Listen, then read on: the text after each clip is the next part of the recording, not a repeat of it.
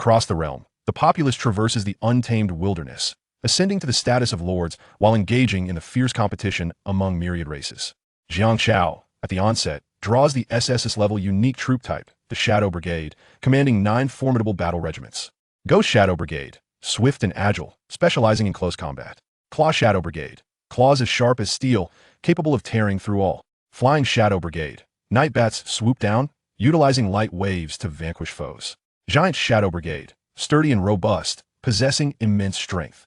Armored Shadow Brigade, clad in armor wielding blades, impervious to destruction. Soft Shadow Brigade, ever-changing, instilling fear in adversaries. Devouring Shadow Brigade, shaped like sharks, capable of swallowing heaven and earth. Pincer Shadow Brigade, with a left pincer and right claw, they embody both offense and defense.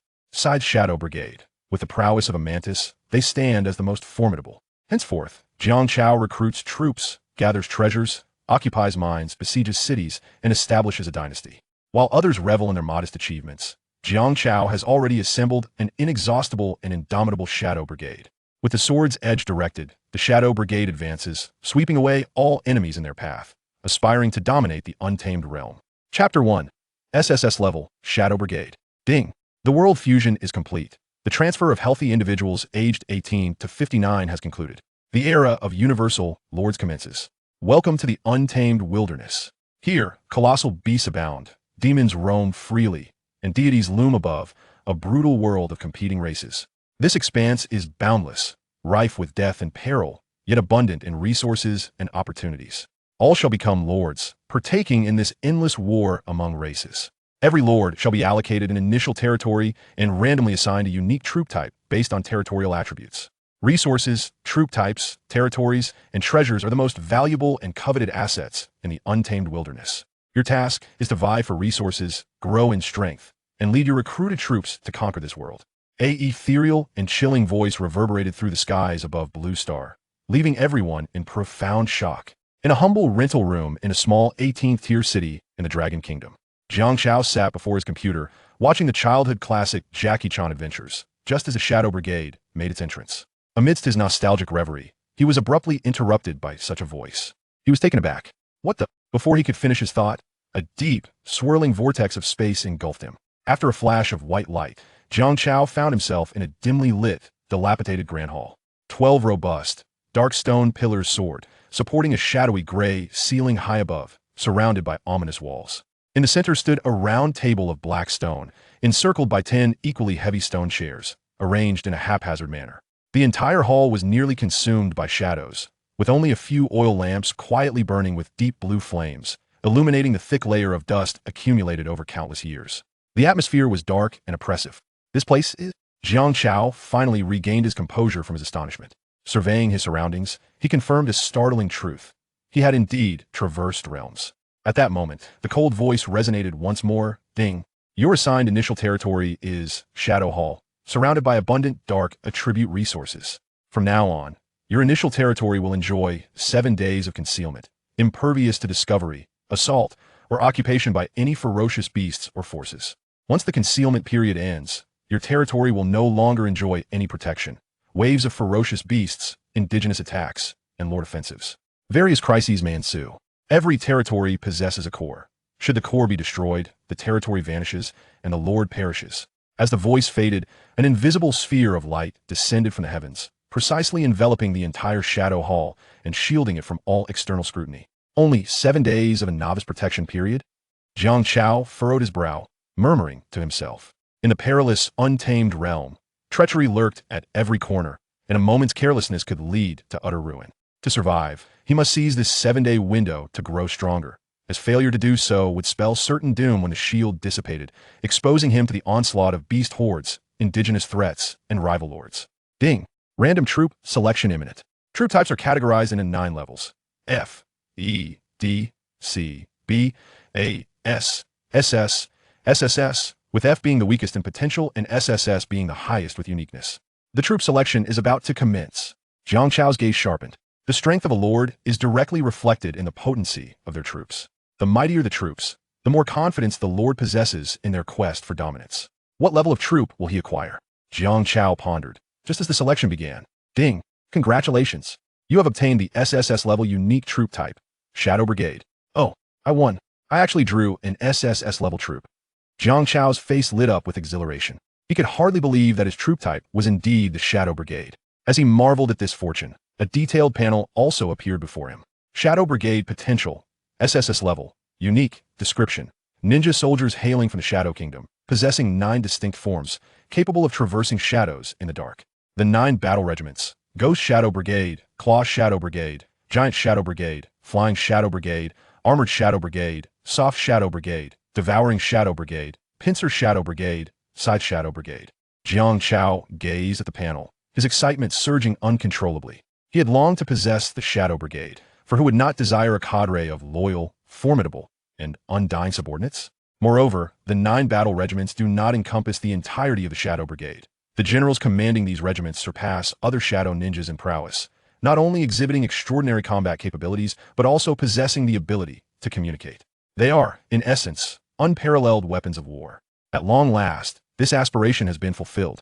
The 9 Shadow Legion battalions now belong entirely to him.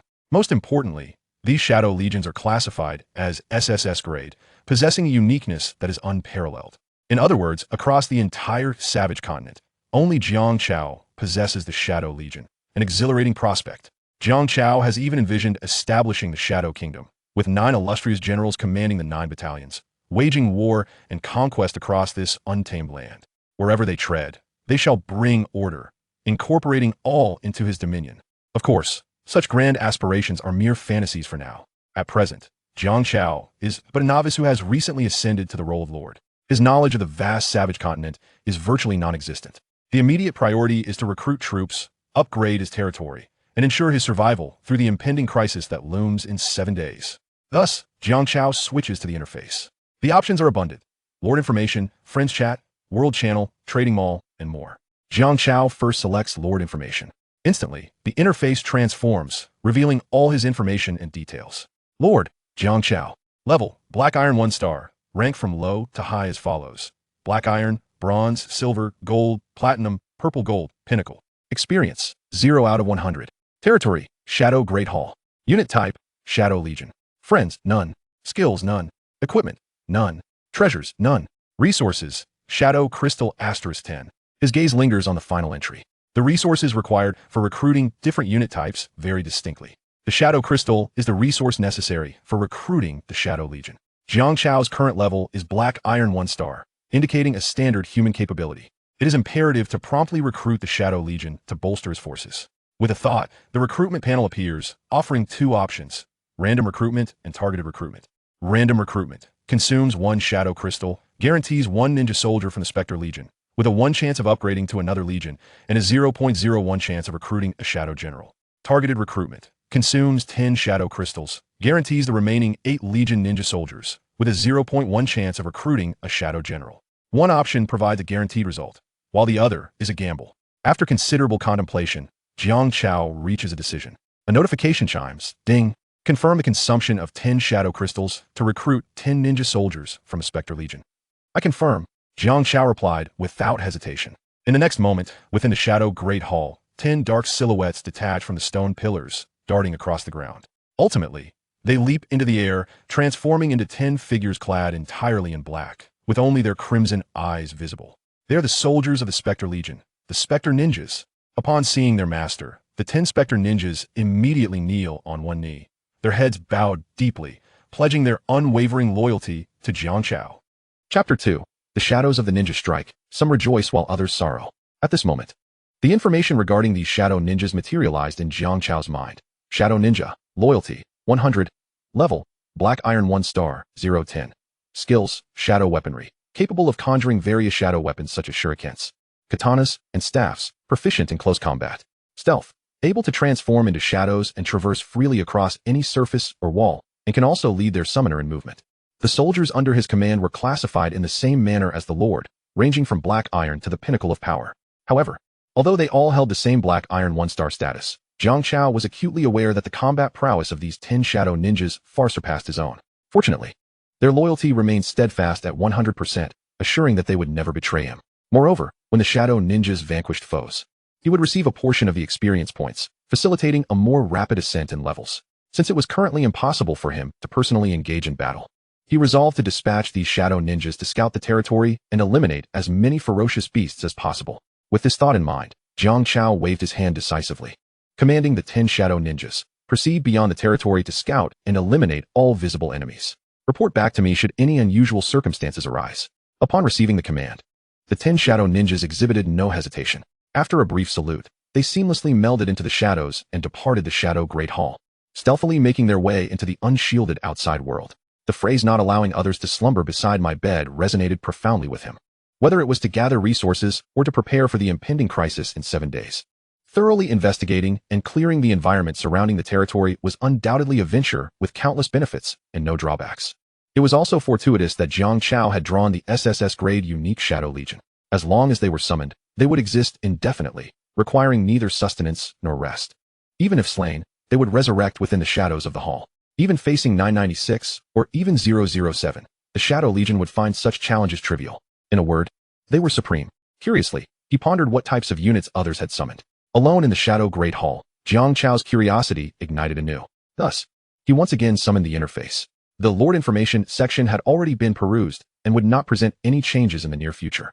As for Friend Private Chat, it was unnecessary to check. As a newcomer, he could hardly have established friendships yet. He decided to explore the World Channel. Instead, Jiang Chao mused aloud. With a mere thought, a deluge of chat messages surged forth. Haha, I got it. My unit is a D-grade Earth-type rock golem, tough as nails. Haha, my unit is an Icefang wolf pack, Ice-type D-grade, not too shabby. Uffed, you're all inferior to my A-grade Fire-type Geomantic Flame Dragon. Surprised, aren't you? Wait, am I the only one unfortunate enough to spawn in the prairie with an E-grade plant person? Facing a horde of lions, how am I supposed to survive? Upstairs is dead, burn paper for them. Minor matters summon souls, major matters dig graves. I just want to know, what can slimes do?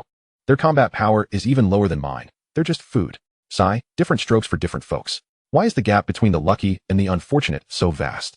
Wah, I'm a girl, please kind big brothers help me. After waiting 18 years, this day has finally come. I declare myself the protagonist of this world. I will defy fate and conquer the wild continent. Ahaha. Jiang Chao swiftly scanned through the chat logs. Some were elated, others fidgety, some overwhelmed, and others indulged in their eccentricities. Joy and sorrow were palpably intertwined. It was truly captivating. Regrettably, there were no sunflower seeds or cola to accompany this spectacle. Otherwise, it would have been even more enjoyable. Of course, Jiang Chao was not merely a passive observer. The conversations of other lords provided him with a wealth of new insights. For instance, lords who managed to recruit units of A-grade or higher were exceedingly rare. The vast majority were stuck with E-grade or F-grade units, which were pathetically weak. Moreover, the diverse regions of the wild continent bore starkly different environments and resources. For example, the area surrounding his Shadow Great Hall was cloaked in shadowy forests rich in dark attribute resources, while the icy plains, deserts, and volcanic regions boasted their own unique resources. Lords could place surplus materials in the trading mall to exchange with others for resources. Pondering this, Jiang Chao casually opened the trading mall. He initially expected a meager selection. Yet to his surprise, the mall was brimming with an array of intriguing items for trade. Sword and lance demon boar tusks, black iron quality. Excellent weapon materials priced at 3 units of stone. Sunwheel iron ore, black iron quality. Enhances damage to monsters when forged into blades, priced at 9 vials of strength potion. Rock giant's foot skin, bronze quality. A natural shield capable of withstanding any black iron attack, priced at 20 black gold coins. Incredibly, within such a brief span, so many peculiar items had surfaced. It appeared that with billions of people traversing into this realm, the variety was indeed astounding. However, upon closer examination, Jiang Chao noted that compared to the exorbitantly priced items, the mall was predominantly filled with barter exchanges. For example, 10 units of spruce saplings could be exchanged for 10 units of wool. 10 units of raw iron ore could be swapped for 10 sets of exquisite bows and arrows. 10 units of desert rocks could be traded for 10 units of extreme cold ice blocks. Resources were categorized by levels, from high to low corresponding to black iron, bronze, silver, gold, platinum, purple gold, and pinnacle. These resources could be utilized to upgrade buildings within the territory and recruit more units, rendering them immensely significant for lords. Therefore, the overwhelming majority of lords opted to sell or exchange their idle resources for materials beneficial to them. Jiang Chao glanced at his resources. The 10 shadow crystals he had summoned to call forth the shadow ninjas should have left him destitute. Yet, astonishingly, his resources had not diminished. In fact, they had increased. In the resources section, an array of pork, mutton, beef, chicken, along with leather, feathers, and wool, was nearing a total of 64 units. nearly filling a complete stack. Furthermore, his experience points had risen to 32,100, amassing a third of the total required. Wow, I've gathered so much already. Jiang Chao couldn't help but express his astonishment. Outside the territory, the 10 shadow ninjas continued their operations. 2 remained stationed not far from the Shadow Great Hall, undertaking the responsibility of vigilance, while the other 8 ventured forth in pairs, heading towards the southeast, southwest, northeast, and northwest. The Shadow Great Hall, positioned at the edge of the shadowy forest, although still imbued with an eerie atmosphere, did not harbor the same level of peril as the depths of the forest, where ferocious beasts lurked at every corner. The Black Iron 1-star level of the Shadow Ninjas was presently sufficient to cope with the challenges ahead, stealthily navigating through the shadows. The Shadow Ninjas soon spotted 2 massive bulls clashing their horns in a fierce struggle, while another bull stood idly by. These colossal creatures weighed over a ton, their nostrils flaring and eyes a fiery red, fiercely vying for a mate. In this moment, the bulls were consumed by their rage, entirely oblivious to the 2 Shadow Ninjas stealthily emerging from the shadows beneath a nearby tree. The shadowy skills were unleashed, coalescing into sharp shurikens of pitch-black hue. With a swift whoosh, the shurikens shot forth, momentarily blinding the eyes of 2 ferocious bulls, eliciting anguished cries from them. Yet, this was merely the prelude. 2 shadowy ninjas sprang forth from the darkness, their katanas firmly grasped, slicing down with deadly precision, like a butcher cleaving through meat. In an instant, the 2 bulls were severed asunder, meeting their grim fate. The last remaining cow, in a frantic bid for survival, attempted to flee, only to be pursued and similarly dispatched by the 2 shadowy ninjas. Ding! Your troops have slain a Black Iron 1-star bull, gaining 1 experience, 1 beef, and 1 leather. Ding! Your troops have slain a Black Iron 1-star bull, gaining 1 experience, 1 beef, and 1 leather. Ding! Your troops have slain a Black Iron 1-star bull, gaining 1 experience, 1 beef, and 1 leather. Chapter 3. To achieve wealth, one must first harvest trees. The notification echoed in Jiang Chao's mind. He couldn't help but marvel at the prowess of the shadowy ninjas. Despite their recent recruitment and being the lowest rank of Black Iron 1-star, their combat effectiveness surpassed that of the wild beasts within the shadowy forest. The Lord had the option to selectively observe the perspectives of his troops. Thus, Jiang Chao was acutely aware of the formidable nature of those bulls. Even a dozen common men would find them a challenging adversary. Yet, before the adept assassins, the bulls barely lasted a few exchanges before being utterly annihilated. What is efficiency? This is efficiency. Jiang Chao estimated that although the number of fierce beasts at the edge of the shadowy forest was not particularly dense, based on the speed displayed by the shadowy ninjas, it would take only a few hours to eliminate over 100 beasts. Slaying Black Iron 1-star beasts would yield some experience. A tally of 100 would mean Jiang Chao could fulfill the requirements for leveling up, advancing to Black Iron 2-star. In the savage continent, strength reigns supreme. Only a sufficiently powerful lord and his troops can survive. To grow stronger, one must embrace slaughter. As twilight descended, the already ominous shadowy forest was enveloped in an even deeper darkness. Jiang Chao commanded his 10 shadowy ninjas. All of you, mobilize and hasten the hunt. Strive to achieve Black Iron 2-star before dawn. The Lord's command resonated in their ears. Under the cover of night, the 10 shadowy ninjas sprang into action. Concealed within the ubiquitous shadows, they commenced a grand feast of slaughter. Despite heightened vigilance and aggression among the fierce beasts during the night, the shadowy ninjas remained undaunted. Indeed, they relished the art of assassination. They stealthily approached their targets from the shadows, delivering fatal strikes with deadly silence. Thus, the ninjas hunted in all corners of the shadowy forest, with an increasing number of beasts falling to their blades. The notifications in Jiang Chao's mind chimed incessantly. Ding! Your troops have slain a Black Iron 1-star sharpfang rabbit, gaining 1 experience, 1 fur, and 1 rabbit meat. Ding! Your troops have slain a Black Iron 1-star steel bristle pig, gaining 1 experience and 1 pork. Ding! Your troops have slain a Black Iron 1-star venomous spider, gaining 1 experience, 1 spider eye, and 1 spider silk. He observed that both his experience points and the experience of his troops, as well as the resources in his inventory, were steadily increasing. If this momentum continued, it wouldn't be long before Jiang Chao and his 10 recruited shadowy ninjas would all ascend to Black Iron 2-star. His spirits soared with joy, as the crisp notifications sounded like a melodious symphony. However, at that moment, a new notification caught Jiang Chao's attention. Ding! Your troops have slain a Black Iron 3-star undead withering tree, gaining 3 experience, 1 wood, and 1 shadow crystal. An undead withering tree? Shadow crystal. Jiang Chao immediately perked up. The shadow crystal was an essential resource for recruiting the Shadow Legion. The initially allocated 10 had already been completely utilized.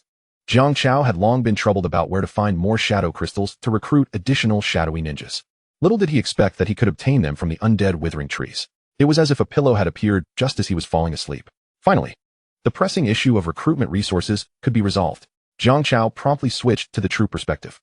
He beheld 4 shadowy ninjas engaged in a fierce struggle against a cluster of eerie, desiccated trees. These trees were not ordinary.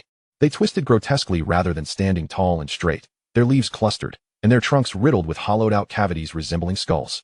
These were the mutated plants that ensnared the shadowy ninjas, the undead withering trees, a unique species of the shadowy forest, characterized by their robust vitality, resilient bark, and internal deposits of shadow crystals. At this moment, approximately 30 undead withering trees surrounded the 4 shadowy ninjas, seeking to engulf them. The oppressive level of black iron 3-star, coupled with their roots poised to burst forth from the earth and leaves that sliced like flying daggers, momentarily placed the ninjas at a disadvantage. However, the 4 shadowy ninjas were not without means to counter. They united to sever one undead withering tree, prompting a notification in Jiang Chao's mind. To achieve wealth, one must first harvest trees. By felling this grove of undead withering trees, new shadow crystals could be acquired for troop recruitment. Without hesitation, Jiang Chao commanded, "All ninjas, advance towards the grove of undead withering trees and eliminate them all." Upon receiving the order, the shadowy ninjas, who had been hunting in other directions, immediately altered their course and converged upon the grove. The 10 shadowy ninjas gathered as one, united against the overwhelming number of undead withering trees, and a fierce battle commenced. Despite the undead withering trees surpassing the ninjas in both number and level, the tide of battle began to favor the shadowy ninjas. The primary reason was simple. The ninjas could respawn infinitely. A single shadowy ninja, exerting all their might, could inflict significant damage upon the undead withering trees. Even if felled by a thrusting root or a flying leaf, they could revive in the shadow hall within seconds. Then, they would return to the battlefield, relentlessly attacking the grove. I can respawn infinitely, while your life is but a single thread. In this exchange of 1-for-1, the undead withering trees initially maintained an advantage, but gradually succumbed to defeat. More and more undead withering trees could not withstand the relentless waves of assault from the shadowy ninjas, falling victim to their katanas with decisive slashes. Ding! Your troops have slain a black iron 3-star undead withering tree, gaining 3 experience, 1 wood, and 1 shadow crystal. Ding! Your troops have slain a black iron 3-star undead withering tree, gaining 3 experience, 1 wood. Ding! Your troops have slain a black iron 3-star undead withering tree, gaining 3 experience, 1 wood, and 1 shadow crystal. Ding! Your troops have slain a black iron 3-star undead withering tree, gaining 3 experience, 1 wood. Ding! Your troops have slain. The sound of prompts echoed continuously. An increasing number of undead withered trees fell before him. Although not every withered tree yielded shadow crystals, the average ratio of 1 in 3 ensured that Jiang Chao's collection of shadow crystals steadily grew. Of course, the experience and other rewards were equally plentiful. Finally, at the stroke of midnight, the last of the withered trees succumbed to the strike of the katana wielded by the phantom ninja. Thus, the grove, consisting of over 30 withered trees, was thoroughly cleared by Jiang Chao's forces. His resource cache had been significantly enriched. The 30+ units of timber were merely a trivial gain. The real highlight was the 10 shadow crystals that had dropped from the slain, withered trees. With these 10 shadow crystals, Jiang Chao could recruit an additional 10 phantom ninjas, effectively doubling his troop count. At that moment, a golden radiance cascaded from above, and an eagerly anticipated notification resonated within Jiang Chao's mind. Ding! Experience threshold reached. Congratulations on leveling up to Black Iron 2 stars. Chapter 4. Upgrade requirements for the Shadow Hall. With this elevation in rank, Jiang Chao could distinctly feel his physical prowess enhancing, surpassing his previous unupgraded self. Leveling up was indeed a boon, yet such strength remained insufficient. He yearned for greater might. Jiang Chao clenched his fist. The shadowy forest was one of the most perilous regions of the savage continent. Although his territory lay on the fringes, it did not imply a lower danger level. The earlier grove of withered trees was a prime example. Fortunately, Jiang Chao commanded the Shadow Legion, whose ninjas were not only formidable, but could also resurrect infinitely, ultimately leading to his triumph. Had it been anyone else, the outcome would likely have been total annihilation. Reflecting on this, Jiang Chao turned to the returning 10 phantom ninjas. To his surprise, he noted an unexpected delight. Phantom Ninja. Loyalty, 100. Level, Black Iron 2 stars, 210. Skills, Shadow Arts, Stealth. All of them had upgraded to Black Iron 2 stars. Jiang Chao's face lit up with astonishment. The phantom ninjas gained a share of experience from defeating prey, and after a fierce battle. It was only natural for all ninjas to have slain several foes, and thus leveled up. Furthermore, with their elevation to Black Iron 2 stars, the ninjas' capabilities had also improved, particularly their ability to engage enemies of higher ranks. Now at 2 stars, they posed a threat to even 4-star opponents. Their hunting efficiency would undoubtedly see a significant boost. Should other lords become aware of this, they would likely be consumed by envy. Yet, Jiang Chao felt a twinge of dissatisfaction. 10 2 stars were still insufficient. he must strive for more. He accessed the troop recruitment panel. Ding. Confirm the consumption of 10 shadow crystals to recruit 10 phantom ninja soldiers? With the prompt ringing in his ears, Jiang Chao resolutely replied, confirm. In the next moment, a familiar scene unfolded once more. 10 shadows emerged from the stone pillars of the shadow hall, ultimately coalescing into 10 phantom ninja soldiers, their crimson eyes glinting as they knelt before Jiang Chao in reverence. Thus, the numbers of his shadow legion doubled. With 10 black iron 2 stars alongside 10 black iron 1 stars, he now commanded a total of 20 phantom ninjas, a force not to be underestimated at the edge of the shadowy forest. You shall continue hunting beyond the barrier. Jiang Chao commanded the phantom ninjas, emphasizing, be vigilant for any withered trees and other means to acquire shadow crystals, and report immediately upon any discoveries. The 20 phantom ninjas did not speak, but nodded respectfully before vanishing into the shadowy realm, resuming their hunt in the depths of the shadowy forest. Meanwhile, Jiang Chao settled back into his chair and summoned the panel. Following his upgrade, several new functionalities had emerged. For instance, territory upgrade would allow enhancements to buildings and defensive structures within his territory, thus providing stronger defenses and greater utility. At present, however, the only structure within Jiang Chao's territory was the Shadow Hall, which was at its initial level. Not only was it somewhat dilapidated and poorly decorated, but its defensive capabilities were also a significant shortcoming, rendering it ineffective in safeguarding the core of his territory, the very essence of Jiang Chao's existence. Upgrading the Shadow Hall was thus imperative. What resources will be required for a single upgrade? Jiang Chao pondered aloud.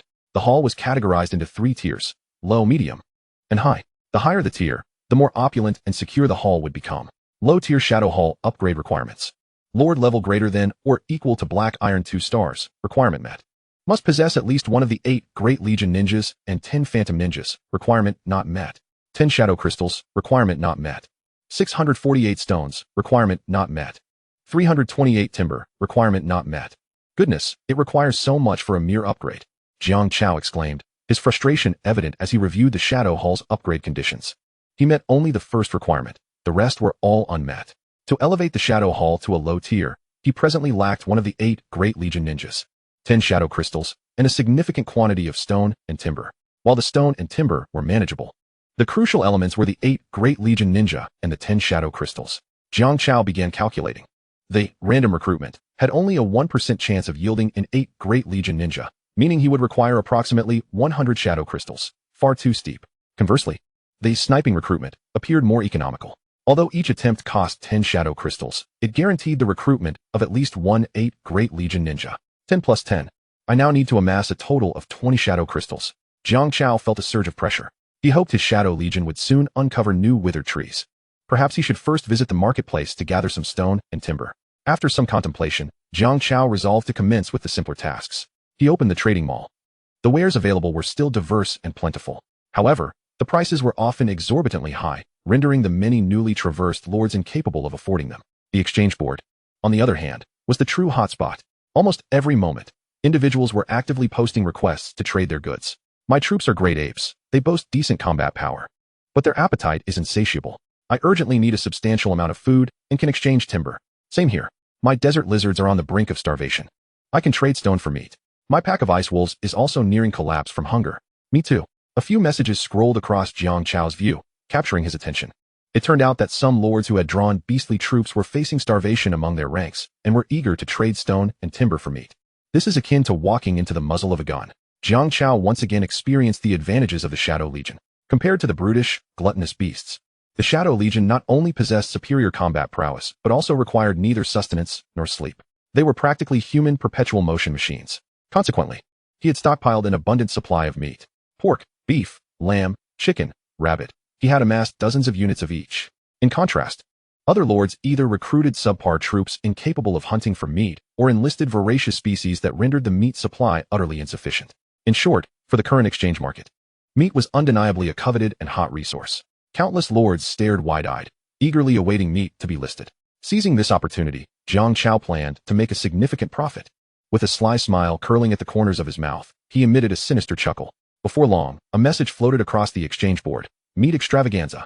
Pork, beef, lamb, various meats available. Exchange 5 units of stone or 5 units of wood for 1 unit of meat. Resources are scarce. Act fast to trade. All are welcome. At this announcement, the lords erupted in excitement. What a revelation. Someone has listed this much meat. Truly impressive. My mighty ape has been starving and refusing to work. Finally, Salvation has arrived. They exclaimed. Oh heavens, which magnanimous lord has relieved my plight? No time to waste. Let's buy before it's all gone. Messages flooded in as lords rushed to purchase. Those who saw Jiang Chao's meat listings were filled with ecstatic anticipation. Food has always been the most vital resource. For lords who had recruited beastly troops, a lack of meat would not only weaken their combat abilities but, if prolonged, could even diminish their loyalty. This was a scenario no lord wished to encounter. At present, however, everyone was starting from scratch, with insufficient meat for their own troops. Who would think to list it for exchange? As the saying goes, what one possesses, others covet. This is a business opportunity. Jiang Chao recognized the urgency with which the other lords craved meat.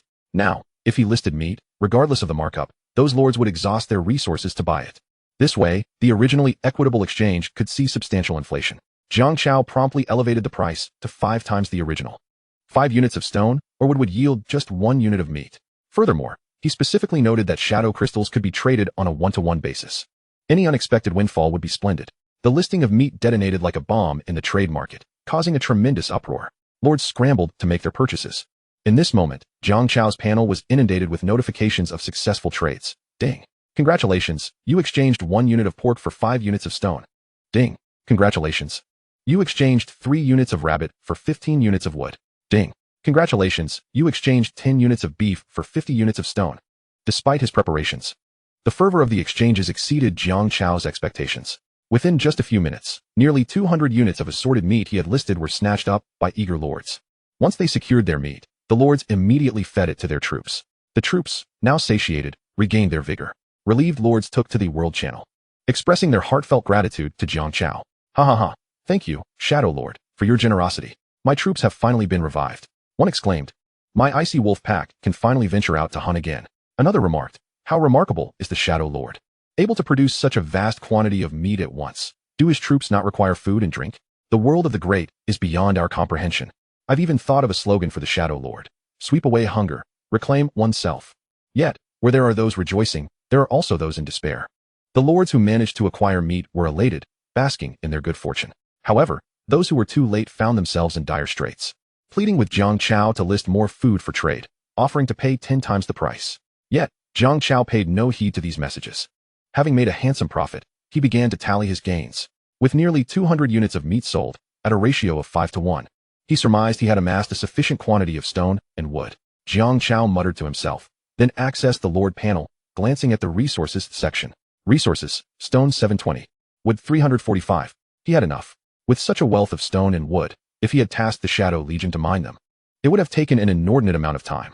How unlike the few minutes it took to trade for them now. Jiang Chao smiled, increasingly confident in the success of the transaction. He then switched the panel to territory upgrade. As expected, he met the necessary conditions. Stone 720648, requirement met. Wood 345328, requirement met. Now Jiang Chao had satisfied 3 of the 5 requirements needed to upgrade the Shadow Hall. All that remained were advanced ninjas from other legions and shadow crystals. Jiang Chao stroked his chin. Shadow crystals were relatively rare resources. Thus far, he only knew of one way to obtain them, from the withered trees of the undead. No one in the trade market had offered shadow crystals for exchange. It seemed he would have to intensify his search for the withered trees. Jiang Chao nodded, but at that moment, he suddenly sensed that 2 of his phantom ninjas had perished. Something's amiss. Jiang Chao furrowed his brow as he observed the resurrected ninjas stealthily retreating into the shadows.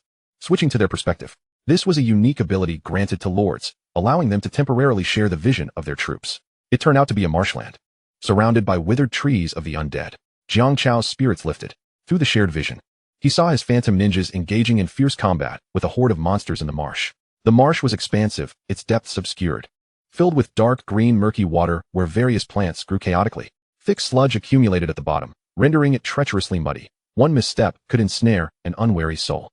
But that was not the most perilous aspect. Lurking within the marsh were ferocious beasts and mutated plants, posing the greatest threat. At this moment, the phantom ninjas clashed violently with these monsters. Shadows cloaked in black emerged from their hidden lairs.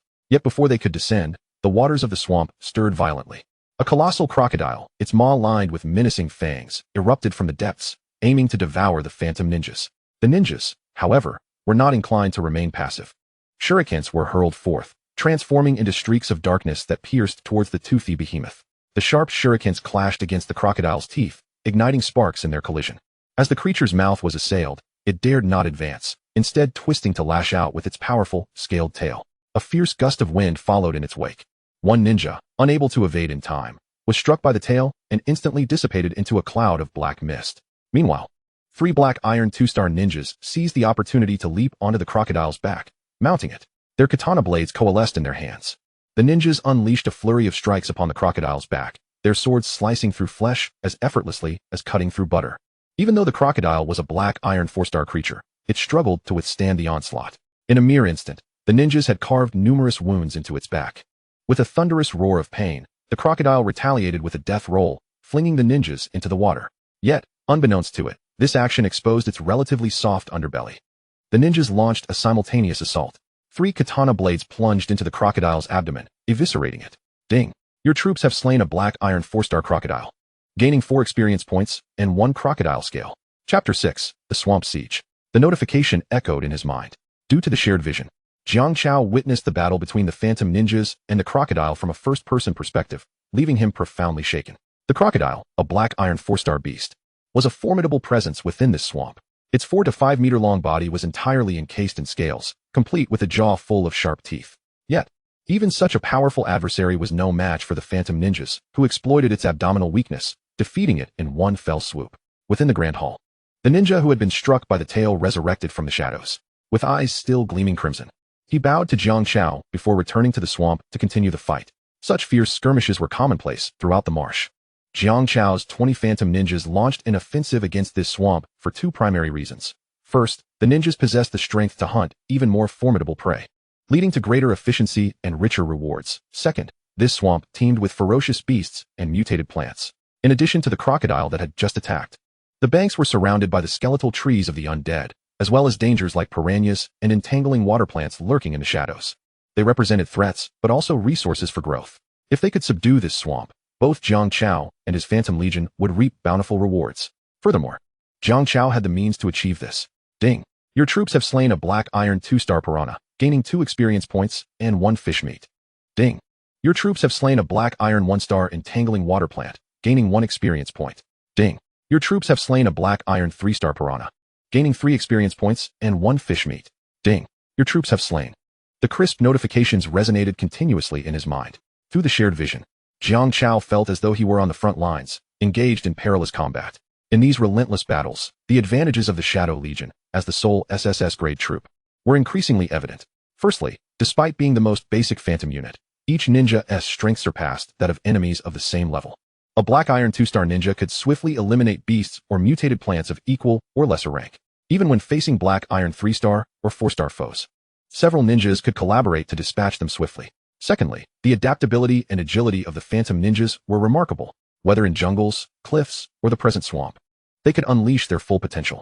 Unlike other units, such as the plant people, ice wolves, or rock puppets, whose combat effectiveness diminished in unfavorable environments, the ninjas thrived. Their stealth skills allowed them to hide in shadows, launching unexpected ambushes. Their shadow weapon skills enabled them to conjure a variety of weapons, including katana, shurikens, and even harpoons and broadswords for targeted strikes. The first 10 ninjas recruited, now upgraded to black iron 2-star, wielded an assortment of weapons, appearing and disappearing like phantoms in the swamp, launching surprise attacks. At times, they would surge forward, wielding katana and broadswords to deliver fierce blows to the crocodile. At other moments, they would employ harpoons and shurikens against the ferocious piranhas lurking in the water, achieving equally impressive results. As for the entangling water plants that sought to ensnare them from the muddy depths, they posed little threat. Upon being caught, the ninjas would immediately retreat into the shadows to escape the grasp of the plants. Then, they would plunge beneath the surface, brandishing their katana to sever the water plants at the root. The intense battle raged on. The phantom ninjas, elusive and potent, clashed with the ferocious beasts and mutated plants that had managed to survive in the perilous shadowy forest, proving their mettle. After prolonged engagement, both sides sustained heavy casualties.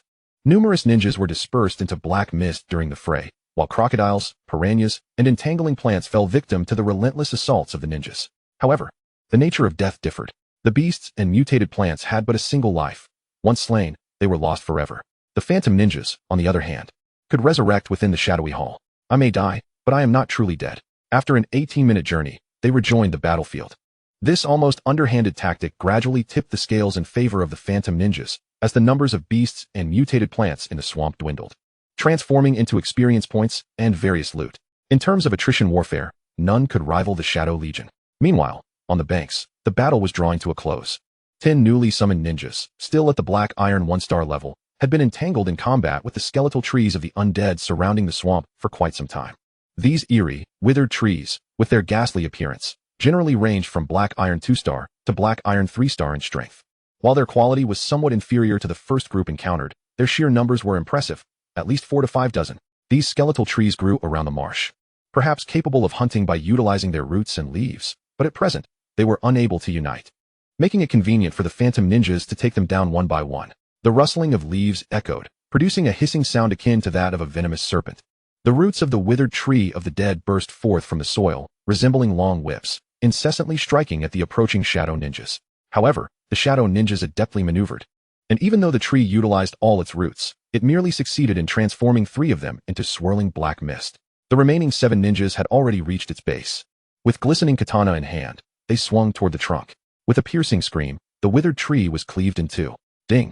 Your unit has slain a Black Iron 3-star withered tree of the dead, earning 3 experience points, 1 wood, and 1 shadow crystal. The withered tree lay felled.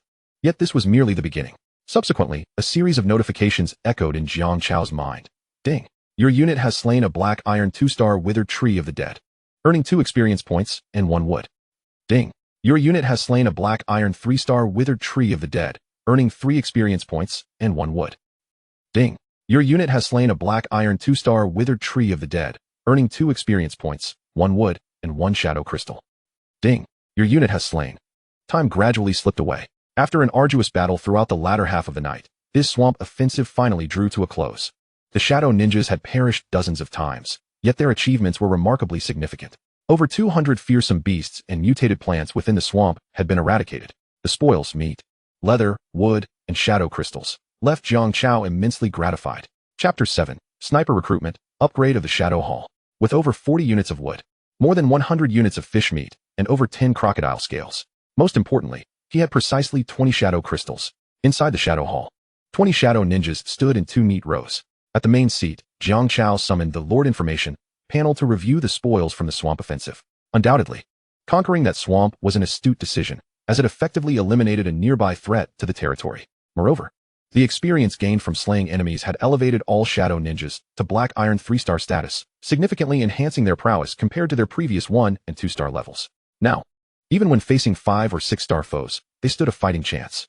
As the Lord, Jiang Chao reaped the benefits of 20 shadow ninjas combat experience, propelling his own level from Black Iron 2-star to Black Iron 4-star. Furthermore, he still had ample experience left, with his experience bar reaching 550-1000, making the ascent to 5-star imminent. Simultaneously, the enemies surrounding the swamp had provided Jiang Chao with a substantial bounty of resources. Not only did he acquire a vast quantity of conventional supplies like fish meat and wood, but he also obtained over 10 crocodile scales, which were of considerable value, as they dropped only from the Black Iron 4-star tooth giant crocodile. If crafted into armor, it would undoubtedly augment the wearer's defense significantly. The majority of Lord's units currently could not contend with 3-star or even 2-star enemies, let alone the perilous tooth giant crocodile lurking in the swamp. However, surpassing the crocodile scales, Jiang Chao's primary interest lay in the shadow crystals. This time, fortune smiled upon him, as he encountered a substantial grove of withered trees at the swamp's edge, yielding precisely 20 shadow crystals. A hint of glee crept into Jiang Chao's tone. Among all the upgrade requirements for the Shadow Hall, the shadow crystals were undoubtedly the most crucial component. Not only did he need 10 for the upgrade, but recruiting other ninja soldiers from different battalions also consumed another 10. Fortunately, he had secured them during the swamp offensive. Otherwise, accumulating them individually could have taken an eternity. With an ample supply of shadow crystals, it was time to recruit high-level ninjas. Jiang Chao nodded and promptly switched to the recruitment panel. Random recruitment consumes 1 shadow crystal, guarantees 1 shadow battalion ninja soldier, with a 1 chance to upgrade to one of the other 8 major battalions, and a 0.01 chance to recruit a shadow general. Sniper recruitment consumes 10 shadow crystals, guarantees a ninja soldier from one of the other 8 major battalions, with a 0.01 chance to recruit a shadow general. Once again, there was a basic pool and a gamble pool. However, unlike before, this time Jiang Chao opted for the gamble pool, sniper recruitment. Ding! Confirm the consumption of 10 shadow crystals to execute sniper recruitment for 1 ninja soldier from the 8 major battalions. The prompt sounded, confirming the recruitment. Jiang Chao decisively responded. Behind the Shadow Hall, a pitch-black orb began to materialize. This orb represented the territory's core, The dark orb commenced its rotation, drawing in the surrounding shadows, forming what appeared to be a star ring. As the rotation accelerated, the star ring transformed into a dim streak of light, plunging into the ground and morphing into a profound shadow. A towering figure clad in samurai armor, with a shadow dagger at its waist, slowly emerged from the shadows of the ground. Following this, the samurai ninja knelt on one knee, burying its head in submission, demonstrating absolute loyalty to Jiang Chao. Armored Shadow Ninja. Loyalty, 100. Level, Black Iron 4-star. Skills, Stealth, capable of transforming into shadows and traversing freely across any surface or wall. Also able to lead the summoner in movement.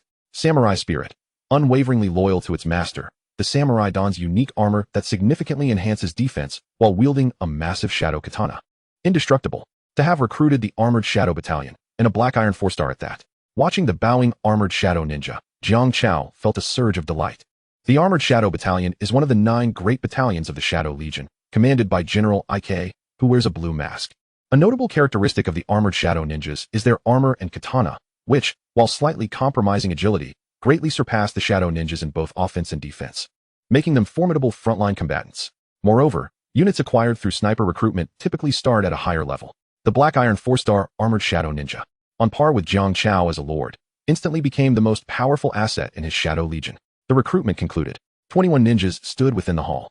Their crimson gazes held no trace of malice or ferocity, but rather were filled with respect and loyalty as they looked toward Jiang Chao, seated at the head. They understood that their supreme lord was on the verge of upgrading this long dusty hall.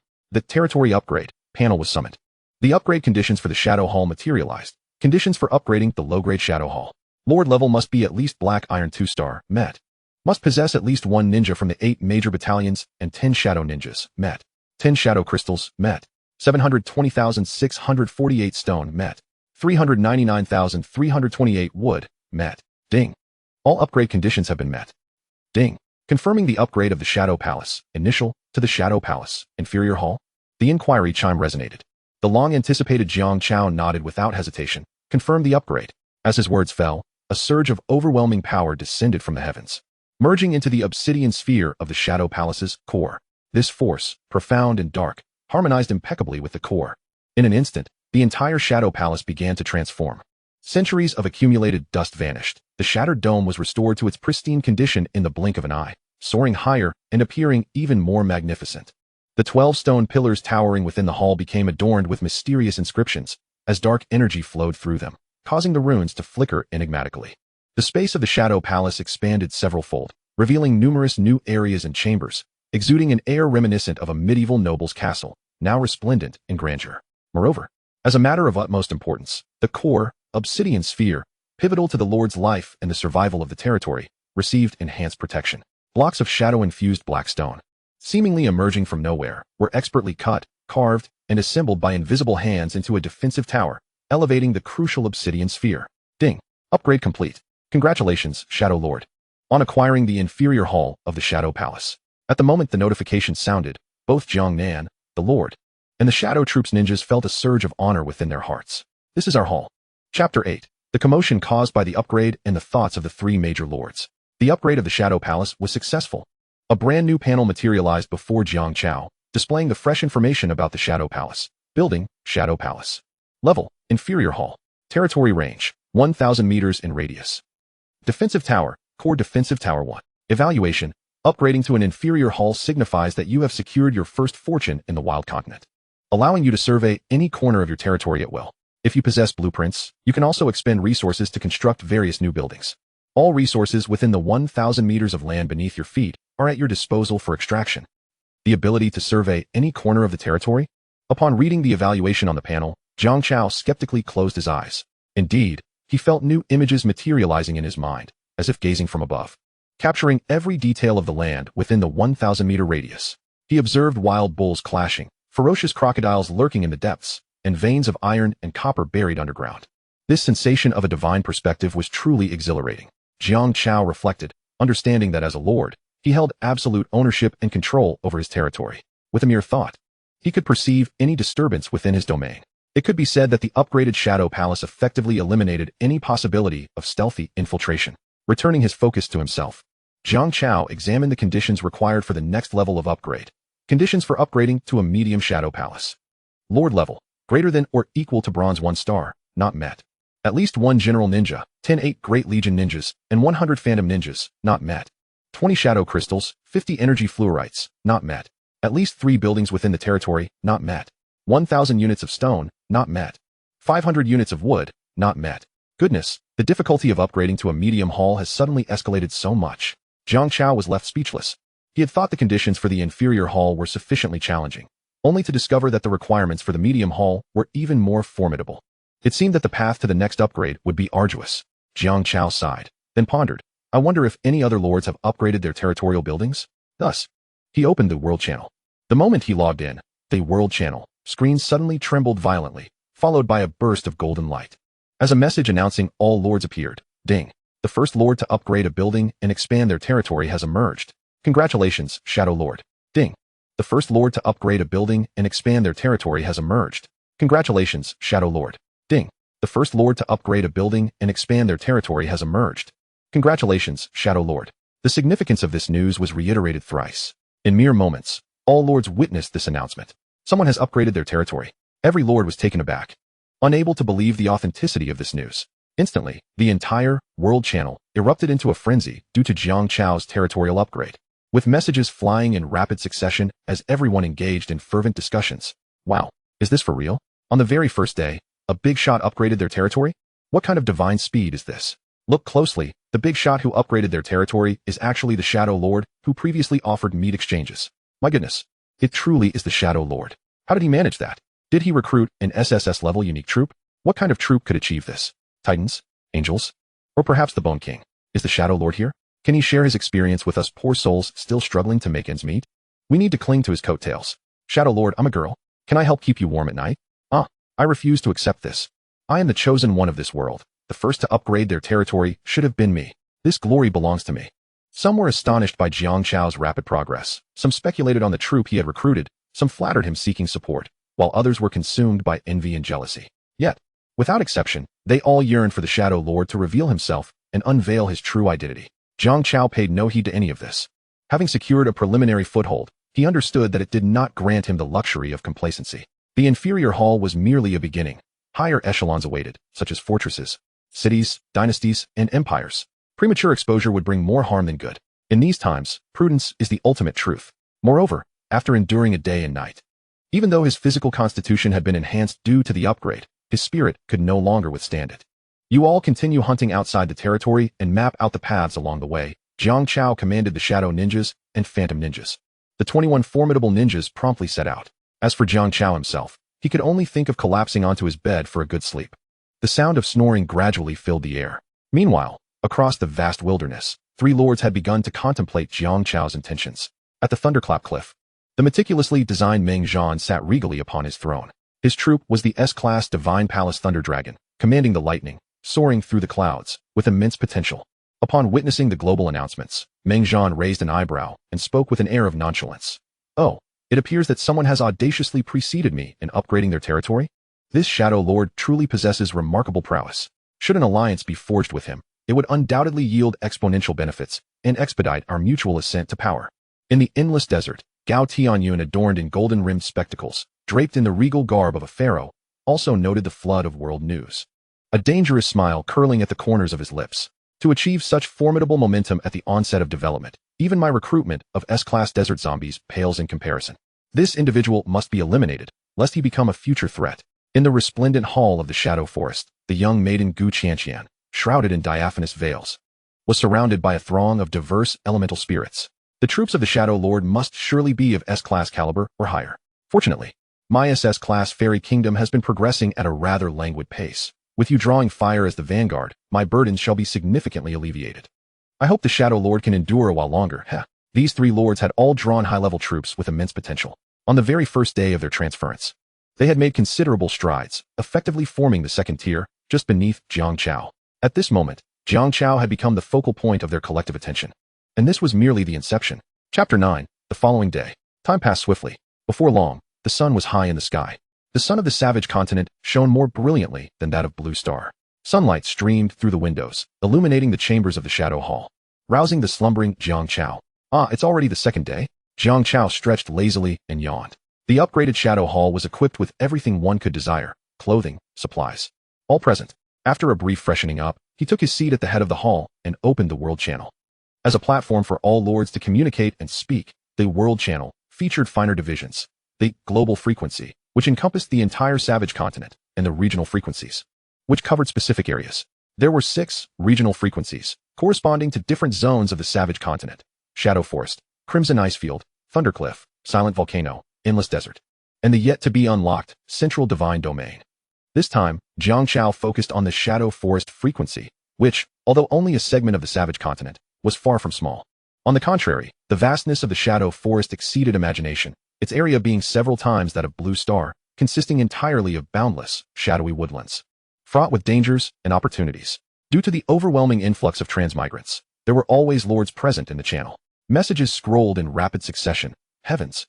The Shadow Forest is perilously dangerous. My territory is teeming with monsters. I can't even venture outside. Hey, you must have traversed to a deeper area. It's far more treacherous than the outskirts. Indeed, I too am in the deeper region. The monsters here are all of black iron 6 or 7 stars and beyond, with some even reaching bronze. My troops were decimated upon stepping out. Alas, your plight is woeful. Fortunately, I arrived at the outskirts, where the danger is comparatively lesser. The lords engaged in lively discussions, while Jiang Chao remained silent, content to observe like a lurking specter. The Shadow Forest could be broadly divided into 3 progressive zones: the outskirts, the depths, and the forbidden lands. The monsters in the outskirts were manageable, while the depths were exponentially more perilous. As for the shrouded forbidden lands, no lord had any knowledge of its nature, as no one had traversed there. It was as if that forbidden land was the ultimate realm of the Shadow Forest, harboring the ultimate great boss. Despite this, the circumstances of the lords varied widely, with the majority facing grim realities. Survival was a ruthless endeavor. I merely enjoyed a stroke of luck, having drawn the one and only SSS-class troop, the Shadow Legion. Jiang Chao sighed with a hint of self-deprecation, yet sincerity lingered in his words. Subsequently, he checked his resources and discovered that during his slumber, the ninjas of the Shadow Legion had tirelessly engaged in hunting, amassing a substantial collection of resources. Thus, Jiang Chao accessed the trading mall, navigating to the exchange section, and listed the spoils of his hunts for sale. Resources at bargain prices. Various meats, assorted leathers, and loot on sale for just 20. No need for 168 or 98. Merely 5 units of stone, or wood will procure 1 unit of resources. Shadow crystals and energy crystals can be exchanged 1 for 1. Limited quantities, first come, first served. Don't delay. Seize the opportunity. The exchange message was sent forth, and numerous lords responded. Fantastic. The Shadow Lord has returned. I have amassed quite a stockpile of materials. The Shadow Lord remains lavish. Fellow brothers, let's bolster the Shadow Lord's achievements. What are you still doing messaging? The items will be snatched up? Thank you for the reminder. I'm heading there now. The excitement mirrored that of the first day. As one of the few who dared to trade meats and other resources, Jiang Chao was met with considerable admiration from the lords, who clamored for his offerings. In a matter of mere minutes, the newly listed items were entirely purchased by the eager lords, yielding a significant bounty of wood and stone for Jiang Chao. Perhaps due to the passage of the first day, some lords had finally managed to develop their territories, offering shadow crystals and energy crystals in exchange. In total, Jiang Chao acquired 4 shadow crystals and 3 energy crystals from this exchange. Though the haul was modest, it heralded a promising beginning. During the transaction, Jiang Chao ventured into the kitchen, utilizing the various meats he had previously set aside to prepare himself a sumptuous barbecued breakfast. After indulging, he felt a gratifying fullness that banished his hunger. At that moment, from the shadows beside him, a phantom ninja emerged, presenting him with a map inscribed on leather. Is this the terrain and enemy situation surrounding my territory? Jiang Chao inquired, to which the phantom ninja respectfully nodded. Thus, Jiang Chao unfurled the map. As the most humanoid of the Shadow Legion soldiers, the phantom ninja was adept at various tasks, and his cartographic skills were precise and clear. From the map, it appeared that the Shadow Hall was located at the edge of the Shadow Forest. The territory spanned a radius of 1 kilometer, which was not insignificant. However, on this map, its occupied area seemed rather trivial. However, Jiang Chao remained unfazed by this.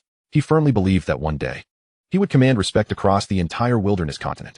For the time being, he focused his attention on the areas surrounding his territory that had already been thoroughly explored by the Shadow Ninjas. The marshes, insect nests, mine caves, and the vicinity of the beast herds posed considerable threats. Jiang Chao let out a cold snicker.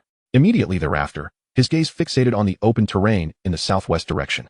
According to the ninjas' reconnaissance, numerous herds of beasts of varying sizes resided in this expanse. Any formation of a beast herd surely indicated a substantial number of ferocious creatures. Vanquishing one such herd would yield abundant rewards. The experience and various drops could be expected to be plentiful. Most importantly, in 5 days, the novice protection period would conclude, and a plethora of crises would subsequently ensue. It was imperative to strengthen himself as much as possible during this time. After murmuring to himself, Jiang Chao commanded the shadow ninjas who had delivered the map, all members of the Shadow Legion, mobilized to hunt the beast herds in the open terrain. Chapter 10. The clash of two beast herds. Towering trees shot up from the ground, densely growing and obscuring vast patches of sunlight. Expansive areas of shade concealed everything within their shadowed embrace. Thus, the name Shadowy Deep Forest was aptly given. At this moment, the ninjas of the Shadow Legion melded seamlessly into various shadows, swiftly traversing the lush jungle. They followed their Lord Jiang Chao's orders, preparing to head towards the open terrain in the southwest of their territory to hunt the herds there. As members of the Shadow Legion, the ninjas were innately attuned to darkness. The environment of the shadowy deep forest seemed tailor-made for them, causing no discomfort whatsoever. Rather, it was quite pleasant. Akin to being in the kingdom of shadows, their pace was remarkably swift. Within mere minutes, the ninjas concealed in the shadows covered several dozen kilometers, reaching their destination, the open plain. As one of the few flat terrains bordering the shadowy deep forest, this expansive plain was devoid of towering trees, instead adorned with vast patches of wild grass. In the densest areas, the grass could even engulf a person. At least a dozen different species of beast herds thrived in this open plain, creating a richly diverse ecological niche. Naturally, it also harbored even more unpredictable dangers. Jiang Chao synchronized his vision with that of his troops. Through the crimson eyes of the Shadow Legion ninjas, he felt as though he were present at the scene. After a thorough reconnaissance, the ninjas of the Shadow Legion identified their hunting target, a herd of large antlered moose.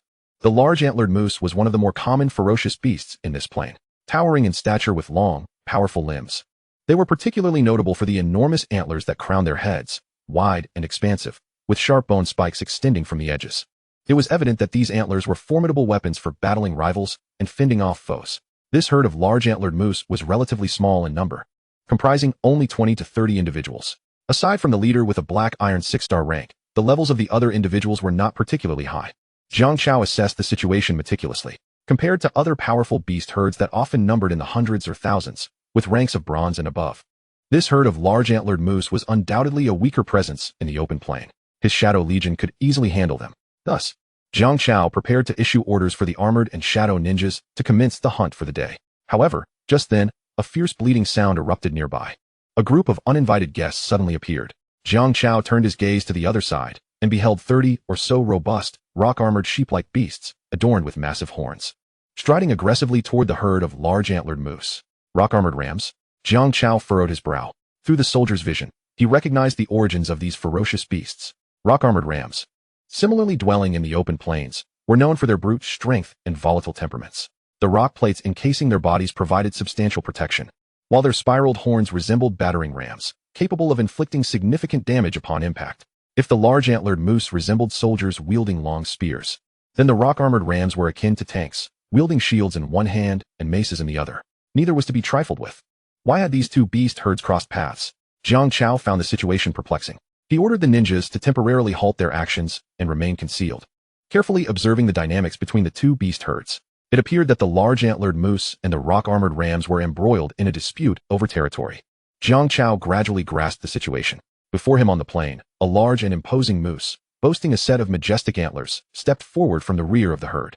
The black iron 8-star aura emanated from this leader of the large antlered moose, its eyes glaring fiercely at the leader of the rock-armored rams across the way.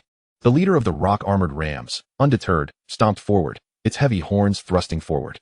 A mere step closer would lead to a collision with the opposing leader of the large antlered moose. The leaders of both herds emitted a series of roars and low growls, seemingly protesting the other's intrusion into their territory. The other members of both beast herds also assumed aggressive stances. In an instant, the atmosphere between the two herds was charged with tension. What an opportune moment. A sly grin crept across Jiang Chao's face. Having observed the scene through the soldier's vision, he now commanded one of the shadow ninjas to ignite the already taut situation between the two beast herds. Thus, two shadow ninjas slipped into the shadows, silently approaching the feet of both the large antlered moose and the rock-armored ram herds. Whoosh! 2 shurikens were launched, precisely slicing the throats of one large antlered moose and one rock-armored ram, causing a torrent of blood to spew forth as both beasts let out piercing cries of anguish. Chaos erupted. The members of the beast herds were under attack. Upon witnessing their kin suddenly collapse, both herds erupted into turmoil. The leader of the large antlered moose roared in fury, thrusting its sharp antlers toward the leader of the rock-armored rams. The leader of the rock-armored rams, unable to contain its rage, unleashed its full strength with a black iron 9-star rank, charging forward to collide with the leader of the large antlered moose. The leaders commenced their battle. At that moment, the other members of the beast herds also sprang into action. One by one, the large antlered moose and rock-armored rams, their eyes filled with bloodlust, roared and clashed. Instantly, chaos enveloped the area. The two equally matched herds engaged in a fierce brawl over territorial disputes. Dozens of massive beasts trampled the ground, roaring as they collided, each intent on using their sharp horns to vanquish the other. Jiang Chao, seated in the main hall, observed the unfolding scene, synchronized with the vision of the ninjas. Observing the distant herds of the majestic elk and the formidable ram, which, under his instigation, were engaged in a brutal struggle to the death, he could not help but emit a sinister chuckle of triumph. He continued to watch the carnage unfold from afar. The conflict between the two herds was merciless. Indeed, any creature capable of surviving within the shadowy depths of the forest was inherently devoid of weakness. This realm was governed by the law of the jungle, where the strong devour the weak. Any rationale could ignite a fierce and ruthless war, as exemplified by the current bloodshed between the elk and the ram. Each regarded the other as a mortal enemy, exerting every ounce of strength to obliterate their foe.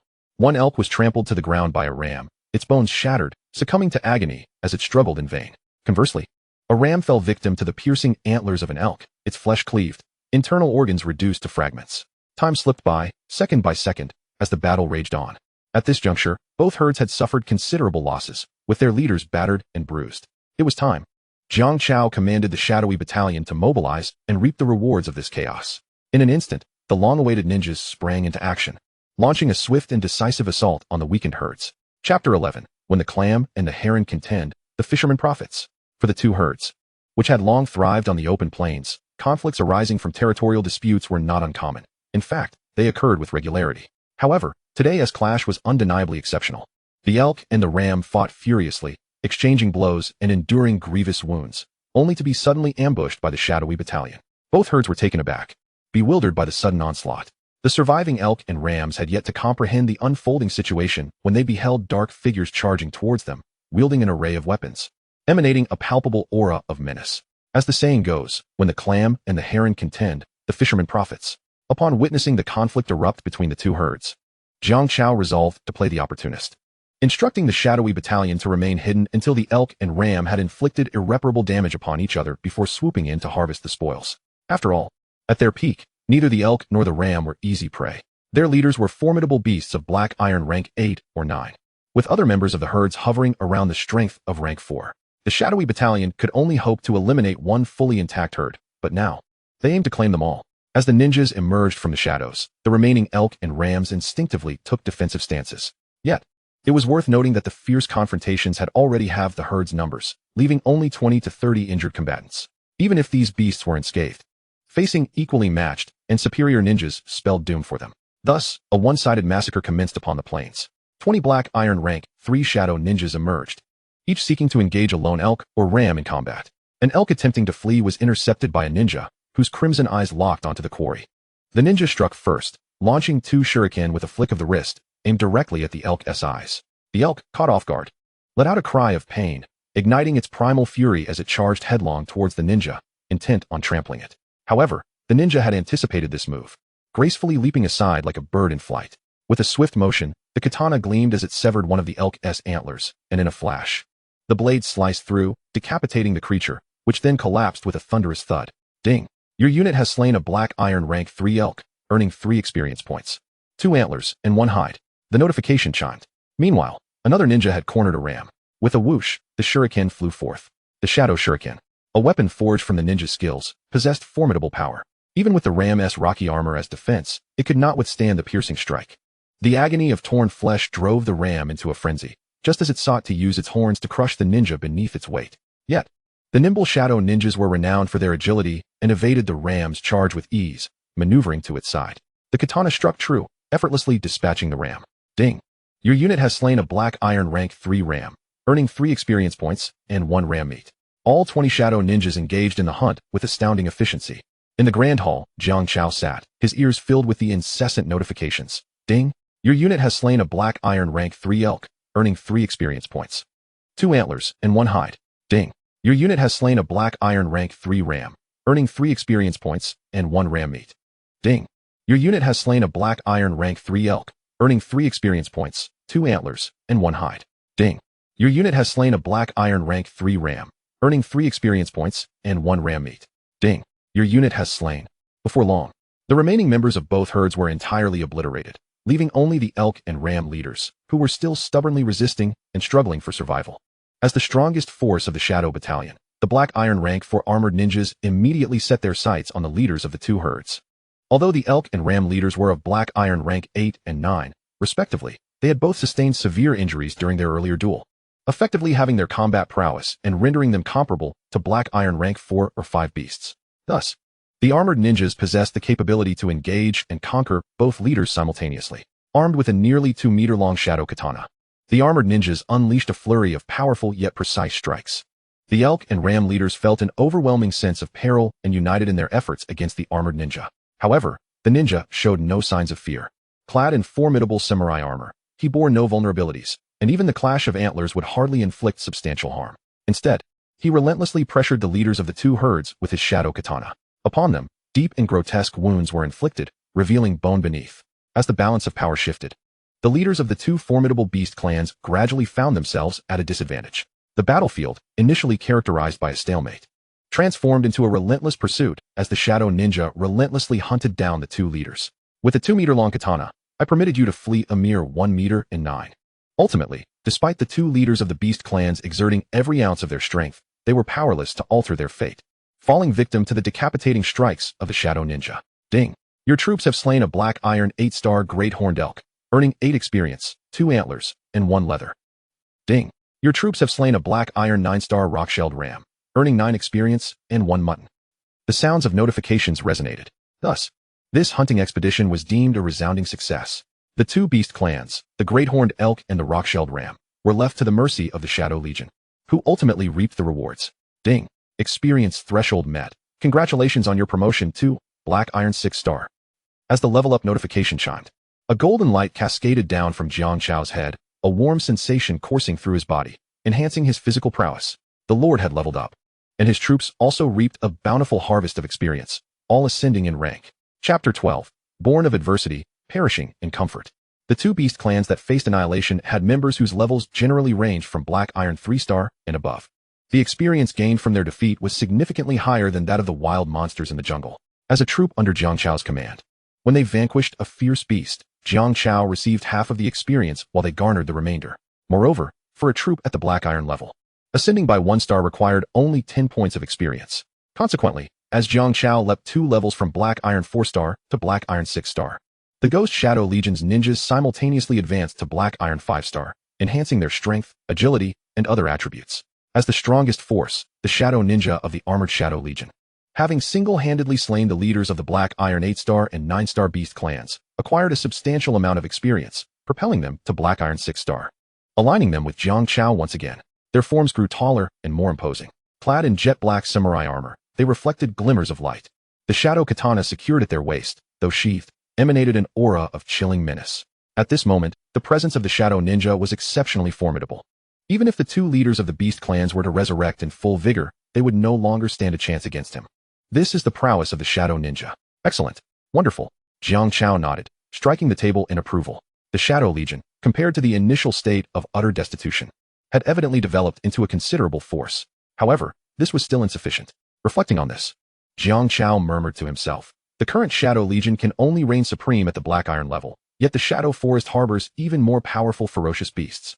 Due to the novice protection period, those beasts at the bronze, silver, or even gold levels have yet to appear. But once the 7-day period concludes, those high-level beasts will undoubtedly return, and the Black Iron combatants will stand no chance against them. Therefore, it is imperative to seize the moment and level up. At the very least, by the end of the 7-day protection period, everyone must attain bronze level. Born of adversity, perishing in comfort. This truth had been ingrained in Jiang Chao's mind since his 9 years of compulsory education. Although his progress thus far surpassed that of the majority of lords, he remained as feeble as an ant in comparison to the myriad of formidable beasts of the Shadow Forest and the entrenched local powers. If he did not capitalize on this 7-day invulnerability to develop, it would be too late to regret when the crisis truly arrived. Thus, Jiang Chao commanded the ninjas, the day is still young. Disperse and hunt freely across the open plains. The ninjas, who had returned to the grass to lay in wait, bowed respectfully upon hearing their lord's orders. They then melded into the shadows, scattering to seek their hunting targets. The expansive plains stretched endlessly, and naturally, were home to more than just two beast clans. The ninjas quickly identified a multitude of new targets: the savage bull herd, steel bristle boar herd, great horned elk herd, rock-shelled ram herd, wind-chasing steed herd, and the bloodthirsty and brutal predators, the roaring hyena pack, golden lion pride, and more. The ninjas executed their duties to perfection. Beneath the shade of trees, amidst the grass, and even within the shadows of the ferocious beasts themselves, they found countless places to strike with stealth. Various hidden weapons and tools appeared without a sound, effortlessly dispatching the unsuspecting beasts. Ding! Your troops have slain a black iron 4-star savage bull, earning 4 experience, 1 beef, and 1 leather. Ding! Your troops have slain a black iron 3-star steel bristle boar, earning 3 experience, and 1 pork. Ding! Your troops have slain a black iron 5-star great horned elk, earning 5 experience, 2 antlers, and 1 leather. Ding! Your troops have slain a black iron 5-star rock-shelled ram, earning 5 experience, and 1 mutton. Ding! Your troops have slain a black iron 6-star wind-chasing steed, earning 6 experience, and 1 leather. Ding! Your troops have slain. The notifications rang out in rapid succession. Simultaneously, the resources obtained from the slain beasts continuously refreshed in Jiang Chao's Resources tab. The dispersed ninjas maintained a commendable hunting efficiency, and the variety of beasts slain only grew richer. Everything proceeded in an orderly manner. However, all of a sudden, Jiang Chao sensed that the armored shadow ninja had met its demise. What was happening? Filled with questions, Jiang Chao tapped into the vision of another ghost shadow ninja located in the same area. He beheld this ninja and a companion being pursued by a colossal creature measuring over 10 meters in length. It was a gigantic, thunderous tiger king. Its level reached a staggering golden 9-star. Clad in deep blue armor, with orange claws capable of rending anything, its gaping maw could shatter mountains, and its roar, erupting from its throat, was filled with unmatched authority. Even from a great distance, Jiang Chao felt his spirit tremble. Moments ago, the armored shadow ninja led 2 ghost shadow ninjas in a hunt, but inadvertently trespassed into the territory of the thunderous tiger king. The latter, enraged, swiftly annihilated the black iron 6-star armored shadow ninja. The 2 ghost shadow ninjas stood before the thunderous tiger king, resembling mere children utterly defenseless, unable even to flee. One ninja attempted to slip into the shadows, but before he could fully submerge, the thunderous tiger king's claw reduced him to black mist. The final ninja was consumed whole, dissolving into black mist that spilled from the creature's teeth. In the shadow hall, 3 dark figures gradually emerged from the shadows beneath the core sphere. Their eyes remained blood-red. The 3 ninjas, having just been revived, knelt before Jiang Chao on one knee, seemingly remorseful for their earlier failure. It is not your fault. The formidable thunderous tiger king of the golden 9 stars is inherently powerful, and at present, you cannot stand against it. Jiang Chao shook his head, assuring the 3 ninjas that they need not feel remorse. He encouraged them, saying, however, just because we cannot defeat it now does not mean we will never be able to. If we accelerate our hunting efforts and ascend to the golden rank, we shall exact our vengeance upon the thunderous tiger king. Upon hearing their lord's words of reassurance instead of reproach, the 3 ninjas felt a surge of admiration. After bowing, they resumed their hunting in the expansive plains. The Shadow Legion had never entertained the notion of surrender. 30 years of fortune may shift from east to west. When the entire Shadow Legion attains the golden rank, will the thunderous tiger king still dare to be so audacious? Hence, all the ninjas of the Shadow Legion hastened their hunting endeavors, rapidly accumulating experience. Before long, Jiang Chao's Resources tab had amassed over 100 units of various supplies. He proceeded to open the trading mall, preparing to list all these resources for sale and exchange, striving to gather enough materials to upgrade the Shadow Hall to a medium level and expand his territory once more. Chapter 13, The Vegetative Lord. It was now noon on the second day. After a day and a half, the vast majority of the lords who had traversed here had shed their initial ignorance and were now navigating their paths with greater clarity. While meat and other sustenance remained essential for survival, the initial fervor had subsided. Some lords with strong planning skills had begun strategizing on upgrading their buildings and expanding their territories. The materials required for expansion and construction varied among lords in different regions. Like Jiang Chao, those whose territories lay within the shadowy deep forest primarily sought wood and stone. In contrast, lords in the icy plains sought polar glacial ice and flame crystals. Desert lords, on the other hand, sought smooth quartz blocks and carved sandstone, among others. A plethora of unique and diverse resources appeared in the trading segment. All lords hoped to expedite resource collection through this medium, completing their territorial upgrades sooner. However, thus far, the number of lords who had successfully upgraded their territories remained exceedingly rare. Most were fortunate individuals who had initially drawn S-rank units, thus gaining a significant lead from the outset. This world is fair, yet some are granted greater fairness than others. Those fortunate enough to possess S-rank units exemplify this reality. And Jiang Chao is no exception. The third grand sale has arrived, with all goods experiencing comprehensive upgrades, sourced from the expansive plains bordering the shadowy deep forest. 5 units of basic materials can be exchanged for 1 unit of food. Shadow crystals and energy fireflies can be exchanged on a 1-to-1 basis. Supplies are limited. First come, first served, no exceptions. The conspicuous announcement was made. Jiang Chao frantically clicked through the Resources tab, listing a total of over 100 units of meat, including pork, beef, and lamb. Almost immediately, he was met with a flood of responses from numerous lords. Oh ho ho, the Shadow Lord has opened for business again. What? This time the meat comes from the expansive plains? My goodness, my territory is right in the expansive plains, where the creatures are significantly stronger than those nearby. The Shadow Lord managed to hunt in the expansive plains and annihilated the beast horde. How incredible. I bow to you. Why are we still chatting? Hurry and grab it before the stock runs out. These flattery-laden jests did not capture Jiang Chao's attention. He was solely concerned with the potential profits these resources would yield. As time passed, nearly every minute saw someone exchanging stone or wood for food at his stall. If all 100 units of meat were exchanged at the 5-to-1 ratio, it would fulfill half of the total amount required to upgrade the Shadow Hall to a medium level, coupled with the half he had already accumulated. This wave of exchanges would likely meet the necessary conditions. The unfolding events aligned closely with Jiang Chao's expectations. With the enthusiastic support of many lords who had recruited ferocious beast units, the meat rapidly sold over half. The sound of successful transactions echoed continuously in Jiang Chao's mind. Yet, at that moment, a unique notification caught his attention. Ding!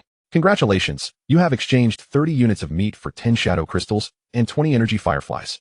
10 shadow crystals and 20 energy fireflies. How could someone be so extravagant as to offer such a wealth of scarce resources in one go? Jiang Chao raised an eyebrow and glanced at the trading counterpart. The lord's title read, Vegetative Lord. Jiang Chao chuckled. The name was quite intriguing. Simultaneously, a wave of curiosity washed over him. As a special resource for recruiting the Shadow Legion, shadow crystals had always been relatively rare. Jiang Chao was aware that they dropped from defeating the undead withered trees, but the acquisition method for the equally vital energy fireflies remained a mystery to him. Yet here was the Vegetative Lord, capable of producing such a lavish bounty of 10-20 in one transaction. Could it be that he possessed alternative means to acquire these resources? After much contemplation, Jiang Chao concluded that this was the only plausible explanation. Thus, he switched to the private chat interface and sent a message to the generous Vegetative Lord. Greetings, Vegetative Lord. Given your substantial purchase of meat with shadow crystals and energy fireflies, our professional assessment indicates that you meet the criteria for deeper collaboration. To enhance the influence of exceptional products and generate greater value, ultimately benefiting both parties. We cordially invite you to discuss a more profound partnership based on mutual consent and shared success. Should you be interested, please feel free to message me for further details. Meanwhile, in the shadowy deep forest, a towering tree reaching a height of 100 meters stood immovable. A wooden palace, built upon its branches, bore the marks of time and appeared somewhat dilapidated. A slender youth wearing glasses gazed at the message on his private chat panel, trembling with excitement. This individual was none other than the trading counterpart Jiang Chao had contacted, the Vegetative Lord, Fong Mo. Wow, the Shadow Lord personally reached out to me. Upon receiving the esteemed Lord's message, Fong Mo was both astonished and elated, hastily replying, I would certainly be eager to establish a deep collaboration with you, Shadow Lord. My name is Fong Mo, and my territory lies within the shadowy deep forest. My unit is a B-rank Treant Legion, which requires various meats to ferment into fertilizer in compost barrels to facilitate the Trent's upgrades. Ding ding. The notification sound of a received message rang out. Jiang Chao, momentarily taken aback while sipping water, noted how promptly the reply came. This individual was quite astute. After reading Fong Mo's message, Jiang Chao felt an even greater interest. A Treant Legion, no wonder his title was Vegetative Lord. He then inquired, Fong Mo, do you possess a significant number of shadow crystals? Indeed, Shadow Lord. Fong Mo promptly responded. Although my Treant units lack formidable combat prowess, they possess the ability to counter Earth-type creatures and dismantle rock formations. Conveniently, there lies a natural cavern near my territory. I have instructed the Treants to venture into the cavern to extract various ores, including a considerable amount of shadow crystals and energy fluorite. The combination of a natural cavern and Treants mining is indeed peculiar. Jiang Chao couldn't help but feel somewhat speechless. Yet Fong Mo's reply enlightened him about a second method of acquiring shadow crystals, mining. The presence of a cavern indicated that there must be a mineral vein within. The reserves of shadow crystals and energy fluorite should be substantial, likely sufficient to meet my consumption needs. Do you currently possess any shadow crystals or energy fluorite? What is the daily mining efficiency of your Treant brigade in the cavern? Jiang Chao inquired eagerly. If all these assumptions could materialize, he would secure a long-term and stable source of shadow crystals, alleviating one of his significant concerns. Chapter 14, Natural caverns, joint mining. Fong Mo pondered for a moment before replying. If a treant does not encounter any unexpected attacks from monsters within the cavern, it can extract 1 shadow crystal and 2 pieces of energy fluorite per day, along with an indeterminate quantity of rough iron and copper ore. I ordered the treants to commence mining the moment I discovered the cavern, and it was only just now that I managed to accumulate that batch of resources. That efficiency is rather slow, Jiang Chao remarked with a frown. At this pace, gathering enough shadow crystals to recruit units and upgrade the hall would take at least 10 to 15 days, and he simply did not have that much time. Meanwhile, Fong Mo, realizing that the Shadow Lord was somewhat dissatisfied with his efficiency, felt beads of sweat forming on his forehead. He did not wish to miss this opportunity to ally with someone powerful, so he quickly explained, Shadow Lord. The reason my mining efficiency is low is primarily due to the treant's lack of combat strength. Once they encounter cave spiders, skeleton archers, or zombies, they are utterly defenseless. Over the course of an entire day, I have already lost over 10 treants in the natural cavern. If it weren't for the abundance of saplings and the rapid growth rate of treants, I would have run out of troops by now. I see, Jiang Chao nodded.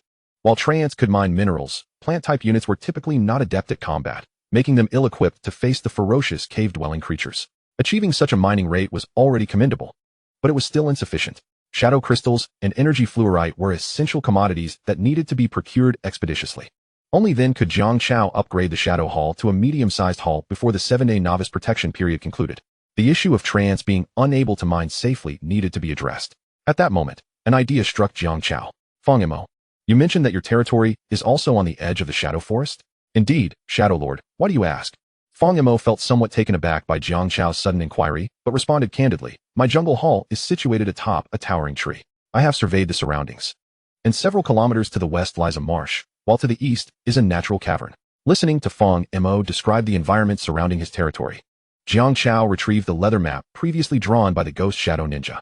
The marsh lay to the west, and the cavern to the east, with a towering tree in between. This terrain felt eerily familiar, as though he had seen it on a map before. Sure enough, Jiang Chao made a discovery on the map.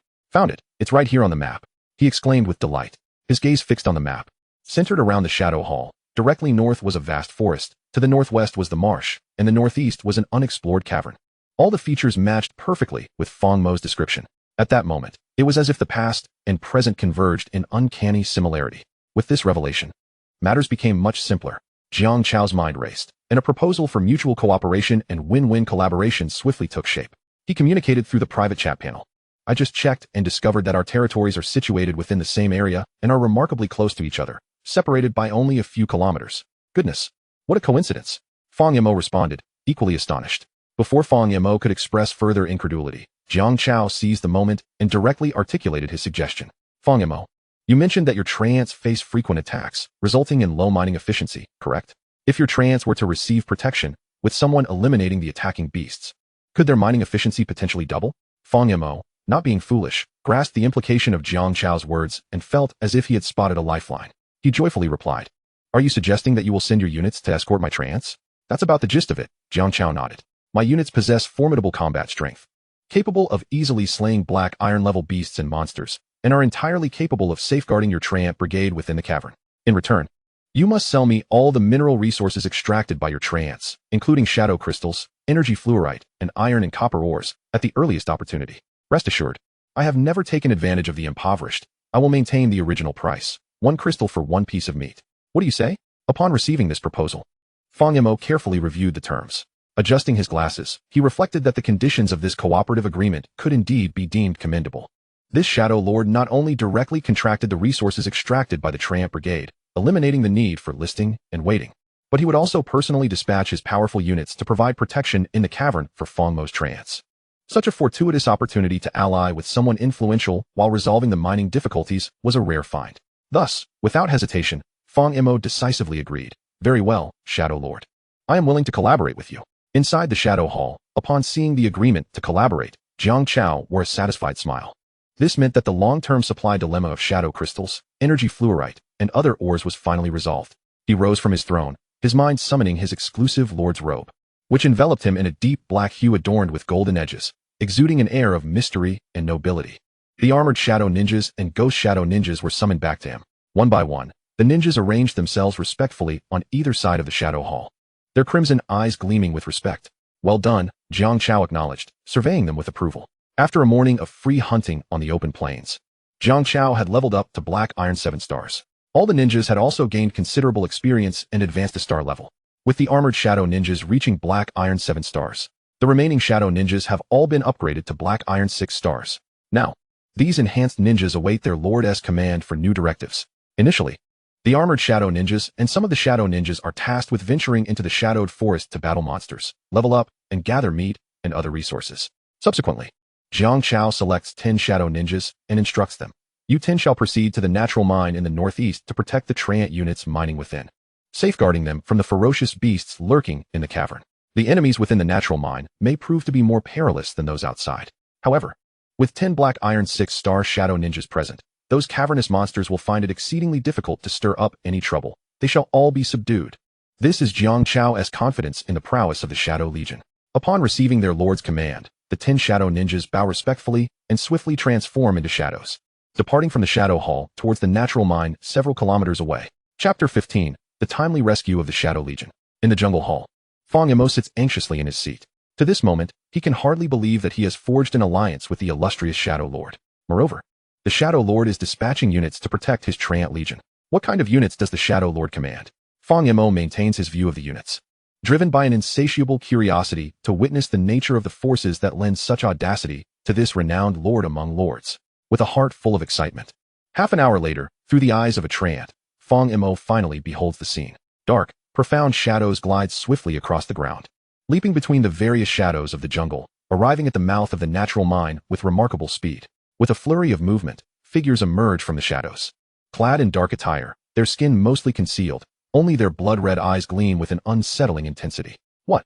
Fang Yimou stares in astonishment at these 10 pitch-black figures. The Shadow Lord's units are none other than the Shadow Legion. As a young man, Fang Yimou possesses a vivid recollection of the Shadow Legion from his childhood, instantly recognizing them. Masters of Shadow, undying and unwaveringly loyal. He never anticipated that the Shadow Lord had summoned the Shadow Legion as his troops. No wonder the Shadow Lord's development is so rapid and his strength so formidable. Fang Yimou mutters to himself, filled with envy and jealousy. Yet, he also revels in the fact that he has indeed secured a robust and formidable ally. The Shadow Ninjas stand at the entrance of the natural mine, which is impressively vast. The entrance alone measures over 10 meters in width and is exceedingly deep. Numerous tunnels branch off in various directions, creating a network that is both intricate and convoluted. Even seasoned adventurers, if unprepared, could easily lose their way within this labyrinthine mine, becoming trapped in its depths, never to see the light of day again. However, this predicament poses no challenge to the ninjas. As members of the Shadow Kingdom, all ninjas of the Shadow Legion are naturally attuned to the darkness. The dim surroundings only serve to enhance their abilities. Following Jiang Chao's orders, the 10 shadow ninjas stride uniformly into the natural mine. Their dark figures blend seamlessly with the environment, their eyes glowing ominously like will-o'-the-wisps flickering in the gloom of the mine. The intricate surroundings do not disorient the ninjas. Before long, they locate the Treant units, diligently mining as instructed by their lord, Fang Yimou. These Treants gather in a mine tunnel, embodying their namesake. Their appearance is quite unique, resembling entwined roots and branches that have grown into humanoid forms. At this moment, these Groot-like Treants adhere strictly to their lord Fang Yimou's commands. Their arms extend into resilient, flexible vines, precisely inserting themselves into the crevices of rocks and ores. The vines then thicken and harden, prying apart the fissures. The sturdy rock gradually splits, revealing the coarse iron ore concealed within. The Treants extend another hand, with vines wrapping around the coarse iron ore, extracting it from the fractured stone. Thus, the mining process concludes. Without the aid of any tools and solely relying on the inherent characteristics of the Treants, the ore is precisely harvested. It must be said that this method of mining is indeed quite distinctive compared to traditional pickaxes, and it is also remarkably efficient. A single Treant can mine a boulder-sized piece of coarse iron ore in less than 5 minutes, provided all goes smoothly. The 10 Treants could mine several hundred pieces of iron ore in a single day, and they could also yield dozens of the rarer shadow crystals and energy fluorites. There would certainly be no lack of quantity. However, this is the savage continent. One cannot expect a continuous smooth sailing. If no mishaps occur, then the unexpected is about to unfold. As the 10 Treants diligently mine within the tunnel, a series of ominous sounds suddenly resonate.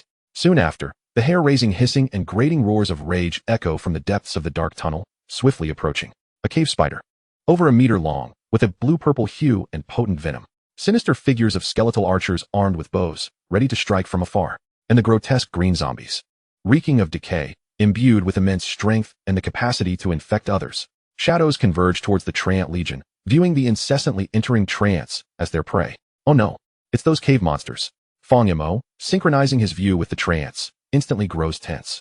Each time these cave monsters appear, his Treant Legion suffers grievous losses, severely debilitating his forces. By sheer coincidence, this batch of trance comprises the last few saplings he could muster. If they are all lost here, he will be left utterly defenseless.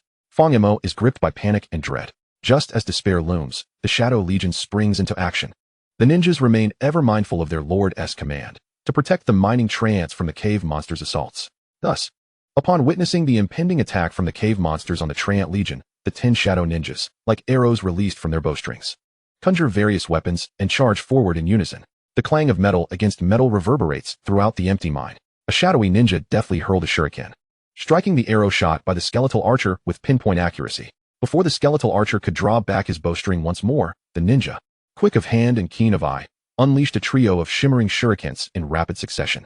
Each one found its mark, dismantling the lurking archer in the shadows and reducing him to a mere pile of bones. Ding! Your unit has slain a black iron 4-star skeletal archer, earning 4 experience points, 1 arrow, and 4 bones. Hiss! A cave spider stealthily ascended to the Trent's crown. Suddenly, it lunged downward, its abdomen ejecting a copious amount of milky white silk, swiftly weaving a vast net intended to ensnare the unsuspecting Trent. In this critical moment, another shadowy ninja emerged from the shadows beneath the Trent's feet, wielding a katana with unwavering resolve. With a mighty swing, the blade flashed, cleaving the entire web, and the cave spider along with it, in twain. Ding! Your unit has slain a black iron 3-star cave spider, earning 3 experience points, 8 spider eyes, and 1 strand of silk. Chapter 16. After 3 days of traversing, the Shadow Lord has cured my mental exhaustion. The 2 monsters that initiated the assault were effortlessly dispatched by the ninjas. At that moment, a zombie, heedless of danger, charged forth. Its decaying body exuded an overpowering stench. With arms outstretched and claws as sharp as hooks, the Treant, pursued by the zombie, moved sluggishly, unable to flee in time. Just as the zombie's gaping maw was about to rend the Treant asunder, a shadowy ninja leaped forth from the zombie's shadow. The katana swept horizontally, and the zombie's massive head was sent soaring into the air, eyes wide open in death. Ding! Your unit has slain a black iron 5-star zombie, earning 5 experience points and 5 pieces of rotten flesh. The notification echoed in Jiang Chao's mind, who was far away in the shadow hall. He switched to the unit perspective and beheld his 10 shadowy ninjas dispatching the suddenly appearing monsters that sought to ambush the Treant brigade with the ease of slicing through vegetables, leaving not a single foe alive. Skeletal archers, cave spiders, and zombies, all common adversaries within the mine, each possessing their own strengths, were no match for the SSS Grade Shadow Legion, which annihilated them with overwhelming force. A generous supply of fresh resources was thus bestowed upon Jiang Chao. Meanwhile, the plant lord Fong Mo also witnessed the stunning scene of the shadowy ninjas arriving as reinforcements and swiftly eliminating all threats from the Trent's perspective. He felt grateful that his Treant brigade had managed to evade disaster. Simultaneously, he gained a clearer understanding of Jiang Chao's formidable strength. Hastily, he expressed his gratitude in a private message. Thank you, Shadow Lord, for your tireless efforts in sending troops to rescue my units from peril. Rest assured, I will recruit more Treants to expedite mining operations. I will not disappoint you. Your willingness is appreciated. Jiang Chao was quite satisfied with Fong Mo's attitude. This plant lord was undoubtedly adept at assessing circumstances. Having witnessed the might of the Shadow Legion, he would surely stand firmly by Jiang Chao's side, dedicating himself wholeheartedly to the mining endeavor. The objective of gratitude had been achieved, and now it was time to win him over. Therefore, Jiang Chao replied to Fong Mo, keep up the good work. As long as you provide the resources I require, your reward shall be plentiful in the future. Upon reading this message, Fong Mo realized that the Shadow Lord held him in high regard. Without hesitation, he summoned several Treants who had been gathering saplings in the jungle. These were among his earliest recruits, generally at Black Iron 2-star level, slightly stronger than the Black Iron 1-star Treants used for mining, and could be considered his personal guard. The Treants of the guard placed the saplings they had gathered upon the ground of the jungle hall. Each lord possessed unique units, and the special resources required to recruit these units varied accordingly. The resources needed to recruit the Treant brigade consisted of various saplings. Fong Mo glanced down at the bounty collected by his Treant guard. Yinshan saplings, white birch saplings, oak saplings, and junglewood saplings, all sufficient to recruit another batch of Treants. Having allied himself with the Shadow Lord, he felt the urgency to demonstrate exceptional performance to ensure he would not be cast aside. Thus, Fong Mo opened random recruitment in the rear of the jungle hall. The verdant tree-like core pulsed with light. In the next moment, 20 Black Iron 1-star Treants rapidly grew into form. All of you, proceed to mine in the natural caves near the territory, Fong Mo instructed the newly recruited Treants. With this, the Treant Brigade ventured into the mining tunnels, expanding its size threefold. 30 Treants labored tirelessly, day and night, extracting various ores from the dimly lit cavern. Almost every minute, rough iron ore or red copper ore was unearthed, while the acquisition of the rarer shadow crystals and energy fireflies also saw a significant increase. The plant type was adept at countering the earth type. In terms of mining efficiency, the Treant Brigade was even on par with races such as goblins and dwarves. Furthermore, with the protection of 10 shadowy ninjas, the Treants no longer feared sudden ambushes from cave monsters emerging from dark corners, which could lead to casualties among their ranks and a decline in efficiency. Under Jiang Chao's orders, any enemy daring to approach would be swiftly eliminated by the ninjas. Thus, the mining operations in the natural cave progressed with unprecedented smoothness, thanks to the collaboration between the Shadow Lord and the Plant Lord. The 30 tireless Treants extracted minerals, while the ninjas safeguarded their efforts. Concurrently, Jiang Chao utilized the Shadow Crystal's mine to recruit more ninjas and provided various meats to Fang Mo, assisting the Treant Brigade in expanding its scale and enhancing its strength, thereby achieving even greater mining efficiency. Thus, the compounding of interest has forged a perpetually ascending virtuous cycle. Time has quietly slipped away within the cycles of mining. In the blink of an eye, it has already been 3 days. The Lord of the Plants, Fang Mo, arose early in the morning, dispatching yet another substantial batch of resources mined by the Treant Brigade to Jiang Chao through the Shadow Ninja. Reflecting on the helplessness experienced on the first day of his transmigration to the collaboration established with Jiang Chao on the second day, Fang Mo could not help but exclaim, 3 days into this new life, the Shadow Lord has alleviated my mental fatigue. Meanwhile, after half an hour of transport, Jiang Chao received the minerals unearthed by the Treant Brigade over the course of the night. Ding! Your troops have brought you 30 shadow crystals, 20 energy crystals, 40 rough iron ore, 30 red copper ore. The notification chimed. Jiang Chao opened the Resources tab and discovered that the accumulated shadow crystals had reached an impressive total of around 50. It was time to initiate a recruitment wave. Jiang Chao raised an eyebrow and switched to the recruitment panel. 2 options reappeared: random recruitment or sniper recruitment. Chapter 17, Recruitment of the Claw Shadow Brigade. Possess at least 1 general ninja, 10 members of the 8 Great Battle Corps ninjas, and 100 shadow ninjas. This is one of the conditions for upgrading the Shadow Hall to a moderate level, and it is also the most challenging condition to meet. Not to mention the exceedingly low probability of recruiting a general. Even the requirement to enlist 10 members of the 8 Great Battle Corps ninjas and 100 shadow ninjas necessitates at least a few hundred shadow crystals. Such a colossal demand had, for a considerable duration, troubled Jiang Chao immensely. However, with the mining of natural caves gradually falling into a routine, an ever-increasing supply of shadow crystals and other minerals was continuously being extracted from the depths by Fang Mo's Treant Brigade. Jiang Chao finally had sufficient resources to fill this substantial void. Upon checking the Resources tab, he found a total of 54 shadow crystals. He decided to first recruit a wave of ordinary Shadow Brigade ninjas. Jiang Chao made his choice, focusing on random recruitment. Ding! Confirming the consumption of 34 shadow crystals to recruit 34 Shadow Brigade ninja soldiers?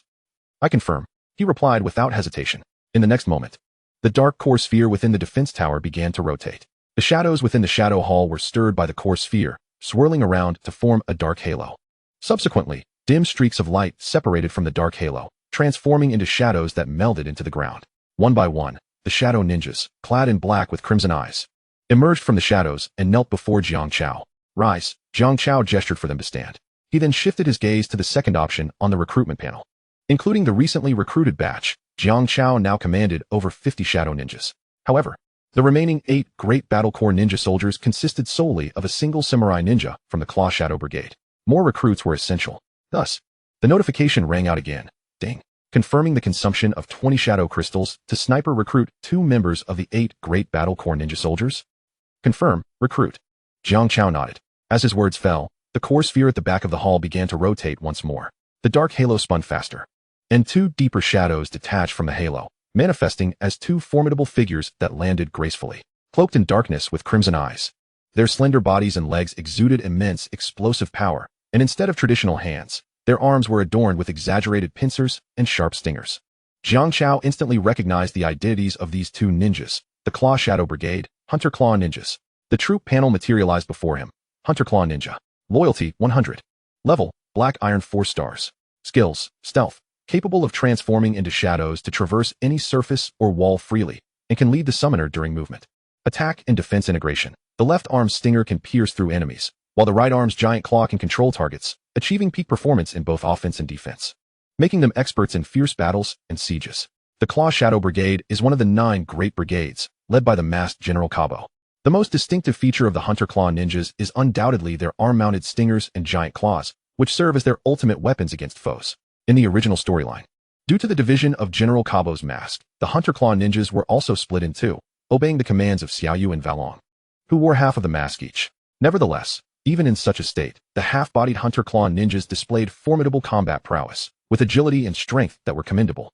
The destructive capability of their giant claws and stingers was indeed astonishing. The 2 Hunter Claw ninjas Jiang Chao recruited were, of course, complete individuals, undoubtedly stronger than their fragmented counterparts. Like the samurai ninja from the Claw Shadow Brigade, they could easily engage in battles beyond their level. Jiang Chao returned to his main seat, draped in the exclusive robe of the Shadow Lord, which lent him an air of authority and nobility. He slowly spoke, issuing orders to the neatly arranged ninjas. All of you shall hunt within the territory, striving to elevate your levels at the fastest pace. His voice echoed throughout the Shadow Hall. Upon receiving the Lord's command, the 2 Hunter Claw ninjas and over 30 Shadow ninjas wasted no time, seamlessly merging into the shadows and swiftly exiting the Shadow Hall, heading into the shadowy forest to hunt and level up. Jiang Chao paid particular attention to the combat of the 2 Hunter Claw ninjas. He observed as they stealthily navigated through the shadows, shortly discovering their targets, 3 steel bristle boars foraging nearby. The hunt commenced. Without warning, the Hunter Claw ninja leaped from the shadow of the steel bristle boar. With its right claw wide open, it swiftly locked onto the boar's neck, the overwhelming strength rendering it utterly immobilized. Following this, the Hunter Claw ninja thrust its left arm forward. The dark stinger pierced through the boar's skull with unstoppable force. The steel bristle boar didn't even have time to emit a cry before it was instantaneously slain by the Hunter Claw ninja. Ding! Your troop has slain a black iron 3-star steel bristle boar, gaining 3 experience points and 3 pork. Meanwhile, another Hunter Claw ninja emerged from the shadows, employing its left stinger and right claw to effortlessly dispatch the other 2 fleeing steel bristle boars. Ding! Your troop has slain a black iron 3-star steel bristle boar, gaining 3 experience points and 3 pork. Ding! Your troop has slain a black iron 3-star steel bristle boar, gaining 3 experience points and 3 pork. The notifications chimed in succession. Through the perspective of his troops, Jiang Chao witnessed the entire hunting process, gaining a clearer understanding of the combat style of the Hunter Claw ninjas. Unlike the lethal precision of the Phantom Ninja or the grandiose maneuvers of the Samurai Ninja, the combat style of the Claw Ninja is decidedly more straightforward and brutal. The strategy involves first using the colossal pincers of the right hand to restrain the enemy, followed by a powerful thrust with the left-hand spear aimed directly at vital points. This simplicity proves remarkably effective, consistently yielding successful results. In terms of positioning, the Phantom Guild embodies versatility. The Armor Guild signifies aggression and defense, while the Claw Guild's Claw Ninjas focus on siege and occupation. Retracting his gaze, Jiang Chao allows the ninjas to hunt freely. He opens the World Channel to peruse messages from other lords. It is now the 4th day since his arrival in this world, and the novice protection period is more than halfway through. In just 3 days, the shielding protection provided by the mysterious forces will dissipate, exposing all lords and their territories to the native powers and formidable beasts of the savage continent. At that time, Jiang Chao will not only face the probing of other lords, but also be besieged by waves of beasts and local forces. To establish a foothold amid the impending crisis, he must possess strength at least at the bronze level, and his territory must be sufficiently fortified and expansive. Therefore, Jiang Chao intends to utilize the remaining days effectively to achieve his paramount objective, upgrading the medium-sized Shadow Hall. Chapter 18. Racing Against Time, the Development of the Lords. Not only Jiang Chao, but upon realizing the imminent end of the novice protection period, nearly every lord has accelerated their efforts to enhance their strength and upgrade their territories, ensuring they possess adequate resources to withstand the initial crisis. The World Channel has become quite lively as a result. Every moment, lords share their experiences in the channel, whether boasting about their recent achievements or lamenting their misfortunes. Woohoo! After 4 days in this world, I finally recruited the Icefield Wolf King. Now I no longer fear that giant frost bear. Haha, I'm no slouch either. Yesterday I used 4 iron ingots and 1 pumpkin head to recruit an iron golem, which promptly annihilated several zombies. How come you all have such good luck? I painstakingly recruited a fire slime using a slime block, only for it to be squashed by a war mammoth the moment it left the hall. The same goes for me. The black iron 4-star rock golem I nurtured for 4 days was destroyed by a silverback gorilla. All my hard work down the drain. The channel buzzed with various messages, each refreshing rapidly. Jiang Chao, lurking in the shadows, found little interest in these trivial exchanges. His focus remained on the prominent lords, keen to ascertain their current stages of development. With over 3 billion individuals simultaneously arriving on the savage continent as lords, It was evident that Jiang Chao was not alone in having drawn S-rank troops and enjoyed a dreamlike start. From his observations over the past few days, Jiang Chao noted that aside from himself, several lords were ahead of the majority. Their territories had undergone upgrades, and their troop numbers and strengths were significant. Although none had yet completed the upgrade to a medium-sized haul, their progress was closely aligned with his own. They are all competitors on the same track. They include Lord Ming Zhan, who recruited the S-rank unit, the Divine Thunder Dragon; Lord Gao Tianyun, who amassed an S-rank unit of desert zombie hordes; Lord Gu Qianqian, who acquired the SS-rank unit from the Elven Kingdom; and finally, Lord Flare, the Light Lord, boasting the SSS-rank unit of the Holy Light Knights. Each knight is not only powerful and loyal but, crucially, embodying the essence of light itself, capable of wielding it to inflict tremendous damage, as well as to heal and defend. They epitomize a balance of offense and defense, a paragon of versatility, standing in stark contrast to the Shadow Legion that represents darkness, an innate antithesis. Flare is, to Jiang Chao's knowledge, the second individual, aside from himself, to have recruited an SSS-rank unit. Furthermore, he is the closest to upgrading to a medium-sized haul, merely a few requirements shy of significantly enhancing his territory's range and defensive capabilities. Jiang Chao is also aware that he is not the only one keeping an eye on Flare. Flare is equally observant of him. Whenever Jiang Chao makes a move in the trade mall, or world channel, Flare appears like a fly, ready to disrupt. Naturally, Jiang Chao cannot retreat. When Flare speaks or offers items for sale, he returns the favor in kind.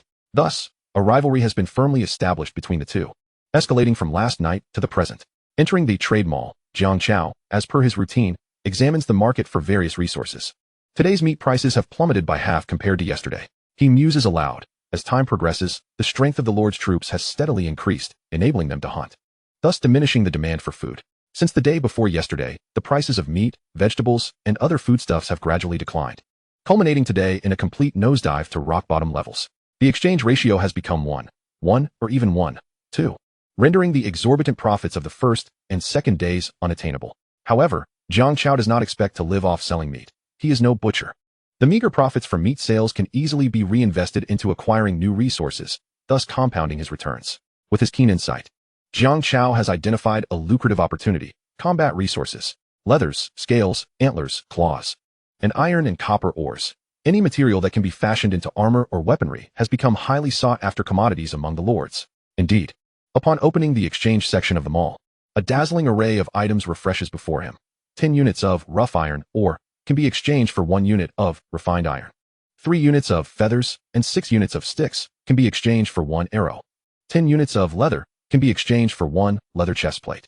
It is clear that nearly all lords are eager to trade easily obtainable raw materials for finished weapons or armor. Given the scarcity of finished products, one must often pay 9 or even 10 times the premium to acquire a single item. The Shadow Legion's lack of need for weapons and armor spares Jiang Chao significant costs, allowing him to seize this opportunity to profit. Pleased with himself, Jiang Chao then opens the Resources tab. During this time, the Shadow Legion has been hunting in the jungles and mines, naturally accumulating a plethora of valuable loot, including leathers, arrows, scales, and other scarce combat resources. Thus, Jiang Chao resumes his previous endeavors, promptly listing these highly valued materials in the trade mall. Combat resources are on sale. Various materials available for limited time exchange. Leathers, bows, scales, rough iron, everything is in stock. As the news spreads, it swiftly attracts numerous lords. The lords had been waiting for quite some time. As soon as Jiang Chao's supplies were made available, they were met with fervent enthusiasm. Over numerous exchanges, a considerable number of lords had come to recognize this Shadow Lord as extraordinarily affluent, consistently offering a plethora of rare resources for trade. Missing out on such opportunities would undoubtedly result in significant losses. Soon, mere minutes had passed. Despite the exorbitant prices, the battle-ready supplies listed by Jiang Chao were swiftly snatched up by the multitude of lords, enabling him to amass a substantial bounty of resources. This included, but was not limited to, vast quantities of ores, timber, and stone, as well as shadow crystals and energy gems. In the wild expanse of the continent, on the outskirts of a bustling human town, stood the esteemed and sacred hall. The Lord of Holy Light, Folair, with his golden hair and azure eyes, donned a resplendent robe, exuding an air of nobility and purity. 5 Holy Light Knights stood respectfully at his sides, demonstrating unwavering loyalty and readiness to face any peril. However, Folair's expression was far from pleasant.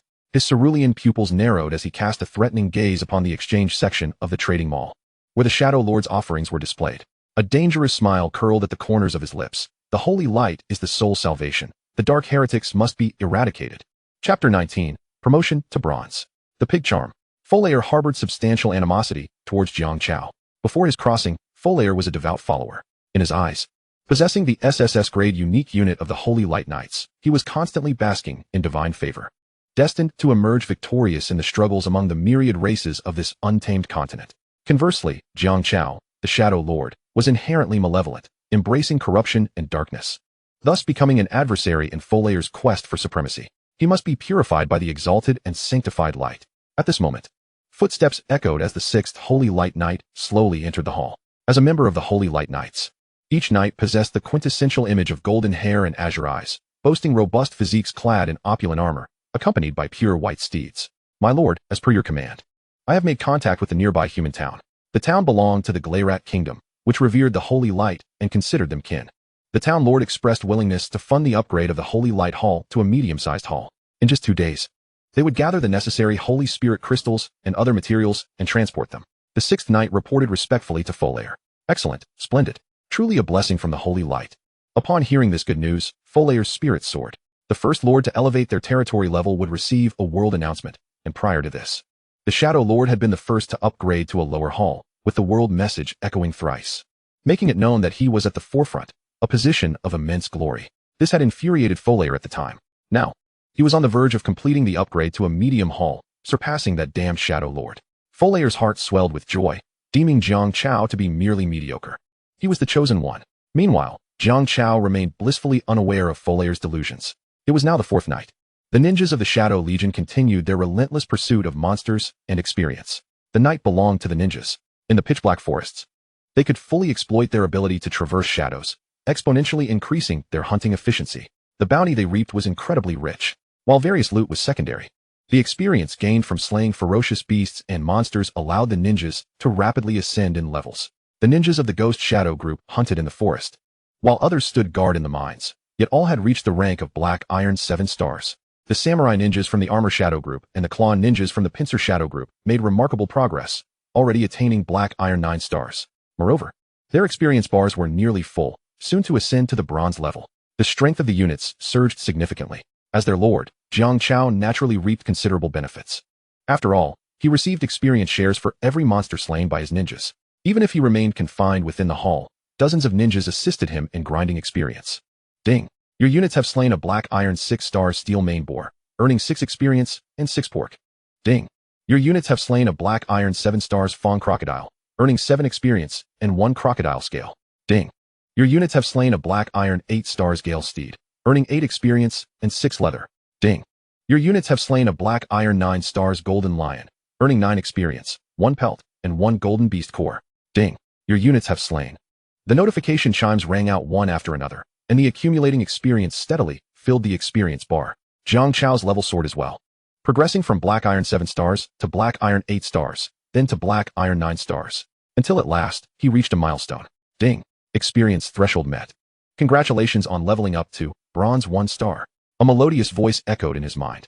Upgrading to the bronze tier, golden light cascaded down, shimmering like droplets of rain, continuously falling upon Jiang Chao.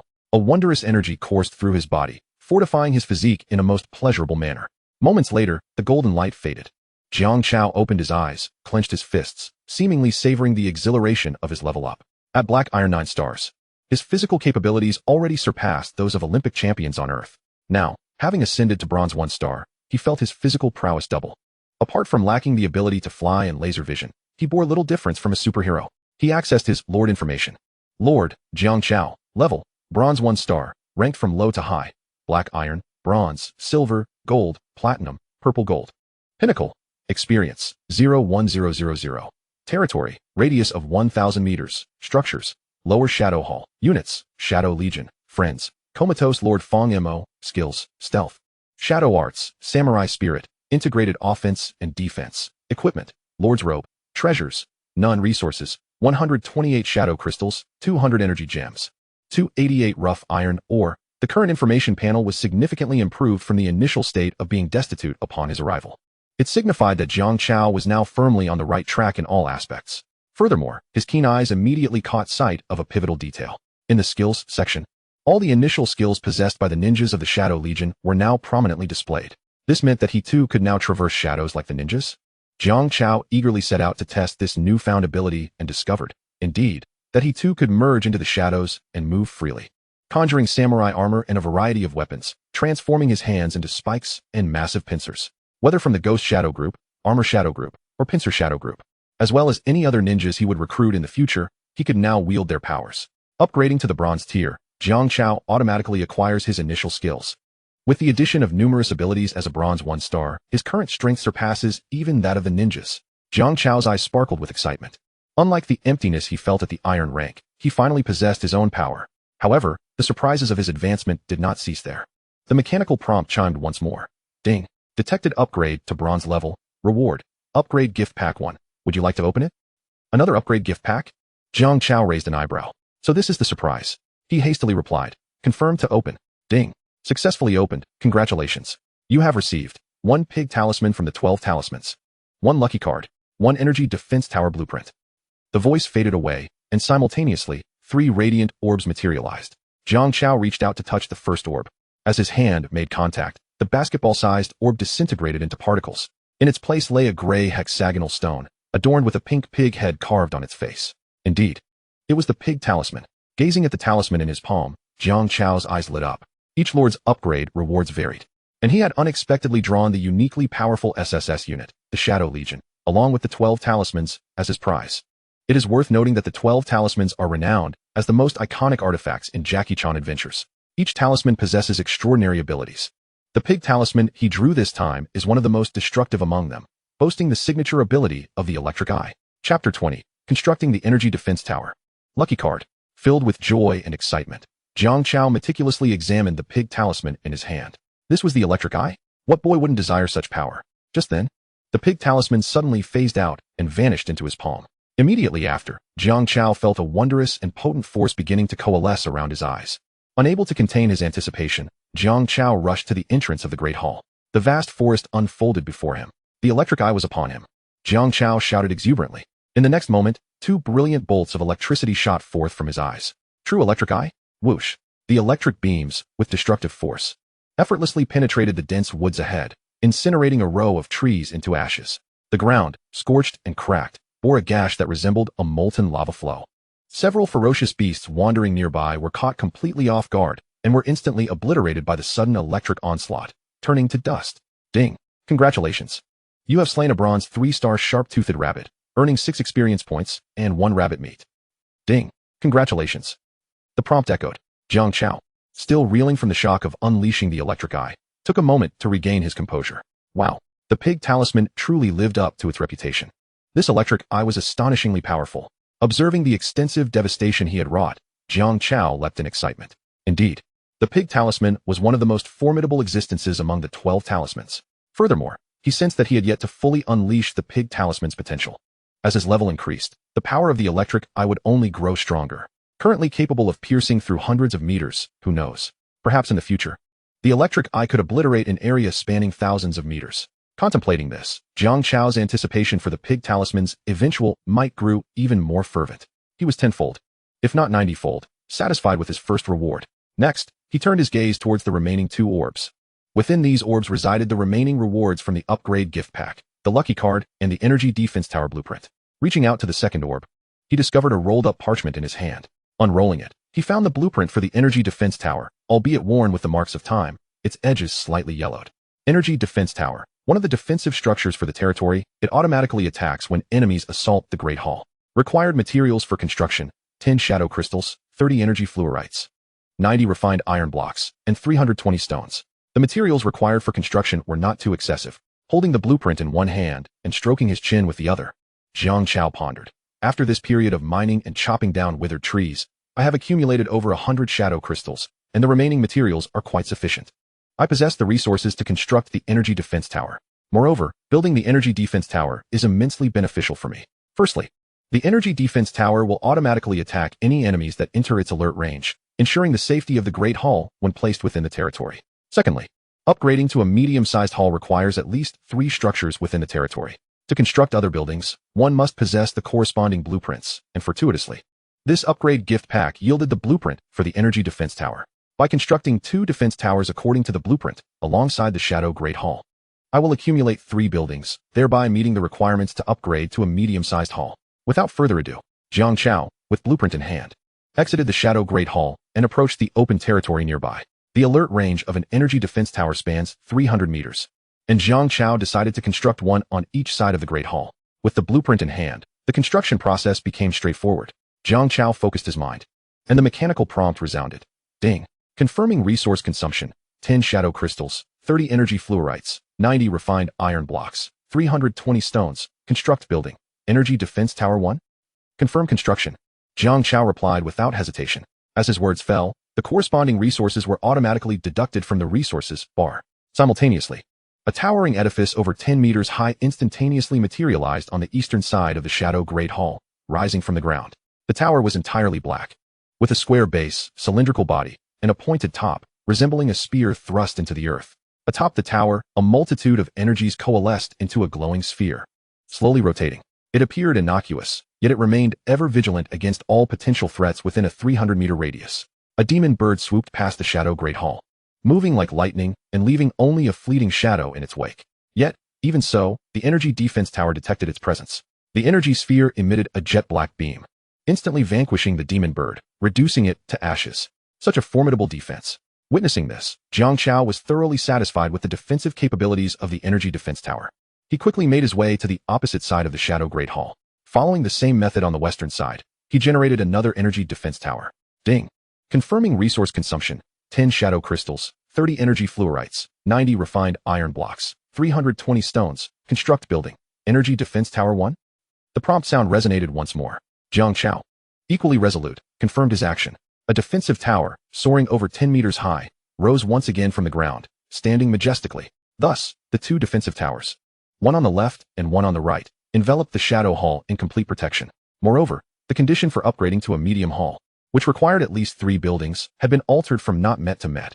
At least 3 buildings within the territory met. Another condition had been fulfilled. Jiang Chao's gaze swept across the interface. Over the past few days, he had satisfied each requirement necessary for upgrading the medium hall, leaving only the final condition: at least 1 general ninja, 10 elite 8 core ninjas, and 100 shadow ninjas, not met. His Shadow Legion currently boasted over 50 ninjas, comprising 54 shadow ninjas, 2 claw ninjas, and 1 samurai ninja. Recruiting the remaining 46 shadow ninjas and 7 other ninjas posed no challenge for Jiang Chao, who had amassed over 100 shadow crystals. The only vexing requirement was acquiring at least 1 general ninja. Perhaps the final reward, the European Emperor card, might yield some surprises. With this thought, Jiang Chao reached out for the last orb of light before him. The orb dissipated, revealing a crystal-clear diamond card in his hand. Treasure: European Emperor card. Effect: the probability of recruiting the highest tier troop in the next single draw is raised to 1,000. Sam Passin 2. Usage: simply crush it. 1,000%, Sam Passin 2. This practically guarantees a general ninja. Upon reading the effect description, Jiang Chao could not contain his exhilaration. Chapter 21. Recruiting General IKA. Upgrading the medium hall. Recruiting general ninjas.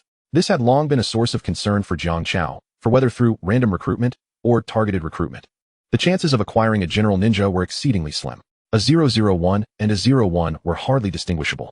To recruit a general ninja through conventional means, one would need to prepare thousands of shadow crystals, not to mention that he was still in the novice stage.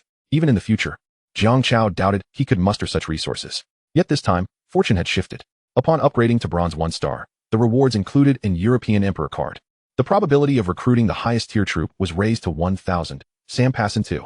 With this enhancement, embarking on targeted recruitment would yield vastly different results. Thus, Jiang Chao opened the recruitment panel. Without hesitation, he crushed the European Emperor card, which shimmered like a diamond. Ding. Confirmed consumption of 10 shadow crystals. Targeted recruitment of 1 elite 8 core ninja soldier. The prompt sounded. Confirm recruitment. Jiang Chao decisively replied. In the next moment, the core black sphere, shielded by the defensive towers at the rear of the hall, began to spin rapidly.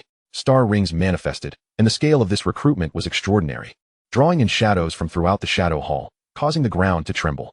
When everything reached its zenith, a streak of deep black, infused with a brilliant blue luminescence, burst forth from the star ring. In midair, it transformed into a robust blue figure clad in armor, landing steadily. Ding. Recruitment successful. Congratulations on recruiting the highest tier troop, Ninja General IKA.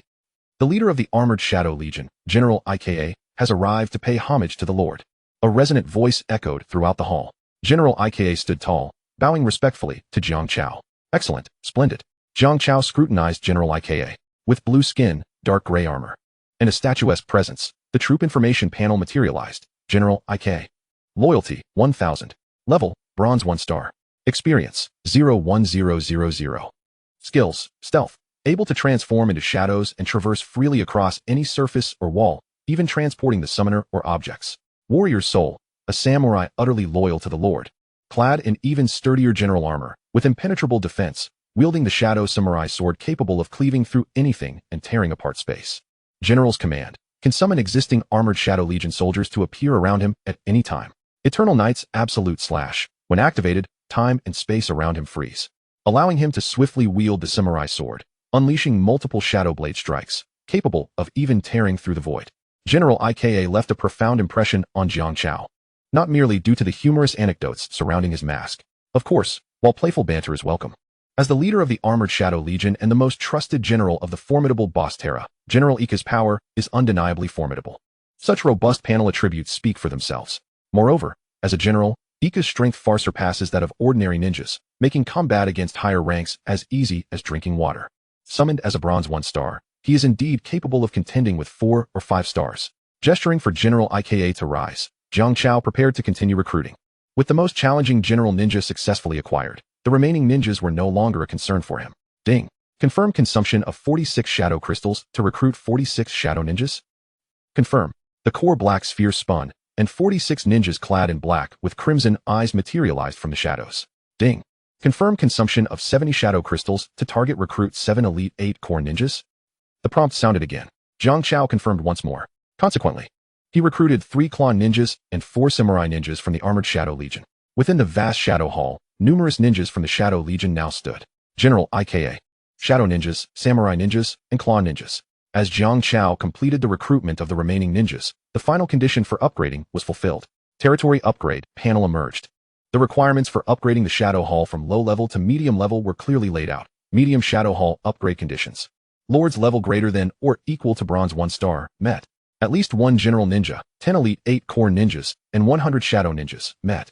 Shadow crystals, 48-20. Energy crystals, 80-50, met. At least 3 buildings within the territory, met. Stone, 2048100, met. Wood, 1024500, met. Ding. All upgrade conditions have been met. Ding. Confirm upgrading the Shadow Hall, low level, to Shadow Hall, medium level. The inquiry prompt echoed, a long-awaited sound. For the moment he had long awaited. Jiang Chao exhibited no hint of hesitation. He fervently nodded, declaring, confirmed. I affirm the upgrade. As his words echoed, a formidable torrent of power cascaded from the heavens, enveloping the inky sphere at the heart of the Shadow Hall. This surge of energy was destined to facilitate the hall's ascension. Thus each lord received a force most attuned to their essence. As the Shadow Lord, the power infused into the core during his upgrade leaned heavily towards darkness. Under the relentless influx of dark energy, the Shadow Hall began to transform anew. The protective towers safeguarding the core sphere grew larger and sturdier, capable of withstanding even higher tier attacks without crumbling, truly a bastion of impregnable defense. The 12 towering obsidian pillars, adorned with radiant inscriptions, continually absorbed the tumultuous waves of dark energy. The dome ascended once more, and a crystal chandelier descended, its ghostly blue flames flickering, instantly deepening the atmosphere's somber and serene ambience. The hall scale expanded magnificently, not only enlarging the main chamber, but also adding 2 auxiliary halls on either side, seamlessly connected to the main structure. The triadic halls formed a triangular configuration, flanked by 2 imposing fortified towers. At this moment, the Shadow Hall eclipsed even the grandest of medieval noble castles, resembling nothing less than the royal palace of the Shadow Kingdom, majestic, awe-inspiring, and shrouded in mystery. It became the sacred and inviolable sanctuary for all ninjas of the Shadow Legion. Ding. Upgrade complete. Congratulations to the Shadow Lord for achieving the medium-tier Shadow Hall. The notification chimed, unveiling a detailed panel before Jiang Chao. Territory information. Territory range, a radius of 2,000 meters. Core structure, Shadow Hall. Level, Medium Hall. Subsidiary structures, Core Defense Tower 1, Enhanced Defense Tower 2. Evaluation. The Medium Hall signifies a significant advancement, indicating that you now possess a more expansive territory, a sturdier defense, and a more abundant resource pool. You may freely inspect any corner of your domain, and with blueprints in hand, can expend resources to construct various new edifices. All resources within the 2,000-meter radius beneath your feet are at your disposal for extraction. Chapter 22. The Frenzied Flare. Undoubtedly, the transition from a low-tier hall to a medium-tier hall heralded yet another leap in Jiang Chao's domain. Not only did the territory expand to a radius of 2,000 meters, doubling the previous 1,000 meters of the low-tier hall, but he also acquired 2 enhanced defense towers, further fortifying the protection of the core structure, the Shadow Hall. For a lord, the utmost priority lies with the core, as its integrity is crucial to the survival of the territory and even the lord's life. Should the core be compromised, the territory would be stripped of its designation, and the lord would face obliteration. Various methods exist to safeguard the core, creating a multi-layered defense. Primarily, the core is protected by the core defense tower, which stands within the core structure itself. Hence, the importance of the core structure is self-evident. This is underscored by the necessity of upgrading the core structure for territorial expansion. Now, with the Shadow Hall upgraded to a medium-tier hall, both its scale and prestige have ascended to new heights. If the low-tier hall merely granted a ticket to compete among the myriad races of the savage continent, then Jiang Chao, with his medium-tier hall, has secured a seat in the rear rows. While still distanced from the most coveted and fiercely contested stage, this gap is not insurmountable. At the very moment of his successful upgrade, the World Channel spontaneously activated. The entire panel interface shimmered with golden light, shaking violently. This extraordinary phenomenon was not unprecedented. Nearly all lords recognized that one among them had surged ahead of the rest. Consequently, whether in the shadowed forest, the silent volcano, or the endless desert and crimson ice field, lords focused intently on their screens, eager to discern who the fortunate individual would be to upgrade their territory first, leading the pack. Ding! The first lord to upgrade to a medium-tier hall and expand their territory has emerged. Congratulations to the Shadow Lord. Ding! The first lord to upgrade to a medium-tier hall and expand their territory has emerged. Congratulations to the Shadow Lord. Ding! The first lord to upgrade to a medium-tier hall and expand their territory has emerged. Congratulations to the Shadow Lord. The world information for all lords flooded the screen once more. The tension among the lords escalated as they processed the news, eliciting gasps of disbelief. What? Again? It's the Shadow Lord. He is the first to upgrade to a medium-tier hall. Goodness gracious. I thought the Shadow Lord had gone silent these past few days. I presumed he had exhausted his resources, but it seems he has delivered a substantial surprise. Oh, this is infuriating. I was merely 2 conditions away from upgrading. Why did this fellow, the Shadow Lord, surge ahead? What are you up there? I only lack an ancient ice crystal to upgrade. Yet I still couldn't seize first place. I am now certain that the Shadow Lord must possess SSS tier units. Otherwise, such a swift upgrade to a medium-tier hall would be inconceivable. Wow, SSS tier units. The Shadow Lord is truly blessed with both luck and strength. Messages rapidly emerged in the World Channel. Some lords, trailing behind, sought to join the fray, while others aimed to forge alliances. Naturally, some, upon reading this news, found themselves deeply unsettled. Among them was the Light Lord Flare, who reacted vehemently. Ah, damn it. Why have you once again outpaced me, Shadow Lord? Within the opulent confines of the Light Hall, Flare seethed with rage, his complexion flushed, and his demeanor frantic as he bellowed. He too was among the lords closest to upgrading their territory. He had dispatched light knights to battle in the wilderness and dungeons, utilizing their spoils to exchange for resources in the marketplace, and had even established connections with nearby human towns to secure support. Moreover, he had successfully recruited the highest-ranking unit, the Light Knight Commander, through the arduous efforts of numerous light knights who had expended their strength for the sacred light blessing. Flare achieved the conditions required for upgrading his territory at an astonishing pace, surpassing 99 other lords. He merely awaited the next day, when the Holy Spirit crystals, only extractable from the distant Holy Mountain of Light, would be transported to complete the upgrade of the core structure within his territory. Flare had confidently concluded that he would be the first to ascend to a medium-tier hall. However, reality proved that celebrating prematurely would yield no favorable outcomes. Flare never anticipated that the Shadow Lord, who had maintained a low profile these past few days, would deliver such an unexpected blow. In a clandestine manner, he once again seized the coveted identity he aspired to possess, becoming the first lord to upgrade to a medium-sized hall. As before, he once more garnered significant attention, establishing a formidable reputation among the 30 billion lords. The blow was overwhelmingly severe, akin to a thunderclap on a clear day. Froyle, in an instant, became hysterical. The Holy Light Knights within the hall interjected with words of counsel. My lord, there is no need for despair. The vile darkness has merely momentarily seduced the wayward souls. Yet your holy light shall inevitably dispel the shadows, granting them true faith. Then why are you not out there slaying monsters and leveling up? Froyle turned around, vociferously reprimanding his troops. Had you not bungled your tasks, I, your esteemed lord, would not have missed such a splendid opportunity to proclaim the holy light. This is your sin, one that demands 1,000-fold suffering to atone. Yes, our supreme lord. Several holy light knights bowed respectfully before departing from the holy light hall, mounting their white steeds and heading towards the wild plains. Meanwhile, far away in the shadowed forest, Jiang Chao remained oblivious to Froyle's fury, engrossed in his routine duties. inspecting the recently expanded territory for rare resources and potential surprises. As fortune would have it, surprises were indeed on the horizon. Jiang Chao suddenly sensed several ghost shadow ninjas perishing in rapid succession, having just revived from the core. What could be happening? Jiang Chao pondered, perplexed. The ninjas he had recruited had all reached advanced levels, their prowess not to be underestimated, and it had been quite some time since any ninja had met with demise. Yet today, several had fallen in quick succession. He prepared to switch to the true perspective to ascertain the situation, but before he could act, a message from his friend flashed across his panel. It was from the plant lord, Fang Yamo, who conveyed an urgent tone laced with anxiety. Big boss of the shadows. Trouble is brewing. A group of high-level orcs has discovered our natural mine and intends to claim it as their own. They have already slain and injured numerous Treant troops. And even your ninjas have suffered casualties. What should we do? Chapter 23, The Mine Crisis. The local orcs attack. Swiftly perusing Fang Mo's distress message. Jiang Chao's brow furrowed, tension lingering as he processed the information. This was the first time he had learned of the native forces on the savage continent. Although he had heard other lords mention them in the World Channel before, he had not paid much attention. Little did he expect that mere moments after upgrading to a medium haul, he would be faced with such a surprise. Jiang Chao took the matter seriously, promptly issuing orders to General IKA. General IKA, immediately lead the ninjas above Black Iron 7 stars to the natural mine for support. Understood. General IKA, aware of the urgency, hastily bowed before vanishing into the shadows, racing towards the natural mine several kilometers away. He also commanded the other ninjas hunting in the forest to accompany him. With a general ninja coordinating the operation, the efficiency of the shadow corps surged, and their pace quickened. Yet Jiang Chao was evidently more anxious, having shifted his perspective to those ninjas stationed at the natural mine. Within the dim, cavernous depths of the mine, a fierce battle raged.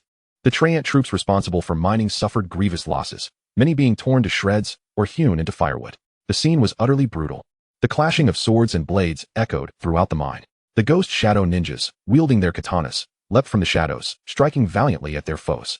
Their adversaries were the native orcs of the savage continent, specifically a group of brawny, powerful minotaurs.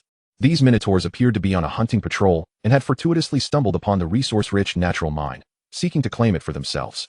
Thus, a conflict ensued with the Treant troops engaged in mining. The battle erupted, and the Treant troops suffered devastating casualties at the hands of the minotaurs. The ghost shadow ninjas stationed within the mine immediately intervened, confronting the unwelcome intruders. The natural mine held unparalleled strategic importance as Jiang Chao's primary source of resources, compelling him to assign a contingent of ghost shadow ninjas for its defense. Each of these ninjas boasted levels above Black Iron 7 stars, with some even reaching 8 or 9 stars, making them formidable combatants. However, at that moment, they found themselves slightly at a disadvantage against the minotaurs. The strength of the native orcs was unexpectedly formidable, as another ghost shadow ninja was reduced to a cloud of black mist by the invading orcs. Jiang Chao's pupils constricted in alarm. These minotaurs were evidently the elite of their clan, all at least bronze 1 star, with the leader reaching bronze 3 stars.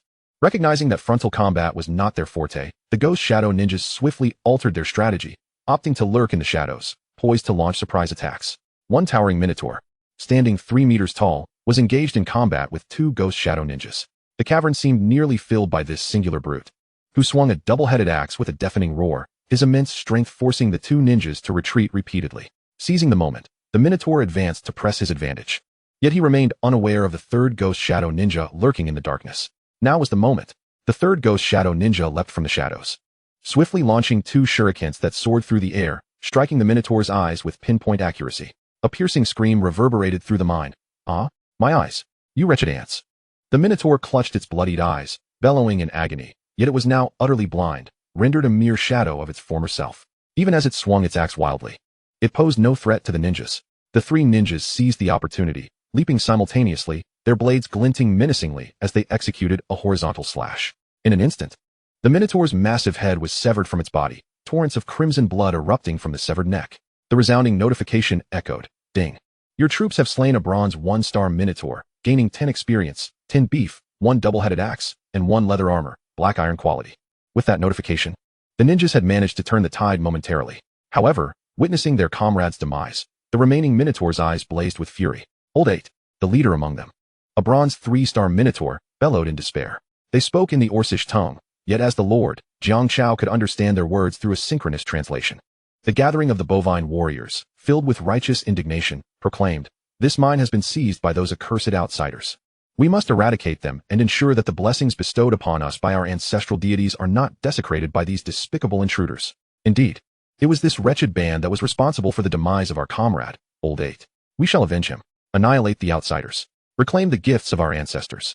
For the glory of the Blackhorn tribe, their fervor intensified with each utterance, ultimately culminating in a surge of morale that propelled them to launch a second assault against the ninjas. This time, the pressure upon the ninjas was even greater.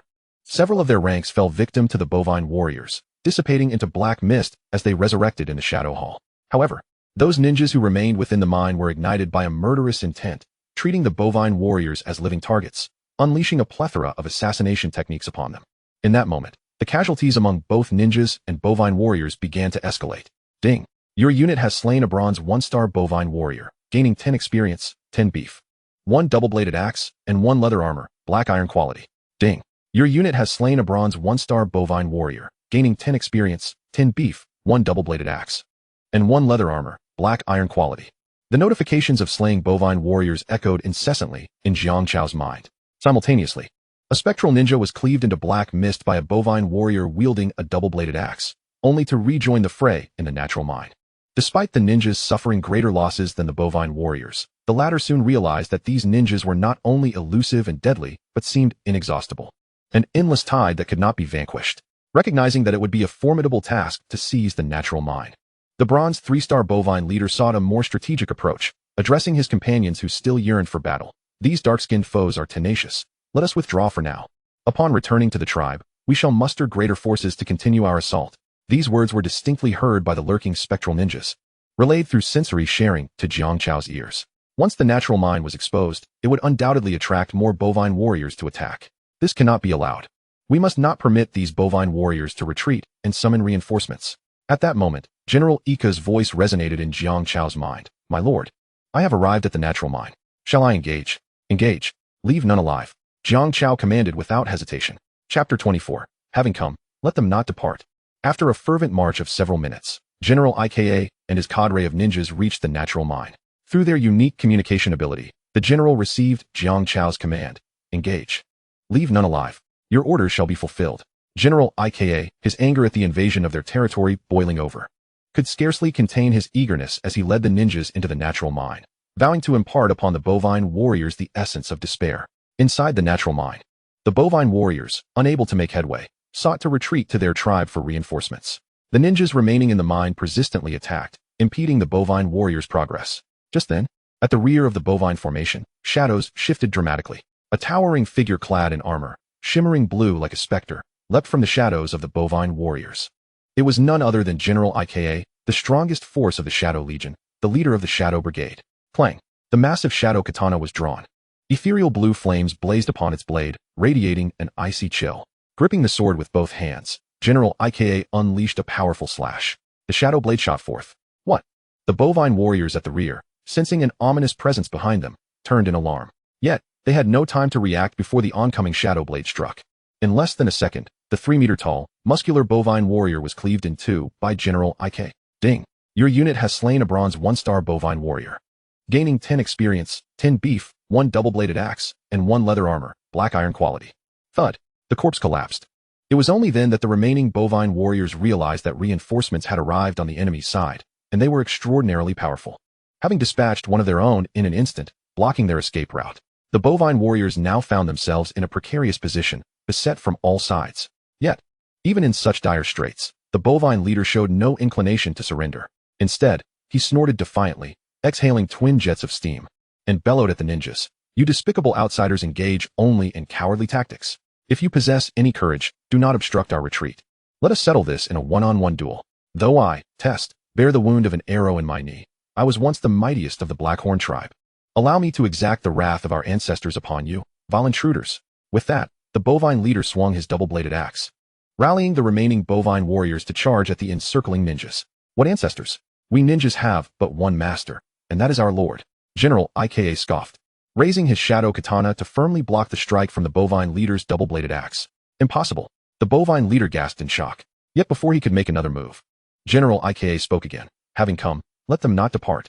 You shall pay with your lives to quell the wrath of our lord. As his words fell, General Ika's aura surged dramatically, causing the very fabric of time and space around him to slow. The movements of the bovine leader appeared to be in slow motion, as if the play button had been pressed in reverse. This was General Ika's ultimate technique, the Eternal Night's absolute cut.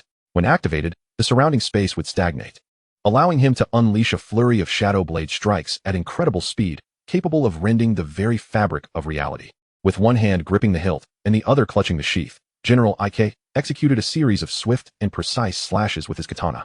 Each strike released a shadow blade that struck the bovine leader with blinding speed, leaving behind deep, gruesome wounds.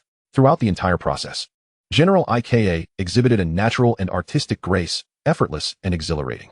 In stark contrast, the bovine leader perceived General Ike's movements as astonishingly swift, the shadow katana leaving behind phantom images. The final strike. General Ike sheathed his shadow katana, followed by a lightning-fast draw, unleashing a devastating slash. The blade, ignited with ethereal blue flames, surpassed the speed of sound. Under the relentless onslaught of the enduring blue blade, the bovine leader found himself without recourse, cleaved in half. In his dying moments, the bovine leader could only ponder, who on earth is this formidable being? Ding. Your unit has slain a bronze 3-star bovine warrior, gaining 30 experience, 10 beef, 1 double-bladed axe, and 1 leather armor, bronze quality. The notification resonated in Jiang Chao's ears. The leader had been slain. The remaining centaurs were suddenly thrown into a state of panic. They could scarcely fathom that their formidable leader, Taster, who reigned supreme in the Blackhorn tribe, could be annihilated by an outsider in the blink of an eye, without even enduring a single round of combat. With their leader slain, fear and the absence of command left these centaurs in utter disarray. The once cohesive formation disintegrated, devolving from a united front into a chaotic melee of brute force and reckless flailing. They were no longer the formidable adversaries against the agile and lethal ninjas. General Ike entered the fray with a single blade in hand. Grasping a massive shadow katana, he charged into the enemy camp alone. His formidable prowess was unmatched. With each strike, he felled a centaur. Simultaneously, he activated the general's command skill, summoning 6 warrior ninjas from the armored shadows. As soon as the warrior ninjas emerged, they brandished their shadow katanas and charged at the centaurs. The first recruited warrior ninja had already reached the rank of Black Iron 9 stars, and after slaying a centaur, he successfully leveled up to bronze 1 star. As his overall strength surged, he unlocked an advanced skill, Eternal Night Slash. Slipping into the shadows, he unleashed a flurry of shadow blades from multiple directions toward his target. Utilizing this skill, he swiftly dispatched yet another centaur. Meanwhile, the ordinary ninjas of the Ghost Shadow faction proved equally efficient in eliminating the centaurs, although individually weaker than their armored and claw counterparts. The Ghost Shadow ninjas boasted a significant numerical advantage. With 4 or 5 ninjas simultaneously attacking a single centaur, the battles were quickly concluded within mere rounds. An increasing number of centaurs fell to their onslaught. Notifications chimed in Jiang Chao's ears. Ding. Your unit has slain a bronze 1-star centaur, earning 10 experience points. 10 beef, 1 double-bladed axe, and 1 leather armor, black iron quality. Ding. Your unit has slain a bronze 1-star centaur, earning 10 experience points, 10 beef, 1 double-bladed axe, and 1 leather armor, black iron quality. Ding. Your unit has slain a bronze 1-star centaur, earning 10 experience points, 10 beef, 1 double-bladed axe, and 1 leather armor, black iron quality. Ding. Your unit has slain. In a matter of minutes, the once haughty centaurs were thoroughly vanquished by the ninjas, led by General Ike. Only one captive was deliberately spared by the ninjas, intended to be brought back to the Shadow Great Hall for interrogation by Lord Jiang Chao himself. Chapter 25. The Tauron Orcs, Black Horn Tribe, Grand Ritual of the Ancestors. With the assaulting centaurs defeated and their forces obliterated under General Ike's command, the incident at the Natural Mine came to a temporary conclusion. During the interlude while awaiting the ninjas to return with the captive, Jiang Chao opened the private chat panel to inquire with Lord Fong Mo, the Lord of the Vegetative, about the extent of the damage at the Natural Mine and the casualties among the Treant Legion. The Shadow Legion's ninja soldiers were immortal, even when dispersed into black mist. They would automatically resurrect from the core, hence Jiang Chao's forces suffered no losses.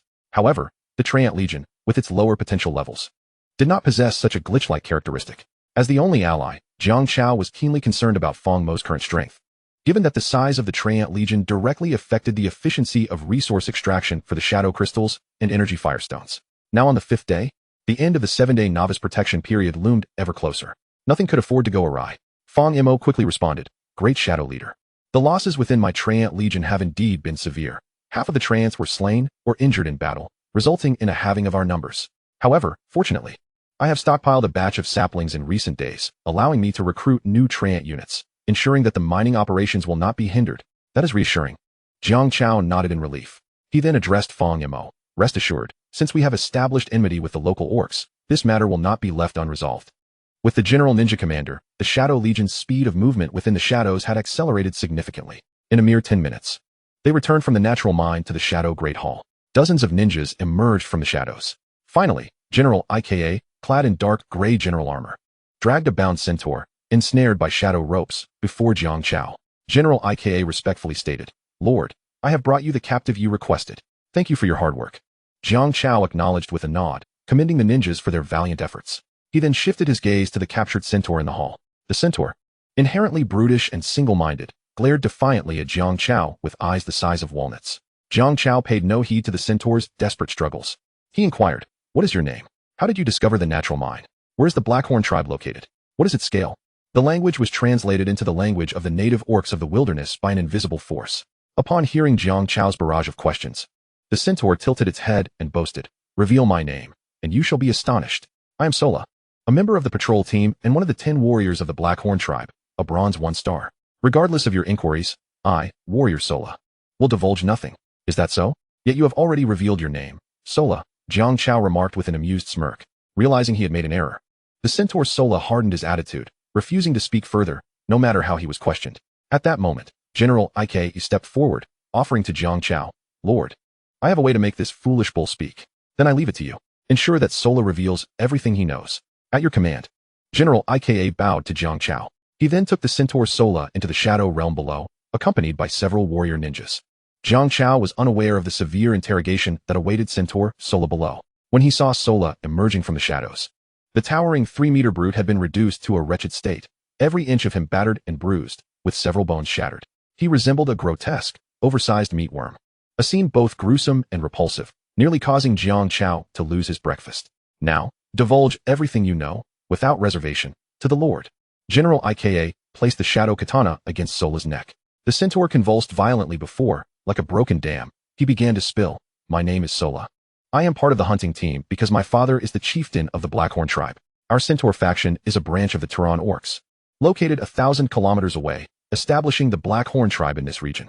The scale of the Blackhorn tribe ranks among the lowest within the 3 great fortresses and 6 major tribes of the Turan orcs. The strongest among us is my father, the bronze 5-star chieftain Sultai, and the second strongest was our leader Taster, who perished in the mine. Our hunting team is the main force of the tribe, and now it has been entirely decimated. The tribe remains unaware of this news. But we have no more fighting strength left, only the elderly, women, and children. The discovery of the natural cavern was prompted by the impending grand festival of our ancestral deity, which is to take place in 2 days. We must venture out to hunt and patrol, gathering various resources to offer to our revered god, which consequently led to our conflict with you outsiders. Jiang Chao listened intently, grasping the significance of every word. The grand festival of the ancestor? What is the origin of this revered deity?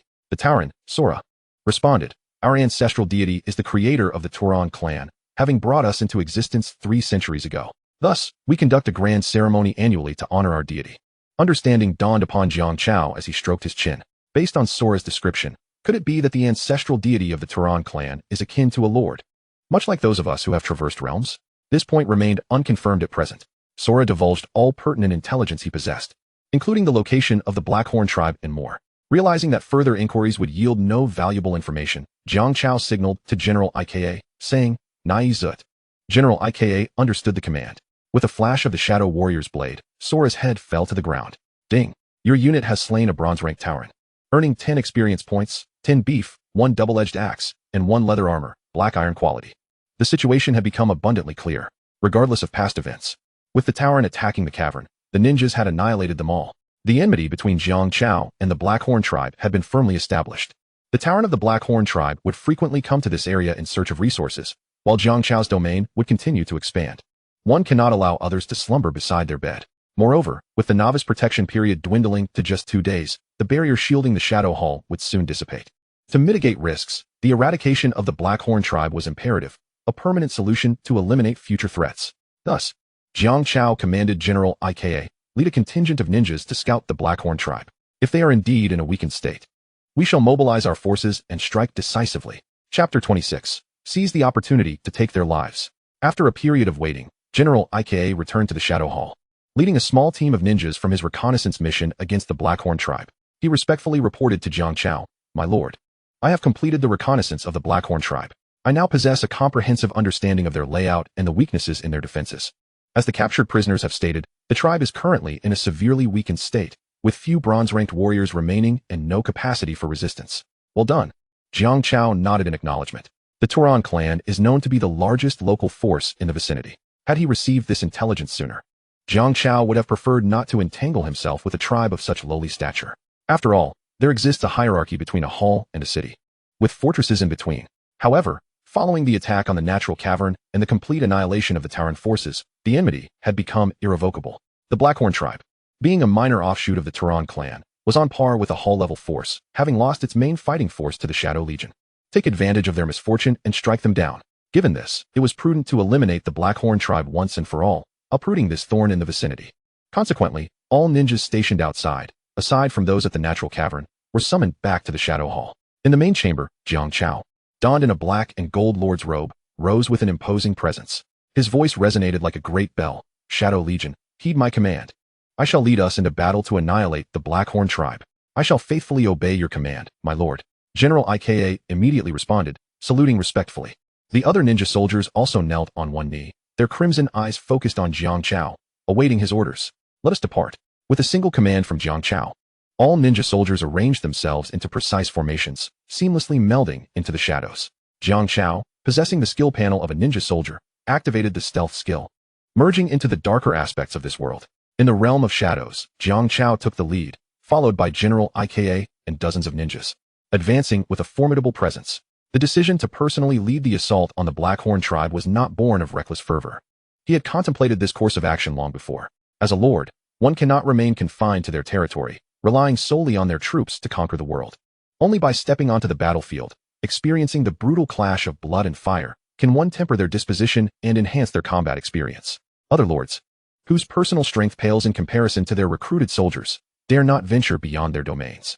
However, Jiang Chao, having ascended to the bronze rank, was not among them. He possessed not just the initial skills of the ninjas, allowing him to blend into shadows, summon armor, and manifest giant pincers, but also wielded the formidable lightning strike after acquiring the boar talisman. The lightning shot forth, piercing through hundreds of meters. His overall strength surpassed that of the ninja soldiers by a considerable margin, even allowing him to spar with General Ika. Thus, safety was not a concern. General Ika understood this, which is why he did not oppose Jiang Chao's decision to lead the charge. As Jiang Chao and the Shadow Legion advanced rapidly in the realm of shadows, one cannot help but marvel at the peculiar sensation of merging with the darkness. It felt akin to gazing from beneath the water's surface towards the shore, where every rustle of grass and breeze was vividly perceived, while simultaneously retaining the ability to spring forth from the depths. Transitioning from the shadow realm to the tangible world, they emerged in any area, cloaked in shadow. After 2 hours of rapid marching, Jiang Chao and the Shadow Legion traversed mountains and rivers, finally arriving at an expansive plain, where a tribe encircled by towering rock walls stood. This tribe was their destination, the Blackhorn tribe. Emerging from the grass not far away, Jiang Chao and the ninjas surveyed their surroundings. Is this the Blackhorn tribe? Jiang Chao mused as he gazed at the settlement several hundred meters ahead. The scale of the Blackhorn tribe was not insignificant. Its layout could be distinctly divided into 3 sections: the rock walls for guarding against intruders and for watch, the residential area for the populace, and the central sacrificial square. With its territory spanning 2,000 meters, it was a standard mid-level hull force. At this moment, General Ika approached Jiang Chao and advised, "My lord, while your abilities are vast, you cannot resurrect like us infinitely. Therefore, for the sake of caution, during the battle, I request that you remain at the rear while I leave 2 warrior ninjas with you." Jiang Chao turned to regard General Ika, whose blue visage reflected genuine concern for his safety. "Very well, I shall be responsible for harvesting any stragglers." Jiang Chao shrugged, tacitly agreeing to General Ika's earnest counsel. Subsequently, he issued the command: "The Shadow Legion shall mobilize to assault the Blackhorn tribe, annihilating its core without leaving a single survivor." "I shall obey." General Ika's voice resonated like a thunderous bell. He then led numerous ninjas into the shadows, dispersing in all directions to encircle the Blackhorn tribe from every conceivable angle. The ninjas leaped between shadows with such swiftness that the minotaurs stationed atop the rocky walls remained utterly oblivious to any irregularity. Meanwhile, the ninja soldiers had already infiltrated the very heart of the Blackhorn tribe from various directions. General Ik demonstrated remarkable tactical acumen.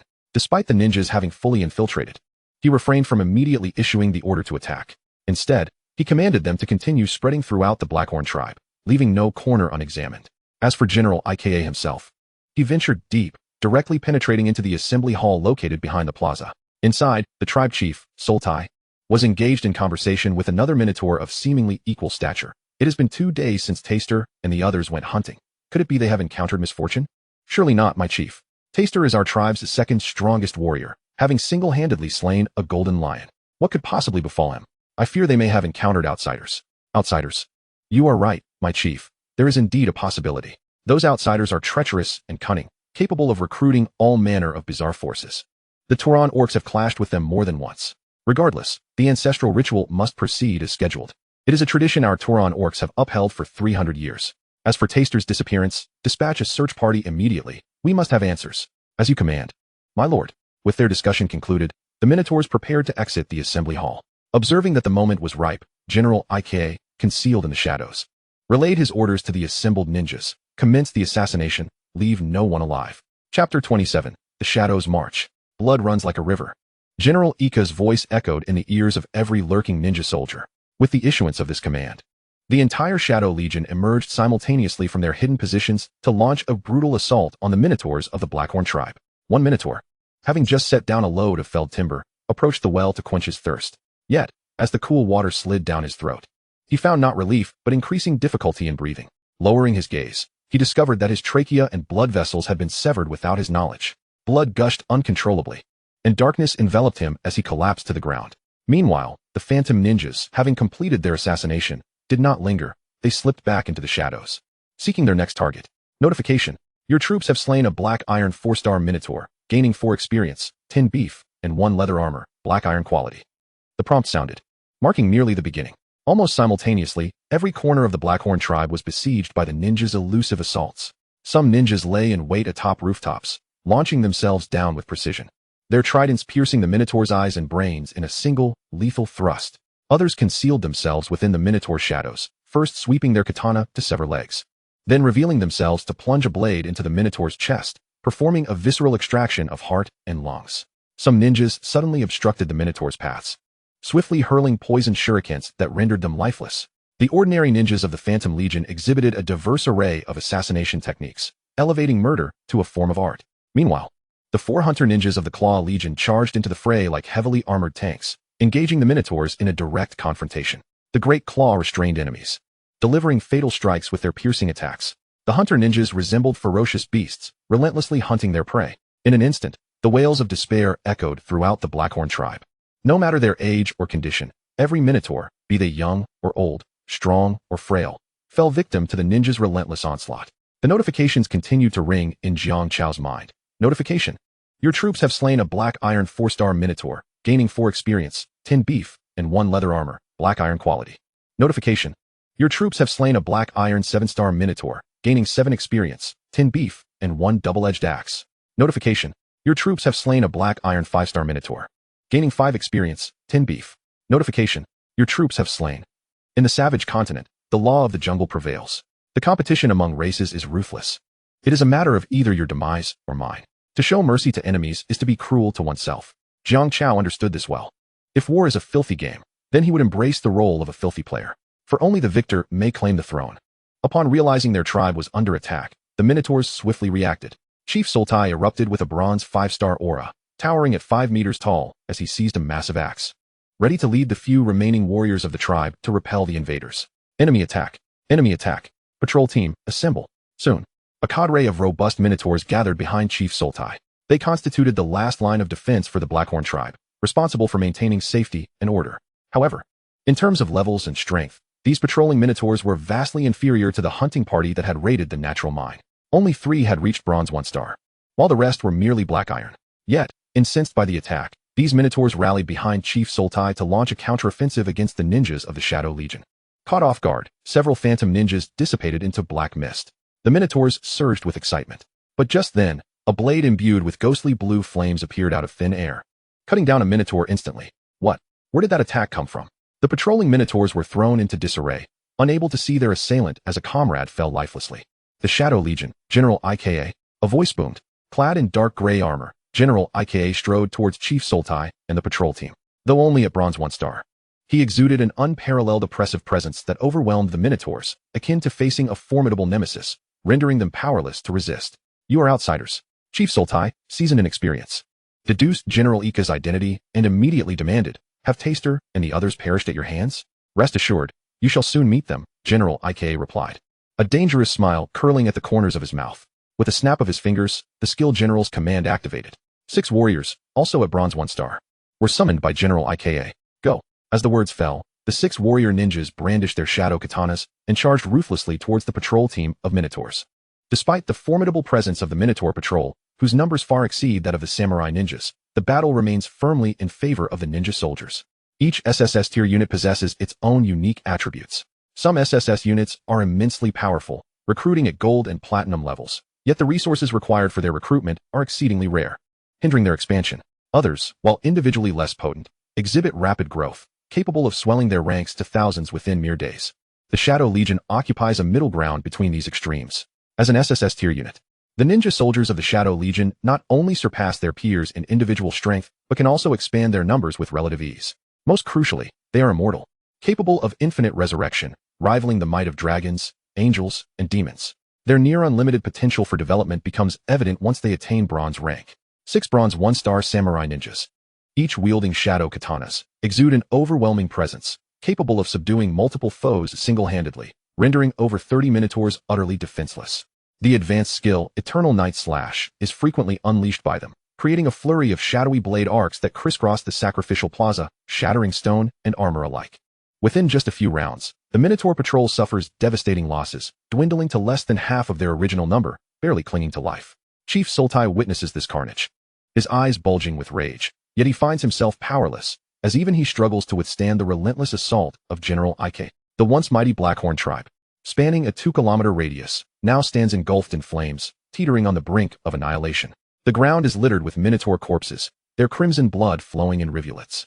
Pooling into streams, the Shadow Legion advances. Rivers of blood flow. Chapter 28. The Fall of the Blackhorn Tribe. Wretched screams echo throughout the Blackhorn tribe. The ninjas, obeying their lord's command, wielding cold weapons, transform into merciless killing machines, relentlessly slaughtering the Minotaurs within the tribe. It has been over 10 minutes since the assault began. Originally, the Blackhorn tribe housed around 500 Minotaurs, yet now fewer than 50 remain. The ninjas exhibit remarkable efficiency. Any Minotaur below the bronze level falls with a single lethal strike. The few elite bronze-tier Minotaurs, faced with the elusive and swift ninjas, find their brute strength rendered ineffective. The dual-bladed axes swing furiously, yet the ninjas suffer minimal casualties. In contrast, the shurikens, katanas, and claw-like stingers wielded by the ninjas inflict significant, undeniable damage upon the Minotaurs. The ordinary Minotaurs are nearly exterminated. The sole remaining patrol unit, still possessing some capacity for resistance, finds itself struggling to survive against the relentless onslaught of the armored samurai ninjas. Witnessing this brutal scene, Chief Sultai's fury reaches its peak. He brandishes his mountain-cleaving axe and engages in fierce combat with General Ike. With a bronze 5-star prowess, Sultai is formidable, his innate colossal strength lending gravitas to each of his strikes. In a fit of rage, he demands to know, "You accursed outsiders, why do you slaughter us?" General Ike, unfazed, wields his shadow katana, flames of deep blue roaring along its edge. Though ranked bronze 1-star, his power rivals that of the bronze 5-star Chief Sultai, perhaps even surpassing him. A swift horizontal slash forces Sultai to retreat. Why? There is no reason, Ike sneers. In the savage continent, where myriad races vie for supremacy, compassion is but a jest. The fate of your Blackhorn tribe is dictated by a singular truth. You are not strong enough. And had our strength been inferior, today would have seen you Minotaurs slaughtering us instead. Blame only your ill fortune and your lack of power. With that, General Ike ceases his lengthy discourse and abruptly escalates his assault. The shadow katana unleashes arcs of blue flame, and Sultai, confronted with this ferocious onslaught, finds himself at a disadvantage, forced to retreat under a barrage of grievous wounds. "I will fight you to the end." Sultai, cornered and desperate, suddenly erupts. A yellowish energy ripples across his form as he raises his massive mountain-cleaving axe, aiming to split Ike in two. This is a natural talent of the Minotaur race, Earth Splitter. However, General Ike counters with his own ultimate technique, Eternal Night's Absolute Slash. A powerful aura erupts, causing time and space around them to slow. Sultai's axe, still suspended above his head, is halted mid-fall. In an instant, the shadow katana is drawn, unleashing a flurry of blue flame arcs that viciously cleave into Sultai. Frozen in place, Sultai witnesses Ika's movements accelerate, transforming into a series of afterimages. When the chaos subsides and time resumes its flow, he realizes he is grievously wounded, utterly powerless to recover. How is this possible? So strong. With a final, reluctant gasp, Chief Sultai succumbs to his injuries. Prompt. Your unit has slain the bronze 5-star Minotaur Chief Sultai. earning 50 experience, 10 beef, a mountain-cleaving axe, bronze quality, and iron armor, bronze quality. The sound of the notification echoes in Jiang Chao's mind. The death of the supreme leader signifies the total collapse of the Blackhorn tribe's last vestiges of resistance. Although the second-in-command of the Minotaurs survives, he struggles to cling to life under the onslaught of the ninja soldiers. Realizing the dire situation, the second-in-command gathers the remaining 8 Minotaurs and declares, "Consolidate. We must break through in one direction to escape." "Yes, Lord Fate." The 8 Minotaurs nod in unison. Thus, Fate, the second-in-command, leads the last of their forces in a desperate bid to break the encirclement of the ninjas. Yet, the disparity between aspiration and reality proves brutally stark. Fate, leading the final Minotaurs in a breakout, finds them utterly outmatched before the ninjas, who treat them as mere fodder. Not even 10 meters into their escape, all but Fate lie lifeless upon the ground. Only Fate remains, desperately fleeing for his life. General Ika contemplates intervening to eliminate Fate, but at that moment, Jiang Chao's voice resonates in his ear. "Let me handle the last one." "Understood, my lord," General Ika responds. As he prepares to strike, he instead sheathes his shadow katana, signaling the ninjas to drive Fate toward their lord's position. Unbeknownst to Fate, he believes his agile movements have confused the ninjas, convinced he is on the verge of escape. Fate beheld a lavishly dressed human emerging slowly from the thicket ahead. His eyes sparkled with anticipation. This individual must be the leader of the intruders, and by capturing him, he could secure his escape. In a moment of fervor, Fate quickened his pace, envisioning the scene where he would seize the human, leaving the multitude of adversaries powerless to intervene. Yet again, Fate miscalculated. Jiang Chao stood silently, expressionless, observing Fate as he rushed towards him with unbridled speed, devoid of any emotional fluctuation. As Fate approached within 100 meters, Jiang Chao's eyes suddenly ignited with a dazzling brilliance. 2 brilliant arcs of electricity shot forth from his gaze, unleashing a devastating force that obliterated all in its path. The fearsome electric surge and searing heat instantaneously reduced Fate to ashes. The residual energy continued to scorch the ground, leaving behind a 100-meter-long charred mark. "Congratulations. You have slain the bronze 3-star Minotaur Fate, earning 60 experience points, 10 beef, and 1 piece of iron armor, bronze quality. Experience threshold met. Congratulations on leveling up to bronze 2-star. The notifications echoed consecutively. Jiang Chao had ascended a level, while the last of the Blackhorn tribe's Minotaurs was utterly annihilated, leaving no survivors. General Ika discovered the core of the Blackhorn tribe, a robust and ancient Minotaur horn. Jiang Chao shattered it, thus marking the complete obliteration of the Blackhorn tribe. One of the Turan Orc factions. Chapter 29. The 3 Great Rewards and Prestige Achievements. The demise of the Blackhorn tribe was swift and decisive, akin to a splash of water that dissipated in an instant. They became mere experience and resource packages for Jiang Chao and the Shadow Brigade, a selfless sacrifice. Surely, if the spirits of the Blackhorn tribe's Minotaurs lingered, they would bitterly curse these despicable outsiders. However, no one concerned themselves with the thoughts of the vanquished. Jiang Chao, on the other hand, was in high spirits, his lips nearly curling upwards to the heavens. What was the cause of his delight? A crisp notification resonated in his mind. "Congratulations on the obliteration of the medium-sized faction, the Blackhorn tribe." Alongside this announcement came the rewards bestowed for their downfall. Universal Spirit Crystals, X 300. As the name implies, these crystals can substitute for any type of crystal, whether it be the shadow crystals used for recruiting troops, the energy fluorite for power supply, or the Holy Spirit crystals, ancient ice crystals, and so forth. Each can be perfectly replaced. Jiang Chao could employ these Universal Spirit crystals to recruit troops, construct buildings, or trade with other lords. Yet, given the vast potential of such treasures, he would not hastily expend them. Conserving them offered far greater advantages than using them all at once. After all, no one could predict whether tomorrow or unforeseen events would arrive first. It was prudent to stockpile valuable resources as a precaution. The second reward, Core Fragments, X10. This was indeed substantial. These remnants are left after the destruction of a territory's core. Accumulating a sufficient quantity allows for the direct enhancement of the core level, facilitating the recruitment of more powerful troops, an exceedingly rare resource for any lord. Unexpectedly, the annihilation of the Blackhorn tribe yielded 10 core fragments, meeting the requirements for the first upgrade of the core. Upon returning to his territory, Jiang Chao's first order of business would be to upgrade the core Black Sphere to recruit more ninja soldiers, possibly even general ninjas. In addition to these 2 rewards, Jiang Chao also received a third reward, a blueprint for a rock wall, another architectural schematic. Jiang Chao was quite pleased with this third reward. For a territory to become formidable and impregnable, it must possess a comprehensive architectural system, encompassing defensive structures, production facilities, residential buildings, and ultimately, special edifices. Only with such a complete array of constructions could a powerful territory be established. Presently, however, production and residential buildings were not among Jiang Chao's immediate objectives. The pressing concern was to erect a robust defensive system to withstand the various crises that would emerge once the 7-day novice protection period concluded. Currently, within his territory, there were 2 reinforced defensive towers capable of inflicting considerable damage on enemies of bronze and black iron levels. However, their coverage was limited to the core structure, the Shadow Hall, leaving the surrounding 2,000-meter territory unprotected. The blueprint for the rock wall would resolve this dilemma for Jiang Chao. Rock wall, a defensive structure of the territory, constructed primarily from numerous stones and timber, capable of encircling the entire territory and forming a 360-degree defense, capable of withstanding numerous beastly assaults. Required materials for construction: 10. 086 stone, 2. 048 wood, 648 iron ingots, 328 thorns, and 128 torches. Given the immense scale of materials required to construct a wall encircling the entire territory, Jiang Chao was not overly concerned. He possessed various sources of supplies and could undoubtedly gather all the necessary materials for building the rock wall before the beast tide arrived. Thus, he prioritized the construction of the wall as his second objective.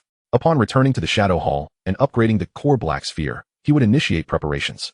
After reviewing the 3 rewards, the ninjas of the Shadow Brigade, led by General Ik, were busily transporting various supplies from the Minotaur's warehouses to their own territory. Jiang Chao had not meticulously counted, but witnessing the diligent activity of dozens of ninjas made it evident that the resources within the warehouse would only increase. A significant profit had been made. Furthermore, Jiang Chao accessed the World Channel.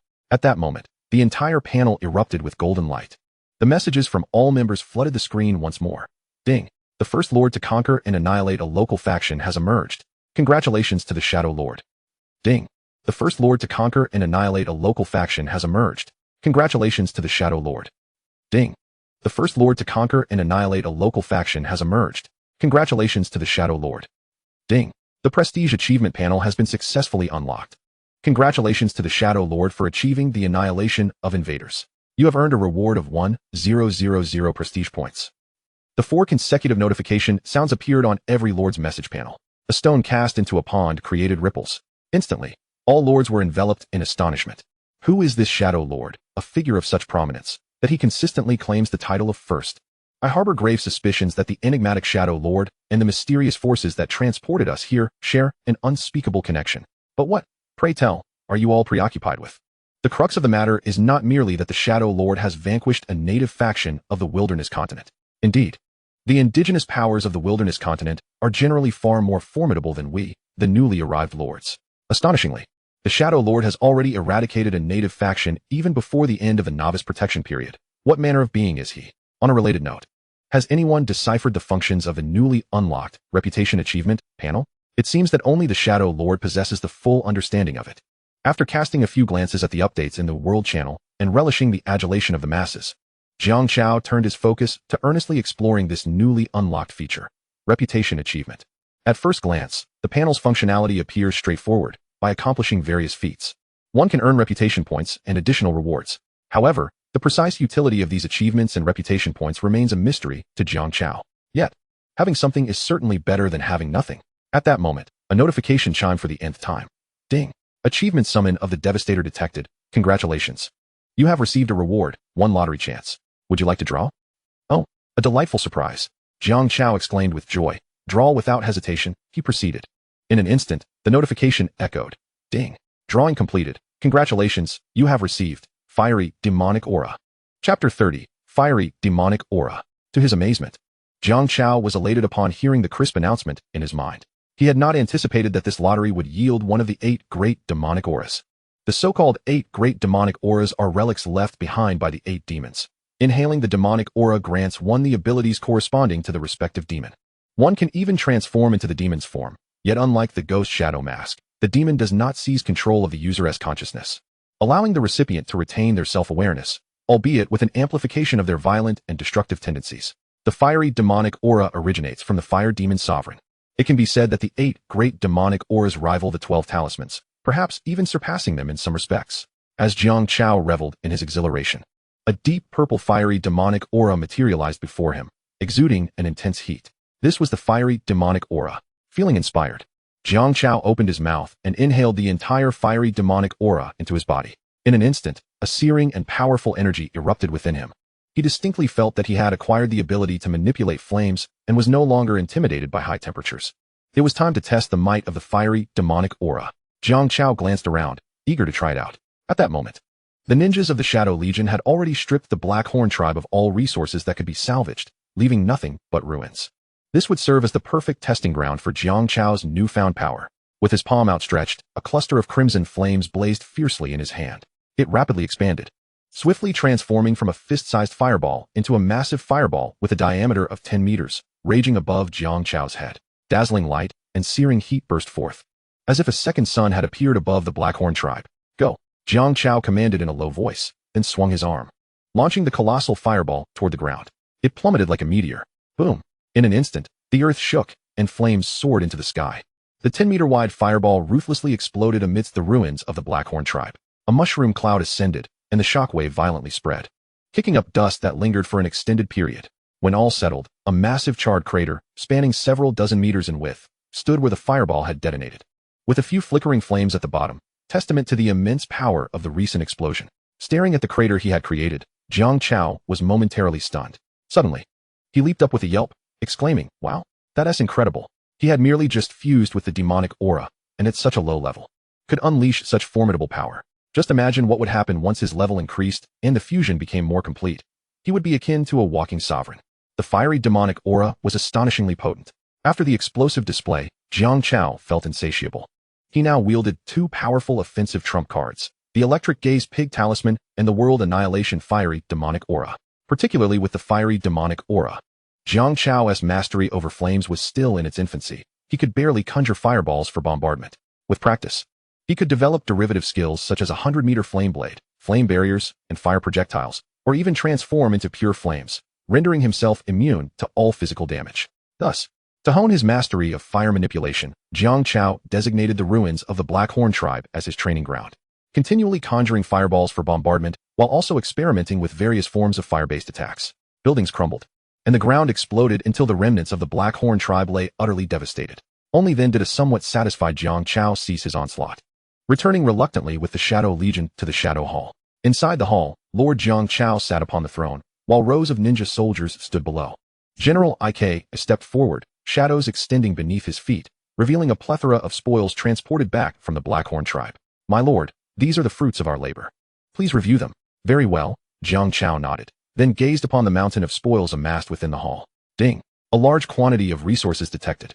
"Would you like to store them in the resource panel?" "Collect," Jiang Chao silently commanded. In the next moment, a vast assortment of spoils, akin to a small mountain in number and variety, transformed into streams of light and were stored in the resources panel. As the saying goes, to kill and plunder is to wear gold. Throughout history, profiting from war has proven to be the most lucrative venture. Jiang Chao was no exception. By obliterating the Black Horn tribe, he reaped a substantial bounty of resources, including but not limited to 1,000 rough iron ores, 100 iron ingots, 200 pieces of leather, 30 bows, 600 arrows, 50 various weapons, and 80 energy luminescent stones. These were merely the visible assets. In reality, due to the battle, both Jiang Chao and the ninja soldiers accrued significant experience. Almost all had leveled up by at least one tier. Jiang Chao advanced from Bronze 1 star to Bronze 2 star. General Ika also reached Bronze 2 star. The ninja soldiers of the Shadow Legion, who had previously lingered at the Black Iron level, all ascended to Bronze 1 star. Currently, the specific combat power of Jiang Chao's Shadow Legion is as follows. T1 level, General Ika, Bronze 2 star, 5-star combat power. T2 level, 6 members of the Shadow Blade Samurai Ninjas, Bronze 1 star, for members of the Claw Shadow Hunters, Bronze 1 star. T3 level, 50 ordinary ninjas from the Ghost Shadow Legion, Bronze 1 star. T4 level, 50 ordinary ninjas from the Ghost Shadow Legion, Black Iron 7 star, and above. In terms of scale and strength, at the current pace, this force undoubtedly ranks as formidable and unparalleled among all medium-sized factions. Even the illustrious Lord of Holy Light, Fuller, who commands SSS tier troops, pales in comparison to Jiang Chao at present. However, prudence is warranted, as the nature of the impending crisis in the next round remains uncertain. Thus, Jiang Chao instructed the numerous ninjas. Although we have grown significantly stronger, we must not become complacent. Continue your hunting expeditions, and strive to achieve another level before the final day comes to an end. Yes, General Ika responded with fervor. He then led the ninjas, transforming into shadows, departing from the Shadow Hall to hunt in the wilderness. Meanwhile, Jiang Chao approached the core of his territory. The pitch-black energy sphere was elevated high by the defensive tower, thoroughly safeguarded. Jiang Chao could sense that within this core orb resided an incredibly pure essence of darkness, the very foundation that enabled the birth of the Shadow Legion. Recently, after obliterating the Blackhorn tribe's core, he had acquired 10 core fragments. Jiang Chao intended to upgrade his territory's core. The benefits of upgrading the core were manifold. For instance, it could enhance the probability of recruiting higher-tier troops and elevate the initial level of recruited units, effectively conserving recruiting resources for both the Lord and the territory. It was akin to killing 2 birds with 1 stone, a truly advantageous endeavor. Thus, with a mere thought, Jiang Chao initiated the upgrade. A prompt echoed, ding, confirming the consumption of 10 core fragments, 100 shadow crystals, and 500 energy fluorites to upgrade the shadow core, initial, to shadow core, primary. Chapter 31, Scythe Shadow Core. Flying Shadow Core. Giant Shadow Core. Indeed, the most crucial resource for upgrading the core was the core fragments, but the other required resources were also substantial. Jiang Chao assessed his resources. Lord Fong Mo of the plant people had recently delivered over 200 shadow crystals, sufficient for the upgrade. However, the energy fluoride had been significantly depleted due to the upgrading of the Shadow Hall and the construction of defensive towers, leaving him with only around 400. He decided to substitute it with universal spirit crystals. Having vanquished the Blackhorn tribe, he had received 300 universal spirit crystals as a reward. These crystals could serve as equivalents to any type of crystal, perfectly filling the gap left by the shortfall of energy fluorites. Thus, Jiang Chao nodded and declared, confirm the upgrade. As the words left his lips, the corresponding resources were instantly deducted from the Resources tab. Simultaneously, waves of deeper, more ancient dark energy began to materialize from the void, continuously converging from all directions into the dark energy sphere that constituted the core. The dark sphere contracted and expanded in a rhythmic cycle, akin to a beating heart. Thump, thump, thump. The frequency of the dark sphere's pulsations quickened, and its imposing aura steadily intensified. At last, the essence of the core reached its zenith. A burst of inky radiance erupted, swiftly permeating the entire Shadow Hall. Jiang Chao found himself enveloped in dark energy, feeling invigorated, as every cell in his body rejoiced in exuberance. Upon focusing on the core, he noticed that the dark orb, once the size of a basketball, had now expanded to a meter in diameter, becoming even more profound, with its rings exhibiting a myriad of colors, a truly resplendent dark. Ding. Upgrade complete. Congratulations, Shadow Lord, on acquiring the primary core, Dark Star Ring. The announcement echoed in Jiang Chao's mind. What a splendid name. I rather like it, he murmured, eagerly examining the changes brought about by the upgraded core. Opening the recruitment panel, he found it still divided into random recruitment and targeted recruitment, but their descriptions had transformed. Random recruitment consumes 1 shadow crystal, guarantees 1 ghost shadow ninja soldier, with a 10 chance to upgrade to one of the other 8 major core, and a 0.01 chance to recruit a general ninja. Targeted recruitment consumes 10 shadow crystals, guarantees 1 ninja soldier from the remaining 8 major core, with a 1 chance to recruit a general ninja, after 100 cumulative recruitments. A general ninja is assured. The general descriptions were somewhat similar to those prior to the upgrade. However, the probabilities of recruiting high-tier troops and general ninjas had indeed improved significantly following the core's enhancement. Previously, attempting to recruit a general ninja solely with shadow crystals was virtually impossible, akin to a bottomless pit. Now, with the targeted recruitment, guaranteeing a general ninja after 100 attempts. This translated to a mere 1,000 shadow crystals to secure a general ninja renowned for both individual prowess and leadership, along with 99 elite ninja soldiers from the other 8 major core. This was an exceptionally lucrative transaction. Based on the extraction efficiency of the Tree People core at the Natural Cave, accumulating 1,000 shadow crystals would take no more than 10 days. Hence, Jiang Chao estimated that within 3 months, he could recruit all the general ninjas and assemble the 9 major core. Of course, this estimate represented the most ideal scenario. Reality would surely present its own unpredictabilities, but the variance would not be vast. In summary, the core Dark Star Ring had proven to be an exceedingly profitable upgrade. With the upgrade complete, Jiang Chao naturally intended to recruit a fresh batch of troops, hoping for an auspicious beginning. He still had 180 shadow crystals remaining. Jiang Chao focused on the Dark Star Ring, and the prompt sounded, ding, confirming the consumption of 180 shadow crystals to target recruit 18 ninja soldiers from the 8 major core. Without hesitation, Jiang Chao affirmed the action. Thus, within the core's defensive tower, the Dark Star Ring began to rotate. 18 beams of light, each in 3 different colors, transformed into figures that descended to the ground. This time, Jiang Chao successfully recruited 3 entirely new core, the Scythe Shadow Core, the Flying Shadow Core, and the Giant Shadow Core. As expected, the chances of acquiring new recruits were highest right after the pool was updated. Jiang Chao stroked his chin thoughtfully. Before him, 18 ninja soldiers with crimson eyes divided into 3 teams, simultaneously kneeling on one knee in homage. Rise, Jiang Chao gestured, signaling the soldiers of the 3 major corps to stand. He then scrutinized each of them in turn, beginning with the Mantis Ninja of the Scythe Shadow Corps. The Scythe Shadow Corps, the last of the 9 major corps to emerge in the original narrative, was led by the Mantis-masked General Manny. It is well known that the ninjas of the Shadow Legion, aside from the Ghost Shadow Corps, which closely resemble human forms, possess rather extraordinary appearances. And the Mantis Ninja of the Scythe Shadow Corps stands as a prime example among them. The physical appearance of the Mantis Ninjas has diverged significantly from that of humans, having developed insect-like abdomens and multiple pairs of appendages, with their arms transformed into scythe-like blades. Their ability to slash and pierce with astonishing lethality once led them to be regarded as the most formidable ninja soldiers. Yet, it is important to note that there is no absolute strongest, there are merely the finest. Each type of ninja soldier corresponds to distinct combat situations.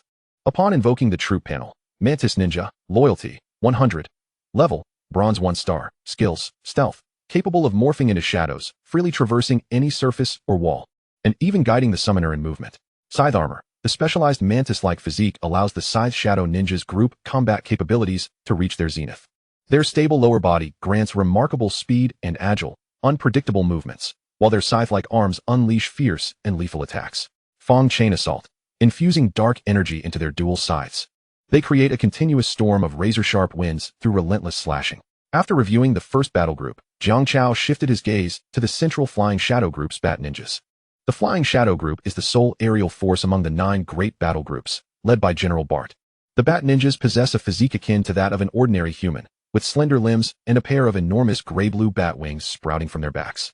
Reminiscent of the sky demon, Shimu. Their agility is exceptional, allowing them to emit rays from their palms to deconstruct objects and manipulate foes. The troop panel materializes. Bat Ninja, Loyalty, 100, Level, Bronze 1 star, Skills, Stealth, capable of morphing into shadows, freely traversing any surface or wall, and even guiding the summoner in movement. Decomposition Ray, emitting light waves from their palms to disassemble items, while these waves can also transform into light tendrils to ensnare adversaries. Nightfall Wings, infusing dark energy into their wings, transforming them into razor-sharp blades. When diving from great heights, Nightfall Wings inflict cutting damage on groups of targets. Chapter 32, The Hunt of the 3 Great Battle Groups. Finally, Jiang Chao's gaze fell upon 6 colossal beings, the Giant Shadow Group, composed of ogre ninjas, led by General Samo among the 9 great generals. If the Flying Shadow Group epitomizes agility and nimbleness, then the ogre ninjas of the Giant Shadow Group resemble robust sumo wrestlers, their massive forms endowing them with terrifying strength.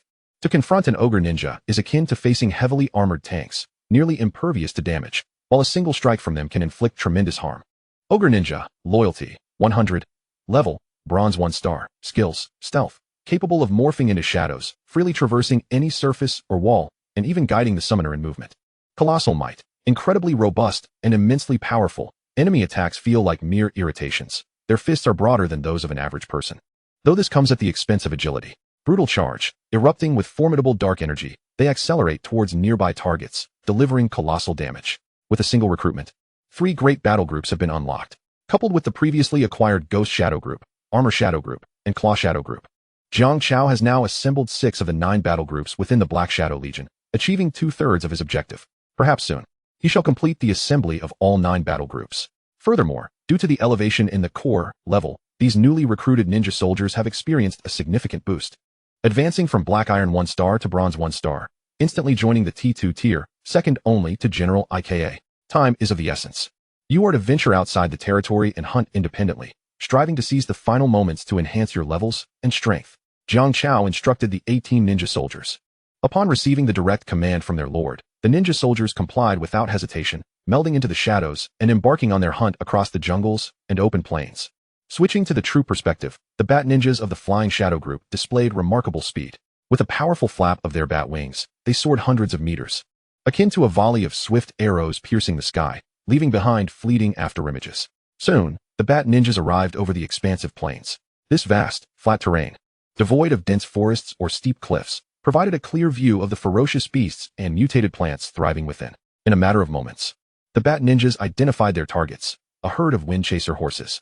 Renowned for their speed, the wind chaser horses are a common predator in the plains, often eluding enemies through rapid gallops.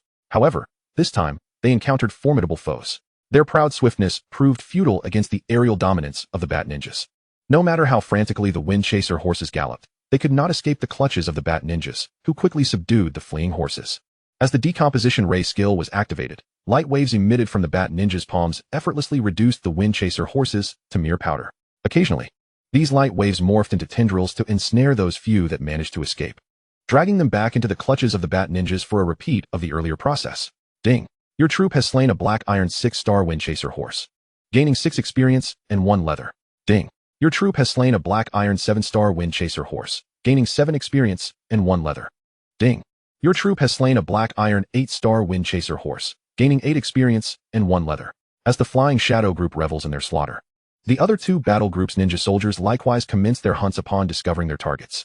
The 6 ogre ninjas advance through the jungle, their enormous forms causing each step to resonate heavily, shaking the ground beneath them. At that moment, a rustling sound emanates from the branches above, and leaves begin to fall. A dozen mighty apes leap down from the trees, fiercely attacking the intruding ogre ninjas. Unbeknownst to them, this was merely a ploy to lure the apes into the open. As the mighty apes launched their initial assault, the 6 ogre ninjas seamlessly melted into the shadows, causing the first wave of attacks to miss entirely. Just as the bewildered apes pondered their next move, the ogre ninjas suddenly emerged from the shadows. Their massive forms loomed like towering walls, surrounding the apes and sealing off any possible escape routes. What followed was a crushing slaughter. Despite the apes' own reputation for strength, they appeared insignificant before the formidable ogre ninjas. Time and again, the apes' attempts to strike failed to even dent the ogre ninjas' defenses. Instead, the ogre ninjas unleashed their overwhelming power, leaving no one to withstand their ferocity. With powerful punches aimed at the Southern Mountain Elderly Care Center and fierce kicks directed towards the Northern Sea Kindergarten, a multitude of mighty apes were ruthlessly vanquished, leaving many lifeless and others grievously wounded. Even the troll ninjas joined the fray, snapping towering trees like mere twigs, reminiscent of the legendary Sun Wukong wielding his Rui Jingu Bang. As they mercilessly battered the battered ape horde, the earth trembled and the mountains quaked. Under the weight of this overwhelming assault, not a single mighty ape escaped unscathed. Beep! Your troops have slain a black iron 8-star mighty ape, earning 8 experience points. Beep! Your troops have slain a black iron 9-star mighty ape, earning 9 experience points. Beep! Your troops have slain a black iron 5-star mighty ape, earning 5 experience points. The mantis ninjas emerged from the shadows, facing a dense thicket of undead, withered trees. Hissing and rustling, the malevolent trees, sensing the lethal intent of the mantis ninjas, launched their attack.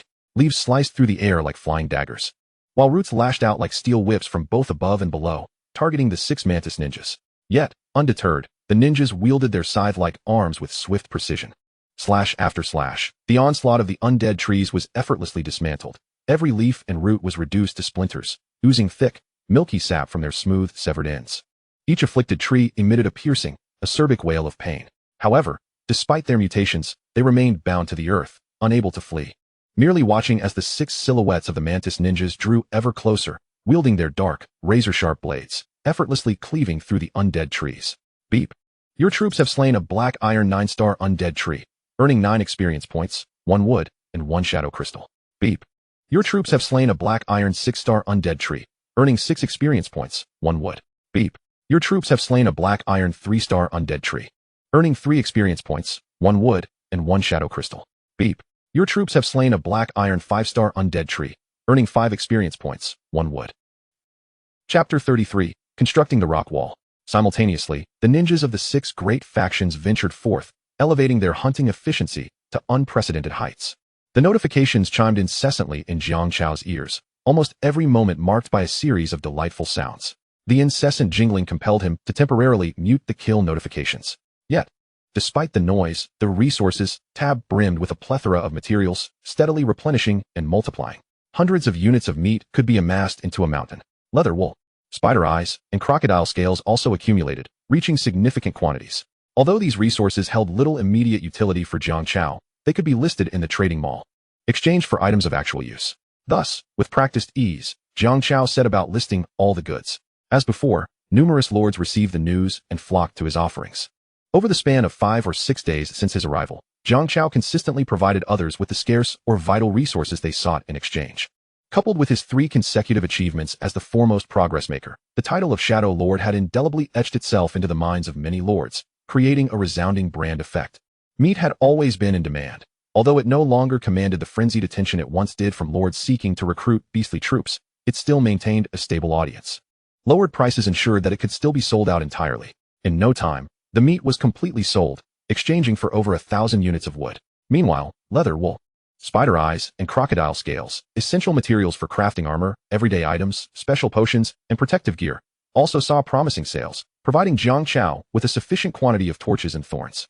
Subsequently, Jiang Chao listed the crude iron mined, exchanging it at a 2-to-1 ratio for already smelted iron ingots. Ultimately, over 1,000 blocks of crude iron yielded 600 blocks of refined iron ingots, alongside the 100 acquired from the Blackhorn tribe. He had now gathered all the materials necessary for constructing the rock wall. Indeed, Jiang Chao's extensive accumulation of resources was solely aimed at erecting the rock wall to provide comprehensive protection for the entire territory.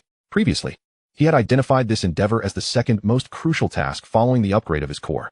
Now, the moment had come to commence. Moreover, it was midnight. The hourglass in the Great Hall had just finished its descent, only to flip over, with grains of sand beginning to cascade anew. This signified the end of the 6th day. It was now the 7th day, the final day of the novice protection period. Tomorrow, all lords would face the first round of life and death trials upon entering the savage continent. If he did not seize this last opportunity to construct the rock wall, would he wait until the beast tide roared in and seize the territory before beginning the construction? That would be far too late. Thus, it was imperative to complete the rock wall today, no matter the cost. However, as simple as it sounded, the actual construction of the rock wall was no trivial matter. For other lords, it might prove beyond their capabilities, as the rock wall demanded an enormous amount of resources, over 10,000 units of stone, more than 2,000 units of wood, over 600 iron ingots, 300 thorns, and 100 torches. The total resources required were nearly on par with upgrading to a medium-sized hall. Even the likes of the Holy Light Lord Flare and the Elven Lord Gu Qianqian would likely struggle to amass such quantities. Yet, just because others could not, did not mean Jiang Chao was similarly constrained. Let us not forget, he had not only the Shadow Legion hunting day and night, but also the cooperation of the Plant Lord Fong Yamo, leading the Treant Legion in a relentless, round-the-clock mining operation in the natural caverns. Mining was a lucrative endeavor, yielding a variety of mineral resources. Jiang Chao was utterly unencumbered by shortages of stone and iron ore. Thus, after receiving several batches of materials sent by Fong Yamo, Jiang Chao had completely gathered all the necessities for constructing the rock wall. Let us begin. Jiang Chao stepped out of the Shadow Great Hall, holding the construction blueprint as he approached the edge of his territory. Gazing at the unfolded blueprint in his hands, he concentrated, and the notification sounded in his ears. Beep. Confirming consumption. Stone 10086, wood 2048, iron ingots 648, thorns 328, torches 128, constructing building. Rock wall 1? Confirm construction. Jiang Chao responded without hesitation. As the words left his lips, the corresponding resources were deducted, flying from the Resources tab. A mysterious force manifested as countless invisible hands, grasping the building materials and, akin to stacking blocks, began constructing the rock wall along the territory's edge. First, steel forged from iron ingots was deeply embedded into the ground, establishing a robust foundation. Subsequently, meticulously cut and polished stone blocks were methodically filled into the foundation, gradually rising and expanding, resembling a colossal serpent with its head and tail connected, encircling the entire territory. Following this, thorns entwined around wooden fences, which were affixed atop the city walls, effectively deterring enemy ascents. Lastly, torches were placed at intervals along the walls to provide ample illumination during twilight and nighttime. Thus, the construction of the stone walls was completed. A sense of security welled up within Jiang Chao. The distinction between a territory with walls and one without was stark. Without walls, although the Lord could survey every inch of his domain and detect enemies of equal or lesser rank, he could not mount an effective defense. He could either dispatch troops to quell intruders or helplessly endure as enemies treated his lands as a public restroom, coming and going at will. However, the establishment of walls would instantaneously elevate the territory's defensive capabilities. The stone walls, constructed to encircle the entire domain, were dotted with watchtowers and firing points, signifying a comprehensive 360-degree protection. The walls, several meters high and wide, could withstand attacks from silver-tier foes for a considerable duration. When facing bronze and black iron enemies, they would be even more impregnable.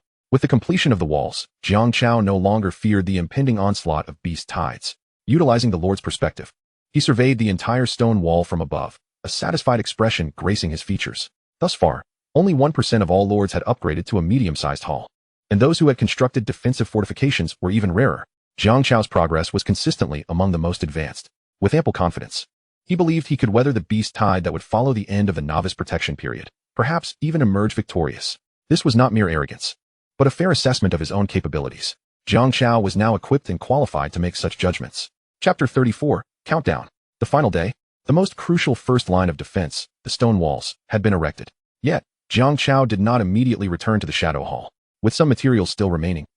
Ever the shrewd planner, decided to maximize resource utilization by constructing 2 additional fortified defense towers within his territory, further enhancing the already sufficient defensive structures. Without hesitation, Jiang Chao surveyed the land from his lord's perspective, seeking suitable locations for the fortified towers. The 2 previously constructed defense towers were positioned close to the Shadow Hall, providing essential protection for the core structure. The current towers, however, were intended solely for repelling beast tides. Therefore, they needed to be built as close to the walls as possible, in areas where defensive strength was comparatively lacking. Adhering to these criteria, Jiang Chao patrolled the territory within a 2-kilometer radius and ultimately decided to construct 1 fortified tower at the front and another at the rear of the territory. The front and back of the territory led to the entrances of dense jungles and shortcuts to natural mines, both vital pathways. Moreover, there was a significant possibility that the beast tide would advance along these routes. Thus, it was imperative to bolster the defenses at the front and rear of the territory.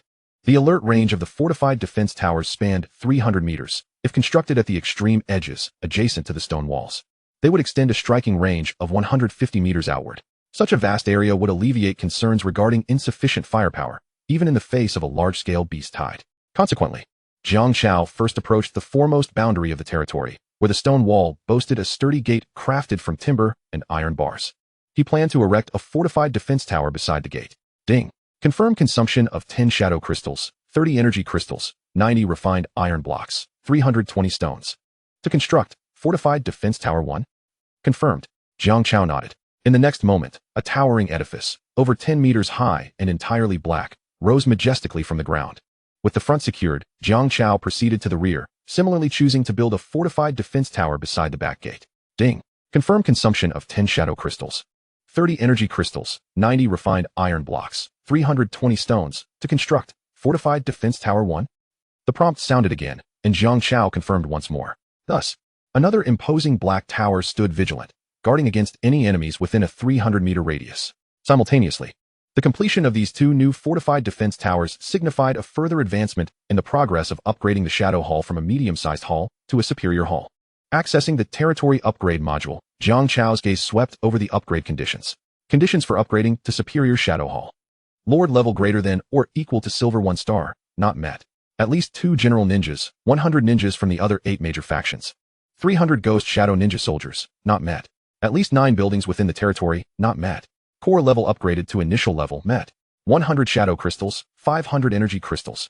9,999 stones, not met. 2,333 timber, not met. 999 ingots, not met. 648 carved quartz blocks, not met. The further one progresses in upgrading the territory, the more challenging the requirements become, with an increasing number of conditions to fulfill. The difficulty of upgrading to a superior level was significantly higher than that of upgrading to a medium level, nearly doubling the challenges. Currently, Jiang Chao had only met the condition of core level upgraded to initial level, with the remaining requirements for materials, his own level, and troop scale still far from reach. The possibility of upgrading to a superior hall on the last day of the novice protection period seemed bleak. However, Jiang Chao felt content with his current progress. Returning to the hall, he enjoyed a meal and then lay down on the soft, comfortable bed in the master bedroom to rest and rejuvenate for the impending battle against the beast tide. Yet, he had scarcely settled when a notification chime sounded. Who could be sending me a message at this moment? Jiang Chao opened the Friend Private Chat panel, discovering no unfamiliar messages. Instead, the icon of his only friend, the plant lord Fang Mo, was flashing. It was a message from him. Jiang Chao opened the message. Fang Mo wrote, Shadow Lord, I have a request. Can you recruit me and my territory as a subordinate? Recruit as a subordinate? Jiang Chao raised an eyebrow. This function, he had noticed while browsing various panels. All lords who traversed into this world, regardless of their origins or types of troops, were fundamentally equal. However, the subordinate recruitment function could disrupt the balance of identity among lords. A lord may recruit other lords as vassals through the signing of a vassal contract, subsequently annexing the territories of these subordinate lords. Once the vassal contract is executed, it becomes irrevocable. The lord possesses absolute dominion over the vassals, compelling their obedience to the point of death.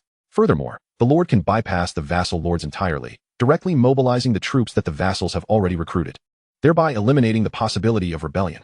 Given that Fang Mo had already established a cooperative relationship with him, Jiang Chao found it perplexing that Fang Mo would now proactively propose the signing of a vassal contract. At that moment, Fang Mo sent another message, elucidating his intentions.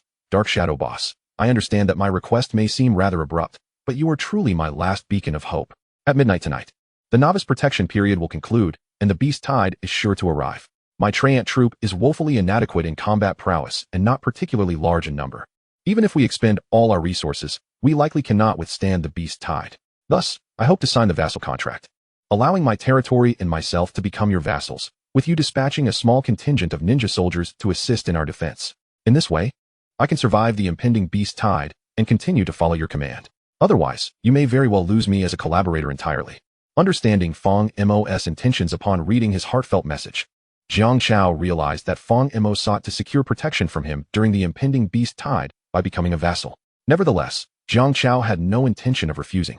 Firstly, given the current size of his Dark Shadow Legion and the stability of his territory's defenses, surviving the first wave of the beast tide seemed highly probable, thus allowing him to allocate some of his forces to assist others. Secondly, as Fong Mo was the earliest, and thus far the only collaborator he had, he still held considerable value, especially with the natural mine abundant in resources awaiting exploitation. Abandoning him was not an option at this juncture. Finally, acquiring a territory without cost was an enticing prospect. Why would he pass it up? Thus, Jiang Chao replied, agreed. Really? Thank you so much, Dark Shadow Boss. My lord, Fong Mo exclaimed, overwhelmed with gratitude. Jiang Chao accessed the vassal recruitment panel and sent over a vassal contract. Chapter 35, The Calm Before the Storm. Before sending the contract, Jiang Chao glanced over its specifics. In essence, it delineated the identities, statuses, duties, powers, properties, and responsibilities of both the sovereign lord and the vassal lord in a structured manner. Furthermore, the contract was endorsed by a mysterious power capable of transporting billions, imbuing it with an authoritative nature. Upon receiving the vassal contract, Fong Mo did not scrutinize it too closely. He immediately inscribed his name upon it with his thoughts. The contract was thus sealed.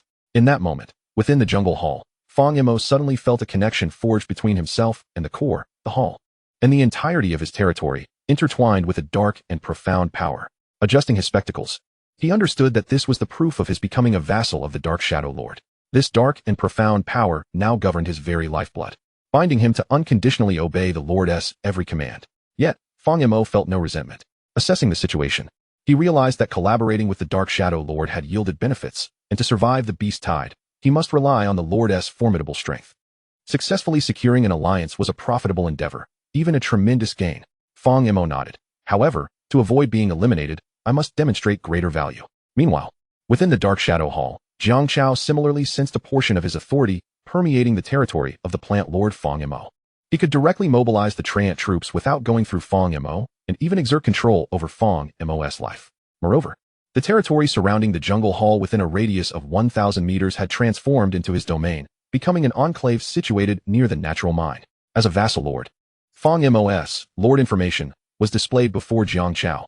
Vassal lord, Fong Mo, title, plant lord, level, black iron 7 stars, experience, 33,100, territory, inferior jungle hall, radius of 1,000 meters, troops, Treant Legion, B-class potential, allies, Dark Shadow Lord, skills, none, equipment, none, treasures, none resources, spruce saplings 8, stone 823, energy fluorite 30. Closing the panel, Jiang Chao redirected his attention to the ninjas who were currently hunting outside. It must be said, the ninjas of the Dark Shadow Legion were truly born killers, exhibiting remarkable speed in their hunts. Not only did they supply Jiang Chao with a plethora of loot, but they also returned with a substantial amount of experience, enabling him to level up once again. Ding! Experience threshold reached. Congratulations on leveling up to bronze 3 stars. Golden light imbued with azure radiance cascaded from above. Jiang Chao felt a marked enhancement in his strength. Under the bronze level, each star gained equated to the strength of an entire black iron level, showcasing a significant improvement. As the Lord leveled up, so too did his troops. General IKA, the most powerful among them, specialized in hunting bronze-tier fierce beasts, thus leveling up at an unprecedented rate, surpassing Jiang Chao and reaching bronze 5 stars. The ninjas of the Blade Shadow, Claw Shadow, Flying Shadow, Side Shadow, and Giant Shadow divisions all ascended to bronze 2 stars. The Ghost Shadow division also had ninjas reach bronze 2 stars, with the remainder at bronze 1 star. It could be said that the Dark Shadow Legion now boasted a complete roster of bronze-tier soldiers. The mightiest General IK could even contend with foes of silver rank. Jiang Chao decided to dispatch 10 bronze 2 stars and 20 bronze 1 star ninjas to support Fong Mo at the Jungle Hall, adjusting his deployment according to the current strength of his territory and troops. The 30 ninjas stationed across various locations received the Lord's command and immediately set off towards the jungle hall with familiarity. With time to spare, Jiang Chao opened the world channel, eager to see how other lords were preparing. Perhaps due to the impending crisis, the frequency of communication among the lords had significantly increased, with the world channel, global frequency, and regional frequency buzzing with activity. Every moment, countless lords were sending messages. Jiang Chao activated the selective mode, filtering for relevant information. Now was the last tranquil moment before the storm. All lords were diligently preparing with utmost effort. Yet, disparities among individuals persisted. The chat channel reflected this variance, with some expressing joy while others lamented, haha, just in time to level up. On the last day, I finally upgraded my territory to the level of a medium hall. Now my chances of surviving the beast tide have significantly increased. Congratulations to that boastful lord above. Why am I not so fortunate? What am I to do now? Damn. Regardless of your state of panic, I remain steadfast and unyielding. Recently, I dispatched all my troops to hunt down a bronze 3-star geometric terror turtle, which yielded a unique architectural blueprint. I have just completed its construction. How does that make you feel? Are you envious? But what are unique blueprints compared to my recent recruitment of the mightiest individual of my army, the diamond great ape, standing 10 meters tall, capable of dispatching a child with a single punch? How is it that all of you are so formidable? I am still merely a novice in black iron. What of black iron? It matters little, as it cannot withstand the beast tide. It is better to end it all. I have already resigned myself to this dismal world. Should anyone perish upstairs, let them be honored with burnt offerings. For minor matters, summon their spirits. For grave concerns, excavate their graves. If there are any who rise from the dead, it is merely their souls returning. Those who speak at this moment are either brimming with confidence or have utterly given up. Their words hold little merit. Jiang Chao's true focus lies with those top-tier lords, ranking alongside him. At this very moment, these elite lords are undoubtedly engaged in preparations. At Thundercliff, Lord Mingzhan of the Dragon King domain has completed the setup of 4 automated crossbows outside the hall of the Divine Palace. Above him, 2 Tinjiang-long lightning dragons, radiating golden electricity, spiral through the skies, exuding an imposing presence. In the endless desert, Lord Gao Tianyun stands before a massive horde of desert zombies. Among them are ordinary zombies wrapped in bandages, those adorned with roadblocks and iron barrels, zombies wielding staves, and others riding camels in a lengthy procession. A multitude of desert zombie variants has coalesced into a vast army. In the shadowy depths, Elven Lord Gu Qianqian is surrounded by various attribute spirits: the wood attribute Lisa Bibu, the earth shadow attribute Gai E, the fire attribute Fire Spirit Monkey, and the water attribute Nisk. All spirits are at least bronze 1-star, with the most powerful being the bronze 2-star fire attribute spirit, the Flame Gorilla. At the Silent Volcano, Lord Fulaier leads the Holy Light Knights against a horde of flame dragon lizards on the Gobi, where every knight emanates an overwhelming aura. Their dazzling light, both healing and lethal. Thus, as the entire populace readies for battle, time ticks away, second by second. Within the shadowy hall, the hourglass representing time is once again turned, grains of sand slowly cascading down. Jiang Chao, fixating on the hourglass, finds his expression gradually hardening. For the hour has struck, the novice protection period has concluded. The first wave of crisis is imminent. Chapter 36, The Blood Moon Descends. The beasts stir. Ding. The novice protection period has ended, the barrier has vanished, and the beast tide crisis is about to commence. As the first trial for dominance over the wild continent, this beast tide will eliminate at least half of the lords. Surviving lords will receive varying rewards based on their performance against the beast tide. Performance will be graded from S to E, from exceptional to poor. Good luck to you all. At this moment, the crisp notification resonates within the minds of all lords, akin to the sword of Damocles hanging overhead, instilling a sense of trepidation. It serves as a reminder to Jiang Chao and others. This is not a mere game, nor is it a trivial matter. A sudden wave of inexplicable energy ripples outward. As the clock strikes midnight, the bright full moon in the clear night sky gradually becomes tainted with crimson, transforming into a blood-red crescent. The sanguine moonlight descends, chilling and foreboding, concealing a deadly intent. At this moment, the ferocious beasts across the wild continent are influenced by the blood moon, growing increasingly agitated and craving carnage. Howls and roars reverberate across the land. Beasts, regardless of predator or prey, gather in unison, their pupils glowing with a sinister crimson light.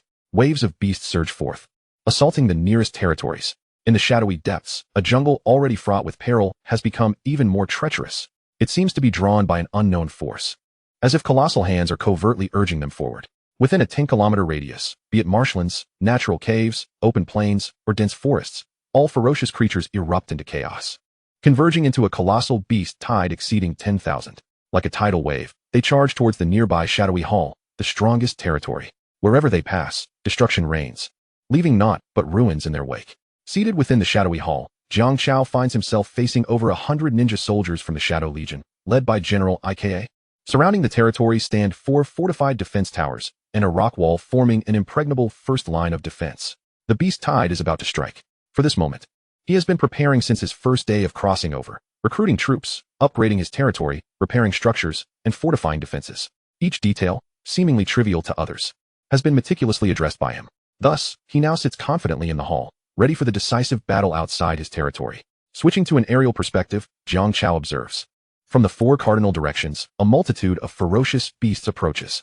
These creatures comprise the first wave of the beast tide, primarily of black iron rank. Bronze-level beasts make up roughly 1/3 of the horde. Though fewer in number, they should not be underestimated. Soon, the beast tide arrives at the territory's gates. Jiang Chao has invested heavily in constructing a robust rock wall that encircles the entire territory, tall and thick. At this moment, it firmly holds back hundreds of snarling beasts. No matter how fiercely they claw or charge, they struggle to shake the rock wall in the slightest, let alone breach this indomitable defense.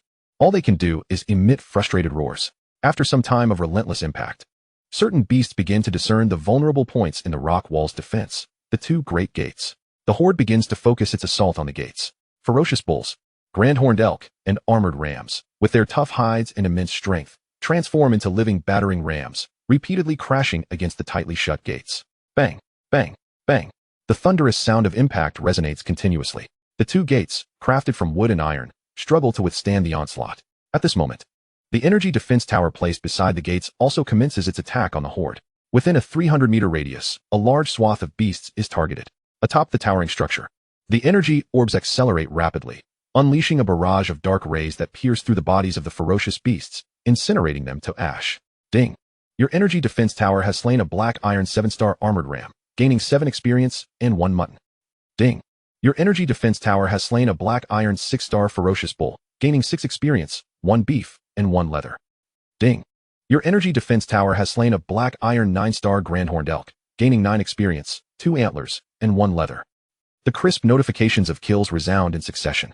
Jiang Chao's expression grows grave as he remains vigilant to any shifts on the battlefield, simultaneously strategizing his response to the impending beast tide assault. The initial wave of the beast tide merely served as a test. The ferocious beasts were not particularly formidable, and it was imperative to eradicate them swiftly.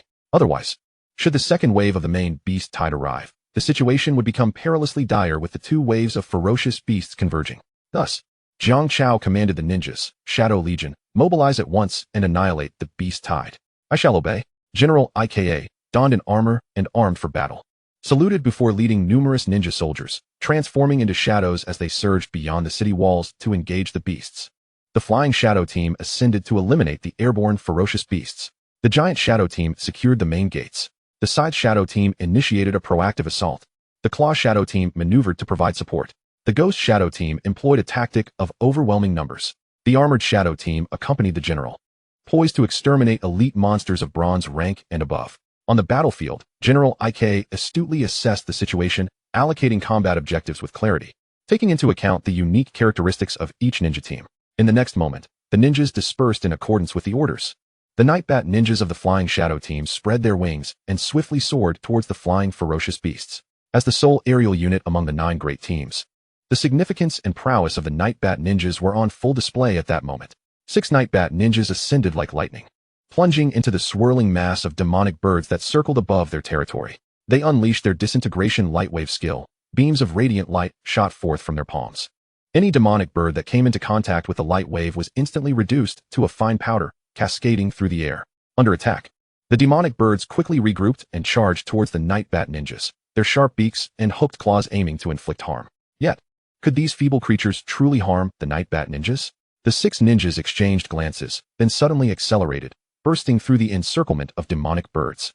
They swiftly launched binding light strands from their palms, intertwining to form a massive net that ensnared the airborne demonic birds.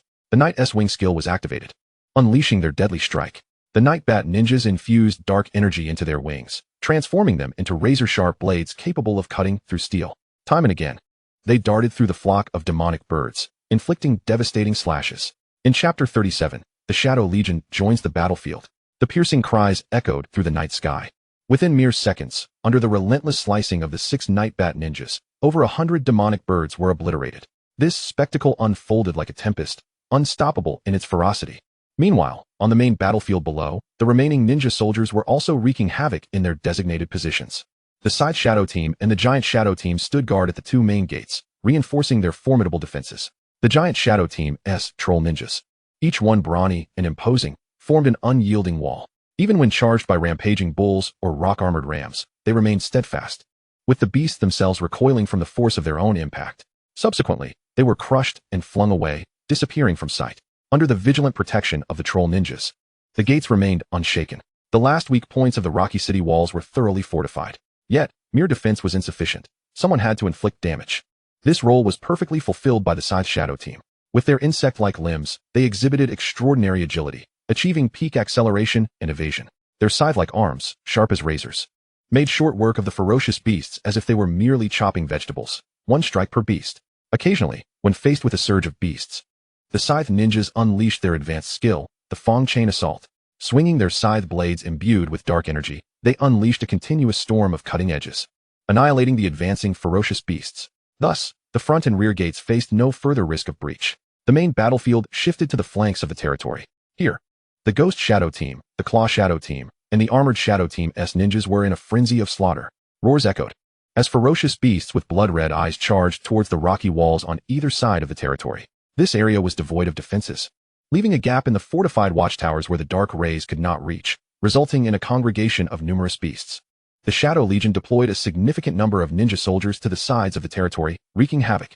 Initially, the ordinary ninjas of the Ghost Shadow Team took the lead, while the ninjas of the other 8 great teams reigned supreme through their specialized abilities. The Ghost Shadow ninjas prided themselves on their perfected assassination techniques. Being completely humanoid, they wielded various weapons and employed an array of tactics. The Ghost Shadow ninjas emerged from the shadows beneath the ferocious beasts, plunging their katana directly into the beasts' bellies, engaging in a rather visceral exchange. Not limited to just katana, they wielded shurikens, axes, hooks, hammers, and spears. There was no cold weapon that the Ghost Shadow ninjas could not master. With their diverse skill set and a considerable number of participants, the Ghost Shadow Team became the one with the highest kill count of the ferocious beasts.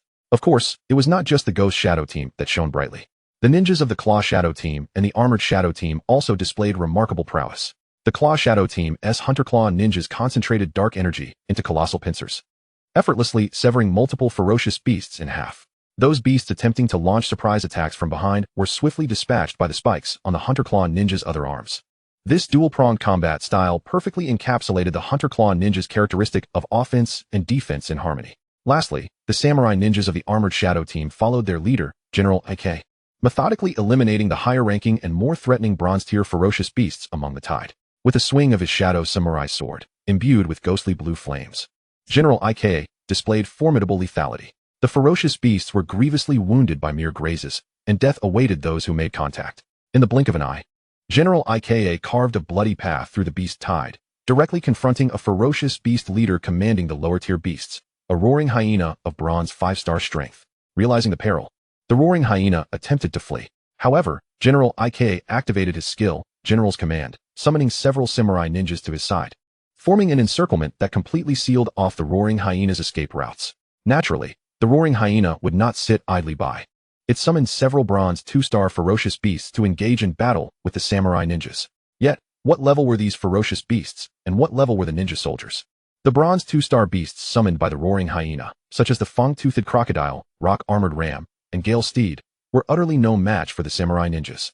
With the Shadow Samurai sword drawn, the samurai ninjas' exquisite swordsmanship left deep, penetrating wounds on the ferocious beasts, while they themselves remained unscathed, effortlessly dispatching their foes. In no time, the roaring hyena found itself utterly alone, surrounded by no other ferocious beasts, reeling under the swift and lethal assault of General Ike, its body marred by numerous wounds. Thud! It was sent sprawling 5 meters away by a powerful kick from General Ike. Several ribs of the roaring hyena were fractured. Yet, disregarding the pain, it hastily rose to its feet, summoning a multitude of rocky spikes to erupt from the ground in an attempt to launch a surprise attack. However, General Ike's experience rendered such a juvenile ambush utterly ineffective against him. In an instant, he leapt up, evading the protruding spikes with the grace of a flying swallow. He even utilized these spikes as leverage to accelerate his charge toward the roaring hyena. The Shadow Warrior's blade swung with blinding speed, A strike that surpassed the speed of sound severed one of the hyena's forelegs, eliciting a pained howl. It was time to bring this to an end. General Ika had no intention of wasting excessive time on a mere dog. He decisively unleashed his advanced skill, the Eternal Knight's absolute strike. A formidable aura erupted, causing the surrounding space-time to enter a state of stagnation. The roaring hyena was instantly paralyzed, unable to move, breathe, or even blink, as though it were a specimen frozen in time. Yet, General Ika's movements remained unimpeded, even accelerating. 3 strikes from the left, 3 from the right. The Shadow Warrior's blades sliced back and forth. With each slash, a spectral blue blade of light shot forth, carving away pieces of flesh from the roaring hyena. When the final strike was delivered, time resumed its flow. The roaring hyena lay cleaved in two, courtesy of General Ika's prowess. General Ika's level ascended to the rank of Bronze 4 stars. Ding! Your troops have slain a Bronze 5-star roaring hyena, earning 50 experience points and 20 fangs. The notification echoed in Jiang Chao's mind. He had disabled the kill notifications for Black Iron, retaining only those for Bronze, ensuring minimal distraction. At that moment, golden light mingled with azure radiance cascaded down. Ding! Experience requirements met. Congratulations on leveling up to Bronze 5 stars. Another level gained. Jiang Chao had grown accustomed to this progression. Due to the ongoing beast tide, the Shadow Legion relentlessly eradicated ferocious beasts, naturally yielding a substantial amount of experience and accelerating his leveling speed exponentially. Just moments ago, he had advanced from 3 stars to 4 stars. Now, he had reached 5 stars, his strength incrementally enhanced. It was time to venture to the front lines for a harvest. Jiang Chao made his decision, preparing to personally engage in battle at the front lines. Chapter 38. Jiang Chao takes action. Without hesitation, Jiang Chao promptly arrived at the front lines, joining the fight against the beast tide. To be honest, this was Jiang Chao's first encounter with such a multitude of ferocious beasts, all brimming with murderous intent. The moment he ascended the rocky ramparts, a sea of crimson eyes from the beast tide fixated upon him, resembling a school of fish vying for bait, clamoring to scale the walls and drag Jiang Chao down to the ground, ready to engulf him. You wish to devour me, do you? With these mere beasts? Jiang Chao regained his composure. The majesty of the Shadow Lord exuded an aura of authority, compelling respect without the need for anger. He took the initiative to strike back at the beast tide. Jiang Chao possessed all the skills of the ninja soldiers, such as stealth, yet had never employed them in real combat until now, finding the perfect targets in these ferocious beasts, standing atop the several-meter-high ramparts. Jiang Chao surveyed the frenzied beasts below with a frigid gaze. He then raised his hand. Dark energy surged from within, coalescing into a pair of colossal pincers that clamped down on a substantial group of beasts below. One of the ninja skills, Shadow Claw. Crack, crack, crack. The sound of bones snapping resonated continuously. Under Jiang Chao's control, the shadowy pincers gradually closed in. The overwhelming force rendered the ferocious beasts helpless, severing them in half with gruesome efficiency, painting a bloody tableau. Since Jiang Chao personally dealt the fatal blows, he directly reaped all the experience, accumulating over 100 points, visibly advancing his experience bar. The rewards surpassed those from his troops. This was among the reasons Jiang Chao chose to engage at the front lines. The battle had lasted an hour, and the first wave of black iron beasts still boasted a significant presence. To Jiang Chao, these beasts represented nothing more than walking experience points and loot. He intended to seize this opportunity to elevate his level further. Thus, even when faced with the genuinely formidable second wave of the beast tide, which could include Bronze 9 stars or even silver-level bosses, Jiang Chao would possess the strength to contend with them. A mere black iron beast tide thinks it can breach my territory? In your dreams, all of you shall become my experience points. Jiang Chao scoffed, simultaneously unleashing a flurry of additional ninja skills toward the ferocious beasts. Eternal Night Slash, Savage Charge, Shadow Flash, Nightwing, and Fang's Absolute Strike. The dark energy within him surged forth like a torrent, rapidly depleting yet yielding remarkable results. Under Jiang Chao's relentless onslaught, all the black iron-level beasts before him fell, creating a vacuum amidst the dense tide of beasts. Dozens, if not hundreds, of ferocious creatures were slain, granting him a bounty of experience points and loot. Ding! Experience requirements met. Congratulations on leveling up to Bronze 6 stars. The notification chimed. Golden light once again intermingled with azure radiance, showering down upon him. The fatigue of battle dissipated instantly. Even the expended dark energy replenished fully. His limits had been raised once more. 6 stars, splendid. Jiang Chao reveled in the abundance of power coursing through him, a satisfied smile gracing his face. With both himself and the numerous Shadow Legion members simultaneously hunting beasts, the speed of his leveling was noticeably accelerated compared to before. If this momentum continued, he might even reach Bronze 9 stars, or perhaps even higher, by the time the first wave of the beast tide concluded. Jiang Chao exclaimed with excitement.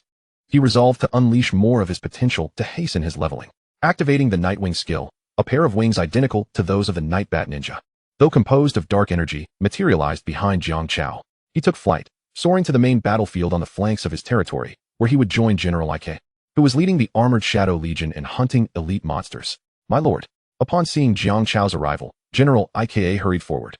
Jiang Chao dispelled the Nightwing, nodding at him and stating, "You continue leading the ninjas. I shall select my targets." Certainly. General Ika, understanding without further words, designated a warrior ninja to accompany Jiang Chao, ensuring his safety at all times.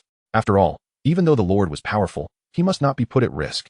Jiang Chao appreciated General Ika's good intentions and did not dismiss the warrior ninja trailing behind him. At that moment, numerous ferocious beasts had already taken note of Jiang Chao's presence. Instinctively, they knew that if they could devour this human, they would gain unimaginable benefits. Thus, hundreds of ferocious beasts surged forth in droves, like a tidal wave crashing down, just in time. Facing the onslaught of these monstrous creatures, Jiang Chao revealed a long-awaited smile. And then two brilliant bolts of lightning shot forth from his eyes. The pig talisman's electric gaze was formidable. Whoosh. The powerful electric rays instantly pierced through everything in their path, leaving behind a profound and still-burning trajectory. The might of the pig talisman was on full display at this moment, rightfully ranking among the top in terms of offensive power among the 12 talismans. The electric gaze obliterated all in its wake. Be it ferocious beasts, rocks, or trees, anything that stood in the path of the lightning met with a singular fate, utter annihilation.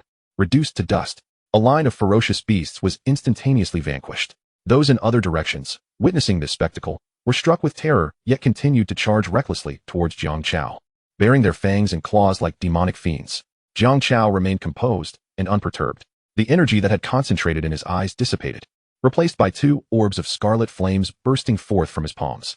This was Jiang Chao's second trump card, fiery demonic energy. He remained steadfast, channeling the fiery demonic energy to its utmost limit. Two colossal fireballs, each with a diameter of 10 meters, radiated an intense heat that cracked the ground beneath. Their dazzling brilliance nearly blinding. Go! Jiang Chao bellowed triumphantly. He hurled the two massive fireballs, one to the left and one to the right, each crashing into the clusters of ferocious beasts. In the next instant, both fireballs detonated simultaneously. Boom, boom. The flames soared skyward. Mushroom clouds rising as shockwaves and thunderous roars swept across the surroundings. All beasts engulfed by the flames, regardless of whether they were of black iron or bronze, met their demise without exception, leaving not a trace behind.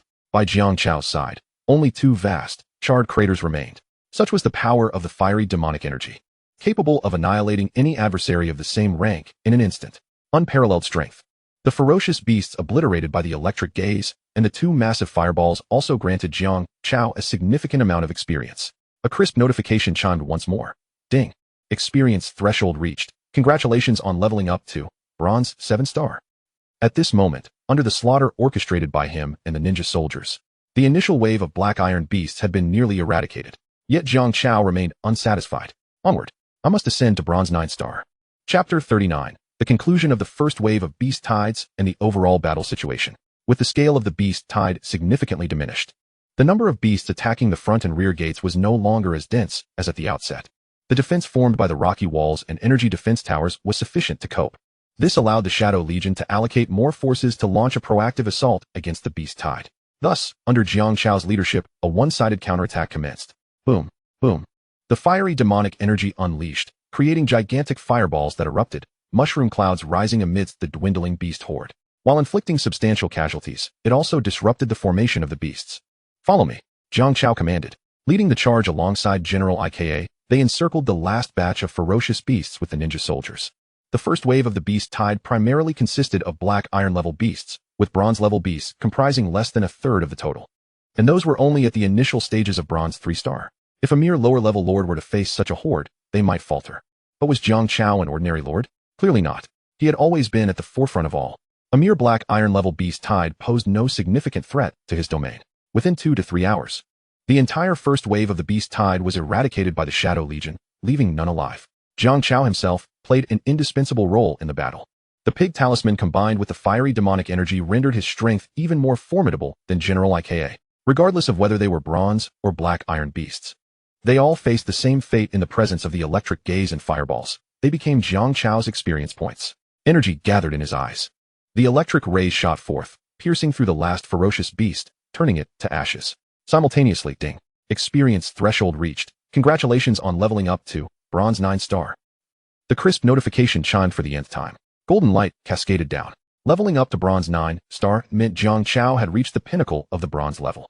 A step further would lead to the transformative Silver level, with the Pig Talisman and Fiery Demonic Energy as his trump cards. Jiang Chao was even confident in his ability to contend against enemies far beyond the Bronze level. He called up the Lord information. Lord, Jiang Chao. Level, Bronze 9 star. Experience, 03000. Territory, radius of 2,000 meters. Core, primary core. Buildings, medium shadow hall, for energy defense towers, rocky walls. Troops, Shadow Legion, SSS grade unique troop. Subordinate, Plant Lord Fong Mo. Skills, stealth, shadow martial arts, night wing, integrated offense and defense. Equipment, Lord's robe. Treasures, Pig Talisman, fiery demonic energy. Resources, 8 shadow crystals. 2048 meat, 168 stone. Compared to when he first ascended to bronze, his current panel was undoubtedly more robust, showcasing significant breakthroughs across various aspects. However, despite the impressive panel, Jiang Chao remained vigilant. The Ghost Shadow Corps was left to clean up the battlefield, while the remaining ninja soldiers maintained their vigilance. For the second wave of beast tides could strike at any moment. After instructing the ninja soldiers to remain alert, Jiang Chao returned to the Shadow Hall. He took a few sips of water and nibbled on some food to soothe his nerves, and during this brief respite, he accessed the World Channel to see how other lords were faring.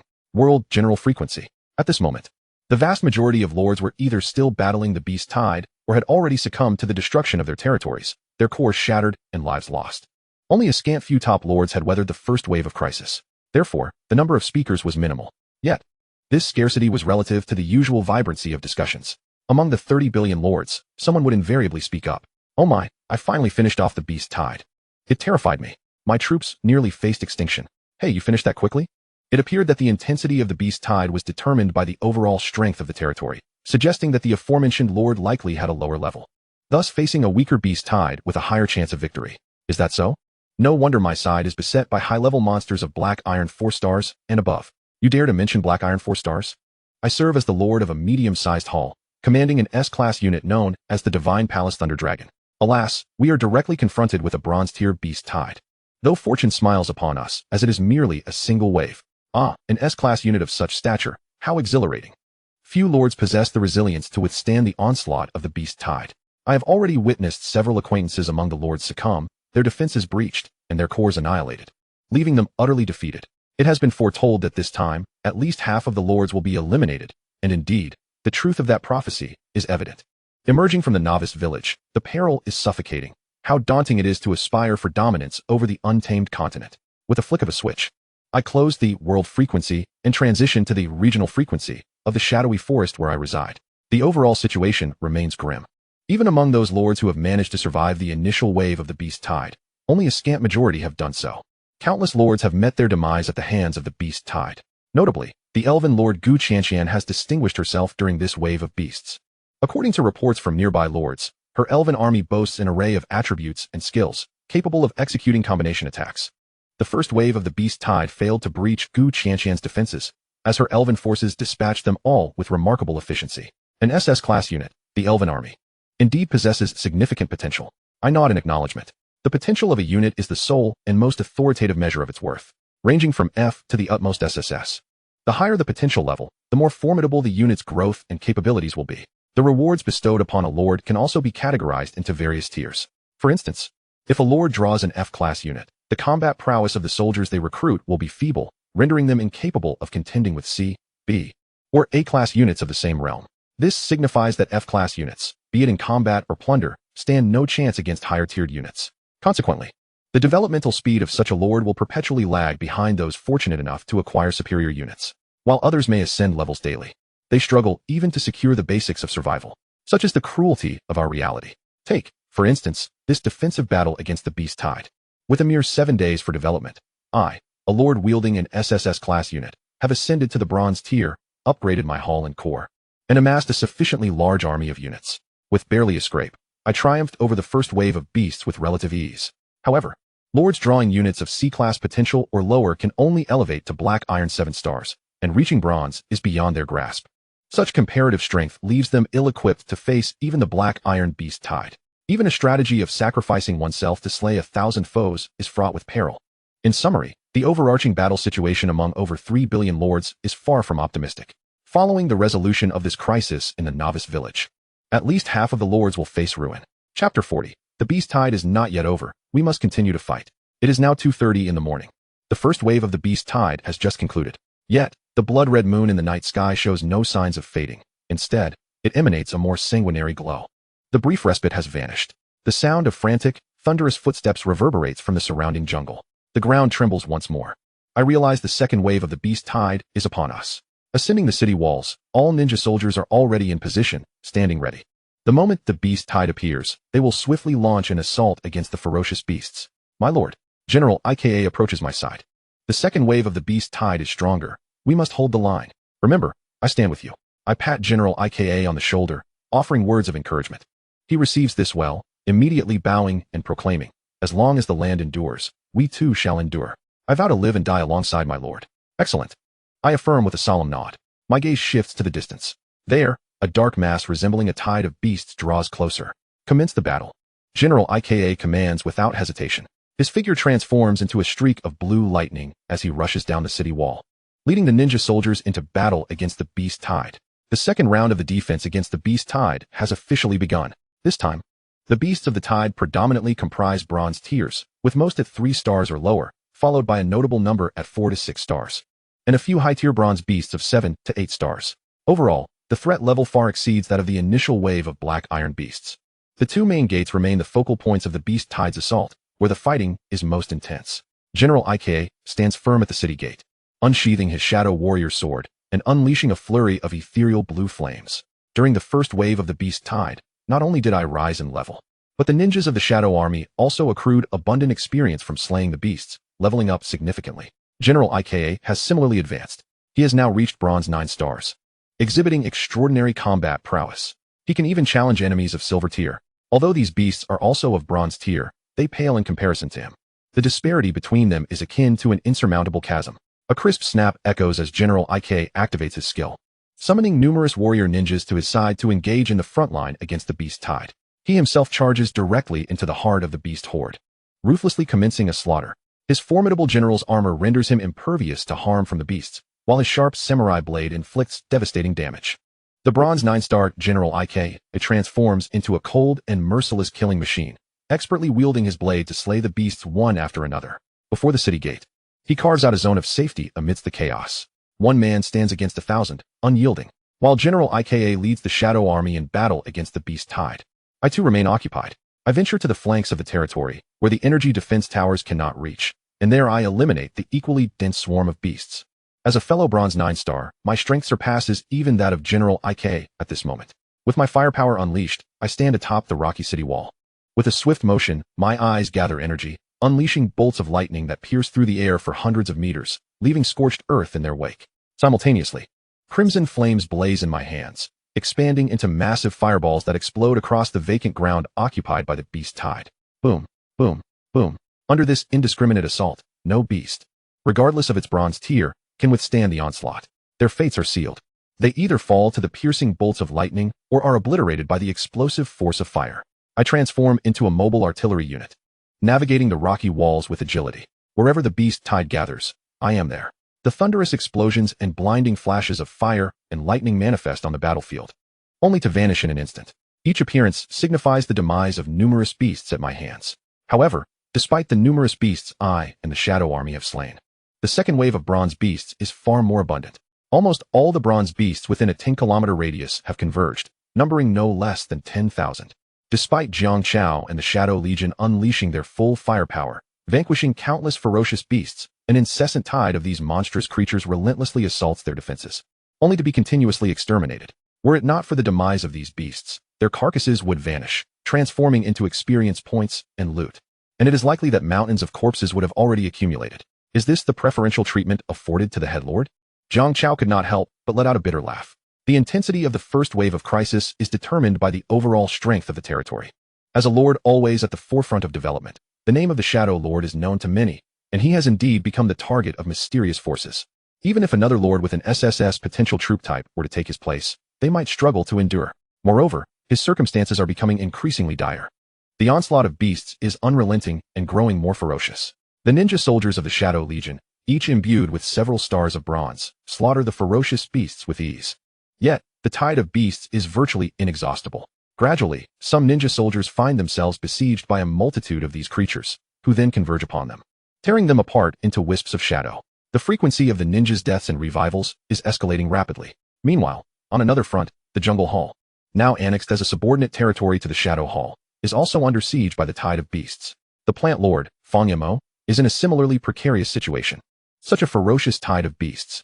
Fortunately, with the support of the ninja soldiers dispatched by the Shadow Lord, otherwise, relying solely on my Tran army, we would not withstand even the first wave of the beast tide. Fang Yamo mused, relieved. At present, the formidable offensive of the beast tide reinforces his belief that becoming a vassal of the Shadow Lord was the right choice. Despite facing the second wave of beast attacks as a subordinate territory, had he not chosen to affiliate, Fang Yamo would likely have perished during the initial wave of the Black Iron Beast tide. Furthermore, the Bronze Tide assaulting the Jungle Hall is merely a fraction of the entire second wave. 20 ninja soldiers are still capable of holding the line, with no immediate risk of breach. While currently stable, complacency is not an option. Fang Yamo is acutely aware of the significance of perseverance and stability. Thus, he commands the Tran army to continue reinforcing the constructed wooden fence defenses, determined to hold out until the beast tide is fully eradicated. I wonder how things are faring on the Shadow Lord's side. Finally, the rear gate has been cleared once more. Jiang Chao lets out a long sigh of relief. Just moments ago, an urgent situation arose at the back gate, threatening to be breached by the beast tide. Jiang Chao hastily rushed to assist, employing the pig talisman and fire magic to bombard the area once again, mitigating the threat. Yet, this approach of patching one hole only to create another is not a sustainable strategy. A method to decisively turn the tide of battle must be devised. Chapter 41. A danger, yet also an opportunity. Realizing that prolonged combat is disadvantageous, Jiang Chao resolves to modify the current battle arrangements to a certain extent. The vast majority of ninja soldiers remain stationed at their respective defensive posts, repelling the frontal assaults of the beast tide. Meanwhile, a select group of elite soldiers will conduct a covert operation, seeking out the leader of the beast tide. Indeed, Jiang Chao is planning a decapitation strike. Such a large-scale beast tide, exhibiting such a coherent and pressing offensive formation, undoubtedly has a higher tier, more formidable beast orchestrating it from the shadows. If he can identify and eliminate the mastermind behind the beast tide's assault, it would be akin to a territory being without its lord. The beast tide, too, cannot afford to lose its leader. Once the leader commanding the entire tide falls, the remaining beasts will succumb to chaos, lacking direction, resulting in a disordered conflict amongst themselves. Should such a scenario unfold, victory would be all but assured for Jiang Chao and the Shadow Legion. Thus, Jiang Chao summons General Ike, who has been wreaking havoc amongst the beast tide. Lord, what are your commands?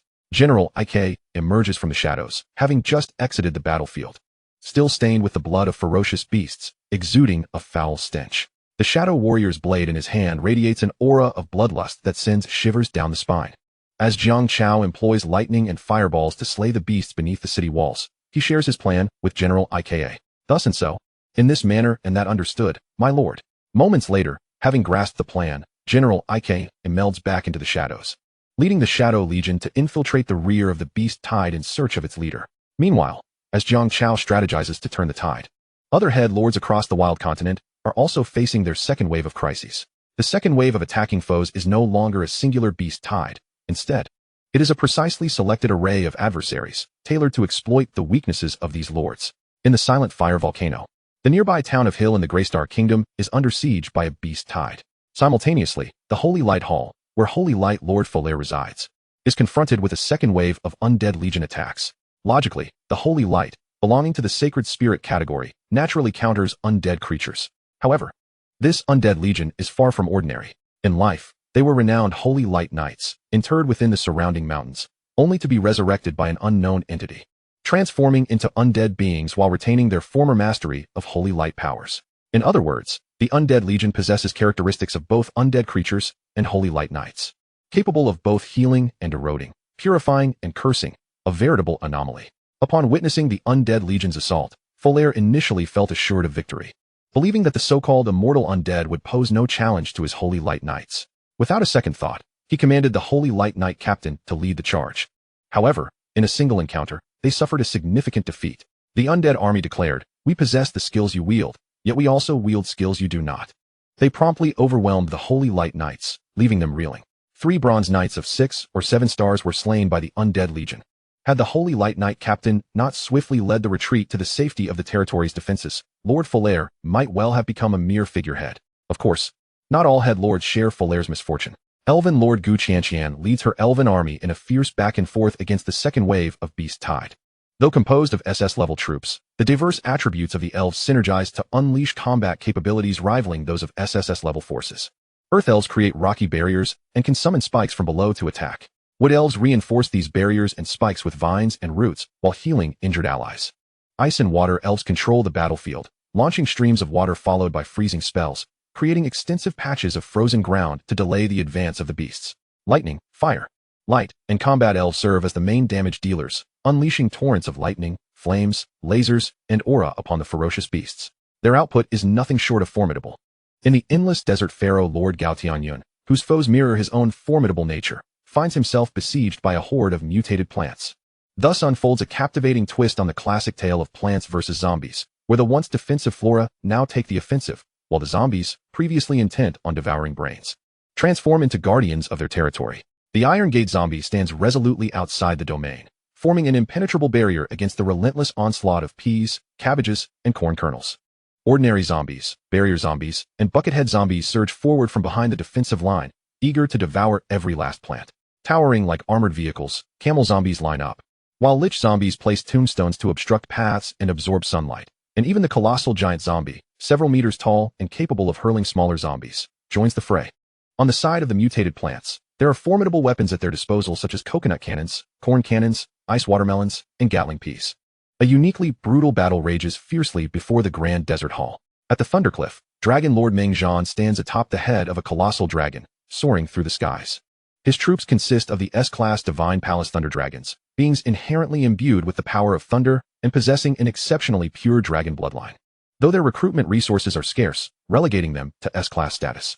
At this moment, 3 silver-tier Divine Palace Thunder Dragons spiral amidst the dark storm clouds, their forms obscured, revealing only glimpses of their heads or tails as they dart through the tumultuous skies. The thunderous roars resound as golden bolts of lightning descend, obliterating the ferocious beasts below, turning them into delectable morsels. For the Divine Palace Thunder Dragons, whose combat prowess rivals that of SSS-class units, the mixed bronze and black iron Beast Tide proves utterly feeble. However, where there is a smooth journey, there also lies the potential for unforeseen pitfalls. The Mechanical Lord, who similarly recruited an S-class robotic army, finds himself in dire straits. His origins in the Crimson Icefield, perilously close to the lair of a frost giant dragon, dictate that the second wave of beasts naturally features this formidable foe. The Golden 9-star Frost Giant Dragon launches its assault, unleashing a barrage of chilling and draconic abilities akin to a blind box, leaving the unprotected Mechanical Lord in utter despair. The robotic army falls swiftly, either encased in ice or reduced to scrap metal by the dragon's breath. The heavens tremble as massive dragon claws descend, obliterating the despondent Mechanical Lord along with his grand hull and core. The second wave of beasts presents both peril and opportunity. But only those who seize the moment shall emerge victorious. Those unfortunate enough to falter will meet their demise. Chapter 42. Capture the Thief by Capturing the King. The onslaught of the Beast Tide continues unabated. At this juncture, the battle has reached a fever pitch. Under the blood moon's eerie glow, each ferocious beast unleashes its primal fury, violently assaulting the rocky city walls. The energy defense towers are firing at full capacity, their towering spires relentlessly launching dark rays against the beasts besieging the front and rear gates. The Shadow Legion remains steadfast, each unit fulfilling its role with precision. The Troll Ninja charges into the Beast Tide like a tank, toppling numerous beasts, leaving them broken and battered. Its immense form stands resolute like a fortress, and with every colossal fist that crashes down, it reduces the beasts to mere pulp. The Mantis Ninja leads the charge, utilizing its exceptional agility to evade the beast's sharp claws, each swing of its scythe-like arms claiming the lives of its foes. Meanwhile, the Claw Ninja targets isolated beasts, ensnaring them with its massive pincers before delivering a fatal thrust with its sharpened appendage. The Bat Ninja continues to fend off aerial threats, deftly employing light wave and shadow wing techniques to bring down the demon birds, spectral wasps, and other airborne monstrosities. The Ghost Shadow Ninja serves as the backbone of the defense against the tide, a multitude of ninja soldiers moving unseen in the shadows, executing flawless assassination techniques with each strike claiming a beast's life. However, amidst the slaughter, one must remain prepared for their own demise. Engaging thousands of ferocious beasts, even the mightiest ninja may find themselves overpowered. Many have been dispersed into black mist, only to be reborn within the core and return to the battlefield. Thus far, The ninja soldiers of the Shadow Legion have perished hundreds of times, yet their efforts have resulted in the elimination of thousands of beasts. Jiang Chao, relentless in his assault, also contributes significantly to the death toll of the beasts. As he leads the bulk of his forces in a direct confrontation with the tide, another team stealthily advances. General Ika, commanding the Shadow Legion's samurai ninjas, moves like a shadow beneath the beast tide, skillfully avoiding detection and successfully infiltrating the rear of the beast horde. They have been dispatched by the Lord to seek out the leader of the beast tide, to command a horde of bronze-level beasts. The leader must surely be a being of silver level or higher. General Ika instructs his dozen or so samurai ninjas, spread out and search. Report to me immediately upon locating the target. The samurai ninjas nod and disperse into the shadows, fanning out in a search across the dense jungle behind the beast tide. General Ika follows suit, for the presence of a silver-tier beast far surpasses that of its bronze counterparts. Moreover, to effectively command the horde, the leader must exude an aura of dominance, making its presence unmistakably felt amidst the throng of bronze beasts.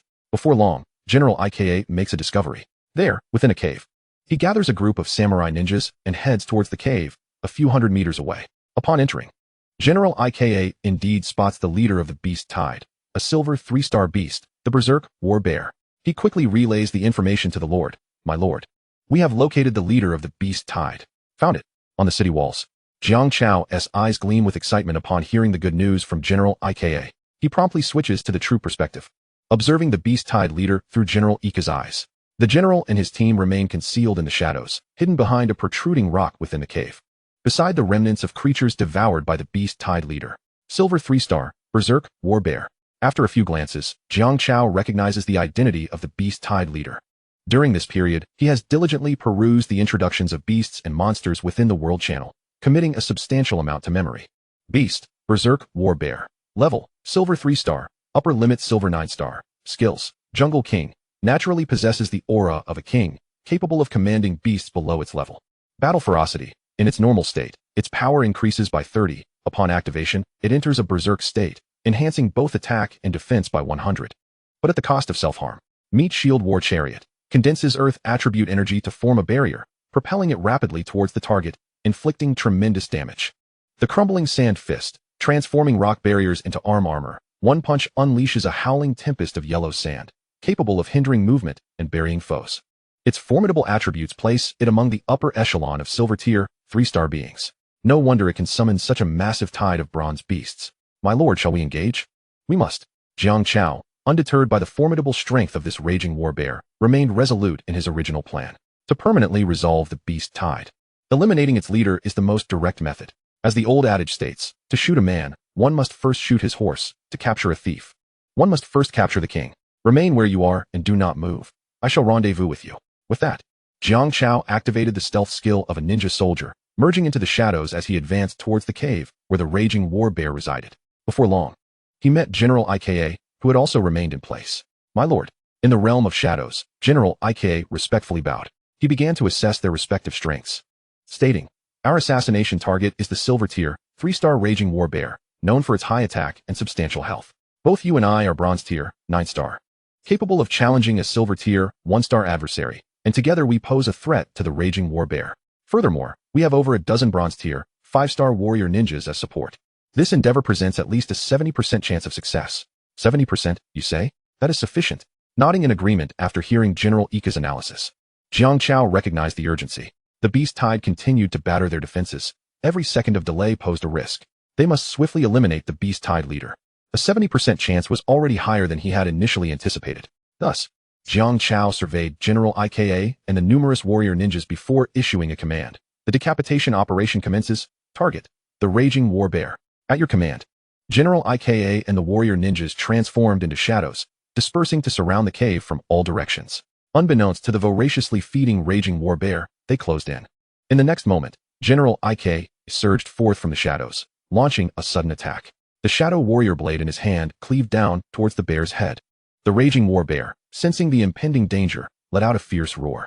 Its hefty body displayed surprising agility as it rolled aside just in time to evade General Ika's strike. It then lunged at its assailant, its massive paws seemingly capable of reducing boulders to dust. Chapter 43, The Raging War Bear. The bear's paws came crashing down, with an overwhelming earthy energy that could shatter mountains and severely injure even bronze-tier foes.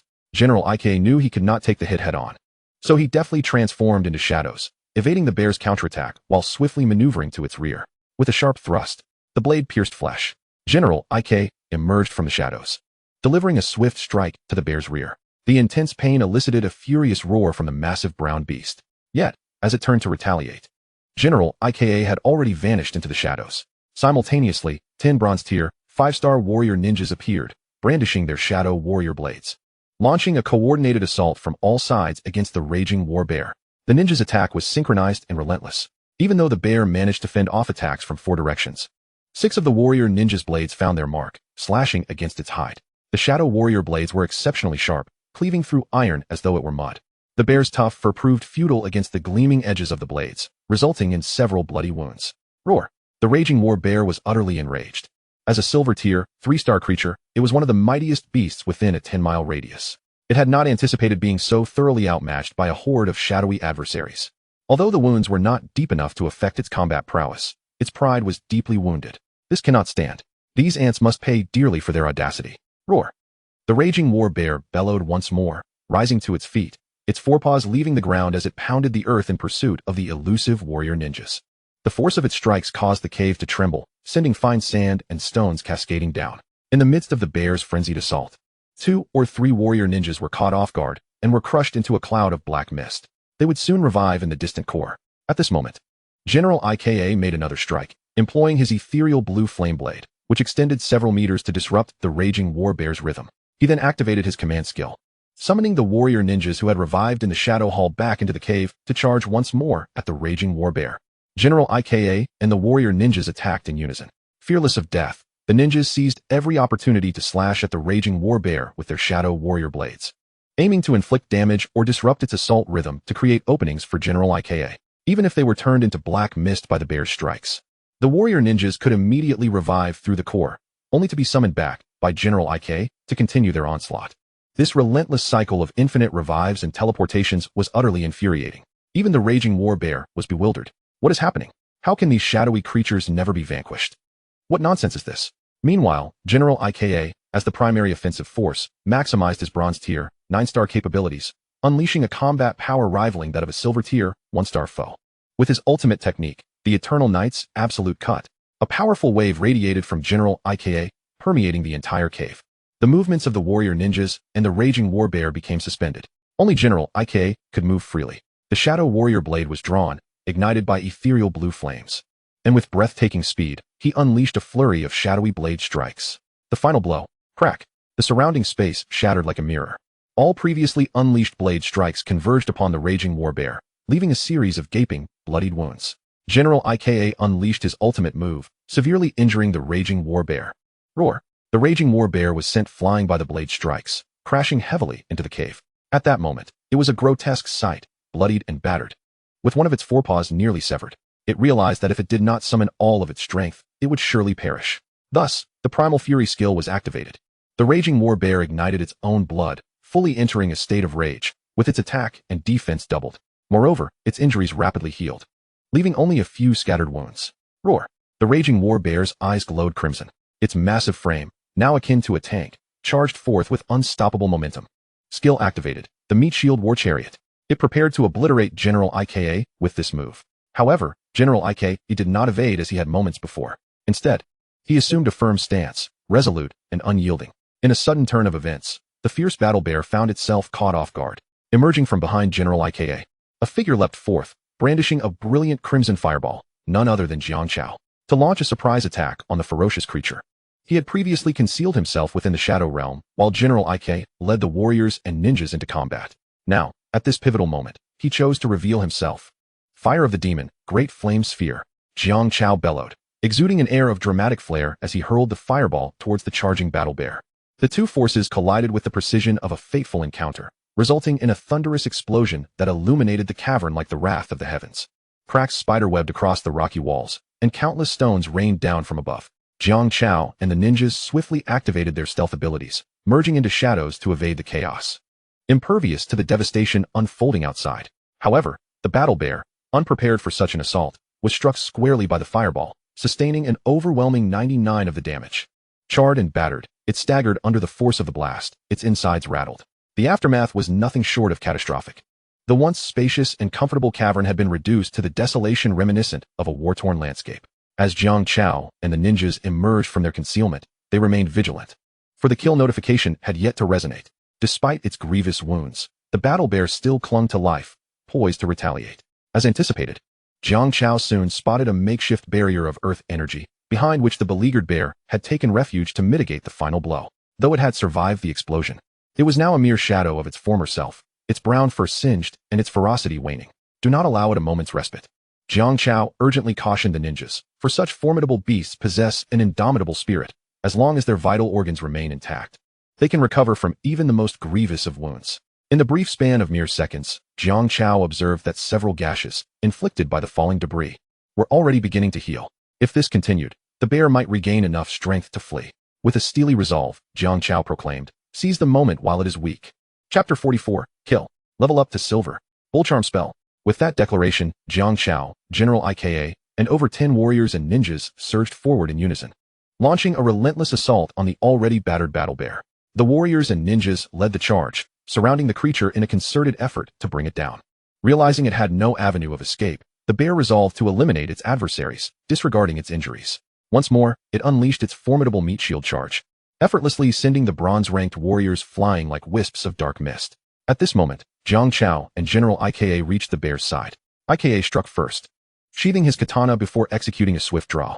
A blade of azure flame arced through the air, landing squarely upon the bear's exposed abdomen, inflicting a gruesome wound that gushed forth crimson. Roaring in pain, the battle bear did not retreat. Instead, it lunged at General IK, ensnaring him with its massive paws, rendering him immobile. The sheer force of the bear's assault slammed IKA into the cavern wall, leaving a human-shaped indentation and cracking his armor. In his prime, such a blow might have obliterated him entirely. As IKA fell from the wall, poised to retaliate, his eyes widened in horror as he saw the battle bear charging toward Jiang Chao. "My lord, move," he shouted, disregarding his own safety in a desperate attempt to shield Jiang Chao from the impending strike. Yet Jiang Chao's voice resonated in Ika's mind. "No need. I can handle this." In the very instant before the bear's paw descended, Jiang Chao activated his stealth ability, vanishing into the shadows beneath the creature. "Let me show you what true cunning looks like," he thought, a sly grin creeping across his face as he eyed the bewildered bear. With a powerful incantation, the energy of the pig charm spell coalesced in his gaze, unleashing 2 bolts of electric energy that struck the bear below, delivering a shocking blow. The battle bear, overwhelmed by a pain unimaginable even to the strongest of creatures, immediately collapsed, its massive form convulsing on the ground in a pitiful display. Even General IKA turned away, unable to watch the brutal spectacle, covering his eyes in disbelief. How cruel, he mused, realizing only Jiang Chao could conceive such a fate for the beast. Emerging from the shadows, Jiang Chao gazed down at the now powerless battle bear. A flame flickered to life in his palm, coalescing into a massive fiery blade, which he then brought crashing down upon the bear's neck. With a resounding crack, the bear's head fell, severed from its body. "Ding! Congratulations! You have slain the silver 3-star elite beast, battle bear. You have gained 333 experience points, 1 bear hide, 10 premium meats, and 1 pair of battle bear gauntlets, silver quality. Ding! Experience points have reached the required threshold. Congratulations, you have leveled up to silver 1-star. The jubilant chime echoed in Jiang Chao's mind. At last, he had achieved the coveted silver rank. As the golden light of his ascension cascaded around him, it was unlike any previous experience. This time, shimmering silver flecks mingled with the gold, creating a breathtaking spectacle akin to a rain of precious metals. As the radiant energy enveloped him, it seeped into his very soul, invigorating every cell within his body with a euphoric surge of power, agility, intellect, and endurance. All facets of his being enhanced significantly. The leap from bronze to silver was nothing short of transformative. Jiang Chao's eyes sparkled with wonder, akin to the breathtaking vistas one encounters atop a mountain peak, a stark contrast to the view from halfway up. Ascending from bronze to silver has bestowed upon him a remarkable surge in strength. Emerging from the precarious cavern, Jiang Chao extended his palm, and a colossal fireball materialized with grandeur. The potency of the fire's magical aura had escalated, and the nascent fireball now contained a force comparable to that of a meticulously charged attack during his bronze phase. He hurled the fireball into the cave. Boom!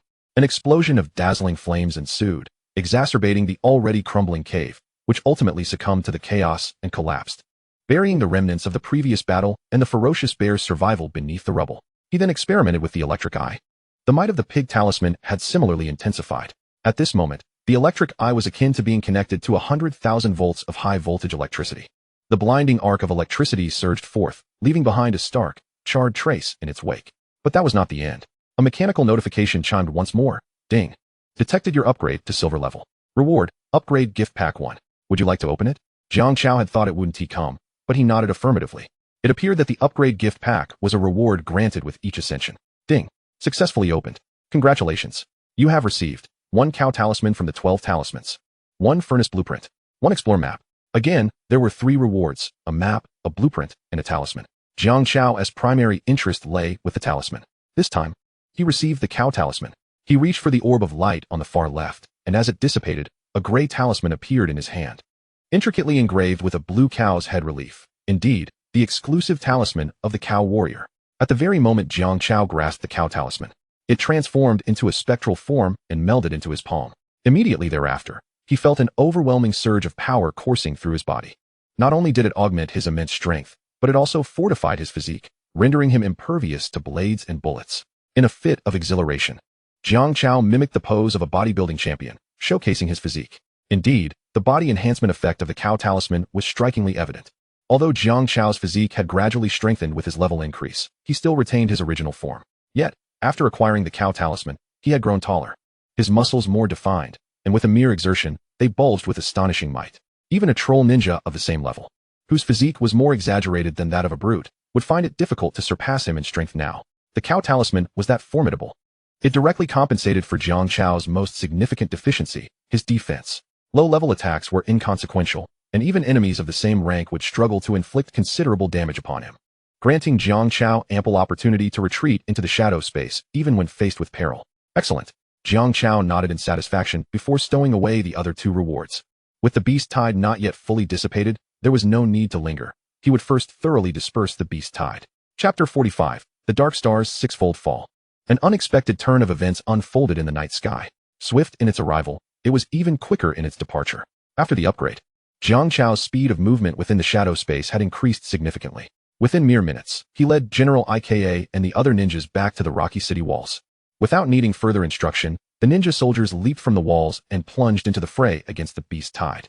Jiang Chao stood atop the wall, surveying the scene. At this moment, the leader of the beast tide, the raging silver 3-star bear, had been slain. Bereft of their commander, the ferocious beasts were akin to headless flies, scattering aimlessly, unable to maintain their formation or mount an effective assault on the defenses. Their morale had plummeted significantly under the onslaught of the ninja soldiers' various techniques. Many fell in droves. General Ika, in particular, was in a frenzy. He had pushed his momentum to the limit, and even the deep gray armor he wore was ablaze with ghostly blue flames. He was furious at his own inadequacy. As the leader of the Shadow Legion and the foremost among the 9 generals, he found it intolerable that he could not single-handedly conquer a bear that relied solely on brute strength. He even required the Lord's intervention. For a general, such a display was utterly disgraceful. Thus, General Ika swung his Shadow Warrior's sword with wild abandon, unleashing arcs of ghostly blue light as he cleaved through one beast after another. No matter what, he was determined to elevate his power to the silver level. He sought to further showcase the prowess of the general ninjas. Having already achieved bronze 9 stars, General Ika was not far from silver 1 star. Coupled with his current bloodlust, anything within his sight, be it a bronze 9-star, 6-star, or 3-star beast, was doomed to become a mere soul beneath his blade. Experience accumulated gradually. Finally, at a certain moment, the bottleneck of the bronze level was shattered. General Ika's aura surged to an entirely new level. If he had been a whirlwind before, he was now a powerful tornado. A formidable pressure radiated from him, causing beasts within a 100-meter radius to tremble in terror. Cowering on the ground in despair, Jiang Chao, of course, noticed the transformation within his troops. The unit information panel manifested. General Ika, loyalty, 1000. Level, silver 1 star. Experience, 010000. Skills, stealth, soul of the samurai, general's command, eternal nights, absolute /. Dark Star's Sixfold Fall transforms dark energy into 6 shadow meteors that descend upon a designated location, causing a super-wide area of explosive damage. A new AoE skill has been unlocked? After reviewing the panel, Jiang Chao gained a general understanding of General Ika's strength post-upgrade. At the same time, General Ika too was aware of his newfound abilities. He transmitted to Jiang Chao, "My lord, I wish to test the newly unlocked skill. Go ahead." Jiang Chao waved his hand, granting Ika the freedom to unleash his power. He was also eager to see just how extensive this so-called wide-area explosive damage could be.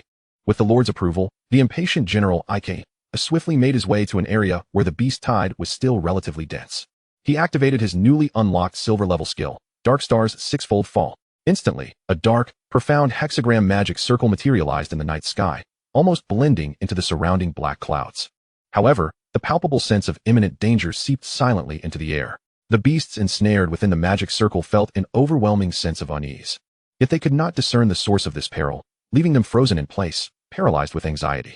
At that moment, the pitch-black clouds plummeted, pressing down towards the ground. The ominous clouds threatened to obliterate the city. At this moment, not only the ferocious beasts but even Jiang Chao, standing atop the city wall, felt a tremor of trepidation. This was merely the prelude, yet the commotion was already so monumental. No sooner had the words left his lips than 6 meteors pierced through the obsidian clouds. Trailing long tails as they descended with an astonishing velocity and grandeur, aimed at the location designated by General Ika. They resembled 6 ballistic missiles. Under the horrified gazes of the beasts, the meteors aligned themselves in a hexagram formation and plummeted with a deafening roar. The earth shuddered violently at that instant. The meteors created crater after crater upon impact, with shockwaves, flames, and debris swirling chaotically, conjuring a tempest that swept all in its path. In the face of such cataclysmic devastation, even the silver beasts found it difficult to escape unscathed, let alone the bronze-tiered ferocious beasts. In the moment following the meteor's descent, they were seared to near oblivion by the searing flames, only to be obliterated by the ferocious shockwaves. After a while, tranquility returned. The site of the meteor strikes was marked by 6 craters arranged in a striking hexagram. Not a single one of the thousands of ferocious beasts within a radius of several hundred meters remained unscathed. All had been reduced to loot and experience points. Even if General Ika and Jiang Chao divided the vast amount of experience, it was enough for both to ascend once more, both reaching Silver Tier 2. Ding! Experience threshold reached. Congratulations on leveling up to Silver Tier 2. What a delightful surprise, leveling up once again. Is this the joy of clearing the land? Jiang Chao beamed with joy, resolving to enhance his control over the fire elemental energy to conjure a fireball capable of detonating across a kilometer. Wherever there was dissent, he would unleash a nuclear explosion. Simultaneously, Jiang Chao realized that with General Ika unleashing the Dark Star's 6-meteor assault, which annihilated over 1,000 ferocious beasts, the beleaguered tide of beasts could no longer withstand this final straw and utterly collapsed. The once arrogant and bloodthirsty beasts had lost their will to assault the territory. Their primal fears awakened by absolute might, and they fled in disarray, howling as they scattered. The feral ferocity they once displayed was now replaced by utter disarray. The tide of beasts had receded. However, Jiang Chao had no intention of letting these ferocious beasts escape. They couldn't just come and go as they pleased. As if it were a public restroom. All ninja soldiers of the Phantom Shadow Brigade, continue the pursuit and eradicate every ferocious beast within a 10-mile radius of the territory, commanded the Lord. The ninjas of the Phantom Shadow Brigade sprang into action, their crimson eyes glowing ominously as they melted into the shadows. Under the cover of the waning night, they launched a relentless hunt against the panicked tide of beasts. In his mind, the sound of notifications rang incessantly. Upon returning to the Grand Hall, Jiang Chao settled into his seat, satisfied and ready to meditate. The theory of not pursuing a retreating enemy didn't apply to him. He adhered to the principle of exterminating all threats without leaving any potential hazards that could endanger him. An hour later, only a few ferocious beasts remained within a 10-mile radius. The ninjas of the Phantom Shadow Brigade began to return one by one, and those dispatched to assist the comatose Lord Fong Mo had also reported back to the Shadow Grand Hall. At this moment, the blood moon had set in the west, while in the east, the newborn sun was rising, casting the first rays of dawn. The tide of beasts had indeed ended, and Jiang Chao had successfully overcome the first wave of crisis. Chapter 46. The crisis concludes, rewards distributed. As the sun ascended, the tide of beasts reached its conclusion. With the rocky city walls as a boundary, the scenes within and outside the territory were starkly different. Inside the territory, the landscape remained serene, with trees, shrubs, and some low-tier herbivorous beasts foraging peacefully. Outside the territory, after a night of fierce combat between the ferocious beasts and the Shadow Brigade, exacerbated by the bombardments from Jiang Chao and General Ika, the area bore the scars of devastation, marked by craters from fireball explosions and meteor strikes. However, Jiang Chao was unconcerned about this. He began to tally the losses and gains from this defense against the tide of beasts. To be fair, although this first wave of crisis lasted an entire night, Jiang Chao truly suffered minimal losses. The rocky city walls stood impregnable, and the few weak points at the front and rear gates were each guarded by an energy defense tower. The losses among the troops were negligible. The ninjas of the Shadow Brigade were undying entities. As long as Jiang Chao remained alive, or the core remained intact, they could resurrect in peak condition no matter how many times they fell. This could be considered one of the most significant advantages of the Shadow Brigade, contributing to its classification as an SSS tier potential combat force. At this moment, the Phantom Shadow Brigade, the Armored Shadow Brigade, the Claw Shadow Brigade, the Flying Shadow Brigade, the Scythe Shadow Brigade, and the Giant Shadow Brigade, over 100 ninja soldiers stood in unison within the Grand Hall, cloaked in darkness. Their eyes glowed with a sinister crimson light, exuding an aura of terror and danger. Their momentum had elevated several tiers compared to before the battle. The experience gained from hunting ferocious beasts had propelled them all to several levels higher, with the lowest now reaching Bronze Tier 7. The earliest recruits among the ninjas had even reached Bronze Tier 9. The ascent to Silver Tier was no longer a distant dream. Coupled with General Ika, who had also leveled up to Silver Tier 1 during the Tide of Beasts, the combat efficacy of the Shadow Brigade had undeniably reached new heights. While improvement was commendable, complacency was not an option. They were to continue hunting. Jiang Chao commanded the ninjas to persist in their slaughter of ferocious beasts in order to enhance their levels and strength. Upon receiving the Lord's orders, the ninja soldiers immediately set forth, transforming into shadows as they departed the territory, preparing to delve deeper into the wilderness for their hunt. After 2 consecutive waves of beasts, one of black iron and one of bronze, had been annihilated, there were now few ferocious beasts left within a 10-mile radius of the territory. Even if there were any, they were high-tier beasts of silver or even gold rank, not ideal targets for hunting. Consequently, the ninjas expanded their hunting range, venturing over 10 kilometers away from the Shadow Grand Hall to pursue their quarry. The shadowy forests grew more perilous with each step deeper, both in terms of environmental challenges and the strength of the ferocious beasts, which were significantly higher than those near the territory. Fortunately, the ninjas, having triumphed over the Tide of Beasts, had also markedly increased in strength. They proceeded with their hunts without issue, temporarily silencing the repetitive kill notifications. Jiang Chao, having endured an all-nighter, lay upon the grand bed in his chamber and activated the chat panel. He noticed the friend private chat icon flashing. Upon opening it, he discovered a message from Lord Fong Mo, the comatose leader, expressing gratitude for the assistance of Jiang Chao's ninja soldiers in overcoming the Tide of Beasts. As a token of appreciation, he had sent over the mineral resources recently extracted by the Tramp Brigade. It was heartening for Jiang Chao to see his subordinate taking initiative and contributing. He replied to Fong Mo with a few encouraging words, urging him to continue working hard, assuring him that there would be rewards in the future. He switched to the World Channel. Upon opening the World General Channel, he noticed that the number of lords at the top had diminished. From over 3 billion at the outset, only 15 billion remained. Indeed, half had been eliminated. The crisis had come to an end. The surviving lords could no longer contain their emotions, eagerly expressing themselves in the channel, venting their grief or sharing their joy. What a relief! The dawn has finally arrived, and I've survived. Last night was truly terrifying. Dozens of ferocious beasts surrounded my grand hall, and I nearly lost my life. All my troops were slaughtered by those beasts, and now I'm left as a mere figurehead, forced to hunt outside myself. Who could be as unfortunate as I? Last night, my father, mother, father-in-law, mother-in-law, and my wife all perished in the Tide of Beasts. I'm the only one left in the household registry. Ah, that poor fellow upstairs is indeed unfortunate, but I suspect you might be a star-crossed individual. A bane to your kin? Haha, a bunch of losers. Not only did my territory withstand the beast tide last night, but I also leveled up to Bronze 1 star. And within 1,000 meters, I am the strongest. When did a Bronze 1 star dare to flaunt themselves? I drew an S-class unit, the Rock Giant. Last night's second wave of beast tides was all bronze, and a creature like you would be crushed underfoot by my unit. Is the Rock Giant truly impressive? I took down several last night. That so-called S-class unit is nothing remarkable. Enough with the posturing. We are all mere players here. Have you not noticed that those SS and SSS class elites are silent? It is better to remain humble. Not just Jiang Chao. At this moment, other top lords who also triumphed over the second wave of crisis were observing the channel. The Elven Lord Gu Qianqian and the Dragon King Lord Meng Zhan occasionally spoke in the channel, establishing their image and fostering relationships with other lords. Meanwhile, the Holy Light Lord Filaire and the Pharaoh Lord Gao Tianyun awaited the Black Shadow Lord to speak in the channel. If the Black Shadow Lord were to utter something, it would provide an opportunity to glean some insights. However, after a long wait, they were met with silence from the Black Shadow Lord. Jiang Chao had little interest in boasting and was well aware that there were others, like himself, lurking in the shadows. He would not casually reveal his details to potential threats. Nevertheless, one cannot deny that the wilderness continent is indeed an exceedingly perilous place. Becoming a lord and competing for dominance is by no means a smooth and straightforward endeavor. Merely emerging from the novice village's first wave of crisis had directly eliminated half the lords. Over 10 billion lives were ruthlessly extinguished. Far more brutal than any natural disaster or war.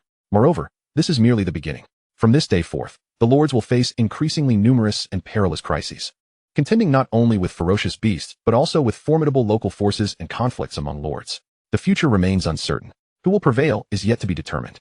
Jiang Chao's gaze was resolute. Since he had traversed into the role of a lord, He must carve out his own reputation in this savage continent. At that moment, a mysterious voice resonated once more in everyone's minds. Ding. The novice trial has concluded. A comprehensive evaluation of the Lord's performance will now take place, with corresponding rewards distributed based on their rankings. Chapter 47. The Magic of Water. The Black Shadow Rebirth Pool. Will the reckoning finally be upon us? Jiang Chao's eyes brightened. At the onset of the first wave of crisis, the mysterious voice had stated that it would evaluate the surviving lords based on their specific performances and assign ratings ranging from E to S, along with corresponding rewards. Jiang Chao had put in considerable effort for this reward, racking his brains to eliminate more beasts at a faster pace. Even executing a beheading of the silver 3-star beast tide leader, the rampaging war bear. I wonder what rating the system will assign me and what rewards I shall receive, Jiang Chao mused, filled with anticipation for the impending reckoning. In fact, he was not alone.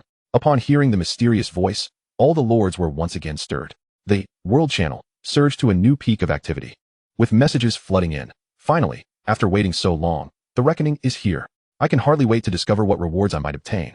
If I could achieve an S rating and acquire silver, or even gold tier equipment or items, that would be exhilarating. Same here. To those above, are you all so confident? Aren't you afraid the system might rate you as E, rendering the rewards utterly useless? Boo-hoo, that is precisely my concern, given my poor performance during the beast tide. It's a 9 out of 10 chance I'll receive an E. I'm in tears. I feel the same. You all are far too pessimistic. One must think positively about everything. This evaluation is akin to a gift package from the system, albeit with items of varying quality. Indeed, receiving something for nothing feels great. Hurry, hurry, grant us our rewards, O mighty system. The crowd urged in unison. The Lord's system, indeed, did not make them wait long. Merely seconds later, a crisp notification echoed in Jiang Chao's mind. Ding. Black Shadow Lord, in this first wave of crisis, you have achieved 3 remarkable performances, maintaining the defense line, bombardment, and beheading operation. Congratulations, you have attained the highest rating of S. Rewards are being dispensed. Ding. Congratulations, you have received 1,000 reputation points, 1,000 shadow crystals, the magic of water, the Black Shadow Rebirth Pool. Concurrently, 2 orbs of light materialized before Jiang Chao, one pitch black and the other azure blue. Good heavens, what an abundance of rewards. Jiang Chao felt a surge of excitement. He had anticipated that securing an S rating was nearly certain, with it being the minimum. But he did not expect the system S rewards to be so generous. 1,000 reputation points and 1,000 shadow crystals were granted all at once, along with the magic of water and the Black Shadow Rebirth Pool. The shadow crystals were automatically collected into the Resources tab, and the reputation points were already deposited into the Reputation Achievements panel. Jiang Chao claimed his rewards in succession. First, he reached out to touch the azure orb. The orb gradually dissipated, revealing the azure water magic, which now floated before Jiang Chao. He scrutinized this azure mass of energy, sensing its tranquil depth, starkly contrasting the fiery and domineering nature of fire magic. The water magic exuded an aura of calmness, appearing as boundless as the ocean. It could lie still like a mirror without a ripple or surge into tumultuous waves, generating tsunamis that could engulf everything. It could even solidify into ice, exponentially increasing its lethality, freezing all in existence. This is the essence of water magic, Jiang Chao marveled. He then, as before, opened his mouth and swallowed the azure water magic whole. Instantly, a new form of energy was birthed within him. The water magic and fire magic intertwined, establishing a cycle that flowed continuously within Jiang Chao's body, ready to erupt at any moment. Let me test the water magic and discover its remarkable capabilities. Jiang Chao exited the grand hall and ascended the city walls. The desolate expanse beyond the city walls remains a sight to behold, ravaged and scarred. Even if it were to be utterly destroyed, the distinction would be negligible. It serves as an impeccable canvas for his unbridled expression. Stretching out his arm, a torrent of high-pressure water surges forth from his palm, carving a deep ravine into the earth. Such power from a mere basic attack? Witnessing the might of the water's magical essence, Jiang Chao is filled with exhilaration. He quickly conjures a myriad of techniques: the ultimate water flow, the cataclysmic wave slash, the great waterfall technique. Yet, feeling insatiable, he expends a substantial amount of energy to crystallize the water into ice, transforming it into a magnificent frost dragon that soars into the skies. The celestial ice dragon. Perched atop the dragon's head, Jiang Chao revels in sheer delight. Were it not for the fact that his silver tier energy is still somewhat limited, preventing him from manifesting a larger ice dragon, he would have undoubtedly created a 50-meter-long frost dragon, a truly awe-inspiring spectacle. However, he acknowledges that he still has some distance to cover before achieving that goal, at least to reach the golden tier. As a silver tier Jiang Chao, he managed to fly with the ice dragon for only 2 rounds before feeling the strain of insufficient energy and fatigue. Reluctantly, he dissipates the dragon and returns to the city wall. The potency of the water's magical essence is indeed formidable, albeit rather taxing, much like the fire's essence. Utilizing it can be exhausting. Jiang Chao thoughtfully analyzes. Furthermore, based on his recent maneuvers, it seems that the fire and water essences might be capable of producing synergistic skills. Alas, lacking energy, he resolves to attempt this later when the opportunity arises. Now, it is time to examine another reward. With that thought, Jiang Chao reaches out to touch the second pitch-black orb of light. As the orb dissipates, a miniature model of a water pool appears in his palm. Building, Shadow Rebirth Pool, exclusive building for the Shadow Legion. Effect, infused with abundant dark energy. Any living creature that enters the rebirth pool will be permeated by the dark energy, transforming into a shadow creature with abilities akin to that of ninja soldiers. Usage, simply find a location to place it. After reviewing the introduction panel, Jiang Chao raises an eyebrow. This is a remarkable item. The ability to transform living beings into shadow creatures essentially equates to recruiting ninja soldiers using shadow crystals. This is yet another method to expand the ranks of the Shadow Legion. Thus, Jiang Chao promptly approaches the front of the Shadow Hall. Ding. Confirm placement of the building. Shadow Rebirth Pool at this location? Confirm. In the next moment, the miniature model of the water pool flies from his palm, spinning rapidly in midair before enlarging. Ultimately, it transforms into its true form, a circular fountain pool, 10 meters in diameter, crafted entirely from ancient black stone bricks and adorned with shadow crystals. Gushing forth from the center of the rebirth pool is a continuous flow of water infused with dark energy. To an unsuspecting observer, it may seem merely a decorative fountain complementing the Shadow Hall. Unbeknownst to them, it is, in fact, a pool capable of transforming creatures into shadow beings. The Shadow Rebirth Pool. After circling the pool, Jiang Chao ponders aloud. I need to find something to test the effects of the rebirth pool. Chapter 48. The ambition to forge the 10th Legion. Consequently, Jiang Chao shifts to the perspective of his troops and instructs a ninja from the Phantom Legion, who is currently hunting. You, procure a low-level ferocious beast for me, and it must be alive. At that moment, the ninja, having just leaped from his concealed spot in the grass, is poised with his dagger aimed at the neck of a wild boar, ready to deliver a lethal blow. Naturally, the command of the Lord must be executed without hesitation. Thus, the Phantom Ninja, without a second thought, abandons the hunt, morphing into a shadow and swiftly darting over the wild boar, vanishing from sight. The boar remains oblivious, continuing to forage for food. The ninja's efficiency is impressive. Approximately half an hour later, he reappears at Jiang Chao's side, holding a black iron 6-star sharp-toothed rabbit. This rabbit is notably plump, particularly its powerful hind legs, which kick incessantly. Yet, held by its ears, the rabbit's struggles are futile. All right, toss it into that pool over there, Jiang Chao instructs, nodding in approval. Splash. The sharp-toothed rabbit is mercilessly thrown into the rebirth pool, sending a cascade of water splashing. It is swiftly enveloped by the rising waters, and the transformation begins. The water within the rebirth pool, infused with abundant dark energy, floods into the sharp-toothed rabbit through every possible opening, subtly initiating its metamorphosis. Bubbles begin to rise to the surface, and several minutes later, the commotion gradually subsides. Rest assured, the rabbit is not drowned. Rather, it has successfully undergone transformation. With newfound strength in its hind legs, it leaps from the bottom of the pool, landing gracefully on the ground. Jiang Chao observes intently as the transformation concludes, noting the rabbit's striking changes. First, its once grayish-yellow fur has transformed into a deep, inky black. Next, its eyes have become a vivid crimson, seemingly capable of dripping blood. Finally, its hind legs have become significantly stronger and more muscular. Shadow Sharp-Toothed Rabbit. Attribute, Shadow Type. Level, Black Iron 6-star, capable of breaking through to silver. Skills, Stealth, capable of morphing into a shadow and traversing freely across any surface or wall. Enhanced Leap. The body receives a boost from dark energy, significantly increasing jumping ability. Shadow Dig. The dark energy enhances its front claws, greatly improving its digging capabilities. Shadow Kick. Utilizing dark energy to strengthen its hind leg muscles. It unleashes a more powerful kick, delivering swift and precise attacks. Oh, an ordinary sharp-toothed rabbit has transformed into a shadow type, and it has gained enhancement from dark energy?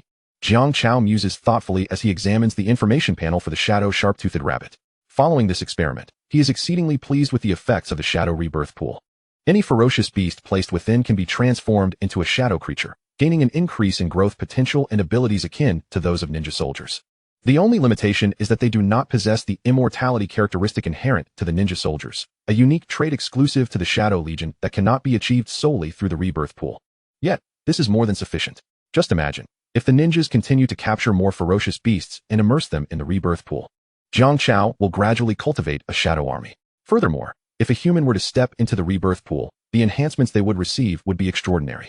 Once a certain scale is achieved, Jiang Chao could even forge an independent 10th Legion, entirely composed of shadow creatures, separate from the 9 great legions of the Shadow Legion. He is determined to realize this ambition and establish the 10th Legion that he has envisioned. Jiang Chao clenches his fist, setting yet another small goal for himself. Indeed, I am curious to know what evaluations others have received and what rewards they have obtained. The curiosity surged within him. Jiang Chao opened the world channel once more. Peering intently at the screen, the lords were still engaged in fervent conversation. Woohoo! I soared to an A rating. The reward was a complete set of forging tools, all of silver grade. As for me, I barely scraped AD. The reward was rather mediocre, rather inconsequential. Same here.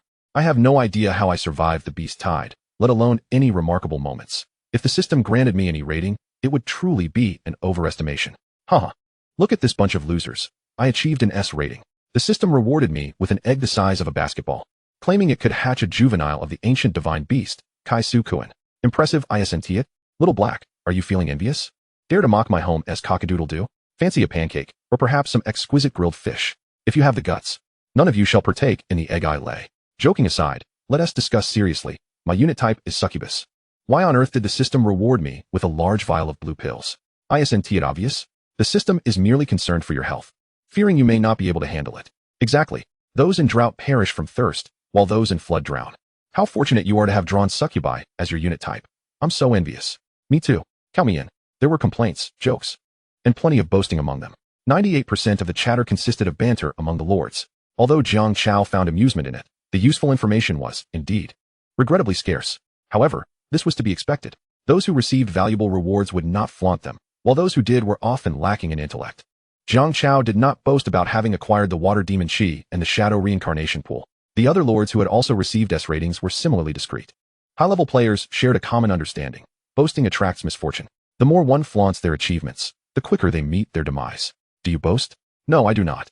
Do you boast? Neither do I. What decent person brags aimlessly? You lowly creatures.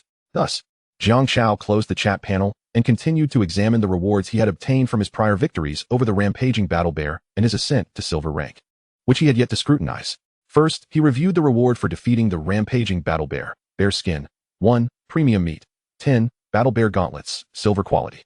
The first 2 were common loot drops, but the final item, the battle bear gauntlets, was indeed a rare find. A silver-grade weapon was something Jiang Chao had never encountered before. He promptly began to inspect it. Equipment, battle bear gauntlets. Origin, crafted from the paw of the rampaging battle bear. Utilizing precious materials, these melee gauntlets possess a rugged and imposing design. Quality, silver. Attributes, wearing this increases attack power by 10. Can unleash the rampaging battle bear's signature skill, Shattered Wall Sand Fist. This is a remarkable item. Jiang Chao assessed the battle bear gauntlets he had retrieved from the equipment tab and immediately donned them. He felt an immediate enhancement in his attack power. Although the increase was modest, it could still inflict considerable damage upon his foes. What if it were to be combined with the effect of the bull talisman? A sudden thought struck him, prompting him to test this notion. Thus, Jiang Chao sought out a rock face within his territory. The rock face, composed of hard granite, typically required substantial machinery for excavation. Yet now, he stood alone before it. Activating the bull talisman, a surge of immense power coursed through him, reaching a terrifying peak. The bull talisman provided a 1,000 power boost. Simultaneously, with the battle bear gauntlets enhancing his attack power by 10, a single punch would equal the force of 11 punches. With a resounding crash, his right hand, adorned with the battle bear gauntlets, struck the rock face like a cannonball. The solid rock wall shattered explosively. Spiderweb-like cracks spreading across its surface, while chunks of granite rained down like a torrential downpour. With the combined enhancements of the battle bear gauntlets and the bull talisman, Jiang Chao shattered over 100 tons of rock with a single blow. Exhilarated, he could not help but let out a roar. Based on the power of this punch, even a silver-grade beast would be gravely injured, if not slain outright. After putting away the battle bear gauntlets, Jiang Chao resumed his activities. He retrieved a yellowed blueprint from the equipment tab. This was the second reward obtained from the upgrade package upon reaching silver rank. Aside from the bull talisman, the furnace blueprint. Furnace, one of the productive structures within the territory. It is massive in size and can automatically smelt and forge metals and other materials. If operated by skilled craftsmen such as dwarves or goblins, efficiency can be significantly increased. Required materials for construction: 500 stone, 50 obsidian, 100 iron ingots, 10 iron blocks, 10 anvils. Such a substantial requirement, especially for the rare obsidian and anvils, poses quite a challenge. Jiang Chao stroked his chin, a look of concern crossing his face. His need for the furnace was paramount. The natural mine had reached its mid-stage. producing several hundred pieces of crude iron and other mineral resources daily. Previously, Jiang Chao had no means to smelt the crude iron, having to trade it in the marketplace for already forged iron ingots, feeling the pinch of the price disparity. Now that he had acquired the furnace blueprint, he must find a way to construct it. This transformation would elevate him from a mere consumer to a supplier. Not only would he significantly increase production capacity, but he would also eliminate profit losses, potentially reaping benefits from other lords. This could open up a new avenue for substantial business growth. I should check the marketplace for items to sell, Jiang Chao contemplated. Upon opening the trading marketplace, he was pleasantly surprised to discover a new consignment feature in the selling section. This feature had been unlocked after overcoming the first wave of crises. Simply put, it allowed transactions through the system with various trading companies across the savage continent to obtain necessary materials, albeit with a 10% transaction fee. In the exchange section, no lords had yet offered obsidian and anvils for trade, making the consignment feature perfectly suited to his needs. Jiang Chao nodded in agreement, promptly listing the vast quantities of meat obtained from the recent beast tide for consignment. The process went smoothly, allowing him to acquire the much-needed materials, iron ingots, iron blocks, and anvils. He even had so much meat left over that after purchasing the materials, the system converted the excess into universally circulating gold coins across the savage continent, totaling 100 coins. With sufficient stone and iron materials, all that remained was to procure the obsidian. Obsidian was a relatively rare material.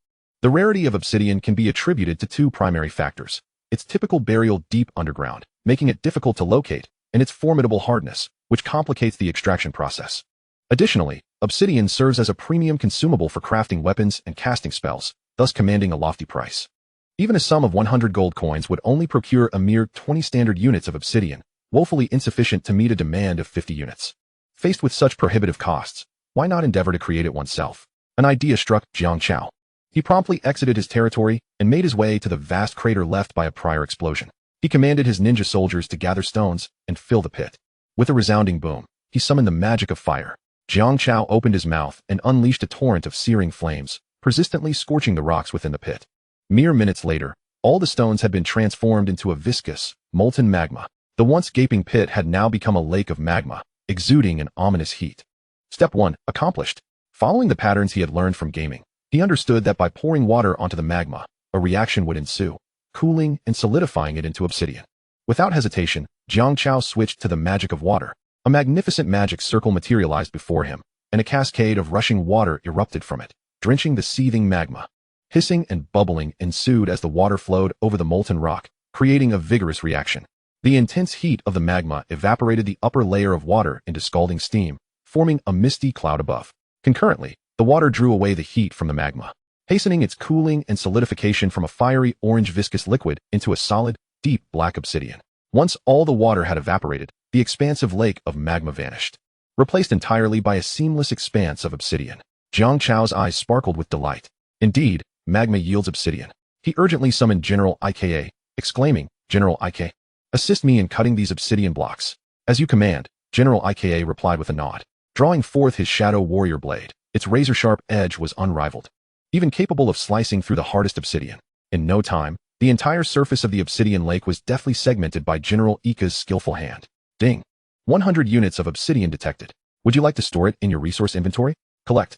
Jiang Chao responded without delay. In the next instant, the shards of obsidian from the lake transformed into streams of light, seamlessly integrating into his resources inventory. At last, he had gathered all the materials necessary to construct a furnace. Without a moment's pause, he selected a suitable location, retrieved the furnace blueprint, and with a mere thought, ding. Confirming consumption, 500 stone, 50 obsidian, 100 iron ingots, 10 iron blocks, 10 anvils. Constructing building, furnace X1.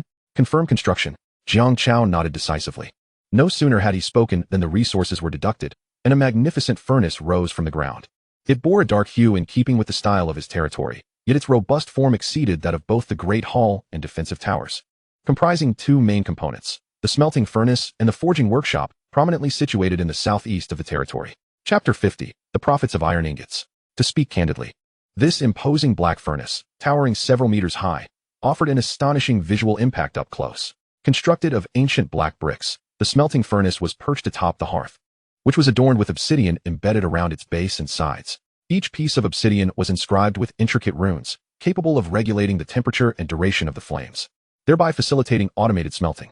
When the metals within the smelting furnace reached their melting point, the furnace would tilt, pouring forth the incandescent iron liquid into prearranged molds, allowing it to cool and take shape. With the furnace now completed, Jiang Chao was eager to test its smelting efficiency. From his resources inventory, he poured the remaining rough iron into the vast smelting furnace.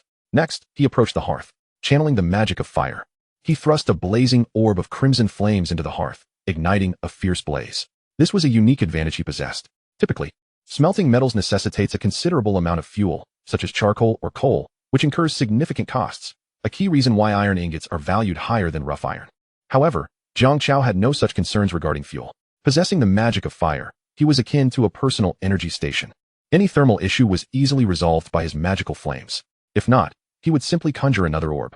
At that moment, the fiery orb he cast into the hearth was sufficient to smelt over 100 units of metal. Moreover, the flames produced by his fire magic boasted temperatures far exceeding those of ordinary fire, easily reaching the melting point of rough iron.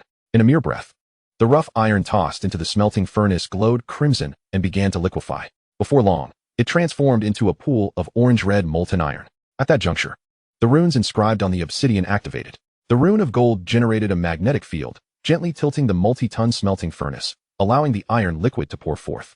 With a resounding splash, the molten iron cascaded out, splattering into brilliant iron flowers. Ultimately, guided by the flow channels, it flowed in batches into the waiting molds. The wind and ice runes on the molds activated simultaneously, generating gusts of air that radiated a chilling aura, forming frost and hastening the cooling and solidification of the molten iron. Approximately 10 minutes later, the fully formed iron ingots detached from the molds, signifying the completion of the smelting process. Their value had at least doubled compared to the original rough iron. Jiang Chao proceeded to gather his bounty. Ding!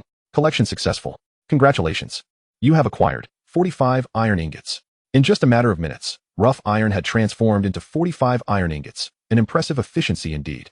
Observing the increase in his resources inventory, Jiang Chao nodded in satisfaction. Given the current market conditions, iron ingots were undeniably a form of hard currency. A multitude of lords sought to either upgrade their territories, construct buildings, or forge weapons and armor, all of which necessitated a substantial quantity of iron ingots. Consequently, in the trading mall, iron ingots were akin to the meat that had recently flooded the market, commanding exorbitant prices with limited availability. One iron ingot could be exchanged for at least 2 rough iron pieces, if not more. In other words, if Jiang Chao traded these 45 iron ingots with other lords, he could acquire no less than 90 rough iron pieces. He could then smelt those 90 rough iron pieces into iron ingots for resale, ultimately yielding 180 rough iron pieces. Thus, the cycle of profit compounded exponentially, leading to astronomical gains. In truth, the situation was precisely as described. Many lords who had successfully recruited dwarves or goblins skilled in smelting and forging, or who had formed partnerships with local human factions for joint smelting endeavors, had profited immensely from the trade of iron ingots for rough iron. Witnessing their prosperity only served to intensify Jiang Chao's desire for this lucrative opportunity. At present, having established a furnace and acquired the capacity to smelt iron ingots, how could he possibly let this opportunity slip away? Thus, he promptly accessed the trading mall and listed all 45 freshly forged iron ingots for sale. He then broadcasted a message on the World Channel. Take a stroll. Have a look, don't miss out. The Shadow Lord is back in business, offering a plethora of exquisite iron ingots for a limited time. Just 2 rough iron pieces can be exchanged for 1 iron ingot. Affordable and fair to all. Opportunities like this do not arise every day. Seize the moment. What are you waiting for? Hurry over to purchase. As a top-tier lord with multiple first-place victories, the name of the Shadow Lord had become well known among many. At that moment, the news spread like wildfire, prompting a flurry of comments from other lords below. Wow, the missing person has returned. Selling iron ingots? The Shadow Lord truly stays abreast of current affairs, selling whatever is profitable. So what if he profits? The fact that we can buy is a boon. Considering that iron ingots are currently a hard currency, hoarded by many who refuse to part with them. The person above is right. The Shadow Lord selling iron ingots is indeed advantageous for us. The prices set by other lords are simply outrageous, requiring 3 or 4 rough iron pieces for a single ingot, while the Shadow Lord demonstrates true integrity. Enough chatter, let us rush and grab them. Those few dozen will be gone in no time. Jiang Chao indeed did not misjudge the business opportunity. The exorbitant profits from this batch of iron ingots even exceeded his expectations. In the blink of an eye, all 45 iron ingots were snatched up by the throngs of lords. Those who arrived a moment too late were left lamenting, pounding their chests and sighing, pleading with Jiang Chao to produce more ingots for exchange. Naturally, Jiang Chao readily acquiesced to their requests. Only a fool would turn down money. He first sent a message informing the lords that production capacity was limited, and they would have to wait a while. He then tossed the 90 iron ingots he had received into the furnace and added more fuel to the fire. Next, he messaged the dormant Lord Fong Imo. Fong Imo, how much rough iron have you mined? Regardless of the amount, send it all over. I need it urgently. Fong Imo quickly replied, my Lord Shadow. The Treant Legion has 40 Treants that have mined 200 pieces of rough iron, all being transported to you by the ninja soldiers. The Ghost Shadow ninjas raced through the shadow space, carrying a mountain of rough iron. Upon receipt of the delivery, Jiang Chao wasted no time and poured all the rough iron into the smelting furnace. With increased firepower, within a mere 10 minutes, he had smelted nearly 300 iron ingots. List them. Having tasted success, Jiang Chao tirelessly placed the 300 iron ingots back on the market. As news spread, the anxious lords erupted with excitement once more. Chapter 51, Talon Orcs, Bortontown. Good gracious, 300 iron ingots. Am I seeing this correctly? Indeed, I've managed to snag 30, all premium ingots, from the Shadow Lord. Haha, I'm not doing too badly either. I got 20. Finally, I have enough materials to craft my steel crossbow. You all are too quick. I barely opened the exchange interface when it showed all the ingots were gone. Same here. I finally felt tempted, and you all made me lose so thoroughly. Damn it. Shadow Lord, I beg you to release more ingots. Just like before, the 300 iron ingots were snatched up in an instant. The lords who successfully exchanged for the ingots were all smiles, while those who were a beat too slow continued to implore Jiang Chao for additional iron ingots. However, this time Jiang Chao did not respond. He intended to establish a pattern, letting them know that at this time, he would always offer iron ingots for exchange. Scarcity marketing was the way to go, and the more waves of buyers he could create, the better. A sinister smile crept across Jiang Chao's face, casting an eerie atmosphere throughout the Shadow Hall. He poured the more than 600 rough iron pieces he had received into the furnace to be smelted into ingots. Jiang Chao then retrieved a rolled-up parchment map from his items section. This was the final reward from the silver upgrade gift pack. Explorable map. Jiang Chao possessed more than one map. In fact, every time the ninjas ventured into a new area and conducted preliminary reconnaissance, they would document it on leather. Now, the leather maps had been stitched together, capturing the territory within a 10-kilometer radius of the Shadow Hall. However, this system-produced, explorable map was extraordinary. Its scale was astonishing. Jiang Chao unfurled the map, revealing an impressive expanse of 2 meters by 2 meters of thick parchment, encompassing a 100-mile radius, presenting a magnificent sight. Yet, despite its grand scale, the contents of the map were rather meager. Centered around the Shadow Hall were the affiliated Jungle Hall, known natural mines, and the obliterated Blackhorn tribe, among other locations. Beyond that, vast swathes of blank space remained, with only 2 new locations marked, the Talon Orcs and Bortontown, both situated over 100 miles away from the Shadow Hall. Jiang Chao gazed intently at these 2 local factions located at the northwest and southeast corners of the map. Respectively, he was quite familiar with the Talon Orcs, being the original clan of the bull-headed warriors from the Blackhorn tribe he had previously vanquished. The Talon Orcs were a sizable force, consisting of 3 major towns and 6 tribes, representing a city-level power.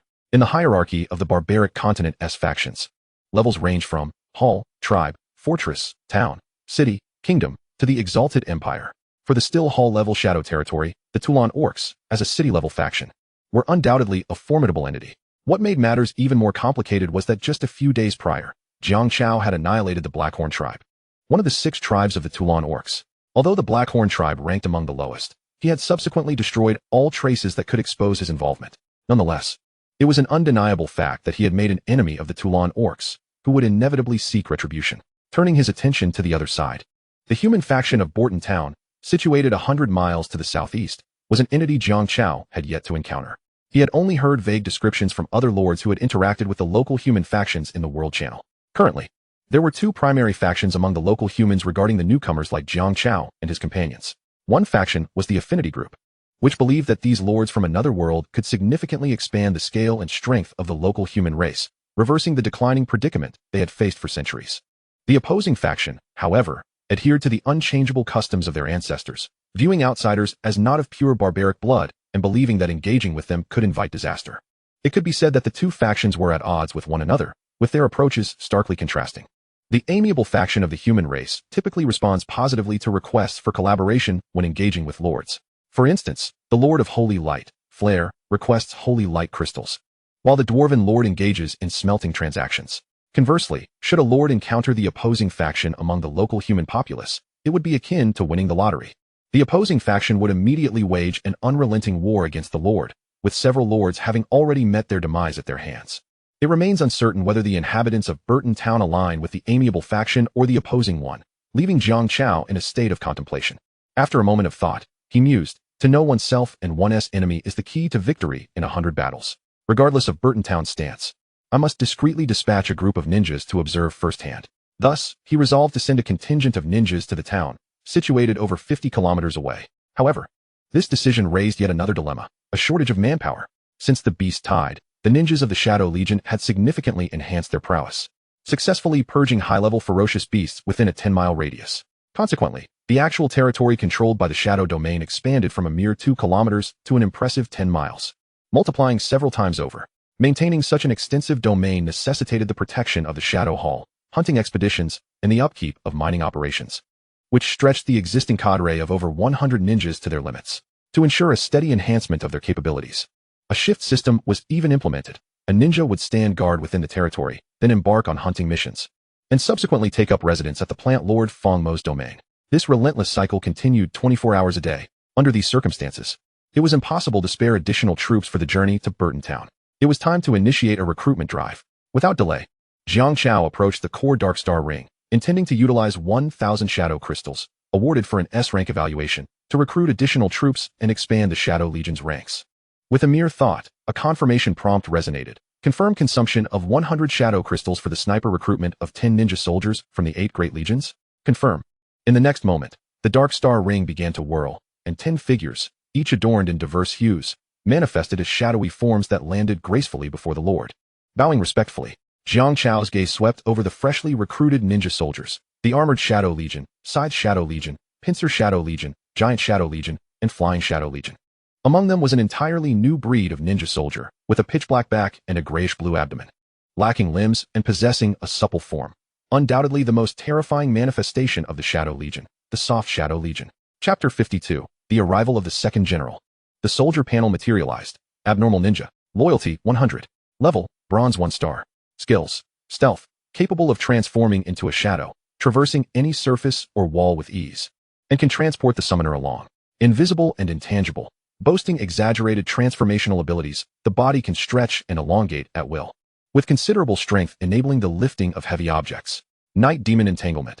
Extension of tentacle-like appendages into long whips to fiercely strike enemies, also capable of binding and restraining. With a versatile and unpredictable attack style, the recruitment of a new battle group, particularly that of an abnormal ninja, filled Jiang Chao with elation. An auspicious start with the very first 10 summons delighted him.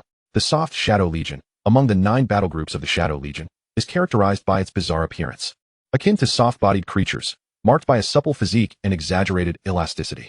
In the original storyline, the abnormal ninjas of the Soft Shadow Legion were summoned by Parker, adorned with a mask, who even engaged in arena battles against the Bull Warriors. A particularly memorable moment for Jiang Chao was when a guard had once removed the head covering of an abnormal ninja, revealing multiple crimson eyes and a row of fine, insect-like teeth, its terrifying visage slithering through the guard's arm like water. Stand to the side, Jiang Chao instructed the abnormal ninja and the other ninjas. He then proceeded to prepare for the second round of recruitment. With 1,000 shadow crystals at his disposal, it would be wasteful to leave them unused. Recruiting more troops to expand the Shadow Legion's ranks was a far more prudent investment. Jiang Chao had his own calculations.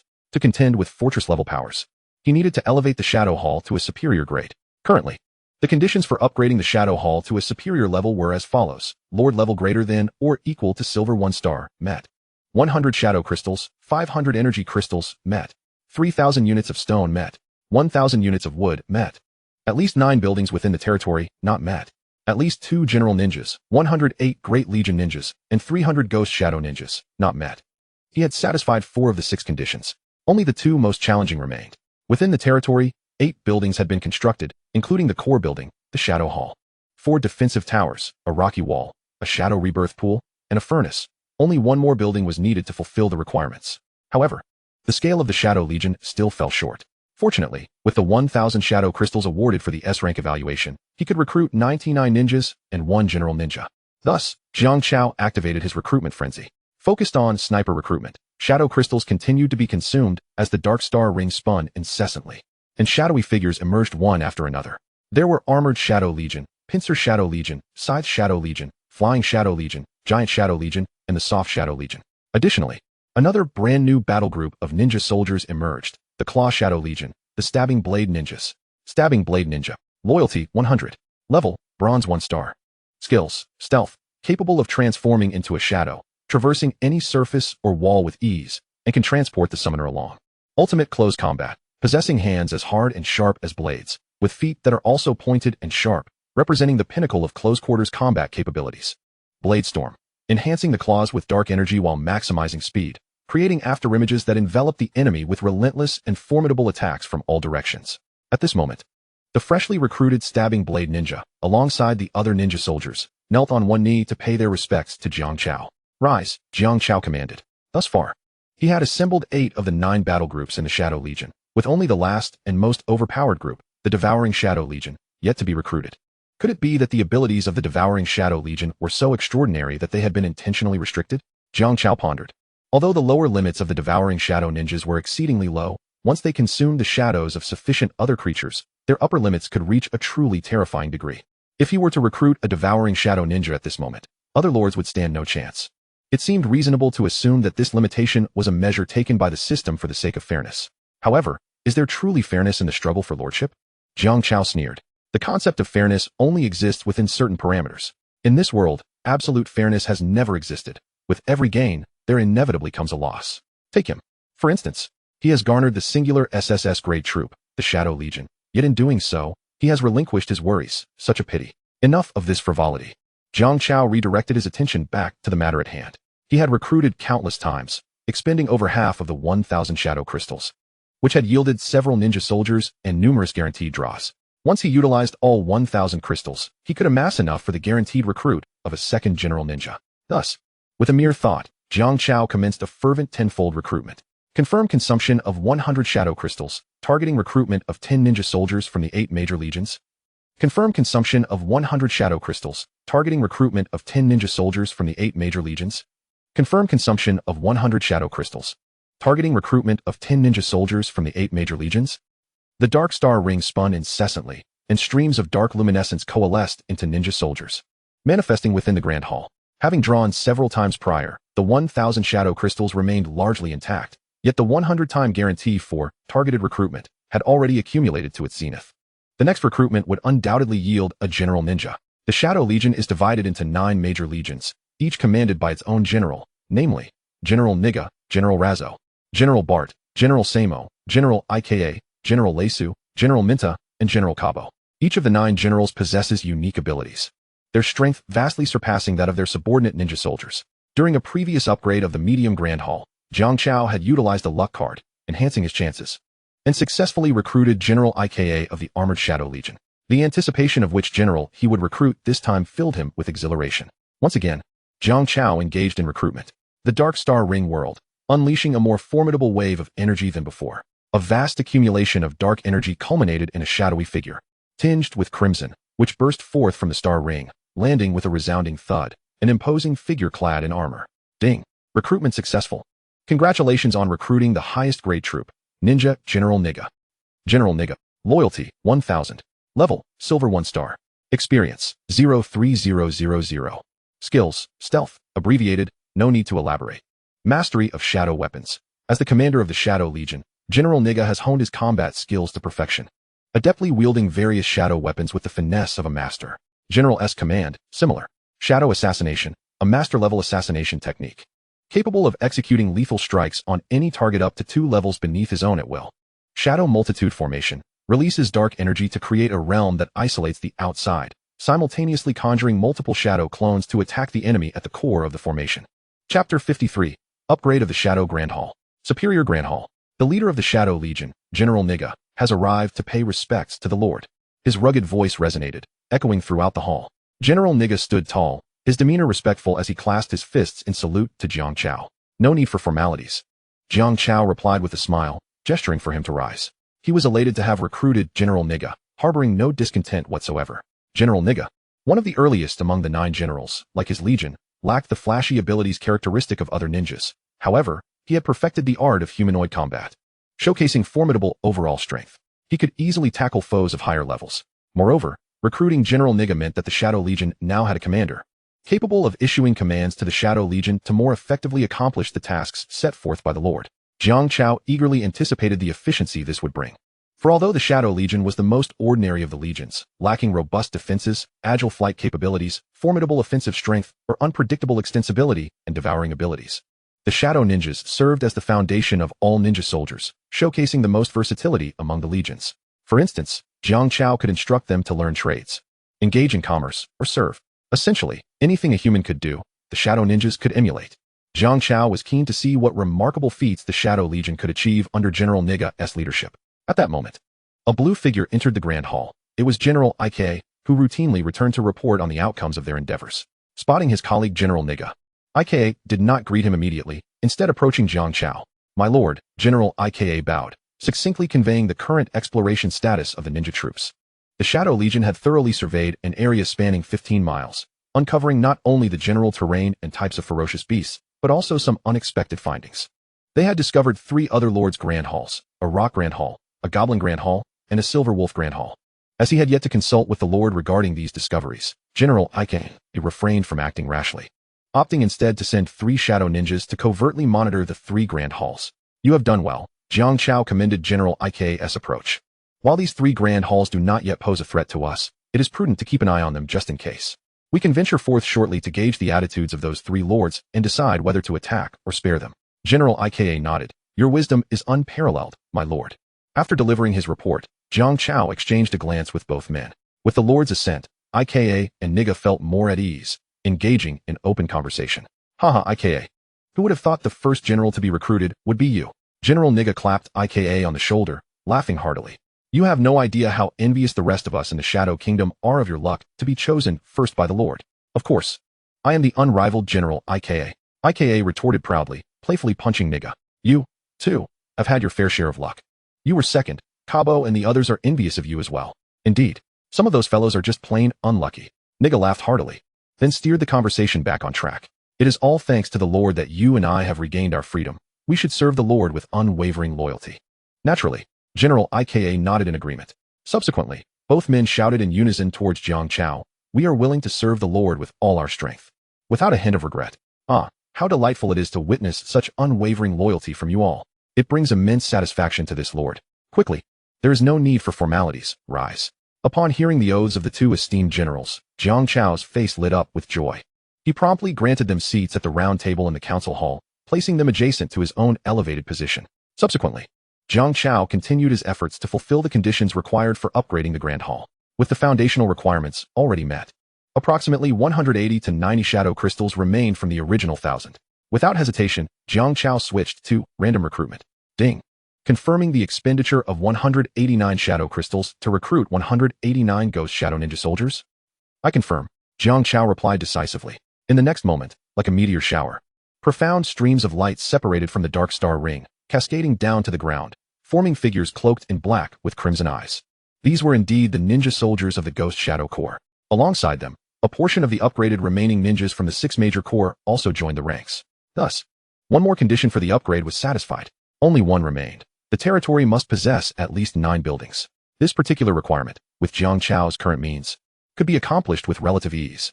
Although the materials at hand had been significantly depleted, one must not forget that he possessed a lucrative trade in iron ingots. Simply listing the iron ingots on the trade mall would attract countless lords from the wild continent, eager to exchange resources he desired. Acting swiftly, Jiang Chao placed half of the 600 iron ingots he had previously smelted in the furnace up for trade, seeking resources such as stone, energy crystals, and shadow crystals. After another round of fervent competition, spurred on by the enthusiasm of numerous lords, all resources were effortlessly gathered. Jiang Chao arrived at the main entrance of the Rock City Wall. There stood a stout, dark energy defense tower, yet one tower alone seemed rather monotonous. Ding. Confirming the expenditure of 10 shadow crystals, 30 energy crystals, 90 iron blocks, 320 stone, to construct one energy defense tower? Jiang Chao nodded. Simultaneously, a towering edifice, rising over 10 meters high, ascended on the opposite side of the entrance, with 2 defense towers flanking either side. Their imposing presence elevated the grandeur of the territory's entrance several notches. Just as the defense tower was completed, a prompt sounded. Conditions for upgrading to a superior Grand Hall. Lord level greater than or equal to Silver 1 star, satisfied. At least 2 general ninjas. 100 ninjas from the 8 main corps, 300 ghost shadow ninjas, satisfied. At least 9 buildings within the territory, satisfied. 100 shadow crystals, 500 energy crystals, satisfied. 3,000 stone, satisfied. 1,000 wood, satisfied. Ding. All upgrade conditions have been met. Ding. Confirming the upgrade of the Shadow Grand Hall, medium, to the Shadow Grand Hall, Superior Grand Hall. Chapter 54. The road to domination begins. Confirm, upgrade me immediately. After a long wait, the moment had finally arrived, and Jiang Chao offered his response without any hesitation. As his voice fell, an overwhelming torrent of dark energy descended from the boundless heavens, cascading down like a curtain of rain. Yet, under an unseen pull, not a single drop was wasted. All converged into the core, Dark Star Ring. In an instant, a violent tremor rippled through the air, just as during previous upgrades. The magnificent dark energy nourished the territory incessantly. The Shadow Grand Hall began its transformation once more. The original triangular structure expanded further, adding 6 functional areas, including a storage room and a reception hall. Truly a majestic 3 palaces and 6 courtyards. Yet, that was not all. As it occurred with every core building upgrade, the overall materials and design were improved. This upgrade to a superior Grand Hall was no exception. Jiang Chao sat regally at his main seat. At this moment, the lordly robe he donned became even more resplendent. A crown adorned his head, with a black golden beaded curtain cascading down to obscure his youthful, yet imposing visage. The robe, fashioned in harmony of black and gold, featured intricate patterns and a sturdier fabric, capable of transforming into various styles such as everyday attire or battle garb, all exuding an air of authority. Each movement subtly conveyed the innate dignity of a ruler. The round table before the main seat also underwent a transformation, becoming more expansive, with the original black rock surface replaced by deep, resilient obsidian, further enhancing the dark aesthetic. The 12 supporting stone pillars of the Grand Hall shimmered with a myriad of flashing runes.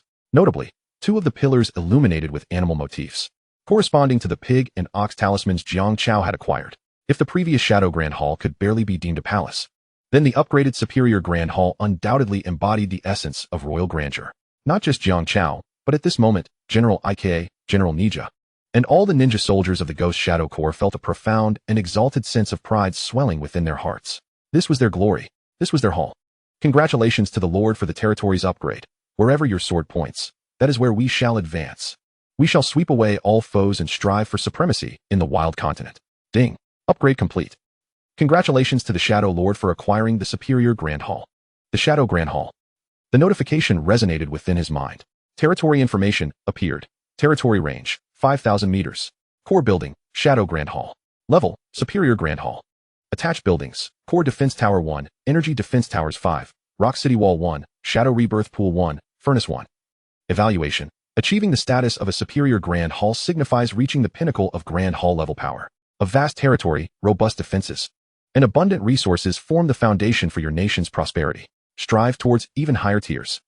Closing the panel, Jiang Chao felt a wave of exhilaration. Today marked the 8th day since his arrival in this world. In just this brief span of 8 days, he had transformed the initially impoverished Shadow Grand Hall into a resplendent Superior Grand Hall. He had truly reached the zenith of Grand Hall level power. It was no small feat. Indeed, Jiang Chao exhaled deeply. Just then, the world channel popped up once more. With a dazzling flash, the panel shook. All lords, almost instinctively, halted their activities. Their gazes fixated upon the panel. They were eager to discover who had achieved another extraordinary feat, leading the way ahead of all. Ding. The first lord to upgrade to a Superior Grand Hall and expand their territory has emerged. Congratulations to the Shadow Lord. Ding. The first lord to upgrade to a Superior Grand Hall and expand their territory has emerged. Congratulations to the Shadow Lord. Ding. The first lord to ascend to the Superior Grand Hall and expand their territory has been born. Congratulations to the Shadow Lord. Important matters are worth repeating thrice. Upon the announcement broadcasted to all members, every lord was left in a state of shock. Is this a mistake? It's the Shadow Lord again? His rate of advancement is astonishing. How can he always be ahead of us? Enough is enough. Please spare me. I've only just upgraded my territory to a medium Grand Hall. I thought I was catching up, but I've been left in the dust once again. This isn't fair. The Shadow Lord undoubtedly stands out among the leading lords. He is always the first to upgrade, even annihilating local forces ahead of everyone else. With such prowess, why doesn't he rob a bank instead? Alright, no more complaints. According to the law of House Qianzhong, when one upgrades, the rest are not far behind. Perhaps in the coming days, we will see daily upgrades to Superior Grand Halls. Rather than grumbling, it would be more prudent to work harder and consider how to keep pace with the version updates. An understanding brother upstairs remarked. No more talking. I'm off to gather resources. Me too. The world channel buzzed with fervent discussions. Jiang Chao, however, showed no interest in how others spoke of him. Instead, he seized the opportunity of this free publicity to sell off a batch of iron ingots, securing various resources for future contingencies. His primary concern lay with those elite lords sharing his stature. Surely, They too must be feeling the pressure. Jiang Chao's assumptions proved correct. As the world announcement echoed once more, following the Shadow Lord's display, both ostentatious and discreet lords alike felt the weight of anxiety. The elven lord Gu Qianqian had just recruited a boss elf named Manhwaedit, but found little reason to celebrate. The Holy Light Lord Fuller, on the other hand, was beside himself with rage, bellowing in the Holy Light Grand Hall until his voice was nearly lost, leaving the Holy Light Knights in a state of silent despair, their tears flowing freely. But it appeared that this heavy blow was insufficient. Just as the World Channel began to settle into silence, a thunderous announcement erupted. Ding! The first lord to destroy a core and obliterate a territory has emerged. Congratulations to the Demon Lord. Ding! The first lord to destroy a core and obliterate a territory has emerged. Congratulations to the Demon Lord. Ding! The first lord to destroy a core and obliterate a territory has emerged. Congratulations to the Demon Lord. This nuclear-level news sent ripples through the community. The Demon Lord, the annihilator of territories, the first lord to eliminate others has been born. This shocking revelation instantly ignited a wave of commotion among all lords. Everyone realized that the relatively peaceful days were irrevocably behind them. The chaotic strife among ferocious beasts, local forces, and lords began to unfold. The wild continent would no longer be tranquil. Turbulent undercurrents were surfacing. The path to domination had commenced. Chapter 55, starting with you. This is not mere alarmism or exaggeration. With the emergence of the Demon Lord, the first to obliterate other territories, the mentalities of all lords shifted dramatically. Some began to feel a sense of dread, constantly on edge, fearing attacks from others, living in a state of perpetual anxiety. Others opted to conceal themselves deeper, adopting a low profile to avoid revealing any information, becoming almost invisible. Some became more diplomatic, frequently engaging in discussions on the World Channel, performing good deeds to forge alliances. Lastly, there were those who were cut from the same cloth as the Demon Lord. The appearance of the Demon Lord ignited their ambitions, causing them to covet the other lords with a predatory gaze. In summary, on this wild continent, for every lord, there exists a multitude of motives. The hunter, armed with a shotgun, spots his prey, yet remains oblivious to the fact that in the darker depths of the forest, others have their weapons trained upon him. Thus, in a mere few hours, conflicts among lords erupted with alarming frequency. The World Channel, aside from serving as a primary communication tool, also functioned to track data. Jiang Chao focused intently on the lines of statistics. The number of obliterated territories had surpassed 1,000. This was merely the result of half a day's endeavors. It seems I cannot afford to remain idle. Jiang Chao pondered deeply, deciding to put his plans into action ahead of schedule. Ika, Nia. He called upon his two formidable generals, clad in deep blue and crimson. Lead a team of ninjas to scout the 3 territories we discovered last time, and ascertain their strengths. Understood. The 2 generals promptly complied. Currently, only 3 territories had been identified surrounding the Shadow Lord's domain: the Rock Grand Hall, Goblin Grand Hall, and Silver Wolf Grand Hall. General Ika led his Shadow Brigade of ninja soldiers to surveil the Rock Grand Hall. Meanwhile, General Nia, utilizing the advantage of having the largest number within the Phantom Brigade, split his forces to simultaneously approach the Goblin Grand Hall and Silver Wolf Grand Hall. Under the command of these generals, the 2 ninja factions moved with remarkable speed. Within just an hour, they arrived at their respective destinations. Report to the Lord. I have reached the Rock Grand Hall. General Ika's voice echoed in Jiang Chao's mind. Good, Jiang Chao nodded, switching his view to the unit perspective. Sharing sight with General Ika. Each Lord's core structure bore a unique style. The core building within the Rock Lord's territory was constructed of massive stone blocks, starkly contrasting the style of the Shadow Grand Hall, both in scale and majesty, rendering it a mere shadow of significance. Although General Ika and the warrior ninjas possessed levels exceeding that of the Rock Lord, the latter could observe every corner of their territory without obstruction. Thus, to avoid alarming the enemy, the ninjas refrained from infiltrating the territory, instead lurking at the borders to observe from a distance. Even so, they gleaned valuable insights. This was a lowly grand hall, and the Lord's troops likely consisted of D-grade rock puppets. Jiang Chao analyzed the information received through the shared vision. The strength of this Rock Grand Hall could be classified as below average. Moreover, it was evident that they had suffered considerable losses during the Blood Moon crisis the previous night. The hastily erected earthen walls had been significantly damaged, and many rock puppets bore distinct scratches and cracks, clear evidence of skirmishes with ferocious beasts. These rock puppets were of low level, with the highest ranking being merely bronze 3 stars. They posed little threat. Jiang Chao nodded, deciding not to take action against this impoverished rock territory for the time being. The spoils would hardly justify the effort required. Instead, he opted to observe the other 2 tribes in the distance. Thus, Jiang Chao switched to the perspective of the unit, focusing on General Nia. Lord, sensing the shared vision with the Lord, General Nika, lurking in the shadows, offered a low greeting. Jiang Chao nodded slightly, then turned his attention to the conditions within the Goblin territory. Compared to the rather shabby rocky domain, the goblin territory appeared considerably better. With its grand hall constructed from both timber and stone, and a dozen goblin warriors patrolling the area, each brandishing a spear, presenting a somewhat martial demeanor. However, these goblins were rather unimpressive. The strongest among them was merely a bronze 5-star, a D-ranked unit with evident limitations in potential. Even without a level cap, they lacked the capability to hunt formidable foes for rapid ascension. General Nika expressed his disdain for these goblins with a critical eye. As one of the 9 generals of the Shadow Legion, his strength and potential were not to be underestimated, and he was destined to reach the pinnacle in due time. Such lowly troops, lacking even S-rank potential, hardly piqued his interest. After observing for a while, Jiang Chao prepared to switch to another territory. However, at that moment, a sudden commotion erupted within the goblin territory. 4 or 5 severely injured goblins stumbled back, shedding their armor like a snake shedding its skin, alarming the corpulent goblin chief, who hastily inquired about the situation. A cacophony of goblin chatter ensued. Jiang Chao had already dispatched a shadow ninja to stealthily infiltrate the territory.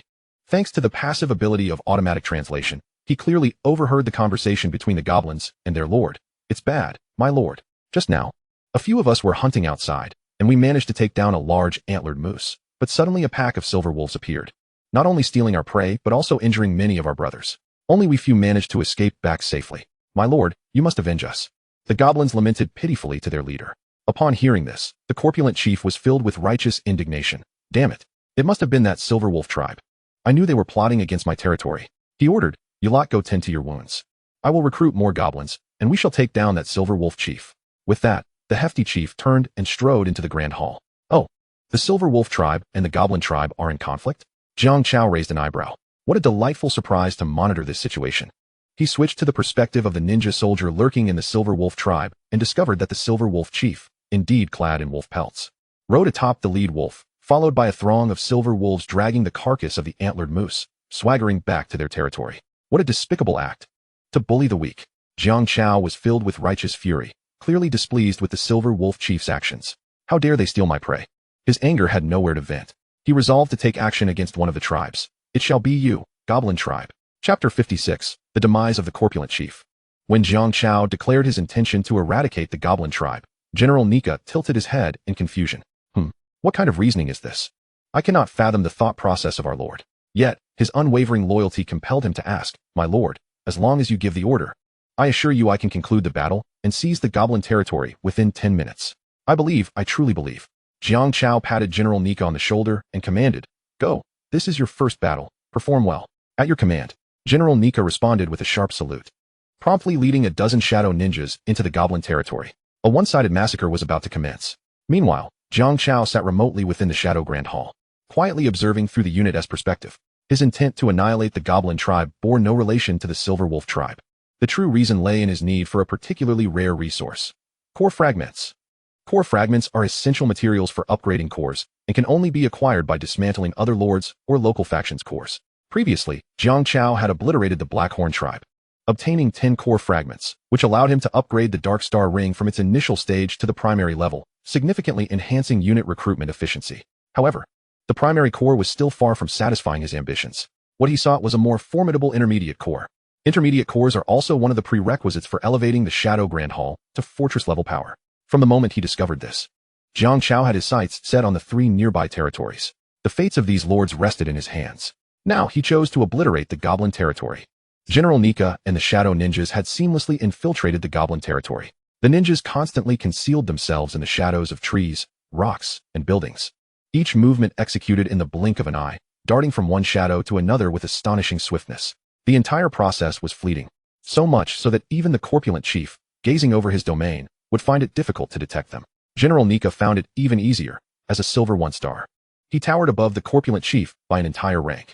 Unless he brazenly stepped out of the shadows, he would remain undetected, effortlessly infiltrating the core structure of the Goblin Grand Hall. Concealed in the darkness, General Nika peered out, his crimson eyes immediately locking onto his target, the squat, hapless corpulent chief. At that moment, the chief stood before the core of the territory, seething with rage. Damn it, that Silver Wolf chief is too arrogant. Just because he possesses a C-rank wind-type unit. If I had drawn an SSS-Rank unit, I would have been the first to annihilate you. He continued lamenting. And that Shadow Lord, isn't he just lucky? How come he can thrive in this perilous shadow forest after so many days of crossing over, while I must live in fear and be bullied? You all wait. One day I shall destroy each and every one of you. The chief's curses echoed in General Nika's ears. Initially, Nika had approached this mission with a detached mindset, harboring no particular feelings towards the corpulent chief or the goblin territory. Yet, those words struck a nerve.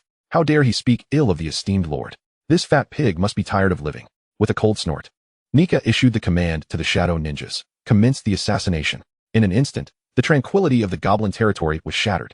The shadow ninjas sprang into action, launching a surprise attack on all goblins. With all the ninjas being bronze-ranked and capable of battling above their level, the slaughter of goblins was alarmingly effortless. 5 or 6 goblins, wielding hoes to cultivate the land, were obliviously struck down as shadow ninjas materialized from their shadows, shuriken flying and sword swinging. The screams echoed as the unfortunate goblins fell, unaware of how their demise had come to pass. Ding! Your unit has killed a black iron 6-star goblin civilian, earning 6 experience points and 1 hoe. Ding! Your unit has killed, and it was not limited to just this location. Fields, borders, grand halls, and watchtowers. Within the realm of the goblins, shadows of the ninja flickered by, mercilessly claiming the lives of the goblins. Alas, an enemy assault. The surviving goblins were thrown into utter chaos. The corpulent lord, filled with dread and terror, cowered within the grand hall, trembling uncontrollably, unable to fathom the horrors unfolding outside. What is happening? Why are the goblins crying out in agony? Could it be the Silver Wolf tribe has invaded? Yet, no one responded. All the goblins within the grand hall were swiftly slain by the shadowy ninjas. Those who attempted to report to the lord met the same grim fate along the way. This was precisely the directive given by General Niga to instill a sense of fear and despair in this corpulent lord. Death after death, how could they perish so swiftly? The corpulent lord quaked in fear. With each passing moment, he felt his goblin soldiers falling one by one. Shifting to the perspective of the lord, he gazed down upon the entirety of the goblin territory. The sight that met his eyes left him utterly astonished. The goblin battalion was being annihilated by mysterious shadows, their remnants strewn across a river of blood. Within a radius of 1,000 meters, the final surviving goblin met its end, beheaded by a shadowy figure. Thus, the corpulent lord became a solitary figure, a mere puppet devoid of allies, still in a state of bewilderment. Where did these mysterious shadows originate? Could there be other lords in the vicinity unknown to him? The corpulent lord had never explored beyond a 5,000-meter radius, having only discovered a fragment of the Silver Wolf territory. He could never have imagined that the enigmatic lord who orchestrated this attack was none other than the very figure he had so carelessly spoken of, the Shadow Lord. With all the goblins extinguished, the ninjas chose to reveal themselves, stepping out from the shadows and forming an orderly line as they advanced towards the corpulent lord. General Niga also emerged from the grand hall, clad in imposing armor, his robust physique and menacing crimson visage, adorned with horns, exuding an overwhelming aura of intimidation. He positioned himself directly behind the corpulent lord. As the corpulent lord retreated, he suddenly felt as though he had collided with a wall. Turning around, he was met with the terrifying visage of General Niga. Good heavens! The corpulent lord was paralyzed with fear. He realized his doom was upon him. With a clang, he fell to his knees, a foul odor emanating from between his legs. Tears and snot streaming down his face, he pleaded for mercy. I know not who you are, but I beseech you to spare my life. I am willing to become your vassal, your loyal servant, at your disposal. Please, I beg you, do not kill me. Chapter 57. Weakness is original sin. The corpulent lord prostrated himself fervently. He recognized that the mysterious shadows before him were ruthless killers, unflinching in their actions. If his goblins were to perish, so be it. He could always recruit more. As long as he, the lord, survived, the territory would not perish. Thus, he resolved to offer himself as a candidate. But at that moment, a flash of steel swept through the air. Before the corpulent lord could utter a word, General Niga's katana transformed into a glimmering arc, severing his head from his body. Blood gushed forth as the corpulent, headless corpse collapsed, the disembodied head rolling on the ground. Its expression frozen in a grin, the shock in its eyes lingering as if unable to comprehend the suddenness of its demise. Enough of this tedious chatter. With a dismissive spat, General Niga decapitated the corpulent lord and sheathed his bloody blade. At that moment, a notification resonated within Jiang Chao's mind. Ding!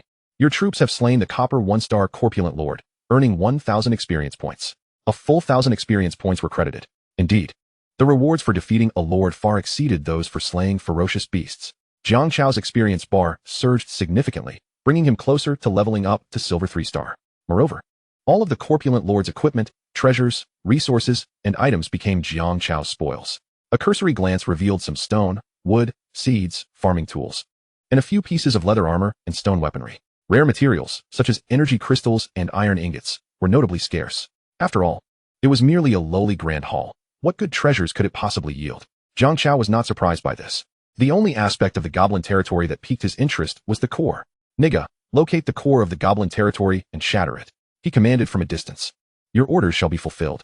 Without a moment's hesitation, General Niga executed Jiang Chao's instructions.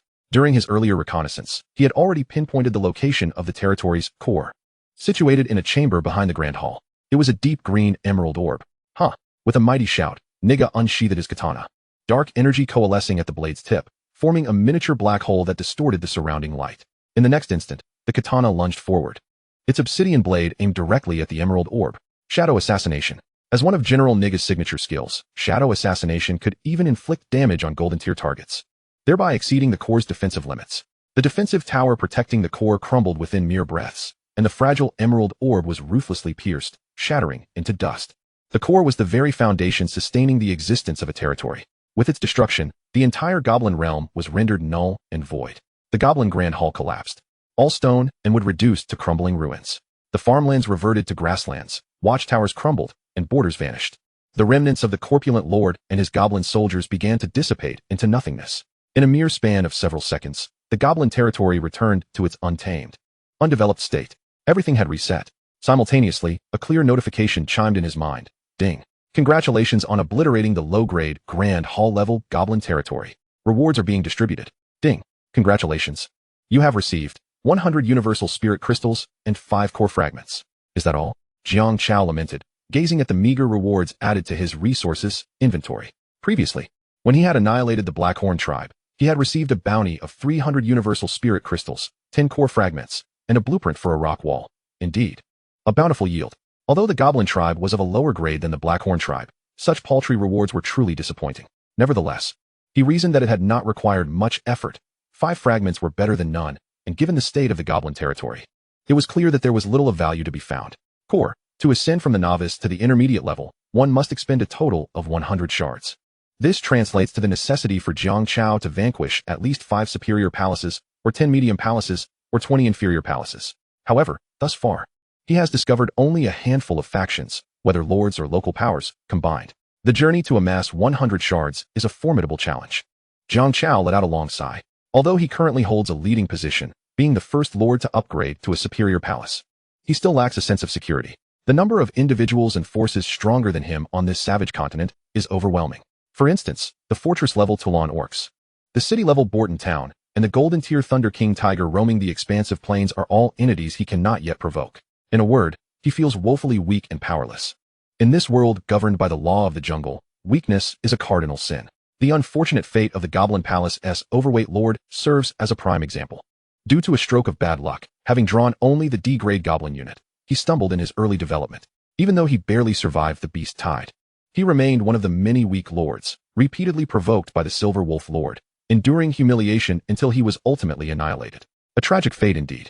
The reason for the overweight lord's dismal end is his inherent frailty. Jiang Chao does not wish to find himself one day as mere prey beneath the blade of a stronger foe, to be butchered at will. He yearns to dominate the continent, to become unrivaled. To achieve such supremacy, he must grow stronger. He must devise every possible means to enhance his power. With 2 territories remaining, he resolved to obliterate the rock territory first.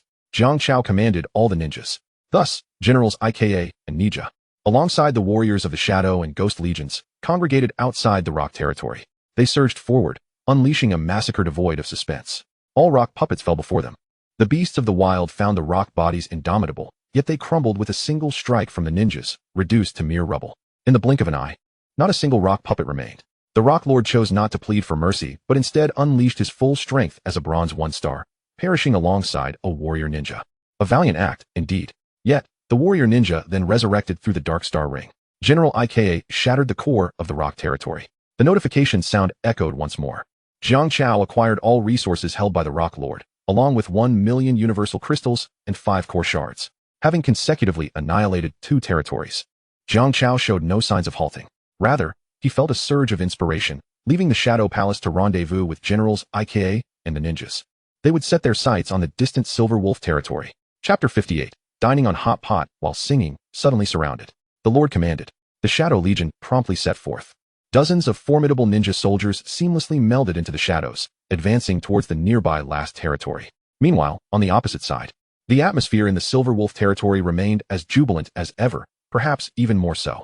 Within the palace, a bald, Muscular man draped in wolf pelts stood before the core wolf totem. He tossed dozens of bones into the core, and the wolf totem transformed into a portal, from which several silver-gray wild wolves emerged with wild grace, slinking to the feet of the bald man and whimpering softly in submission. With the recruitment of 5 silver wolves, he finally replenished the losses incurred during the beast tide. The bald man nodded with satisfaction. His name was Su Wei, the lord of the silver wolf territory. His fortune was somewhat better than others. Upon his arrival in this world, he had drawn the B-grade wind-type unit, the Silver Wolf Pack. Although he could not compete with the S-grade deities, Su Wei, having navigated the underground guild for over a decade, managed to keep pace with mainstream development thanks to the Silver Wolf Pack. Just before the beast tide struck, he narrowly upgraded his territory to a medium palace, surviving the crisis by a hair's breadth. Perhaps, as the saying goes, those who escape great calamities are destined for greater fortunes. Since yesterday, Su Wei's luck had improved significantly. Not only did he lead the Silver Wolf Pack to slay several bronze 6- or 7-star beasts, elevating himself by 1 star, but on his return journey, he encountered a group of the Goblin Lord's subordinates, a ragtag bunch of black iron-level weaklings, attempting to hunt a bronze 1-star moose. Seizing the opportunity, Su Wei executed a cunning ambush. As the goblins struggled mightily to inflict heavy damage on the moose, he and his wolf pack suddenly charged forth, not only claiming the kill and the experience, but also dispatching the dozen or so goblins. The B-grade Silver Wolf Pack made quick work of the D-grade goblins, deliberately leaving 2 behind to send a message to their lord. I have my sights set on you. Su Wei relished such thrilling encounters, reminiscent of his blood-soaked past. Suddenly, a grumbling sound erupted from his stomach. Blast it, he was hungry already. Su Wei grumbled, noting that as one's level rose, energy consumption increased exponentially.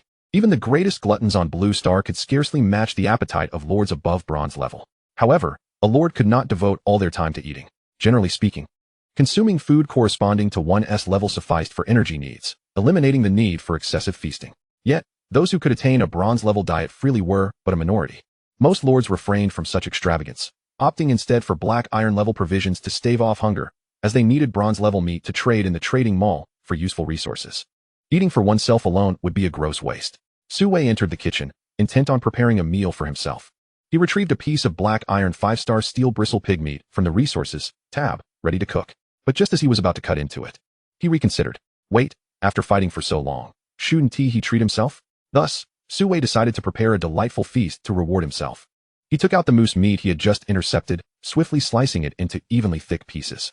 Next, he gathered various vegetables, which he had meticulously sought and collected during his hunting excursions to ensure a balanced diet. Su Wei had few hobbies. Aside from fighting, he enjoyed cooking.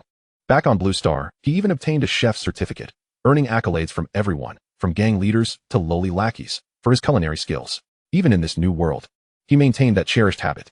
Truly, a culinary journey in another world. The finest ingredients often required the simplest of cooking techniques. All the main courses and side dishes were meticulously prepared and elegantly arranged upon the dining table. At this moment, the table was surrounded by an array of succulent meats and vibrant vegetables, with a steaming hot pot set in the center, the charcoal beneath it crackling to life as the broth began to simmer. Master Su, who had been bustling about for quite some time, now sat comfortably at the table, deftly picking up a slice of majestic elk meat with his chopsticks, briefly swishing it in the boiling pot before savoring it. The taste was simply exquisite. Su Wei indulged heartily, relishing the hot pot while breaking into song, thoroughly content with his current circumstances. Within a radius of several kilometers, he faced only 2 hypothetical adversaries, the Lord of the Rock and the Goblin Lord. The former was elusive, with scant information available, while the latter, the so-called Couch Lord of the Goblins, was hardly worth mentioning. In essence, his Silver Wolf territory posed no threats whatsoever. He considered himself the strongest entity. The recent decimation of that Couch Lord's hunting party was merely the beginning. Soon, he would annihilate the entirety of that territory. As for the Rock Lord, should an alliance be forged, he would gladly accept him as a vassal. If he resisted, he would be dealt with accordingly. Su Wei contemplated his future plans, his ambitions extending far beyond merely 2 tribes, but encompassing the entirety of the savage continent. However, an unexpected turn of events loomed on the horizon. Just as Su Wei was savoring his meal and plotting his next moves against the 2 other territories, the head wolf of his Silver Wolf Pack rushed into the Grand Hall in a state of agitation, barking urgently at Su Wei. As the Lord of the Wolf Pack, Su Wei naturally understood the beast's tongue. The head wolf reported anxiously, "My lord, trouble has arisen. A few silver wolves sent out for reconnaissance have discovered alarming news. Both the Goblin Hall and the Rock Hall nearby have been obliterated." What? Su Wei's pupils constricted in shock. Impossible. Absolutely impossible. Just this morning, both territories were intact. How could they have vanished in mere hours? Although he voiced his disbelief, Years of experience teetering on the brink of life and death had instilled in him a sense of foreboding. He swiftly switched to a military perspective and, as anticipated, observed that the rock and goblin territories had indeed returned to their original state, non-existent. Clearly, they had been destroyed, their very cores annihilated. Who could have perpetrated such an act? Was there another force in the vicinity of which he was unaware? A cold sweat broke out on Su-wei's forehead. If the enemy could quietly eradicate the Goblin Hall and the Rock Hall, then extinguishing his Silver Wolf Hall would surely be a trivial endeavor. He could not afford to remain idle. He needed to gather further intelligence. Sensing the imminent danger, Su-wei resolved to dispatch more Silver Wolves to investigate the situation outside. Thus, he exited the Grand Hall, preparing to rally his pack. However, as he glanced ahead, he was met with the sight of shadowy figures standing at the edge of his territory, their crimson eyes fixated intently on him and his wolves. A profound sense of oppression threatened to suffocate Su-wei. He could not suppress the exclamation in his heart, eating hot pot and singing, only to be suddenly surrounded by enemies. Chapter 59, Destruction or Submission. The predicament before him was perilous beyond measure. Despite having faced many storms, Su-wei found himself at a loss.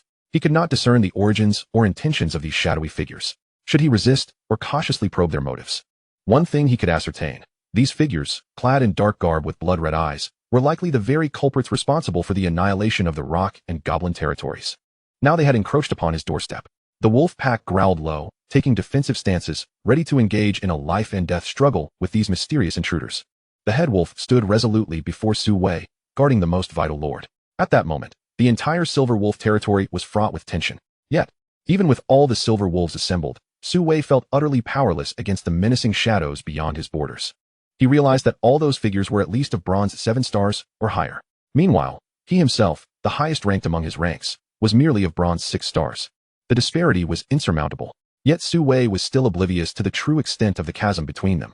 Just as he maintained his vigilance, a shadow suddenly breached the territory, coming to a halt before Su-wei. Following this, 2 towering figures flanked a distinguished figure draped in black and gold robes, who emerged slowly from the shadows. It was General Ika, General Nija, and Jiang Chao. The simultaneous release of 3 silver-level auras created an overwhelming presence that bore down upon Su-wei, forcing him to stagger back, leaving several deep footprints in his wake before he managed to regain his footing. 3 silver-level powerhouses. Su-wei was once again astounded. Presently, the number of lords elevated to silver level was exceedingly rare, not even accounting for 1%, let alone their troops. Yet here, 3 silver-level entities had appeared at once. They were undoubtedly among the foremost leaders. However, he sensed no overt hostility from them in their previous display of power. Seizing the opportunity, he bowed humbly, saying, "Esteemed warriors, I apologize for my inadequate reception. I am Su-wei, your humble servant." Jiang Chao raised an eyebrow, somewhat surprised by Su-wei's demeanor. He appeared to be quite the crafty individual. Nevertheless, Jiang Chao was unconcerned. The art of reading expressions and flattery was merely the domain of the weaker party. The initiative lay firmly in his hands. Should Su-wei show any signs of defiance, he could be eliminated without hesitation. "Su-wei, are you the lord of this Silver Wolf territory?" "Indeed, that would be me," Su-wei replied, his tone exceedingly modest, nearly pleading. Although he was unaware of which lord he was addressing, he had no doubt that they could easily extinguish his life, a fact that was all too evident, especially considering the fates of the Rock Hall and Goblin Hall. Yet since they had not acted immediately, perhaps there was still a glimmer of hope. Su-wei's mind raced with calculations as he contemplated his next move. In truth, he had indeed discerned some elements of the situation. On their way here, General Ika and General Nija had inquired of Jiang Chao whether they should annihilate the Silver Wolf territory. However, Jiang Chao, having contemplated a certain aspect, refrained from reaching a conclusion, opting instead to assess the Silver Wolf Lord in person. Clad in a black and gold brocade robe, adorned with a crown of authority, Jiang Chao scrutinized Su-wei from head to toe. A bald head, a robust physique, several scars adorning his body. He seemed to possess a knack for reading situations. "Were you involved with an underground gang before your journey here?" Su-wei was taken aback, surprised at how quickly his identity had been deduced, yet he nodded in affirmation. "Then matters will be easily resolved. I trust you understand the rules. I shall ask you but one question." With that, Jiang Chao extended a hand. The malevolent energies of water and fire surged simultaneously, with searing flames and frigid frost poised to react, threatening to reduce the surrounding area to ruins in an instant. He spoke slowly: "Submit, or face obliteration." Witnessing such a display, Su-wei's heart turned to ice. The path of resistance would undoubtedly lead to his demise, and he was not ready to meet his end just yet. Ultimately, he could only manage a bitter smile. Bowing his head in submission, he replied, "I, your humble servant, willingly submit, henceforth to serve as your vassal, dedicated to your every command." Seeing Su-wei's capitulation, Jiang Chao nodded in satisfaction. "Excellent. You have chosen wisely. He then summoned the vassal recruitment panel, swiftly transmitting the vassal contract to Su Wei. Without hesitation, Su Wei inscribed his name upon it with his will. The contract was sealed. At that moment, a wisp of dark energy detached from the core of the Dark Star Ring and swiftly merged with the core of the Wolf Totem within the Silver Wolf Hall. Su Wei felt a portion of his authority as a lord being stripped away, leaving him to obey Jiang Chao unconditionally. Yet, he bore no resentment. For at the instant the contract was finalized, he discovered that the one commanding him to sign this vassal contract was none other than the illustrious Shadow Lord. Elation surged within him. The Shadow Lord, a figure of great renown among lords. Not only did he possess a unique and formidable SSS grade unit, but he was also the first to ascend to a superior hall. He was the grandest ally in this current version.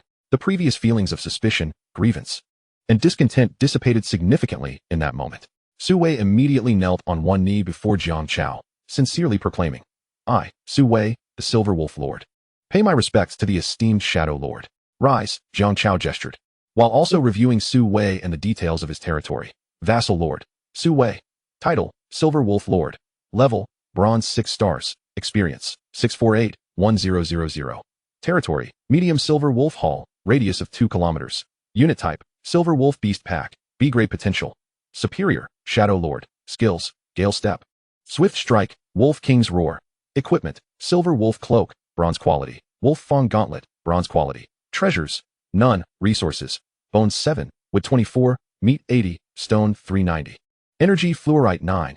To be frank, such a panel could only be considered barely keeping pace with the mainstream of the version. It possessed no remarkable attributes and was far from comparable to lords commanding A-grade or even S-grade units. However, Jiang Chao was unconcerned by this.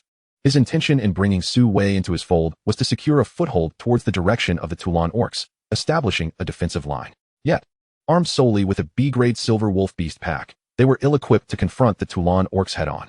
More resources were necessary. Thus, Jiang Chao instructed Su Wei, "Gather all your units and follow me." Su Wei was somewhat perplexed, but with the core guarded by ninja soldiers, there would be no risk. Moreover, having become a vassal, he had no choice but to obey the Lord's command. With the Silver Wolf Beast Pack in tow, he was led by the Shadow Legion into the shadowy realm, arriving at the Shadow Hall. Chapter 60, The Abilities of the Shadow Rebirth Pool. Wow. So this is the Shadow territory. Stepping out from the shadows, Su Wei gazed in awe at the grand expanse of the Shadow domain, unable to contain his admiration.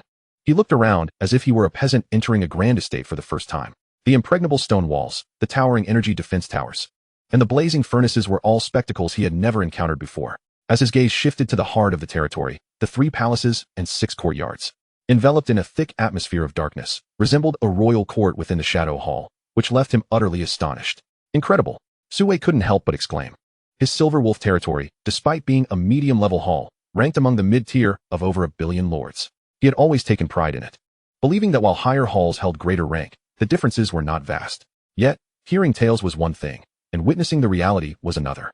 At this moment, as Su Wei stood before the Shadow territory, witnessing the scale and wealth of a superior hall, he realized he had been gravely mistaken. The distinction between a medium hall and a superior hall was akin to that of the full moon and a firefly. The disparity was monumental. It was no wonder the Shadow Lord could effortlessly obliterate and subjugate our 3 territories. The gap in strength was insurmountable, leaving no room for doubt.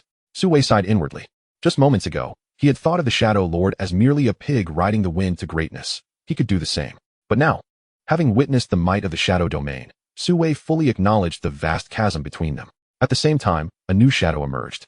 The Plant Lord, Fang Yimou, accompanied by his troop of over 100 treants, approached Jiang Chao under the guidance of the Ghost Shadow Ninjas. "My lord." Fang Yimou greeted Jiang Chao with a respectful bow. "Ah, you arrived quite promptly," Jiang Chao acknowledged with a nod, approving of his efficiency. "My lord commanded me to bring all my units, so I naturally rushed here at full speed," Fang Yimou replied hastily. He then turned to the bald, muscular man beside him, curiosity evident in his gaze. "My lord, who is this?" "This is Su Wei, the lord of the Silver Wolf territory in the northwest. He is now your colleague," Jiang Chao introduced the two. "I see. It is a pleasure to meet you for the first time. And as we serve the esteemed Shadow Lord, I hope we can support one another in the future," Fang Yimou said with a smile, extending his hand in greeting. Su Wei, initially taken aback, soon returned the gesture, shaking Fang Yimou's hand while replying, "Not at all, Fang Yimou, you arrived before me, and I will need your guidance in many matters. Indeed, we are all in service of the Shadow Lord. It is only proper," Fang Yimou replied with a smile, occasionally glancing at Jiang Chao to gauge his reaction, wary of any displeasure. Wei similarly exhibited subtle gestures during their conversation, their interactions observed keenly by Jiang Chao, all of which unfolded precisely as he had anticipated. The lord of the vegetative realm, Yemo, though merely a youthful lad of 18, is far from naive. His mind is remarkably astute. On the other hand, Lord Wei, the Silver Wolf, is a seasoned strategist, adept at both combat and prudent decision-making.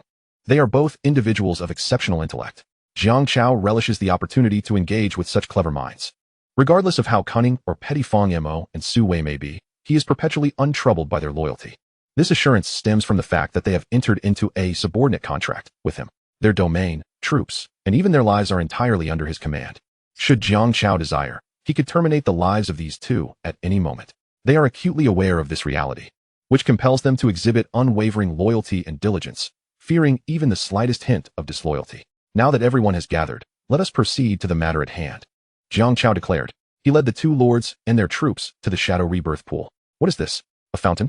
Wei queried, perplexed. He could not comprehend why Lord Shadow would bring them to a circular pool, crafted from black bricks and adorned with dark crystals. Yemo glanced at it several times before tentatively inquiring, "My lord, could it be that this pool possesses some unique function?" Indeed, Jiang Chao affirmed with a nod. And as he spoke, the curiosity in their eyes ignited. This pool is known as the Shadow Rebirth Pool, a remarkably mystical structure. The waters within are imbued with abundant dark energy.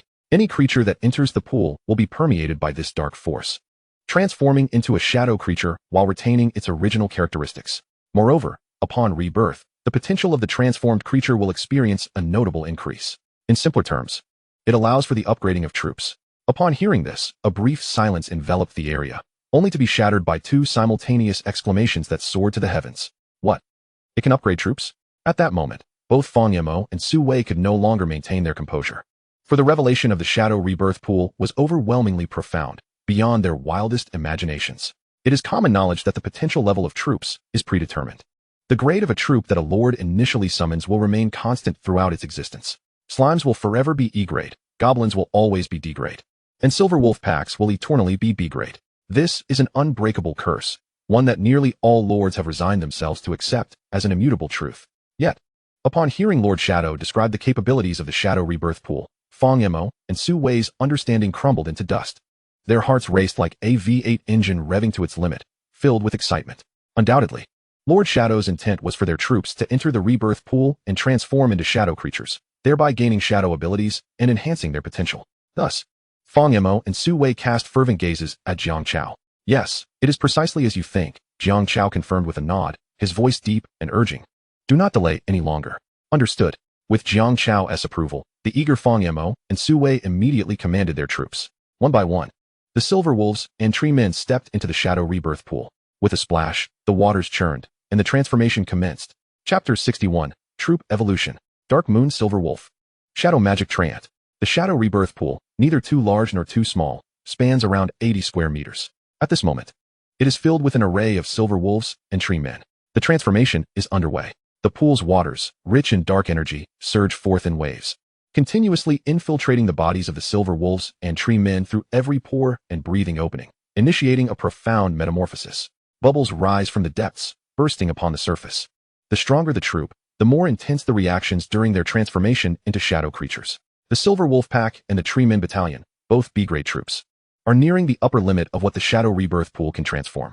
The resulting reactions are quite vigorous. The Silver Wolves and Tree Men writhe in agony, some snarling in pain while others thrash about with their vines and branches, creating a scene reminiscent of a chaotic dance.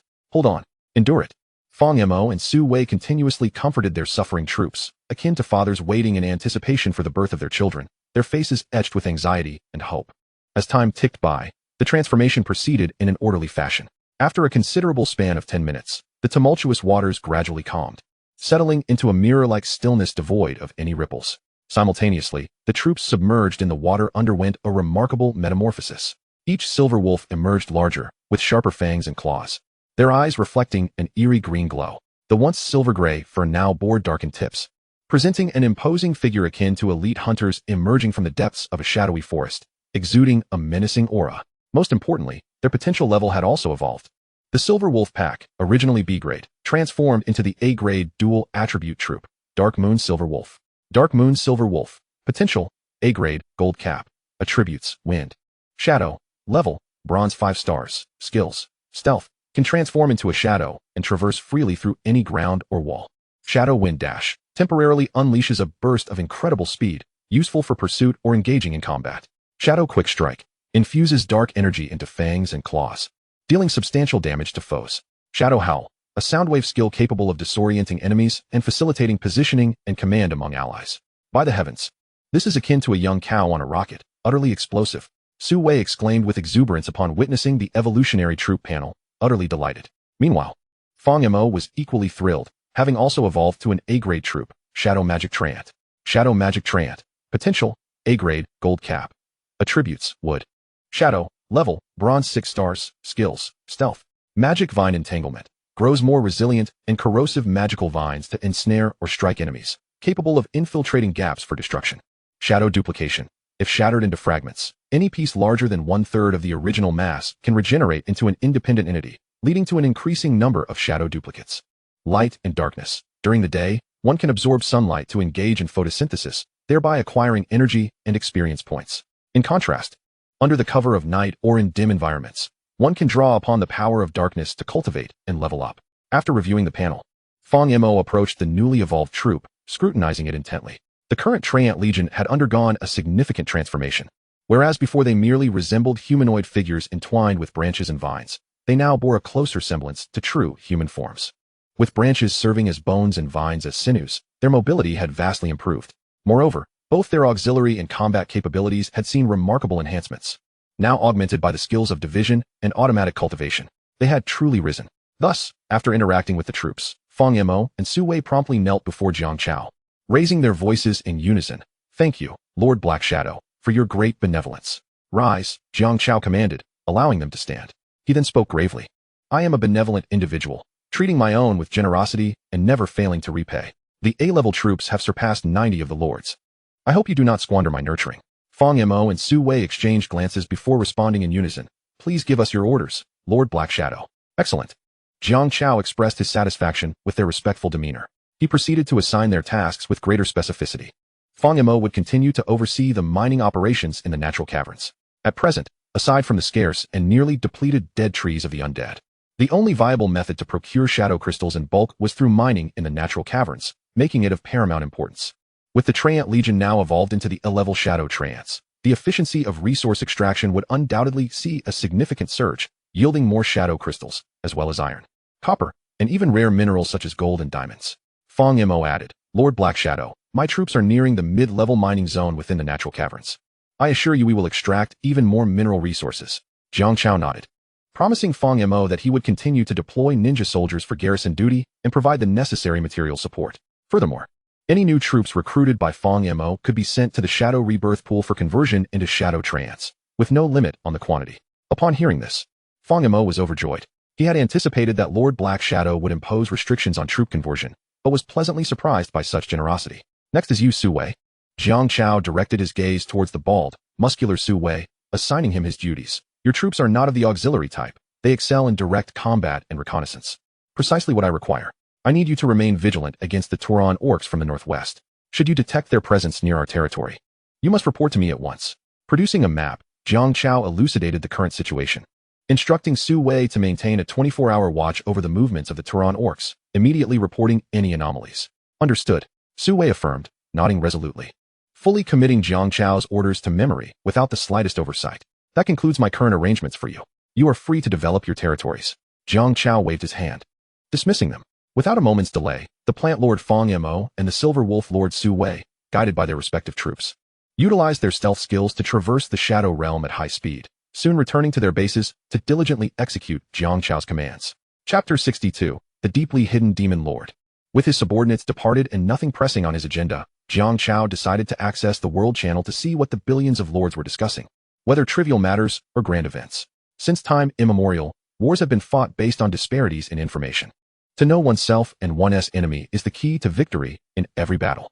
Thus, not only Jiang Chao, but all lords across the savage continent sought to be promptly informed of news that could impact or pose a threat to them. In terms of information dissemination, local factions were undeniably at a significant disadvantage compared to the lords. After all, whether in human kingdoms or among other races such as orcs and demons, their levels of productivity were still mired in the medieval stage. The fastest conventional means of communication, such as carrier pigeons, proved woefully inefficient, taking considerable time to relay messages from one end of the city to the other. Conversely, the lords communicated in a markedly different manner. By simply opening the world channel, they could instantly view messages sent by other lords and engage in dialogue. The world channel radiated across the entire savage continent, while the regional channel provided a more precise filtering of lords within the same region. As the ancient saying goes, a scholar need not leave his home to know the affairs of the world. Thus, nearly all lords had cultivated the habit of checking the world channel during their leisure time to see what messages others had posted. At that moment, as Jiang Chao entered the world channel, a flurry of messages rapidly refreshed before his eyes. A cursory glance revealed that yet another upheaval had occurred, with an increasing number of lords engaging with other lords and local factions. Both pleasant and unpleasant frictions had become more frequent. Incidents of territories being obliterated and lords being slain were not uncommon, leading many to feel precarious and on edge, yearning for camaraderie and solidarity. Consequently, the lords gradually formed small factions based on geographical and interpersonal relationships. Members of these factions looked after one another, exchanging resources at favorable prices, thereby accelerating their developmental pace and striving to narrow the gap with the leading lords. This was a sound strategy, particularly for the vast majority of lords who could only recruit low-tier E, D, or C-level troops, as it was undoubtedly more beneficial than detrimental. However, it must be noted that these small factions were merely a gathering of the weak, seeking comfort in shared adversity, without any acknowledgement of a subordinate relationship from the system. Lords who joined these factions could exit at any time and might suddenly turn against other members. A slightly better arrangement involved groups managed by a leader. For instance, a lord with A-level or B-level troops could gather lower-tier lords to form a cooperative group led by him, where members mutually supported one another. Any member engaging in treachery against others would face sanctions and punishments from the leader, thereby ensuring a degree of safety and stability, while also boasting higher efficiency than mere camaraderie. Nonetheless, powerful individuals often walked alone. S-level, SS-level, and SSS-level lords rarely joined these factions. They were preoccupied with their own development, unable to divert their attention to the management and care of the weaker lords. Secondly, due to the advancement of the head lord, he has left the other lords far behind. Whether in terms of resource quality or consumption rates, the lower-tier lords within the group are unable to sustain such demands. Rather than squandering time supporting those who are significantly inferior, it is more prudent to focus on solitary endeavors. If collaboration is necessary, one should seek out fellow head lords whose progress aligns closely with their own, thereby achieving a 11-2 effect. Jiang Chao embodies this mindset. Whether it be subordinates or allies, he adheres to the principle of quality over quantity. Consequently, he eliminated the Goblin Lord and the Rock Lord, retaining only the useful Plant Lord Fong Mo and the Silver Wolf Lord Su Wei under his command. The discussions in the World Channel extend beyond mere topics of strategy. There are earnest debates as well as light-hearted banter and self-amusement. There is no shortage of jesters in this realm. Among the numerous jesters, the most captivating narratives revolve around the illustrious head lords. Presently, the Shadow Lord, the Demon Lord, and the Holy Light Lord are the three most frequently mentioned figures. This is primarily because Jiang Chao and his companions are the most renowned among all the prominent lords. All are known to possess the SSS grade unique unit, and their factions have reached the upper echelons of power, capable of contending with certain weaker local forces. They have left 99 of the lords trailing far behind, achieving a level of prominence that seems almost unattainable. Jiang Chao perused the historical messages and discovered that opinions regarding the three of them varied widely, ranging from praise to criticism. To speak of Jiang Chao himself, some perceive him as excessively selfish, arguing that despite being at the forefront, he fails to assist the weaker who have fallen behind. Given your strength, what harm would it do to bestow a few resources, such as iron ingots, upon us? Such ignorant and ungrateful remarks drew immediate scorn from a multitude of lords. Jiang Chao himself found humor in the absurdity of it all. His current position is solely the result of his own efforts, his good fortune in acquiring the SSS grade unique unit, the Shadow Legion, his own battles against monsters to level up and vanquish foes, and his gradual accumulation of resources. None of this has any connection to the moralistic keyboard warriors who dare to cast judgment. The reputation of the Holy Light Lord, Frel, is much akin to that of Jiang Chao. His followers regard him as a divine mandate. Everything he does is deemed righteous, while any who oppose him are labeled heretics. In contrast, rational individuals consider him a madman, one with obsessive-compulsive tendencies and a paranoid disposition, and they strive to avoid any association with him. Lastly, there is the Demon Lord, the most enigmatic of the trio. Unlike Jiang Chao and Frel, who had already garnered fame from the outset, the Demon Lord remained shrouded in mystery during the 7-day novice protection period and throughout the first wave of crises until the world announcement resounded, marking him as the first to obliterate other lords, thus etching his name into the memory of nearly every lord. Yet, even then, The information known about the Demon Lord remains scant. All that is known is that he possesses the SSS grade unique unit and resides in the deadly volcano region. Beyond this, crucial details such as his name, gender, specific unit type, and territory location are entirely unknown. Jiang Chao had intended to glean information regarding the Demon Lord through the World Channel from other lords to enhance his understanding and speculations about this individual. However, it appears that such inquiries would prove to be quite challenging. Exiting the World Channel, Jiang Chao initially planned to close the entire World Channel panel. Yet, a fleeting glance revealed that the Shadow Forest subchannel had suddenly erupted with thousands of new messages. Could there be some momentous news? Driven by curiosity, Jiang Chao clicked in. Chapter 63, The Turmoil of Empires. As one of the 5 great regions of the Savage Continent, the name Shadow Forest is merely a broad designation. In reality, this area, larger than 3 or 4 Earths combined, encompasses mountains, lakes, plains, and highlands, and is home to various factions established by humans and other races. Hundreds of millions of lords traverse this territory, scattered like stars, each developing their own domain. At this moment, this subchannel of the Shadow Forest is abuzz with nearly all lords online, fervently discussing a recent hot topic. 2 human empires have gone to war. Hey, have you all heard? 2 empires in the Shadow Forest have erupted into conflict. What? An imperial war? How did this come about, and what is the situation?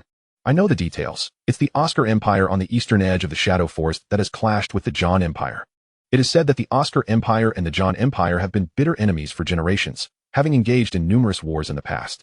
Recently, the king of the John Empire was mortally wounded during his cultivation and passed away. Seizing the opportunity while the John Empire was leaderless, the Oscar Empire launched a lightning strike, capturing several cities of the John Empire. The Oscar Empire has no sense of martial ethics, launching a sneak attack on the venerable John Empire. Sarcastic emoji. Wow, is it that explosive? I'm ready with my popcorn. Absolutely. The new king of the John Empire immediately commanded a counteroffensive, launching multi-pronged attacks. Not only did they reclaim several cities, but they also inflicted significant losses on the Oscar Empire, causing several towns to fall. John's king. I will not tolerate this injustice on my newly claimed throne. Humorous emoji. However, since the Oscar Empire dared to strike first, they must have been well prepared. Following their initial defeat, they promptly organized a counterattack. In summary, the Oscar Empire and the John Empire are currently locked in fierce conflict, embroiled in a life-and-death struggle, and it is quite thrilling. Messages continued to refresh. As Jiang Chao read on, a frown gradually formed on his brow. The Oscar Empire and the John Empire are at war? That name, John Empire, sounds so familiar. Suddenly, it dawned on him. Isn't the town of Borton to my southeast part of the John Empire? To verify, Jiang Chao specifically retrieved the exploratory map. Unfolding the map, he noticed that due to the recent explorations by the ninjas, there had been considerable updates. In addition to the already existing Shadow Great Hall, Jungle Great Hall, Blackhorn Tribe Ruins, Toulon Orcs, and Borton Town, the Silver Wolf Great Hall, and the already eliminated Goblin Great Hall and Rock Great Hall had also been recorded. However, this was not the focal point. Upon unfolding the map, Jiang Chao's gaze immediately fell upon the southeastern corner, the location of Borton Town. Sure enough, beneath the name of Borton Town, there was a line of smaller text. John Empire. Good heavens, the John Empire is right next to me. Jiang Chao could not help but exclaim. What a small world. However, Borton Town is situated on the very border of the John Empire's territory, and moreover, it lies in the opposite direction of the war. Therefore, Jiang Chao's domain, the Shadow Territory, need not worry about being swept up in the flames of conflict for the time being. He considers himself fortunate. However, some lords were not so fortunate. The Oscar Empire, established 3 centuries ago, boasts a multitude of cities and an army numbering in the hundreds of thousands, accompanied by vast treasures of gold, platinum, and even the most formidable of warriors. It stands as a colossal mountain, casting its shadow across a 1,000-mile expanse. In stark contrast, the John Empire, with its even more illustrious history, has existed for 500 to 600 years, having reached the status of an empire long ago. Its ancestors once produced an ultimate powerhouse of peak 9 stars, renowned throughout the vast wilderness in its heyday. Yet, as the sands of time trickle away, the John Empire has gradually dwindled, its glory fading into twilight. Nevertheless, even a dying camel is larger than a horse. And the John Empire still possesses over 100 cities and stretches across more than 20,000 miles, a true behemoth in its own right. At this moment, war has erupted between the John Empire and the Oscar Empire. As the saying goes, when titans clash, mortals suffer. When the towers are aflame, the fish in the moat suffer too. Just as the legendary Cola Wars led to the demise of very Cola, the competition between Reduced Bow and Fear of Fire has also faded away. When the first and second forces engage in battle, it is invariably the third that bears the brunt of misfortune. Thus, the lords situated near the front lines of the John and Oscar empires find themselves akin to the unfortunate third party, entangled in the turmoil of this imperial upheaval. Some lords have been utterly annihilated, while those fortunate enough to survive persecution lament in the channels. I can no longer endure. Who can rival my suffering? Just moments ago, soldiers from the Oscar Empire perceived me as a threat and raided my lands, seizing my hard-earned horses and stored provisions. I weep bitterly. My territory lies closer to the Jiang Empire, yet the neighboring city has already fallen to the Oscar Empire, and their troops have taken residence within. All trade with merchants has ceased, and I even suspect that the next target of the Oscar forces may well be me. In a word, wherever the Oscar Empire goes, devastation follows. Even the eggs are scrambled, and even the dogs receive their share of slaps. I too am not spared. Jiang Chao observed the situation for a considerable time, contemplating the implications. Based on the current circumstances, the Oscar Empire undoubtedly embodies a faction hostile to outsiders. The vast majority of resisting lords have been ruthlessly exterminated, and even those who complied have not escaped persecution. The Jiang Empire, on the other hand, appears far more amicable. Jiang Chao has scarcely witnessed any lords lamenting persecution at the hands of the Jiang Empire. Of course, it is also plausible that the Jiang Empire has dealt with them more decisively, eliminating all who came into contact with them without hesitation. However, having seen lords claim to have previously collaborated with merchants from the Jiang Empire, this possibility can largely be discounted. At present, the tumultuous landscape resembles two colossal whirlpools. The Jiang Empire and the Oscar Empire, continually drawing everything in their vicinity toward their centers.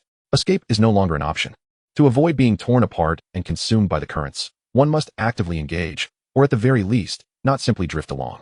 It is high time to expedite the initial plans. Jiang Chao ultimately resolved. Let General Ninja take a contingent of shadow ninjas to the town of Borton, 100 miles away, to establish contact with the locals. This will not only yield more intelligence for accurate predictions, but also facilitate cooperation, enabling our territory to amass greater resources and fortify itself. Should the Jiang Empire ultimately falter, we may still possess the means to resist the Oscar Empire. Thus, Jiang Chao summoned General Ninja. Ninja, come to me swiftly. I have an urgent task for you.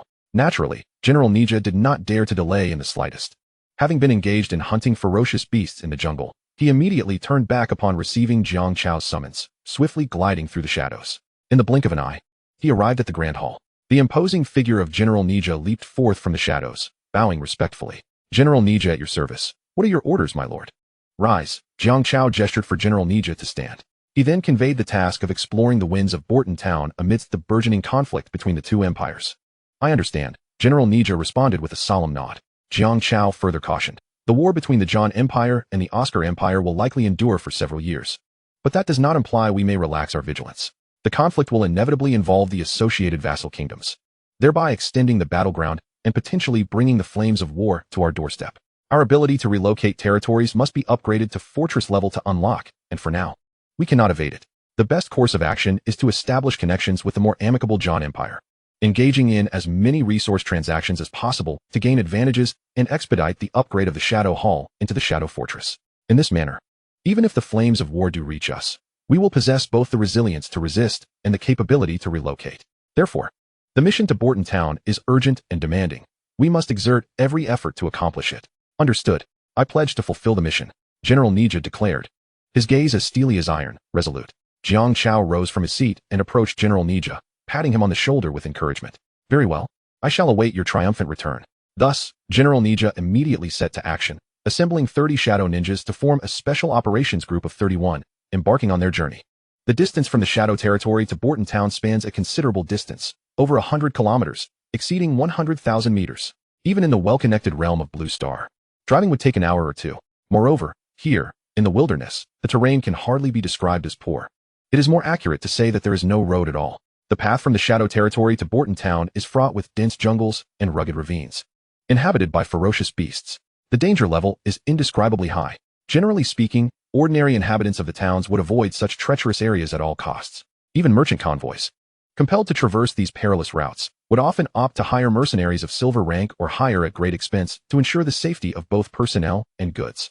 In summary, the mention of the Shadow Forest sends shivers of fear through the hearts of those who dwell nearby. At this moment, General Ninja and his cadre of shadow ninjas traversed through this perilous terrain. The ninjas moved with agility and grace, akin to birds in flight, skillfully weaving through the intricate jungle, deftly avoiding all obstacles such as vines, spider webs, branches, and pitfalls.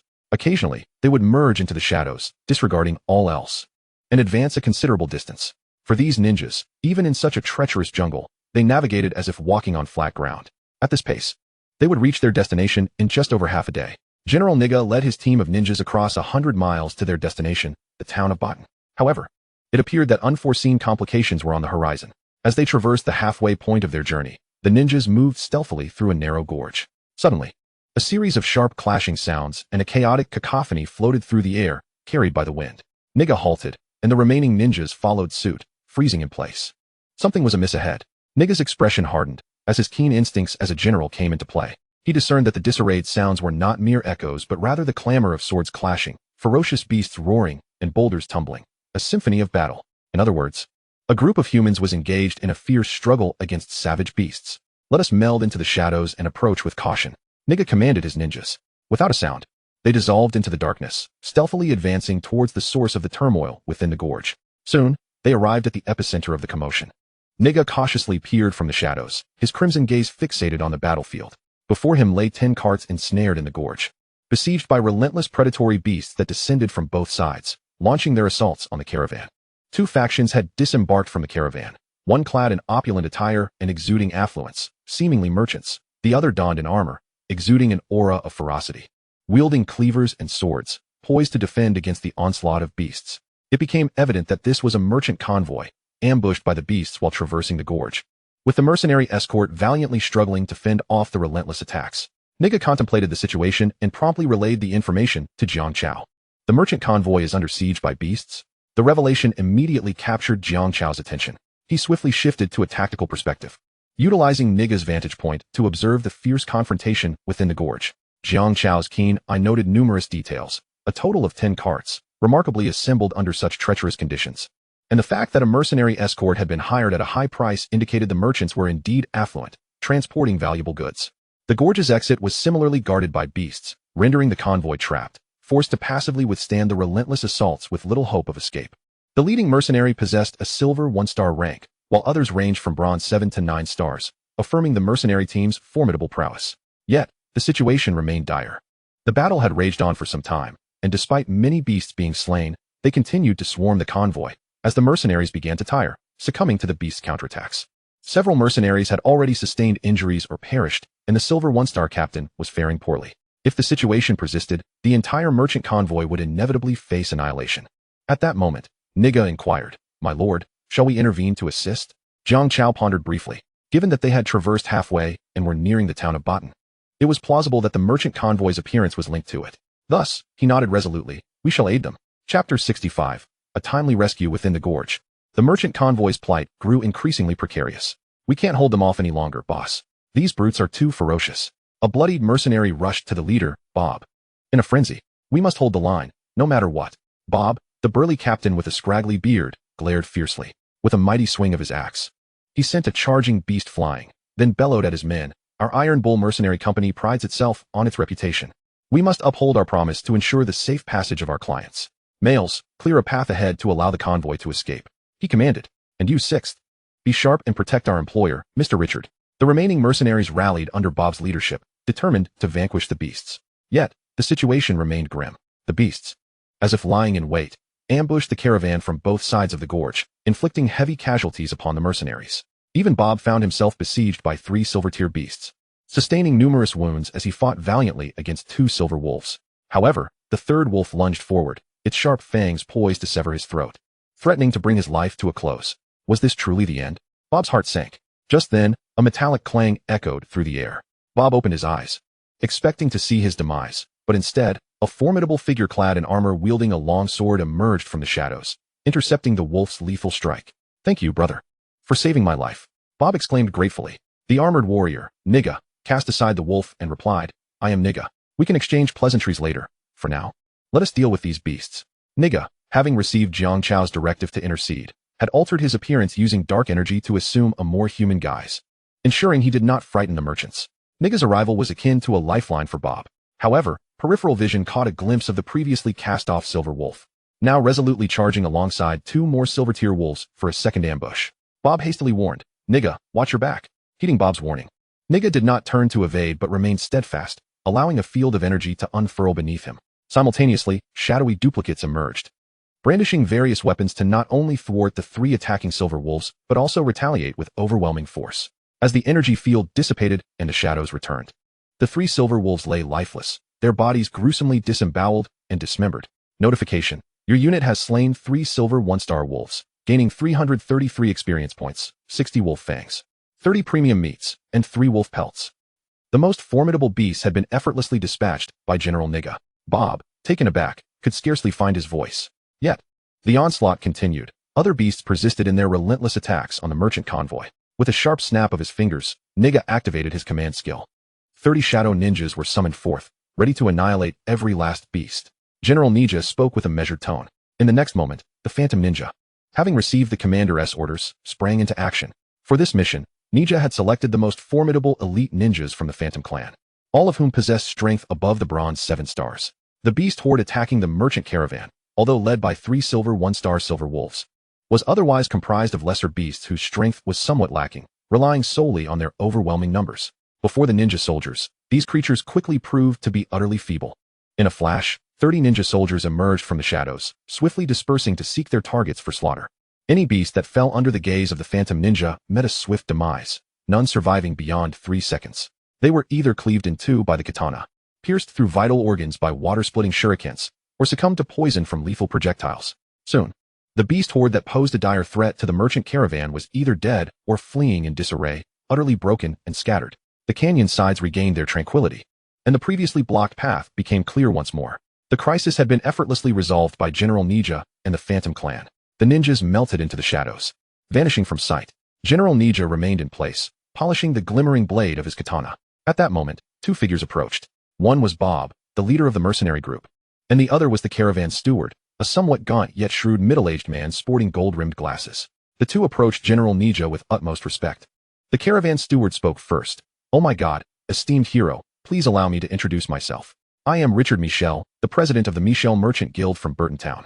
We were fortunate to have you and your subordinates come to our aid during this perilous encounter, saving us from disaster.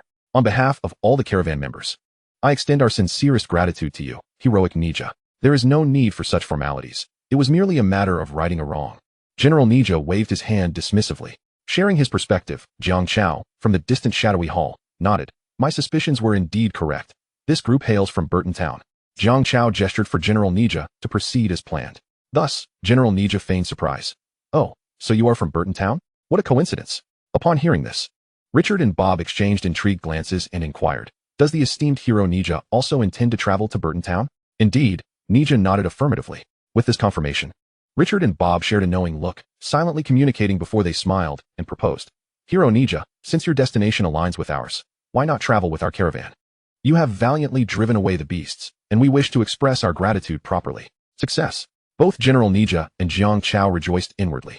General Niga pretended to hesitate for a moment before slowly nodding. "Very well, I shall accompany you then." And so, General Niga accepted the invitation to join the caravan, traveling alongside Richard, Bob, and others towards Burton Town. Meanwhile, above the canyon, 2 figures bore witness to Niga's valiant act of driving away the beast horde and saving the caravan.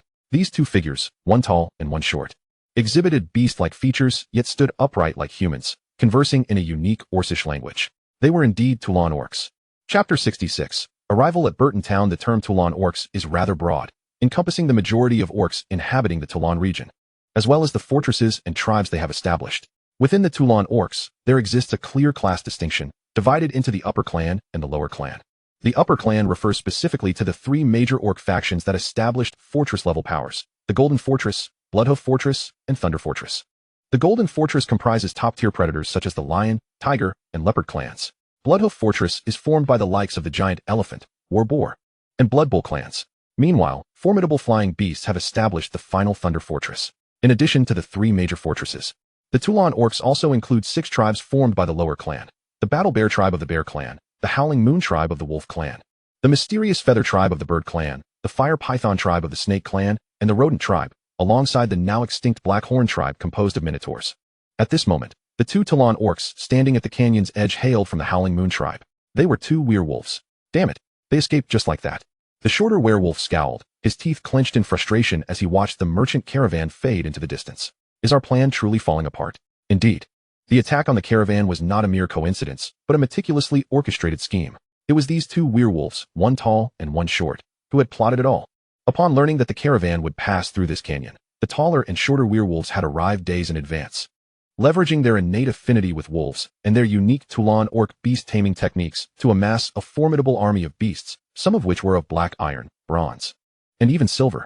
Their intention was to ensnare the caravan in a trap, annihilating them entirely. Initially, everything unfolded according to their plan. However, they had not anticipated a formidable opponent emerging mid-course. A figure adorned in armor, elusive and powerful, who called himself Ninja, intervened and saved the entire caravan. Their meticulously prepared scheme crumbled to failure. That fellow Ninja is no ordinary character. He is likely an outsider. The taller werewolf squinted, contemplating. An outsider? The shorter werewolf queried, puzzled. Why would an outsider save local humans? Perhaps he seeks to establish connections with the humans of Burton Town, aiming for some form of collaboration. The taller werewolf mused thoughtfully. Originally, this group of outsiders intended to negotiate with the humans only after reaching Burton Town. However, our ambush inadvertently facilitated their encounter with the caravan. What shall we do now? Given the circumstances, we must abandon our operation for the time being. The taller werewolf hesitated before instructing the shorter one. Let us return to the tribe and report this matter to the chief and the elder, so they may devise a countermeasure. With that, the two werewolves turned and vanished from the canyon's edge. Meanwhile, having evaded the beast attack, the merchant caravan resumed its journey, now traversing a smoother path, noticeably increasing their pace. Moreover, buoyed by their rescue and the escape from peril, both merchants and mercenaries grew increasingly lively.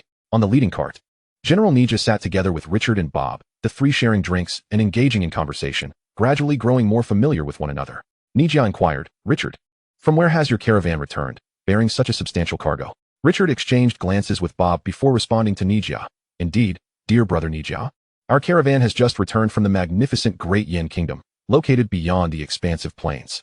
The Great Yin Kingdom is a premier realm, boasting numerous cities under its banner, and its economy is currently thriving. Consequently, the merchants of Borton Town are eager to engage in trade there.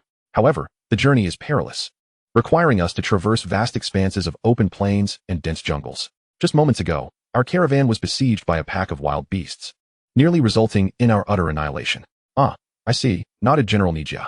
At this juncture, Bob interjected, "By the way, brother Ninja, you previously mentioned that your destination was also Borton Town. What brings you there?" Richard, forthright as ever, added, "Pardon my boldness, brother Ninja, but if I am not mistaken, you must be an outsider, correct?" At these words, General Ninja's pupils constricted suddenly, his imposing silver-tier presence emanating a palpable air of vigilance as he scrutinized the two men before him. Any hint of treachery would provoke an immediate and lethal response. "Oh, please, do not be alarmed, brother Ninja. We harbor no ill intentions." Richard, taken aback by the tense atmosphere, quickly gestured for General Ninja to remain at ease. Bob chimed in, "Brother Ninja, we mean you no harm. We merely seek to ascertain your identity." Yet, General Ninja remained on high alert. At that moment, within the Shadow Hall, Jiang Chao, who had been sharing vision with Ninja, spoke to him. "Ninja, there is no need for haste. Engage them in conversation first." "Understood, my lord," Ninja replied inwardly. He then sheathed his drawn katana, allowing his tension to dissipate, and returned to a state of calm. He nodded. "Indeed, I am an outsider. Is it true that Borton Town does not welcome outsiders, or even harbors disdain for them?" "Not at all." With Ninja's affirmation, Richard and Bob revealed no malice. Returning to their previous demeanor, they quickly negated Ninja's assumption regarding Borton Town's exclusion of outsiders. Richard elaborated, "Brother Ninja, you may not be aware, but the John Empire, to which Borton Town belongs, is known for its amicable disposition towards outsiders, advocating cooperation with individuals such as yourself. Moreover, situated on the Empire's border, Borton Town frequently welcomes diverse races. The populace is warm and welcoming. Your status as an outsider will not lead to any form of rejection. On the contrary, we are eager to engage with newcomers. I, Richard, am a member of this amicable faction, and I assure you that upon our return to Borton Town, I shall introduce you to representatives from the three prominent families and other influential factions, striving to facilitate a collaboration between you and our town. Rest assured, brother Ninja." Beside him, Bob, the mercenary leader, added his endorsement. "I, Bob, also possess connections in Borton Town, and I will ensure you are introduced to individuals who can be of great benefit to you." General Ninja discreetly sought Jiang Chao's opinion, who appeared quite satisfied with the proposition. Thus, he remarked, "You may agree to their terms, and allow General Ninja to proceed accordingly, adapting to the circumstances as they arise. In matters of uncertainty, I shall personally make the decisions." With the Lord's consent, General Ninja finally set aside his reservations. He nodded at Richard and Bob. "Very well. I appreciate your assistance. Oh, there is no need for formality. Consider it our repayment for your life-saving deed." And so, after 3 days of travel, the remaining journey was completed, and General Ninja and the caravan arrived in Borton Town. Chapter 67. The Flourishing Border Town. "Oh, The sound of neighing steeds filled the air as the convoy of 10 carriages came to a gradual halt upon the wide and even thoroughfare at the town's entrance. Richard and Bob eagerly leapt from their conveyances, with Nijia following suit. At last, we have arrived at the grandest border town, Borton. How splendid it is, exclaimed Richard, unable to contain his excitement. Bob, equally elated after a long absence from home, wore an expression of contentment. Nijia gazed upon the thriving town that stood at the fringes of the John Empire. Borton town. From merely an external vantage point, the aura of prosperity was unmistakable. Towering walls, exceeding 10 meters in height, were meticulously constructed from resilient stone, seamlessly fitted to prevent any foe from scaling them. The grand entrance was equally imposing, spanning 7 to 8 meters in width, allowing the masses to traverse freely. Surrounding the town was a meticulously excavated moat, several meters wide, fed by a nearby river, encircling the entire settlement. A drawbridge facilitated access between the town and the outside world, lowered for the daily flow of citizens. In times of conflict, the drawbridge would retract, thwarting any foes attempting to cross. Truly, a bastion of strength. General Nijia could not help but express his admiration, both for the industrious citizens who constructed Borton town through the ages and for devising strategies should he ever seek to lay siege to such a fortress. Occupants thronged the entrance as a long queue formed before the gates, where guards stood vigilant, inspecting incoming individuals. The native inhabitants of the town needed only to present their insignia issued by the Lord's Manor to gain entry, while outsiders were required to pay an entry tax. After a brief wait, it was finally the caravan's turn. Richard first displayed his insignia and showed the guards his ring. Upon recognizing its significance, the guards' demeanor shifted, and they offered respectful words. Pleased, Richard nodded and approached Nijia, smiling. Mr. Nijia, I have completed the necessary formalities. Let us proceed into the town. Thank you. Nijia replied with a slight bow. Subsequently, the caravan passed through the gates without hindrance, entering Borton town. Upon entering the town, they found themselves on a broader cobblestone avenue, bustling with a throng of pedestrians and lined with various shops on either side. What a vibrant and lively scene it was. As Nijia walked, he surveyed his surroundings with keen interest. Meanwhile, within the shadow hall, Jiang Chao observed the prosperity of Borton town through their shared vision. Is this the caliber of a city-level power? Jiang Chao marveled. Truly, it is a formidable stronghold, with a defensive system and level of prosperity that are unparalleled. Even though the shadow hall has also been upgraded to a superior hall, ultimately, it remains impossible to compare with the fortified town of Borton, as there exists a significant disparity, a whole tier of fortification between the two. Yet, Jiang Chao did not succumb to despair. Rather, he felt a renewed sense of determination. One day, I shall transform the Shadow Palace into a grand city where all can revel together, he resolved inwardly. Indeed, Borton was prosperous, yet it was far from being the mightiest force on the wild continent. Above towns, there existed kingdoms and empires. If one could not even reach such heights, how could they aspire to dominate the continent? Moreover, Jiang Chao possessed the confidence that he could achieve this goal within a remarkably short span of time. The merchant caravan and the mercenary group traversed the town's streets for a while. Upon arriving at a crossroads, Bob and his mercenary team chose to part ways. They were to take the proof of successful commission issued by Richard to the mercenary guild to report the completion of their task and to collect the remuneration that had been prearranged there. Then we shall take our leave, old friend, Nijia, until we meet again. Bob waved his hand, leading his comrades as they carried the bodies of their fallen brethren toward the mercenary guild. Before departing, Bob called back to Nijia, rest assured, my friend. Once I finish my business here, I shall come find you for a drink tonight. I shall await your arrival. General Nijia replied with a smile. Mr. Nijia, it is getting late. It is time to find a place to rest, Richard remarked, his eyes slightly squinted. You are the savior of our entire caravan, and I have already arranged accommodations for you. Please follow me. Thus, under Richard's guidance, Nijia followed the caravan to an exceptionally prominent and elegantly decorated 3-story villa. A sign hung above, inscribed in gilded letters, Michel Commerce. Michel Commerce? General Nijia mused, somewhat taken aback. He had expected Richard would arrange for him to stay in a luxury mansion, but he had not anticipated being brought here directly. At this moment, Richard smiled and explained. Mr. Nijia, your status is unique. You are not only our benefactor but also an outsider, with intentions to forge alliances with certain individuals and forces within this town. Therefore, having you reside within Michel Commerce is indeed the most suitable arrangement. Firstly, we are one of the foremost powers in Borton, capable of standing on equal footing with the Lord's Manor. Your information, safety, and service will receive the highest level of assurance. Furthermore, Michel Commerce hosts a diverse array of clients daily, among whom are many ambitious and affluent merchants, allowing you immediate access to them. Of course, should you find any dissatisfaction, feel free to voice your concerns. I, Richard, assure you that I will do my utmost to accommodate them. General Nijia did not respond immediately. Instead, he established contact with Jiang Chao in his mind. Jiang Chao made the decision. This is indeed factual. Proximity to influential circles is beneficial. Moreover, As newcomers in an unfamiliar land, solitary endeavors may not yield greater efficiency than residing here. Understanding his lord's approval, Nija nodded. Very well, then. I express my gratitude for Mr. Richard's kindness. Thus, under the guidance of a maid, Nija settled into a luxurious suite on the third floor of Michel Commerce. Designated for esteemed guests, the decor was adorned with genuine leather, silk, and exquisite gold and jade artifacts. Just as Nija sat down, a maid entered with a steaming dinner freshly prepared, smiling as she said, Sir, this is the dinner we have prepared for you. Please enjoy. Understood, Nija nodded. Dismissing the maid, he then ensured that no surveillance or eavesdropping devices were present, allowing him to relax. My lord, I have settled in. You may come over now. Chapter 68, The Dynamics of Power. As his words fell, a shadow unfurled within the tranquil suite, akin to a portal. In the blink of an eye, Jiang Chao, who had been in the Shadow Palace moments before, stepped through the shadowy gateway. This was a special privilege of his as the Shadow Lord, enabling him to summon a portal to any location inhabited by his troops. My lord, upon seeing Jiang Chao's appearance, General Nija returned to his formal demeanor, bowing respectfully. Indeed. Jiang Chao nodded, half-jokingly adding, Richard seems quite adept at his duties, having arranged for you a suite fit for nobility, demonstrating his sincerity. My lord, please take a seat. General Nija did not bask in pride, but promptly pulled out a chair for Jiang Chao, simultaneously reporting some information he had gathered. My lord, during my check-in, I gleaned some basic intelligence about Borton from Richard and the staff here. Borton is a superior city, recognized as the most prosperous on the border of the John Empire. With a resident population of approximately 100,000, the vast majority being commoners of black iron rank. Those of bronze rank can become centurions, while there are only a few hundred at silver rank and a mere few dozen at gold rank, with the strongest being the lord of the city, possessing a gold 9-star strength.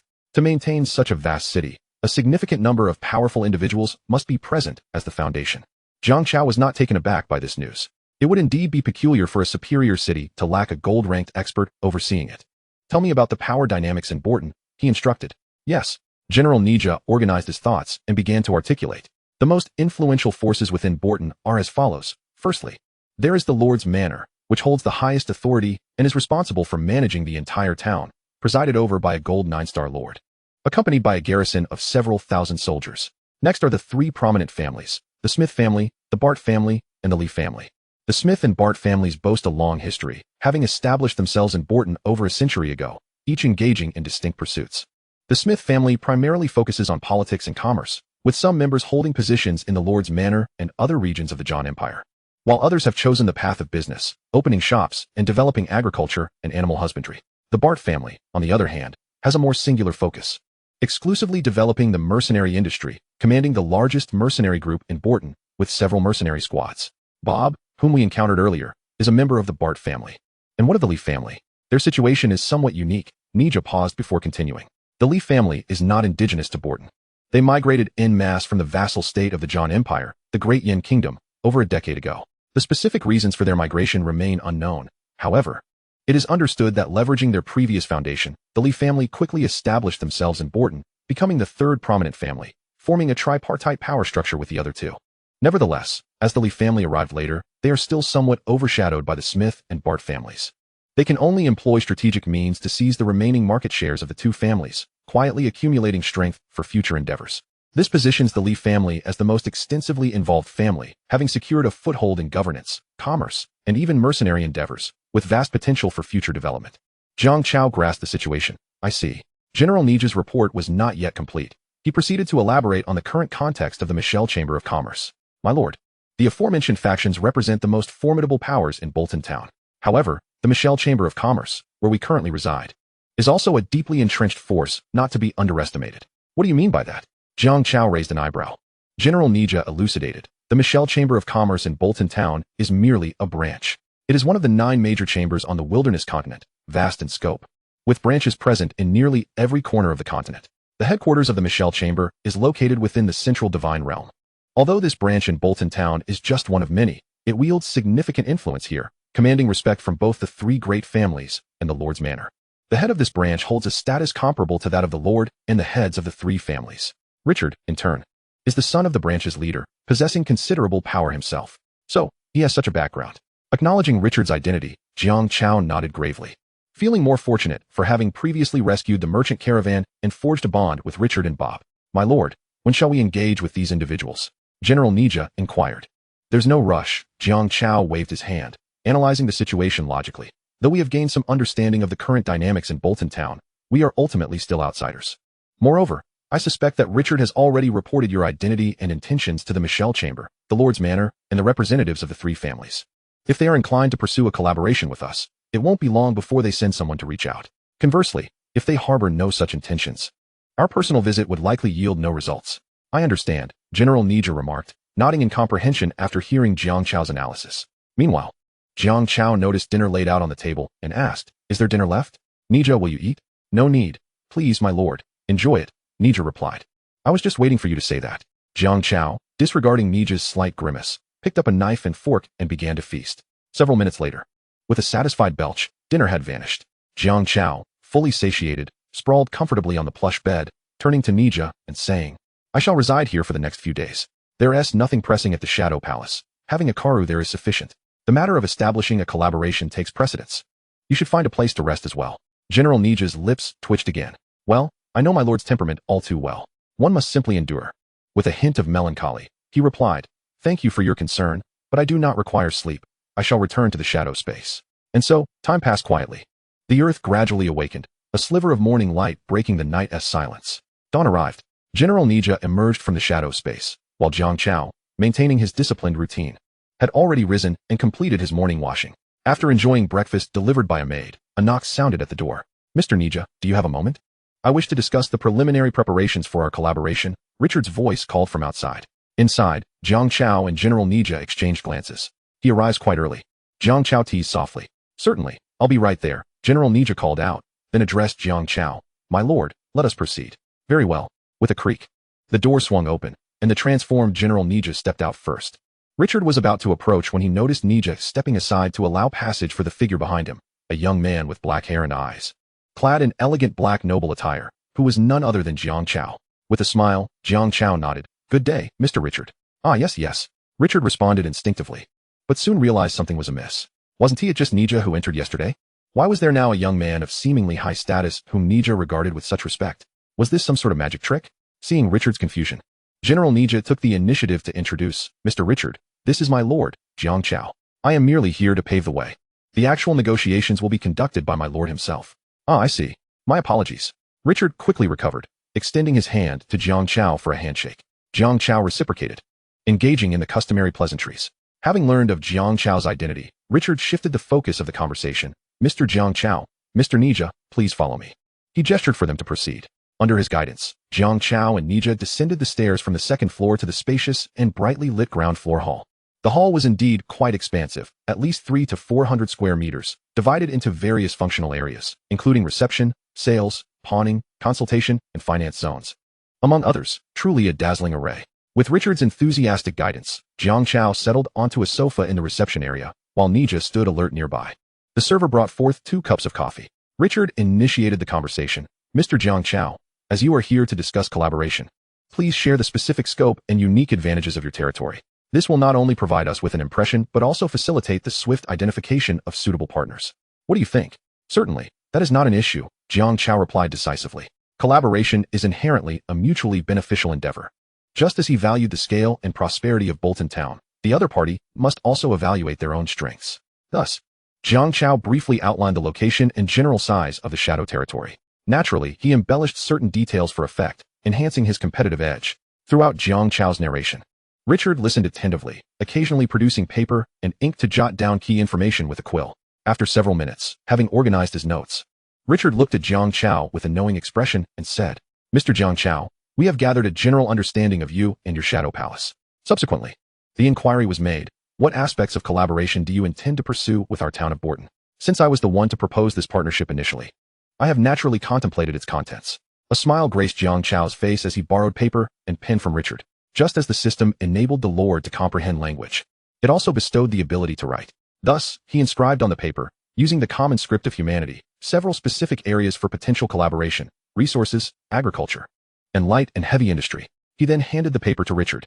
Upon receiving it, Richard adjusted his gold-rimmed glasses and scrutinized the contents closely. A smile broke across his face. "As I suspected, Mr. Jiang Chao wishes to engage in cooperation in these domains. Is there a challenge?" No. Richard waved his hands repeatedly, proudly declaring, "We possess everything you require here in Bolton. Should you wish to sell or purchase resources, Our Michelle Trading Company can facilitate that, ensuring competitive prices. If you aim to develop agriculture and light and heavy industry, the three prominent families are fully capable of that as well. In short, your proposed collaborations can certainly be accommodated by Borton. Moreover, you need not doubt my sincerity. My grandfather is the head of this branch and has already authorized the Michelle Trading Company to assist you in all matters of cooperation. I shall now notify the representatives of the three prominent families to come here and discuss the collaboration with you in person. Mr. Jiang Chao, Mr. Nija, I kindly ask for your patience. With that, Richard slowly rose, taking the paper and pen with him, leaving Jiang Chao and General Nija to sit quietly in the reception area. With time to spare, Jiang Chao began to observe the grandeur of the hall they occupied. Truly, it was deserving of its reputation as the largest and most prosperous trading company in town. The foot traffic of the Michelle Trading Company was nothing short of astonishing.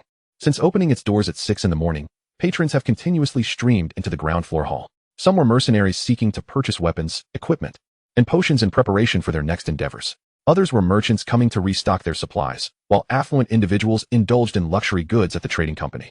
All these visitors shared one common trait. They were generous spenders, often parting with thousands of copper coins in a single visit. The expenditure flowed like water. Jiang Chao had once utilized the resale feature of the trading mall to sell various goods, such as meat obtained during a beast tide, earning him 100 gold coins. The exchange rate between gold, silver, and copper coins stood at 100, 1,000. Thus, the substantial wealth in his possession paled in comparison to the trading volume of the hall in just half a day. Simultaneously, Jiang Chao observed that the Michelle Trading Company did not solely cater to the affluent. There were provisions for ordinary citizens as well, with sections dedicated to selling low-end daily necessities. Though their single expenditures were far less than those of the wealthy, the accumulation of smaller amounts could still yield a considerable income. This further affirmed the robust economic status of Borton. Indeed, it was evident that the townspeople knew how to generate wealth. Jiang Chao could not help but exclaim. He also began to understand why Richard had brought him here to discuss the preliminary preparations for their collaboration, to showcase the various business operations within the hall and thus highlight the strength of the Michelle Trading Company. Truly, a masterstroke. Jiang Chao and General Nija waited in silence as time gradually passed, from morning into midday. At this moment, Richard had gathered the representatives of the three prominent families together. Chapter 70. Unless unforeseen circumstances arise, Richard and the Michelle Trading Company wield tremendous influence in Borton, particularly among the merchants. Shortly after the news reached the three families, their representatives began to arrive through the back entrance of the Michelle Trading Company. Largely unaware of the unfolding events, under Richard's guidance, they proceeded to the second-floor conference room, preparing to gauge the intentions and sentiments of the three families before engaging in formal discussions. Within the conference room, the representatives of the three families took their seats in succession. The lavishly attired and elegantly poised Wilson Smith, representing the Smith family, exuding an air of upper-class sophistication. The rugged and unkempt Chubiot, a muscular man whose eyes sparkled with intelligence, representing the Bart family. And finally, the refined and scholarly Li Ji, known for his acumen and often referred to as the living abacus, representing the Li family. Richard, do you assert that outsiders have come to our town seeking collaboration? Chubiot inquired skeptically after draining his cup of tea. The other two turned their gazes toward Richard in curiosity. Chubiot, are you jesting? Do I strike you as someone who indulges in deception? Rest assured, the outsiders seeking collaboration are indeed in the hall below. I called the three of you here to ascertain your sentiments first. Richard spoke calmly and methodically, dispelling their doubts while arousing their interest. I see. Li Ji of the Li family nodded slightly. Our Zhan Empire is known for its amicable disposition towards outsiders. We are generally accommodating and have no objections to collaboration. I concur. Chubiot promptly raised his hand in agreement. All eyes now turned to Wilson Smith of the Smith family, who had yet to express his stance. After a moment of hesitation, Wilson Smith finally nodded. I have no objections. With all three families having declared their willingness to collaborate with the outsiders. Richard's lips curled into a slight smile as he turned to his secretary and instructed, please invite Mr. Jiang Chao and his companions upstairs. Very well. The secretary turned and descended the staircase to the reception area on the first floor, approaching Jiang Chao, who was admiring the view. Mr. Jiang Chao, Mr. Nija, Mr. Richard requests your presence in the conference room on the second floor to discuss collaboration with the three prominent families. Let us proceed. Jiang Chao rose, with General Nija following closely behind. Under the secretary's guidance, they made their way to the meeting room on the second floor. Upon entering, they were greeted by Richard and three unfamiliar faces.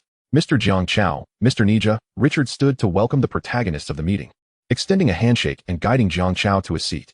He then introduced both parties to one another. Gentlemen, this is Mr. Jiang Chao, the one proposing this collaboration. Mr. Jiang Chao, this is Wilson Smith, representing the Smith family.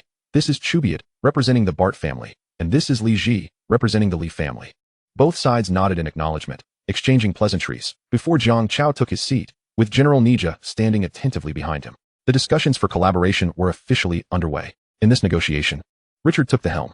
He turned to Jiang Chao and smiled, saying, "Although this may seem somewhat tedious, I kindly ask you to elaborate on your territory to the representatives of the three prominent families." Jiang Chao acknowledged with a nod and proceeded to reiterate to the representatives the specifics regarding the Shadow Palace's formidable strength and substantial resources, as well as the details of the intended cooperation. After listening, the representatives of the three families nodded in agreement, indicating their acceptance. At this juncture, Richard spoke again. "Since both parties are inclined towards collaboration, let us now commence further discussions. We shall delineate the cooperative projects in greater detail to ascertain which family will undertake which specific project. I invite the three representatives to follow Mr. Jiang Chao and me into the adjoining chamber for our deliberations." With that, Richard rose to his feet, and Jiang Chao stood as well, instructing General Nija to remain in place. The order of discussion had been prearranged by the three representatives, and at this moment, the Bart family representative, Shoji Bart, abruptly stood and followed the two into the chamber. The chamber was neither too spacious nor too cramped. The walls enclosed it, with a few ventilation fans installed in the ceiling, allowing rays of light to filter through. The illumination was neither blinding nor dim, creating a suitable atmosphere for negotiation. Within the chamber, there were 3 chairs arranged around a table. Richard took the center seat, while Jiang Chao and Shoji sat opposite each other.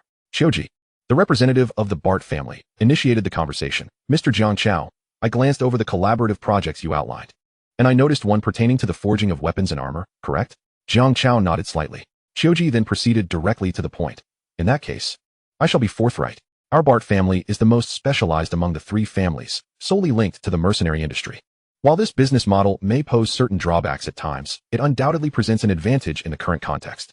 Our Bart family possesses a comprehensive mercenary system, including teams that undertake missions and a logistics department that supplies medicines and weaponry. Within our logistics department, we have a plethora of skilled and experienced blacksmiths capable of crafting the finest weapons at remarkable speed.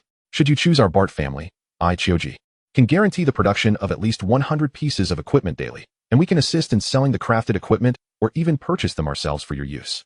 What do you think? How does that sound?" It must be said that Shoji's proposal was quite earnest. Not only did it involve subcontracting, but it also provided a sales channel with the assurance of their own purchase in case of unsold stock. Essentially, Jiang Chao faced minimal risk of loss. However, such an exaggerated offer from the Bart family hinted at ulterior motives. As expected, when the topic of profit distribution arose, Shoji shifted his tone. "Under this arrangement, you could say it's a guaranteed profit for you, yet our Bart family must bear a certain degree of risk, which could lead to losses. Therefore, I wish to increase our share of the profit distribution. Let us adjust from the original 60 to 40 split to a 50 to 50 split, which would yield an additional 10% profit. How does that sound?" "That will not do. It must remain at 60 to 40, Jiang Chao replied, dismantling the hidden tactics within Shoji's words. "Indeed, your Bart family faces the risk of loss, but that is commonplace. The current circumstances are quite different. Not only do mercenary groups require equipment, but the front line of the Zhan Empire is also under intense pressure, leading to an increased demand for weapons and armor, the potential profits from which are astronomical. I wouldn't even entertain the notion of a 50 to 50 split. Even a 70 to 30 split would leave your Bart family with ample profits." Chapter 71, An Unexpected Turn of Events. As Jiang Chao spoke, a hint of awkwardness crept onto Shoji's face, revealing a bitter smile. It is often said that there is no business without deceit. While he merely sought an additional 10% profit, the actual sum represented by that 10% was staggering, sufficient to support the Bart family's expenses for an entire month. Naturally, the Bart family aimed to maximize their benefits from this collaboration. However, they were taken aback by Jiang Chao's profound understanding of the situation, effortlessly exposing their ruse. Shoji felt a twinge of embarrassment and reluctantly conceded. "Ah, Mr. Jiang Chao, you make a valid point. In that case, I shall not insist further. Cooperation is paramount, and a 50 to 50 split it shall be." Thus, Richard produced the contract, 3 copies in total, which detailed the collaborative project regarding metal smelting and equipment forging along with specific clauses. After reviewing the document and confirming its accuracy without any hidden pitfalls, Jiang Chao, Shoji, and Richard each affixed their signatures to the contract and stamped it with the seal of the Michelle Chamber of Commerce, each retaining a copy.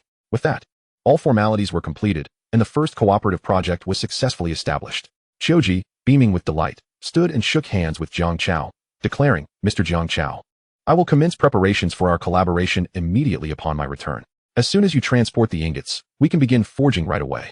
Any future matters will be coordinated between us. Until we meet again." With that, Shoji took the contract, opened the door to the chamber, nodded at the representatives of the other 2 families, and departed, eager to mobilize the family resources for the collaborative project. Can you believe it actually succeeded in one go? Wilson Smith remarked, somewhat surprised, while also feeling displeased about the Bart family's successful collaboration. He scoffed, "Humph, outsiders have never seen the world. A few empty words can easily sway them. Is that so?" "I beg to differ," Li Ji interjected, rising to approach the chamber as the second representative to negotiate. Creak. The door to the chamber closed once more. Wilson, taken aback by the remark, snorted disdainfully. Inside the chamber, Jiang Chao and Li Ji took their seats. Representing the Li family, Li Ji was equally prepared, being the last among the three families. The Li family was determined to seize every opportunity to catch up with the Smith and Bart families. Li Ji, as direct as ever, commenced by presenting the cooperative proposal from the Li family. "Mr. Jiang Chao, among the numerous projects you proposed, our Li family, taking into account our actual circumstances, would like to propose collaboration in agriculture and light industry. In terms of agriculture, our Li family possesses the largest expanse of arable land and the highest number of tenant farmers, producing enough grain annually to account for 1/3 of the output in the town of Bolton, significantly surpassing any other party. You indicated the need to send a team of experienced farmers to your shadow territory for cultivation. No one is better positioned than us to meet this requirement. Furthermore, we can provide sales channels for agricultural products, making it a highly lucrative venture. In addition to agriculture and light industry, the Li family stands as the second largest leader, following the Smith family." Li Ji meticulously elucidated the cooperation plan of the Li family to Jiang Chao, who was exceedingly pleased with the proposal. Moreover, the Li family displayed commendable integrity, refraining from demanding an increased share of profits. All profits generated during the collaboration would be evenly split, ensuring transparency, with both Jiang Chao and the Li family each receiving half. Another contract was signed, and Jiang Chao shook hands with Li Ji as he departed. Having secured cooperation with two projects, the most lucrative forging and the fundamental agricultural sector, his mission in Bolton Town was essentially accomplished. Should he succeed in securing a third collaboration, it would indeed be the icing on the cake. Yet, Murphy's Law is particularly potent. The more one wishes to avoid an event, the more likely it is to occur. If all goes as anticipated, an unexpected turn of events loomed ahead. As expected, the final representative, Wilson from the Smith family, entered the dimly lit room. Perhaps due to the Smith family's considerable wealth, or perhaps underestimating Jiang Chao, Wilson's demeanor starkly contrasted with that of the earlier representatives, Churchill and Li Ji. He boldly declared, "The Smith family has decided to take on all your collaboration projects. Whatever you have, we will take." Jiang Chao raised an eyebrow. Was this sheer financial audacity, or mere folly? Nevertheless, as long as a collaboration was established, he stood to gain. Thus, he inquired, "I have 20 of the forging share and 50 of the precious metals yet to be contracted. We would like all of it. Let's sign the contract." Upon hearing there was still substantial opportunity, Wilson's eyes sparkled, and he waved his hand in eagerness to sign. However, when Richard produced the triplicate contract, having filled in the essential details and was ready for signatures, Wilson suddenly changed his tune. "Mr. Jiang, seeing how generous the Smith family is in directly taking on all your projects to alleviate your concerns, shouldn't you also show us some goodwill?" Having not even put pen to paper, Jiang Chao, upon hearing this, set down the quill he had just picked up. "So that was why he was so generous, waiting for me to make a concession? Very well, I am eager to hear what scheme you are concocting." "Oh, does Mr. Wilson have additional conditions or plans to amend the terms?" Wilson seemed oblivious to the sarcasm underlying Jiang Chao's words. Adopting an air of superiority, he confidently stated, "Taking on such a vast share at once requires a significant workforce to ensure the successful execution of the collaboration. The expenses for hiring personnel are considerable. Hence I hope to adjust our profit share." He proposed a shift from the original 50-50 split to a 30-70 division. "Oh, so it's a 30-70 split? That's nothing. I would be quite content with an 80-20 division in my favor. I just didn't expect the Smith family to be so generous. Not only refraining from raising prices, but actually offering me a discount. Thank you." Jiang Chao swiftly articulated a lengthy response, seizing the moment before Wilson could react, preparing to sign for the profit adjustment. At that moment, Wilson regained his composure. "It's actually 70-30 in my favor," he exclaimed, abruptly halting Jiang Chao's signing. His eyes wide with anger, grappling with the realization of having been outmaneuvered. Chapter 72. It's not you choosing me, but me choosing you. Wilson's expression soured. In his view, Jiang Chao, as an outsider, wielded merely a modest influence, and securing a partnership with the Smith family, Bolton Town's foremost family, was a substantial favor. His willingness to offer Jiang Chao a 30 profit share was, in his opinion, exceedingly generous. Observing Wilson's self-satisfied demeanor, Jiang Chao retorted, "So, after all my efforts in Bolton Town, I am entitled to a mere 30 profit? And this 30 is already out of the kindness of your heart. Otherwise, it would be 20. With arms crossed and a condescending nod, Wilson affirmed his stance. Jiang Chao struggled to suppress a laugh. "I came to Bolton Town for 3 purposes. Cooperation, and once more, cooperation. But collaboration is not charity. Do you think I, Jiang Chao, can be easily trifled with, or that I am naive with my wealth? If we are to collaborate, it must be a 50-50 split. Do not even think of a 70-30 division. Wilson's brazen demands were met with Jiang Chao's unwavering resolve. It's either a 50-50 cooperation or nothing at all. Witnessing Jiang Chao's firm stance, Wilson was momentarily taken aback. Then his frustration only intensified. As the grandson of the Smith family's elder, he had grown accustomed to being surrounded by adulation, with no one daring to defy his commands. Business dealings had always seen merchants eagerly offering him 2 or 3% of their profits to curry favor with the Smith family. The audacity of Jiang Chao to reject convention was shocking to Wilson. Thus, he assumed a haughty demeanor, leveraging the Smith family's status as Bortontown's leading family to intimidate Jiang Chao. In a feigned menacing tone, he warned, "Mr. Jiang, do not forget the Smith family's position in Bortontown. A 70-30 split is my utmost sincerity. The Smith family only taking 70 is already a boon for you. As time progresses in our collaboration, we may even consider increasing your share to 60-40. However, should you refuse to cooperate with the Smith family today, you must contemplate the consequences. The business market is quite unstable these days.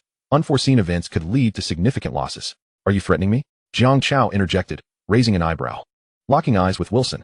No, I did not imply this as a threat. My earlier comments were merely friendly reminders," Wilson retorted, though his demeanor spoke otherwise. "Young man, do not let your youthful exuberance cloud your judgment. Without that exuberance, could I still be called young?" Jiang Chao sneered.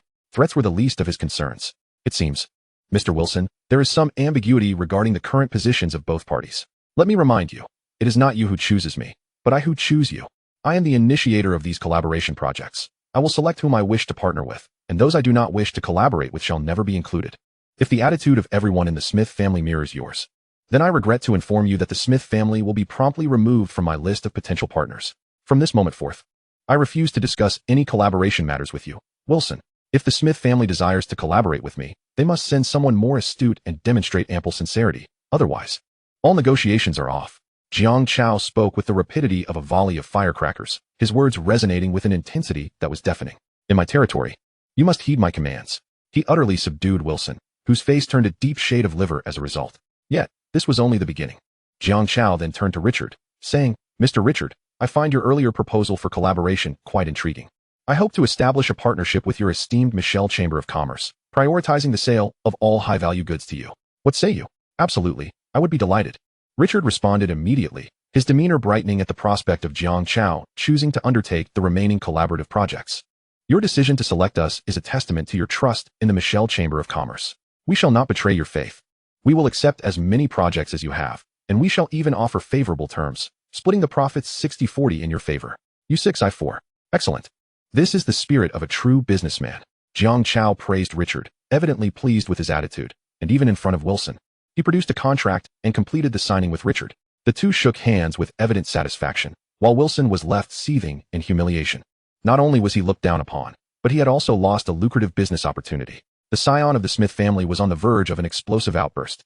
"How dare you, Jiang Chao, refuse the Smith family? You're nothing but a filthy outsider come to beg in Bolton Town," he shouted furiously. "Mark my words. I will not let you rest. You will face the consequences of the Smith family. I await the day you come crawling back to me." Jiang Chao's forehead twitched with anger. Observing this, Richard immediately intervened. "Wilson, cease your insolence. I will not permit you to speak disrespectfully to my client. What gives you the audacity to bully others under the Smith family's name? While the Smith family may hold some renown in Bolton Town, they are not the sole authority here. Do you think the Lord's Manor cannot intervene, or that the Michelle Chamber of Commerce is beneath you? I return your words to you unaltered. If you dare to obstruct Mr. Jiang Chao's business, you will be crossing swords with the Michelle Chamber of Commerce. I, Richard, am a businessman who values profit, but I hold friendship in even higher regard. I stand by my word." With that, Richard summoned the guards. "Come here, take Mr. Wilson away. He is tired and wishes to return home. Escort him out of the Michelle Chamber of Commerce." "Yes, sir." Two burly guards stepped forward, their hands like iron clamps, seizing Wilson firmly and dragging him out despite his struggles. They unceremoniously deposited him onto the street. Surrounding onlookers cast curious glances. Though unaware of the specifics, they reveled in the sight of Wilson's disgraceful expulsion, which elicited scornful laughter. Wilson felt a profound sense of shame at that moment, as if he were facing social death. "What are you all looking at? Get lost," he bellowed at the crowd. He then turned to the guards stationed at the entrance, threateningly asserting, "Do you know who I am? My father is a steward of the Smith family, and my grandfather is the clan leader. You will pay dearly for this affront." His voice could be heard clearly even from the second floor. Jiang Chao and Richard peered out from the window. Amused by the absurd spectacle, Jiang Chao chuckled. Look at this man. He resembles a dog. The conference room was instantly filled with an atmosphere of merriment. Chapter 73. The collaboration commences. Mr. Jiang Chao, the collaboration agreement has been signed. I shall now proceed with preparations. Should you have any requests, feel free to instruct my secretary. I bid you farewell for now, Richard said, escorting Jiang Chao back to his VIP suite before taking his leave to attend to the collaborative projects. Inside the room, General Najia immersed himself in meditation within the Shadow Realm. In truth, lords and combat units, along with creatures capable of upgrading in the wild continent, can gradually absorb energy to grow stronger even in stillness. Yet, this process is far slower than slaying monsters, which is why bloodshed persists. General Najia needed to ensure the safety of his lord, thus he meditated within the Shadow Realm, accumulating experience little by little. Meanwhile, Jiang Chao reclined on his bed, reflecting on the exhausting day of negotiations. He stretched and couldn't help but grumble about the morning spent conversing with various representatives. Churchill from the Bart family, though robust, was no fool. He was clearly a seasoned player in the game, and such individuals tend to operate with a sense of balance, avoiding any tricks.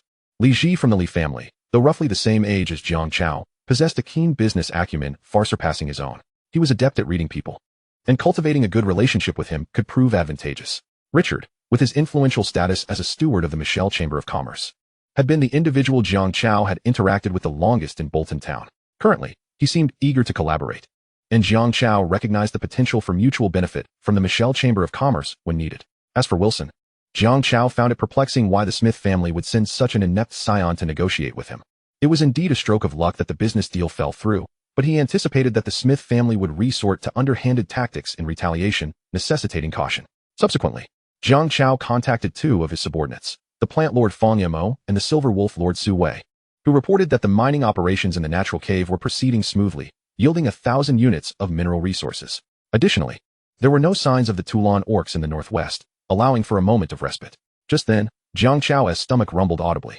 After a long day of activity, it was time for a meal. He got up, and General Najia emerged from the shadows. My lord, are you heading out? Yes. I'm feeling a bit hungry and plan to find a restaurant, while also enjoying the medieval scenery of Bolton Town. I would prefer to walk alone. You can follow me in the Shadow Realm. Understood, my lord. Thus, Jiang Chao made his way to the bustling streets. Although he had previously surveyed Bolton Town through visual sharing, aided by General Najia's perspective, seeing it in person was a different experience altogether.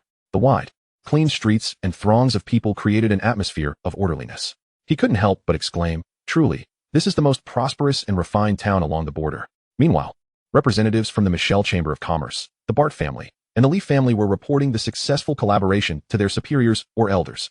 Father, as per your instructions, I have successfully secured the remaining collaborative projects from the Smith family, ensuring that this partnership does not entirely fall into the hands of the three major families.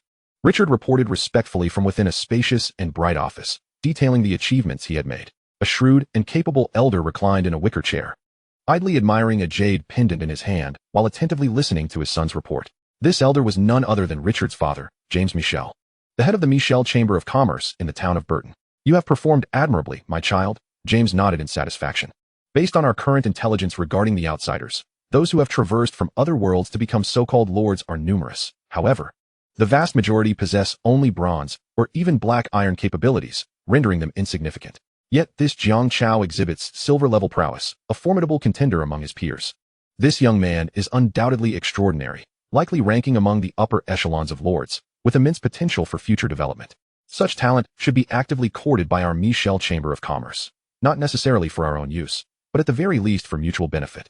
James held Jiang Chao in high regard, offering him an elevated assessment. He then shifted the conversation, inquiring, by the way, my child, regarding your earlier encounter with the beast horde, we have uncovered some insights. Richard's interest piqued. Could it truly be, as I suggested, that there is a hidden hand at play? James tucked away the jade pendant, rising to retrieve a map, which he unfurled, pointing to a specific area. Richard leaned in for a closer look, his pupils contracting in realization. The Turan orcs, the Li family. Meanwhile, within the Li family, Patriarch Li Wenjiang practiced calligraphy in his study, his brush dancing gracefully across the rice paper as he inscribed the character Jiang. At that moment, a servant announced, Master. The eldest young master has returned. Li Wenjiang set aside his brush and ink, proceeding to the main hall where he encountered his son, Li Ji, standing respectfully. Father. Li Ji greeted, bowing with reverence. Speak, what have you garnered from this collaboration with the outsider? Taking his customary seat of authority, Li Wenjiang listened attentively as his son recounted the details of the mission. Li Ji, having prepared his notes in advance, began. The outsider seeking collaboration is named Jiang Chao. Possessing silver-level strength and the owner of a high-ranking domain, he has come to Burton primarily to pursue cooperation in metal forging, agriculture, and manufacturing. Seizing the initiative, Li Ji had signed a cooperative agreement concerning agriculture, which included sending tenant farmers to cultivate crops and utilizing our channels for sales, with profits split evenly. This is a conventional arrangement, quite acceptable, Li Wenjiang remarked, sipping his tea. While this model may not yield substantial profits for our family, it leaves a favorable impression on our partner. Currently, the three prominent families in Burton are said to be in a state of equilibrium, yet we, the Li family, are still newcomers from the Great Yin Kingdom, having only recently established ourselves. We cannot yet rival the long-standing Smith and Bart families. However, with this new outsider seeking collaboration, we find ourselves presented with a splendid opportunity. If we can foster a good relationship with Jiang Chao, it would be akin to securing a long-term business agreement. Though immediate results may not be evident, should Jiang Chao flourish and expand, the Li family could potentially gain a formidable ally, surpassing the other two families. I entrust this venture entirely to you, my son. Pursue it with vigor. Chapter 74, The Cooperation in Progress, Part 1. At this juncture, Bart family's Chuji, who had been the first to finalize a collaboration, returned to his family. Patriarch, I have successfully reached an agreement with the outsider. Here is the signed contract for your review. Chuji stood respectfully before a towering figure, the patriarch of the Bart family, Tata Bart, an esteemed warrior of gold level 8 stars, second only to the town's lord in strength. It was he who had helped the Bart family regain prominence over the past decade, ensuring they were not surpassed by the Li family, thus solidifying their position as the second family. Tata glanced through the contract and casually returned it. Chuji, you are my trusted confidant. I have full faith in your judgment. Rather than the specifics of the collaboration, I am more interested in your assessment of this outsider. Tata regarded Chuji, who pondered for a moment before replying. I believe this outsider, Jiang Chao, is an ambitious young man. This is my impression from our discussions during the contract negotiations. For you, Chuji, to offer such high praise, it seems this Jiang Chao possesses remarkable capabilities, Tata mused, stroking a fearsome beast skull in contemplation. After a brief pause, he waved his hand, instructing Chuji, very well, you may take your leave. The collaboration will be under your purview. Yes, Chuji replied, bowing before departing to assemble all the blacksmiths under the Bart family's banner. Preparing to allocate the forging tasks for this collaboration, aiming for peak efficiency from the outset, Jiang Chao harbors grand ambitions. Intending to use Burton as a launching pad for his rapid ascent, he has devised an extensive collaboration plan encompassing light industry, heavy industry, agriculture, animal husbandry, and more. This approach will allow him to leverage his partners to swiftly and steadily acquire resources, aiming to elevate the Shadow Hall from a high-ranking domain to a fortress-level power, thereby becoming a more formidable shadow fortress. For the collaborators in Burton, the proposals Jiang Chao presented, even when divided into several shares, represent a significant opportunity, enticing them to act swiftly to deliver results and achieve a more enduring partnership that continuously yields benefits. Thus, upon receiving the endorsement of the power brokers, the Michel Chamber of Commerce, the Li family, and the Bart family, these three major collaborators, immediately set about their preparations. The Michel Chamber of Commerce planned to reserve a portion of its retail space on the first floor of the main hall, which would feature goods catering to both the common folk and the affluent. Furthermore, the chamber established supply channels with other merchants under its umbrella, ensuring that Jiang Chao's products would be distributed across nearly every corner of Burton for sale, effectively laying a web of commerce. In the realm of Burton, only the Michel Chamber possessed such capabilities. With sales channels in place, what about the supply channels? The Bart family and the Li family were concurrently completing their preliminary preparations. The Bart family's primary industries revolved around two systems, the mercenary structure and the forging structure, both independent yet mutually reinforcing. The mercenary team, registered with the Mercenary Guild, routinely undertook escort missions for merchant caravans and transported goods. In their downtime, they ventured into dense forests and open plains to hunt ferocious beasts. However, following the recent surge of the Red Moon beast tide, the population of beasts in the jungles had drastically diminished, making hunting increasingly arduous. At this moment, the forging system received a collaborative order from Jiang Chao, requiring them to produce weapons, armor, and tools in large quantities. This timely opportunity would effectively compensate for the diminished profits from hunting, marking a fortuitous event. Consequently, the Bart family summoned hundreds of blacksmiths under their employ, eagerly awaiting Jiang Chao's delivery of iron ingots to commence the forging process. Meanwhile, the Li family was also taking action. As the foremost landowner in the town of Bolton, the Li family possessed vast tracts of farmland outside the city, supported by a workforce of 1,000 to 2,000 tenants. According to the collaborative project, Jiang Chao required a group of skilled farmers to clear and cultivate land in his shadow territory.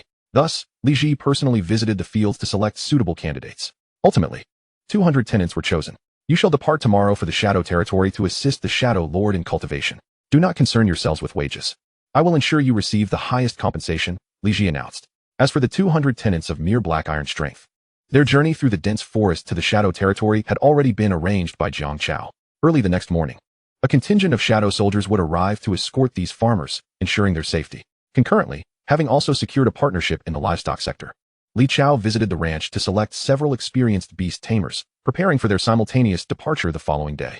Time swiftly passed, and soon it was the next day. Within the Shadow Great Hall, the shadowy portal gradually unfurled, and Jiang Chao stepped forth, finally returning after an entire day. With a tinge of nostalgia, he surveyed the hall before attending to business. Welcome back, my lord. General Ik, who had remained at the base, immediately appeared upon sensing the familiar presence. Yes, I have returned, Jiang Chao nodded, listening intently to General Ike's report, which indicated that all remained tranquil in the Shadow Territory. The ninja soldiers steadfastly held their posts. Having recently hunted a significant number of ferocious beasts, Jiang Chao accessed the Resources tab and was pleased to find a substantial increase in meat and other materials related to the beasts. Well done, he commended General Ika. This is merely my duty, the general humbly replied. At that moment, two ghost shadow ninjas suddenly materialized within the hall. They had come to deliver the minerals extracted by the plant lord Fang Mo and his magical shadow trance from a natural cave. Ding! A large quantity of resources detected. Would you like to deposit them into the Resource tab? Receive. Jiang Chao nodded approvingly. Instantly, a mountain of minerals, amounting to over 1,000 units, transformed into shimmering lights and was stored in the Resources tab. Resources: Shadow Crystals 420, Rough Iron or 878, Red Copper or 328, Gold or 18, Diamond or 9. What a bounty! Jiang Chao exclaimed in surprise, thoroughly satisfied with Fang Mo's work. With a wave of his hand, he sent several hundred units of meat to Fang Mo, instructing him to accumulate it as fertilizer to enhance the strength of the magical shadow trance. Chapter 75, The Busy Jiang Chao. Fang Mo, receiving the commendation, was elated, repeatedly expressing his commitment to work even harder for the Shadow Lord, dedicating himself wholeheartedly to the task. Shifting his focus, Jiang Chao had several matters to address today. Firstly, he aimed to recruit a new batch of troops to expand the Shadow Brigade. Secondly, he intended to smelt all the mineral resources at hand into ingots and transport them to the Bart family for weapon forging. Lastly, he planned to retrieve the farmers and beast tamers gathered by Li Ji back to his territory. He resolved to tackle these tasks one by one, beginning with utilizing the shadow crystals at his disposal. The Shadow Brigade's monster hunting efficiency was indeed remarkable.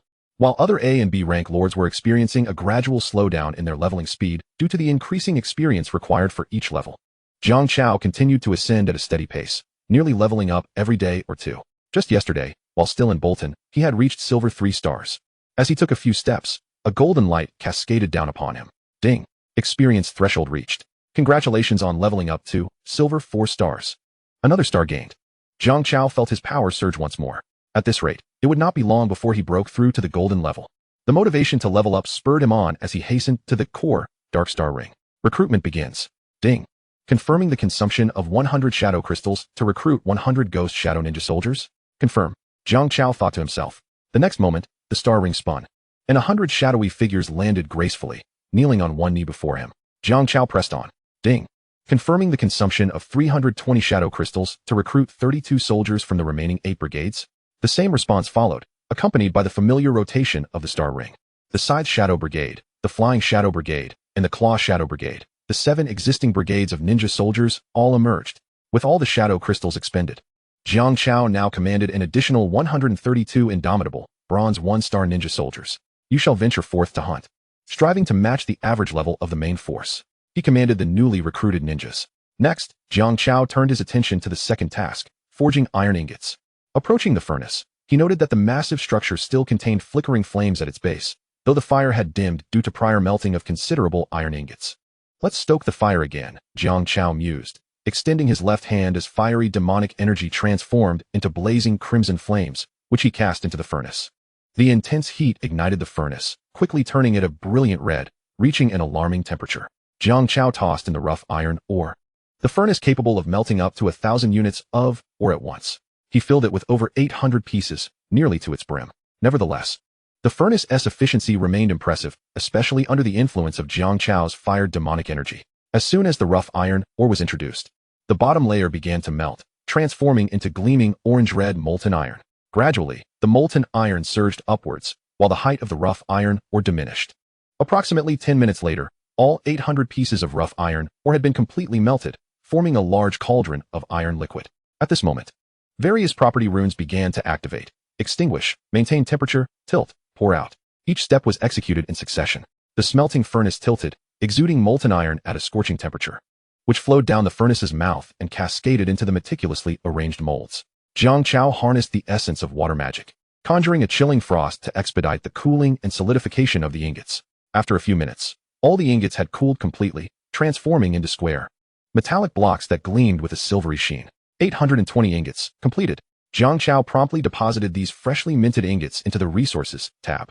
Yet, his endeavors did not cease. He was now bound for Borton Town. First, he would deliver the ingots to Chioji, urging the Bart family to commence forging at the earliest opportunity. And then he would proceed to the Leaf family to bring the tenants and beast tamers to the territory for work. With a sip of water, Jiang Chao prepared to embark. The portal materialized, and with a single step, he traversed 100 miles, arriving before General Nija in the VIP suite of the Michelle Chamber of Commerce in Borton Town. My lord. Upon seeing Jiang Chao return, Nija respectfully greeted him. Jiang Chao gestured for him to rise, and then said, "Accompany me to the Bart family." Thus, the two set off toward the Bart family estate. The Bart family resided to the north of Borton Town, near the Mercenary Guild, their residence grand and opulent, with several palatial halls, a veritable fortress in its own right.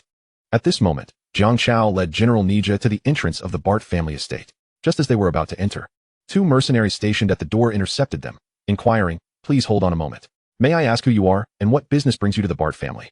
"I am Jiang Chao, here to see your steward Chioji," Jiang Chao replied candidly. "Oh, so you are Mr. Jiang Chao. My apologies for the oversight. I shall inform Steward Chioji at once." The mercenary's demeanor shifted dramatically upon hearing Jiang Chao's name, as he recognized him to be a significant client recently secured by Steward Chioji, someone not to be trifled with by mere mortals like himself. He hurried off to summon Chioji. "Ah, Mr. Jiang Chao, I did not expect you to come so swiftly. I am genuinely flattered."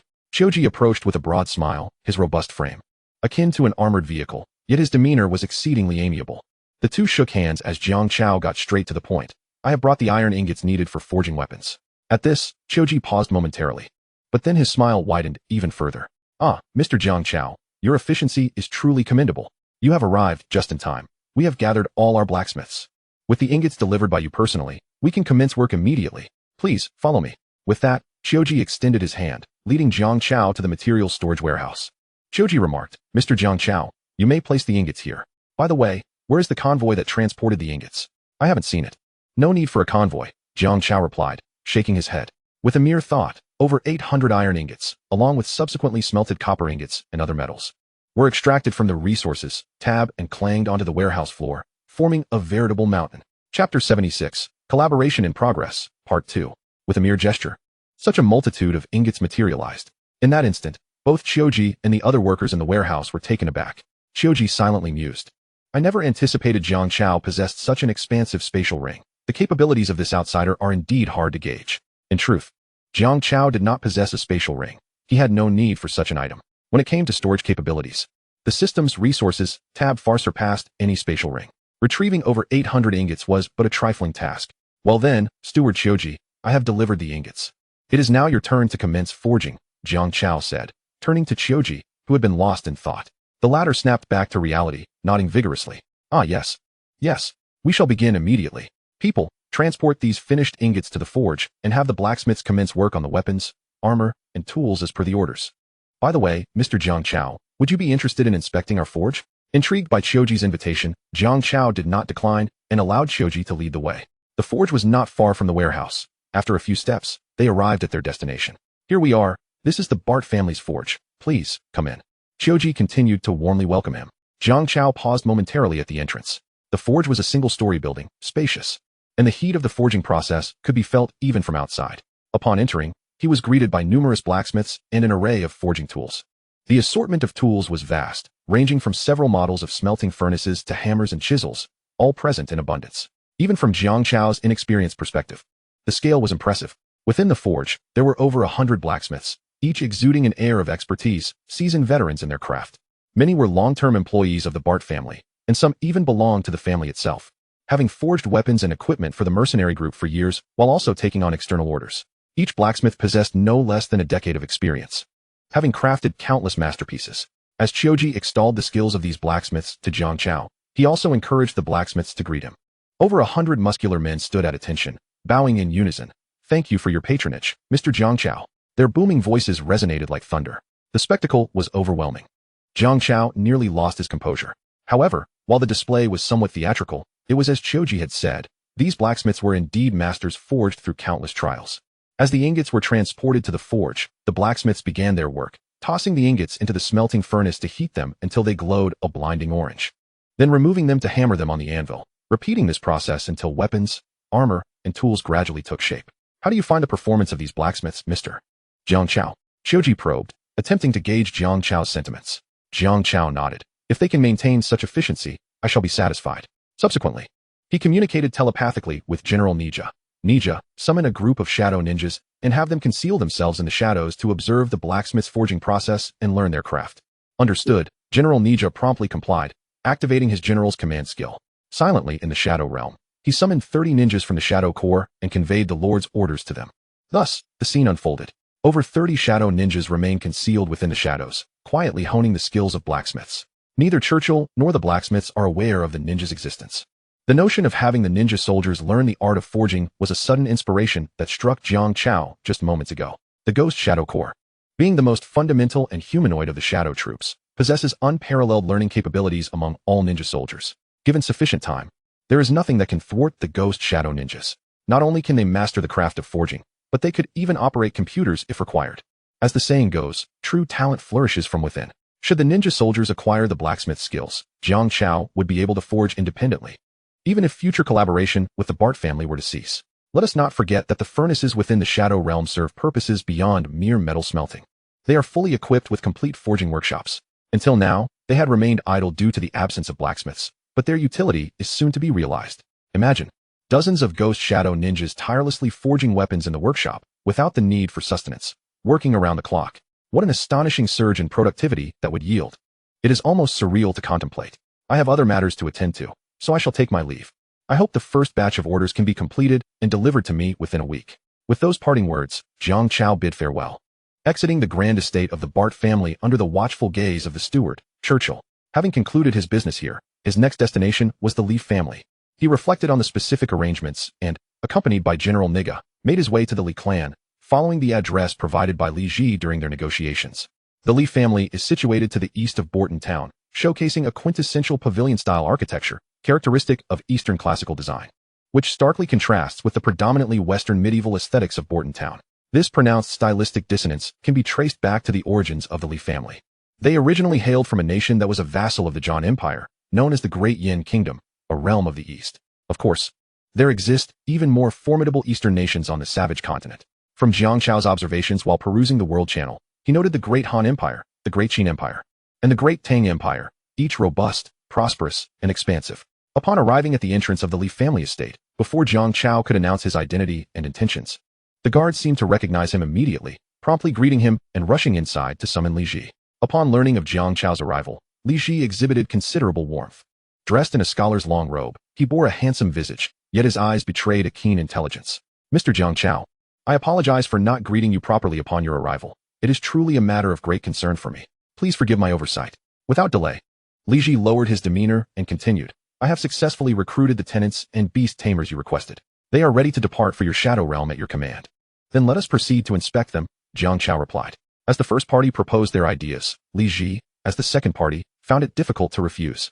As this was part of the established protocol, he swiftly led Jiang Chao into the Li family courtyard. At that moment, the 200 selected tenants and a dozen beast tamers were already awaiting their arrival. Upon seeing them, the Li family subordinates promptly bowed, exclaiming, "Greetings, young master." "Greetings, Boss Jiang." Li Ji waved his fan, signaling them to refrain from excessive formalities, then turned his attention to Jiang Chao, saying, "Mr. Jiang Chao, these individuals are the carefully selected external staff from our Li family, chosen in accordance with your criteria. They are seasoned, efficient, and reliable, guaranteed to meet your expectations." "I trust your judgment," Jiang Chao remarked, surveying the tenants and beast tamers. This statement was sincere. If there were a family among the three major clans of Borton Town that he favored, it would undoubtedly be the Li family. Their pragmatic approach of speaking less and doing more resonated well with him. "In that case, shall I prepare to take them with me?" Jiang Chao inquired. "Of course." Li Ji responded without hesitation. Jiang Chao then exchanged a knowing glance with General Niga. "At your command." Niga replied, his voice resonant as he snapped his fingers. Li Ji and the soon-to-be dispatched employees exchanged puzzled looks, but their expressions swiftly changed. Suddenly, shadowy figures emerged from the surrounding darkness, clad in black with crimson eyes. Exuding an overwhelming aura, they were none other than the ninjas of the Ghost Shadow Corps. Who are they? Even the usually composed Li Ji could not conceal his astonishment, turning to Jiang Chao with an incredulous tone. They are my subordinates, Jiang Chao replied nonchalantly. Did I not mention that I possess a unique method to transport these employees to my realm without the need for a mercenary escort? Just observe, it is entirely safe. Though still somewhat astonished, Li Ji had no choice but to trust Jiang Chao's words. He promptly reassured the now apprehensive crowd before them. Meanwhile, the Ghost Shadow ninjas began to take action. Shadows spread out from beneath them, gradually enveloping each tenant and beast tamer. Panic ensued, but recalling Li Ji's earlier admonition, they forced themselves to remain composed as the shadows consumed them. The Shadow Realm, a temporary dimension opened by the ninja soldiers through the power of darkness, existing separately from the real world, allowing them to appear anywhere and traverse any obstacle with remarkable speed. In that moment, the tenants and beast tamers, engulfed by the shadows, arrived in this extraordinary realm, witnessing a sight unlike any they had ever encountered. Oh my God, I swear I have never beheld such a breathtaking spectacle. Is this the kingdom of darkness? They exclaimed in awe. Hurry, Leffens, my friend. Kick me hard with your size 45 shoes, or I might think I'm still dreaming. Incredible. Do outsiders possess such unprecedented abilities? This is truly marvelous. As they marveled in disbelief, Jiang Chao, Niga, and the legion of Ghost Shadow ninjas materialized within this shadowy dimension. Jiang Chao addressed the group of employees he had just hired. I am a man of principles. Upon arriving at my territory, as long as you diligently fulfill your duties and produce tangible results, I will ensure you are well compensated, with improved accommodations and even salary increases. My focus lies solely on outcomes. Do you understand? The farmers and beast tamers spoke in unison, expressing their hopes for a day when they would witness promotions and salary increases. Jiang Chao displayed a satisfied expression before issuing a command. Let us depart.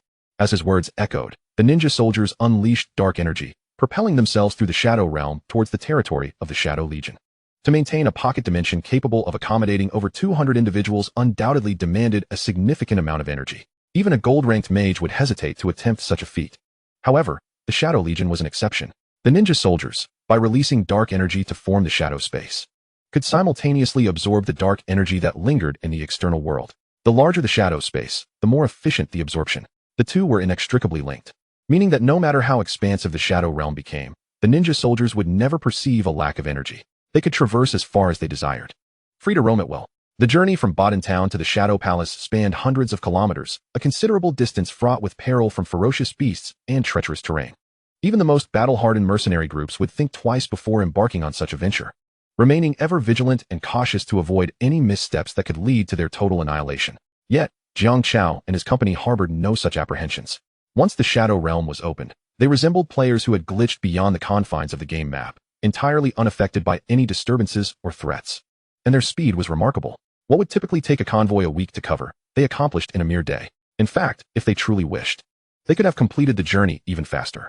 Jiang Chao could have summoned a portal directly, stepping forth to return to his territory as he had done previously. However, the shadow portal was one of his trump cards and could not be easily revealed. Thus, he opted to utilize the shadow space for their transition. Moreover, a day's time was not excessively long and remained within acceptable limits. As the shadow space dissipated, Jiang Chao and his companions found themselves once more upon the vast expanse of land. Before them stood the formidable rock walls and the towering, thick gates. With a mere thought, the gates swung open automatically. Jiang Chao led the throng of employees into the heart of the Shadow territory. In stark contrast to Baden Town, the Shadow Palace and its surrounding 5,000 meters presented an entirely different landscape. The employees, who had traversed 100 miles to arrive here, were akin to Lu Lao Lao entering the Grand View Garden, gazing in wonder at the novel sights that greeted them. Energy defense towers, the Shadow Rebirth Pool, furnaces, and the Shadow Palace. These structures captivated their attention, eliciting frequent exclamations of awe. At this moment, Jiang Chao retrieved a blueprint from his items tab, preparing to construct accommodations for the newly arrived 200 farmers and a handful of beast tamers. After all, previously, the vast territory had only required provisions for Jiang Chao himself, but with the addition of over 200 mouths to feed, a substantial number of residences were now essential. Thus, Jiang Chao focused his gaze upon the blueprint in his hands. Civilian building. Single-story dormitory. Chapter 78. Initial results. Single-story dormitory, one of the territorial civilian buildings, capable of housing 100 employees simultaneously and can be placed side by side or stacked to save space. Materials required for construction: 3,000 stone, 1,000 wood, for 100 torches. 200 iron ingots, for 100 glass, 100 beds. Jiang Chao had not originally possessed this blueprint. It had been exchanged with another lord for iron ingots. At that time, Jiang Chao had already conceived a rough cooperation plan, anticipating the need to recruit many employees, which led him to agree to the exchange and retain the single-story dormitory construction blueprint. Now, with an influx of over 200 individuals into the territory, Jiang Chao took out the long set-aside blueprint from his items tab to address the housing issue. Follow me, he called to the farmers and beast tamers, leading them to a space within the territory, conveniently sheltered by the energy defense tower. Ding. Confirming consumption. 3,000 stone, 1,000 wood, for 100 torches, 200 iron ingots, for 100 glass. 100 beds. Constructing building. Single-story dormitory X1. 2 consecutive prompts resounded in his mind. The essential materials like stone and wood were readily available, and even the rarer items such as glass and beds had been procured previously through exchanges of iron ingots. Therefore, all materials were completely in order. Confirm construction, he mentally declared. In the next moment, the materials were deducted, and 2 dormitories, each 100 meters long, were simultaneously erected, one after the other. The dormitories were constructed from cobblestones and oak logs, square and uniform. Each dormitory was divided into 50 rooms, each furnished with complete amenities, including 2 beds, 2 bookshelves, 2 storage boxes, 2 tables, and a bathroom, a veritable high-standard double room. Together, the 2 dormitories boasted a total of 100 rooms, more than sufficient to accommodate the farmers and beast tamers. Here is your dormitory. Shortly, General IKA will arrange for your orderly settlement, Jiang Chao informed the employees. The 200 employees remained in a state of astonishment, unable to comprehend how the Shadow Lord could conjure 2 high-standard dormitories out of thin air with a mere wave of his hand. Did he perhaps invoke the favor of the divine? Unable to fathom the phenomenon, they soon shook off their bewilderment. Under General Ika's guidance, they were systematically assigned their rooms. To them, having such a formidable second employer was indeed a stroke of fortune. Following their settlement, the employees commenced work the very next day. The farmers armed themselves with hoes and shovels, beginning to cultivate farmland and sow seeds within the territory enclosed by the rock walls.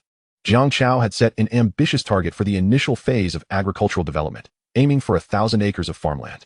To enhance efficiency, he dispatched over 100 ninja soldiers from the Phantom Legion to assist the farmers in their cultivation, while also openly learning their agricultural skills.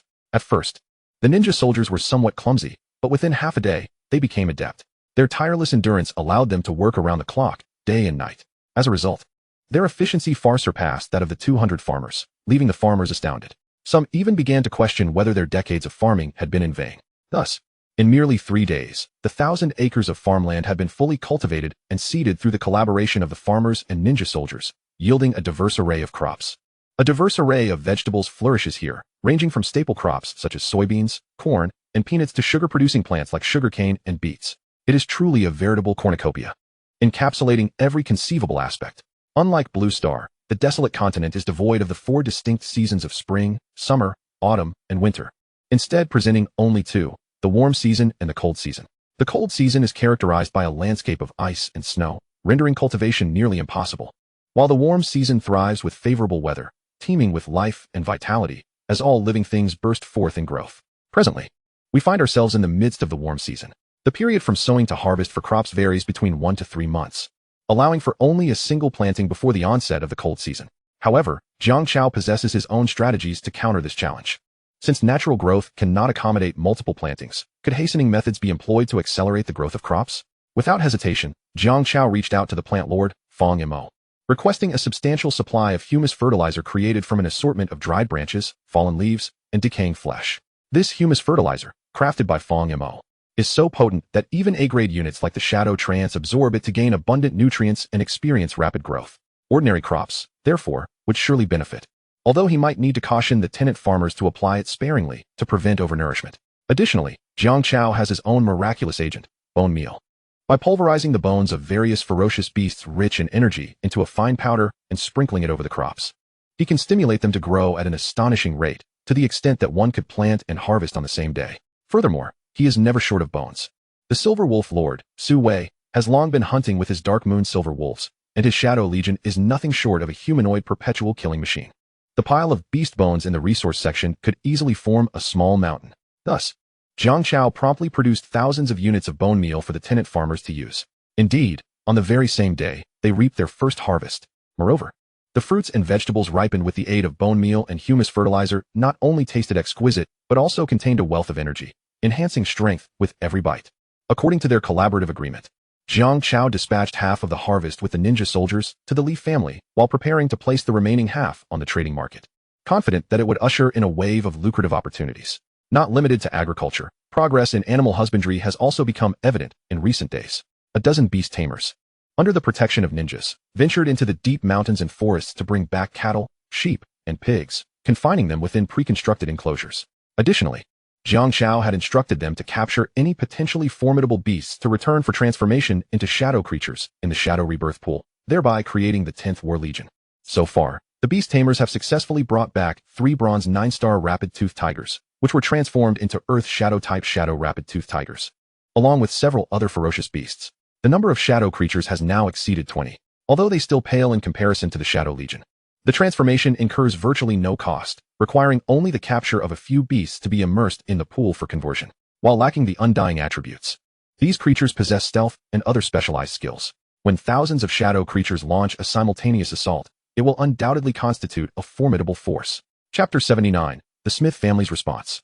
Meanwhile, the Bart family has been diligently working day and night to forge all the iron ingots sent by Jiang Chao into the weapons, armor, and tools specified in their orders.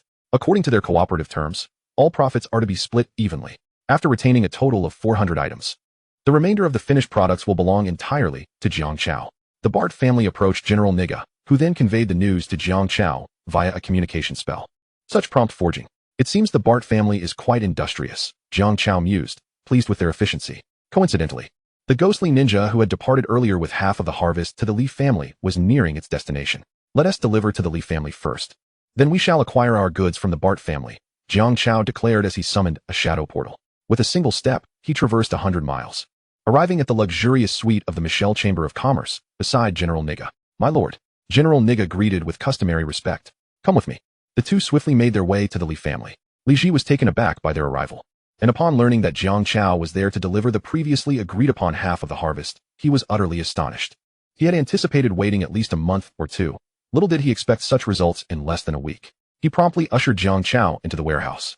Clearing his throat, the ninja soldiers emerged from the shadows, bearing a mountain of produce. Witnessing the sheer weight of these crops, which totaled several tons, Li Ji was once again amazed, further solidifying his resolve to collaborate with Jiang Chao. The two engaged in lengthy conversation, and ultimately, Li Ji reluctantly escorted Jiang Chao to the entrance of the Li residence. Subsequently, they turned their attention to the Bart family, exchanging pleasantries with Qiu Ji before retrieving their own 400 finished products. Shortly after, General Niga transformed into Jiang Chao's likeness and returned to the Michelle Chamber of Commerce, while Jiang Chao stealthily melded into the shadows, leading the ninja soldiers and their cargo quietly out of the town of Burton. In an unobserved clearing outside the city, he summoned the shadow portal once more and returned directly to the shadow territory. I departed quietly, just as I arrived quietly. Throughout the entire process, neither the Lord's Manor, the Michelle Chamber of Commerce, nor the 3 major families were aware of these events. However, a ripple of intrigue began to circulate quietly through the town of Burton. This collaboration undoubtedly positioned the Michelle Chamber of Commerce, the Bart family, and the Lee family as the grand victors in Burton, to the extent that one might say they had profited immensely. Despite their efforts to keep it under wraps, no wall remains impervious to whispers. Both the Lord's Manor and the Smith family received news from the shadows. Within the Lord's Manor, the golden 9-star Lord of Burton, Hachios, had just concluded his meditation when he received a confidential report from his spies. Oh, those 3 have allied with an outsider and reaped substantial rewards? He mused. Very well. For now, we shall not make a fuss but continue to observe them from the shadows. Should they or the outsider exhibit any unusual behavior, report to me at once. Hachios remarked, glancing over the intelligence presented by his spies. In his view, as long as these factions posed no threat to the stability of Burton, they need not be interfered with. Moreover, he currently lacked the capacity to manage such matters.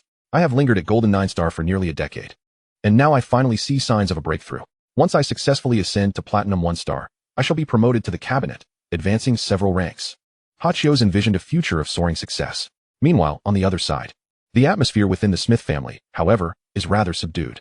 The Michelle Chamber of Commerce, the Bart family, and the Lee family have all entered into collaborations with outsiders, leaving the Smith family entirely excluded.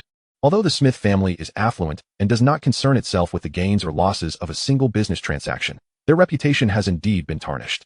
In fact, members of the other 2 prominent families dare to mock the Smiths openly. The Smith family, long regarded as the foremost clan in Burton Town, has never endured such humiliation. Almost everyone within the clan harbors intense animosity towards the outsider named Jiang Chao. Today marks the occasion of a clan meeting for the Smith family. Key members, including the clan leader, elders, overseers, and stewards, ensure at least one representative attends the meeting. At this moment, 7 figures have taken their seats in the grand hall. Occupying the central position is the venerable clan leader, the formidable Aegud Smith, whose strength is akin to the golden 7 stars. Flanking him are the second elder, Yamina Smith, the third elder, Kyle Smith, the business overseer, Johnson Smith, the fourth steward, Cass Smith, the sixth steward, Jellery Smith, and the clan leader's grandson, Wilson Smith, who previously faced humiliation when he attempted to negotiate with Jiang Chao. The 7 individuals engage in a discussion regarding the repercussions of the recent alliances formed by the 3 major forces with the outsider on the Smith family. Wilson, brimming with resentment, immediately casts aspersions on Jiang Chao. It's all that damn Jiang Chao's fault. How dare he look down upon our Smith family? A mere outsider begging for scraps in our Burton Town. I extended him my generosity, and yet he had the audacity to be choosy. His curses reverberate throughout the hall, only subsiding after a brief moment. Have you finished? The clan leader interjects coldly, his piercing gaze sweeping over the remaining 6 members. The second elder speaks first. Leader, you know me well. I am not one to force matters. To remedy this situation, we should send another envoy to Jiang Chao, adopting a more humble stance to demonstrate our sincerity. The third elder follows suit. Leader, you know my stance. I am one who never asks for assistance. Our Smith family is the preeminent clan. We are not dependent on this single business deal. They may choose to collaborate with whomever they wish. We can simply undermine them from other fronts.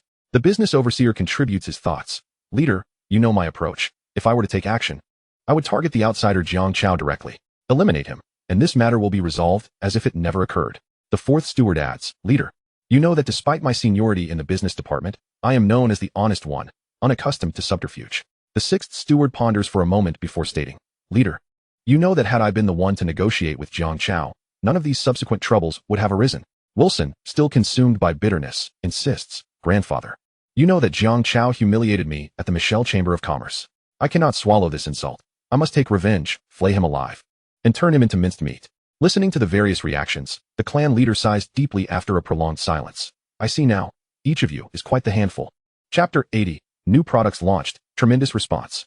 Though the venerable clan leader, Hatchis, maintains a semblance of stability, the Smith family is far from unified. Instead, it is divided into 2 factions, one led by the first and second elders, advocating for peace, while the third elder and other high-ranking members adopt a more aggressive approach, eager to absorb other factions and expand the Smith family's influence.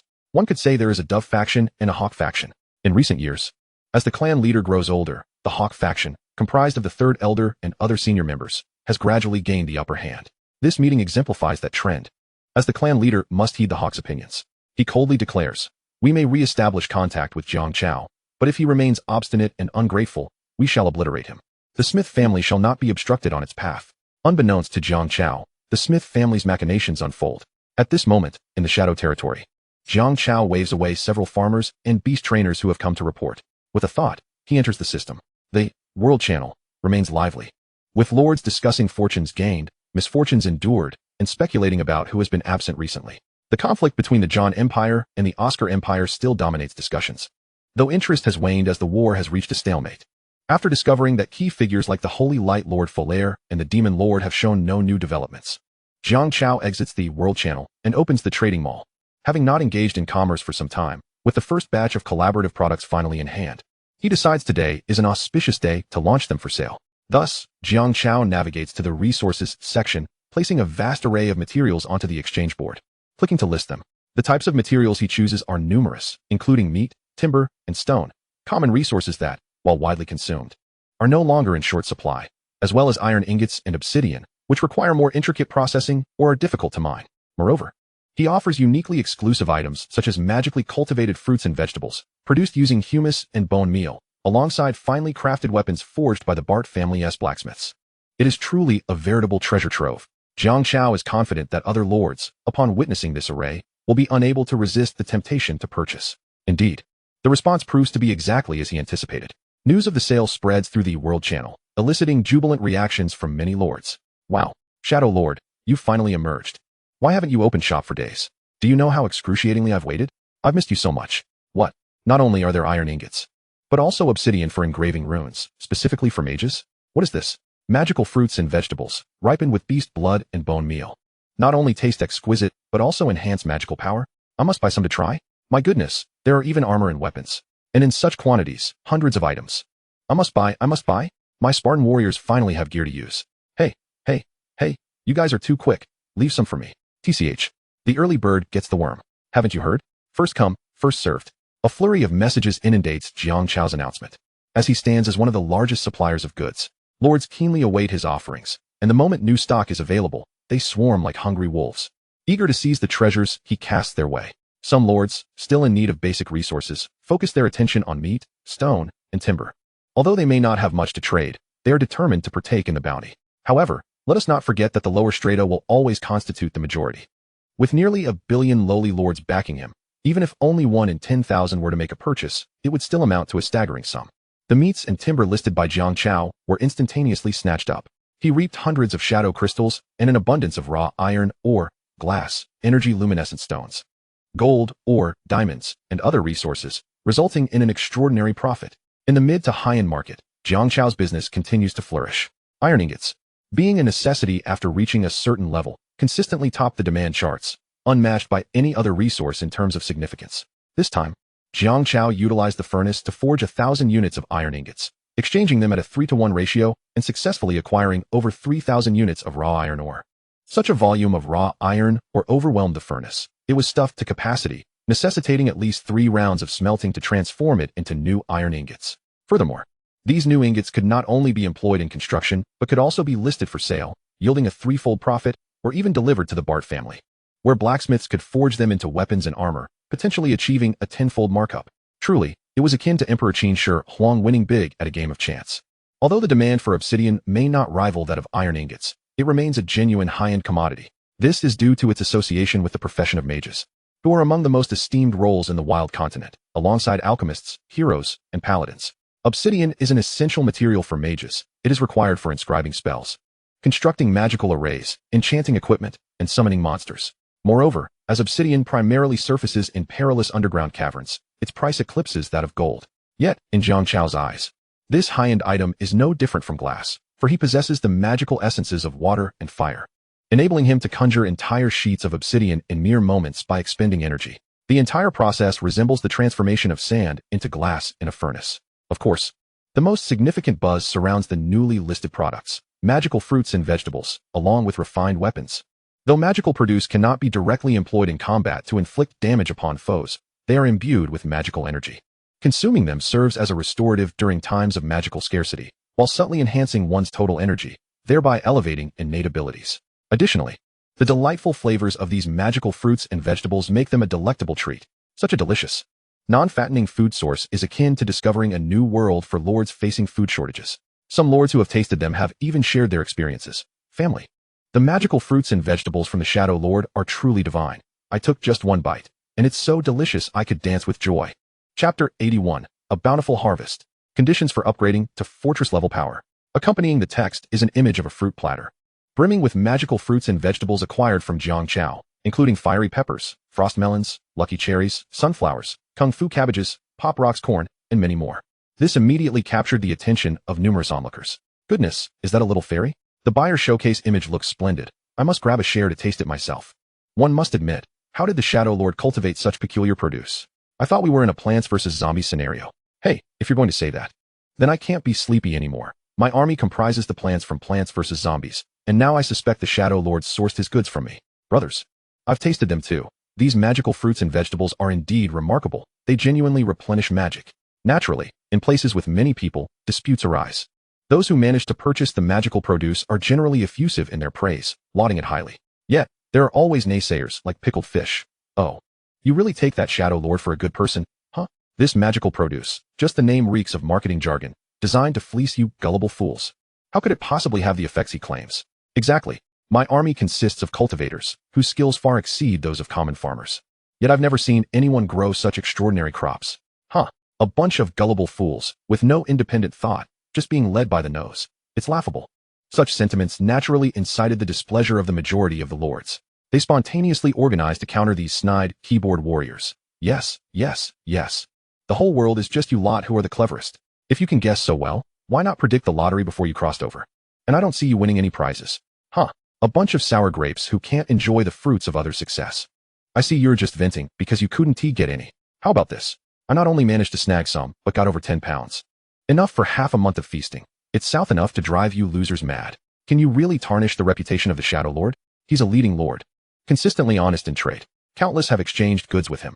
Has anyone encountered a mishap? Don't pay them any mind. Let them bark. Once the tide recedes, it will be evident who is left exposed. Since time immemorial, sustenance has been paramount. In the chaotic and fragmented world of the wild continent, where warlords vie for supremacy, weapons and armor are indispensable essentials.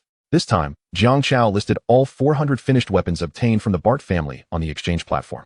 After all, the Shadow Army's ninja soldiers can conjure their own weapons and can resurrect indefinitely, rendering weapons and armor utterly useless to them. Selling them outright for resources is the most rational and lucrative transaction. Furthermore, for Jiang Chao, weapons are merely a burden. However, for other lords who have summoned goblins, Spartan warriors, or other humanoid units, weapons and armor are of immense importance. Even if they risk everything and find themselves back at square one overnight, they would spare no expense to procure them, akin to pouring money into a game. Money does not vanish. It merely adopts a different form, continuing to accompany you. For these eager lords, Jiang Chao's set prices are exceedingly reasonable, devoid of any exploitation, truly fair and sincere. A complete suit of armor, including a helmet, breastplate, greaves, and boots, costs merely 40 iron ingots or 120 raw iron. Similarly, bows, axes, and swords require only 3 iron ingots or 9 raw iron to acquire. What price could be more conscientious than this? Who else could rival him? Ahem. Well, enough with the jesting. These prices undoubtedly far exceed the cost price, boasting a markup of 10-fold or even 9-fold. But so what?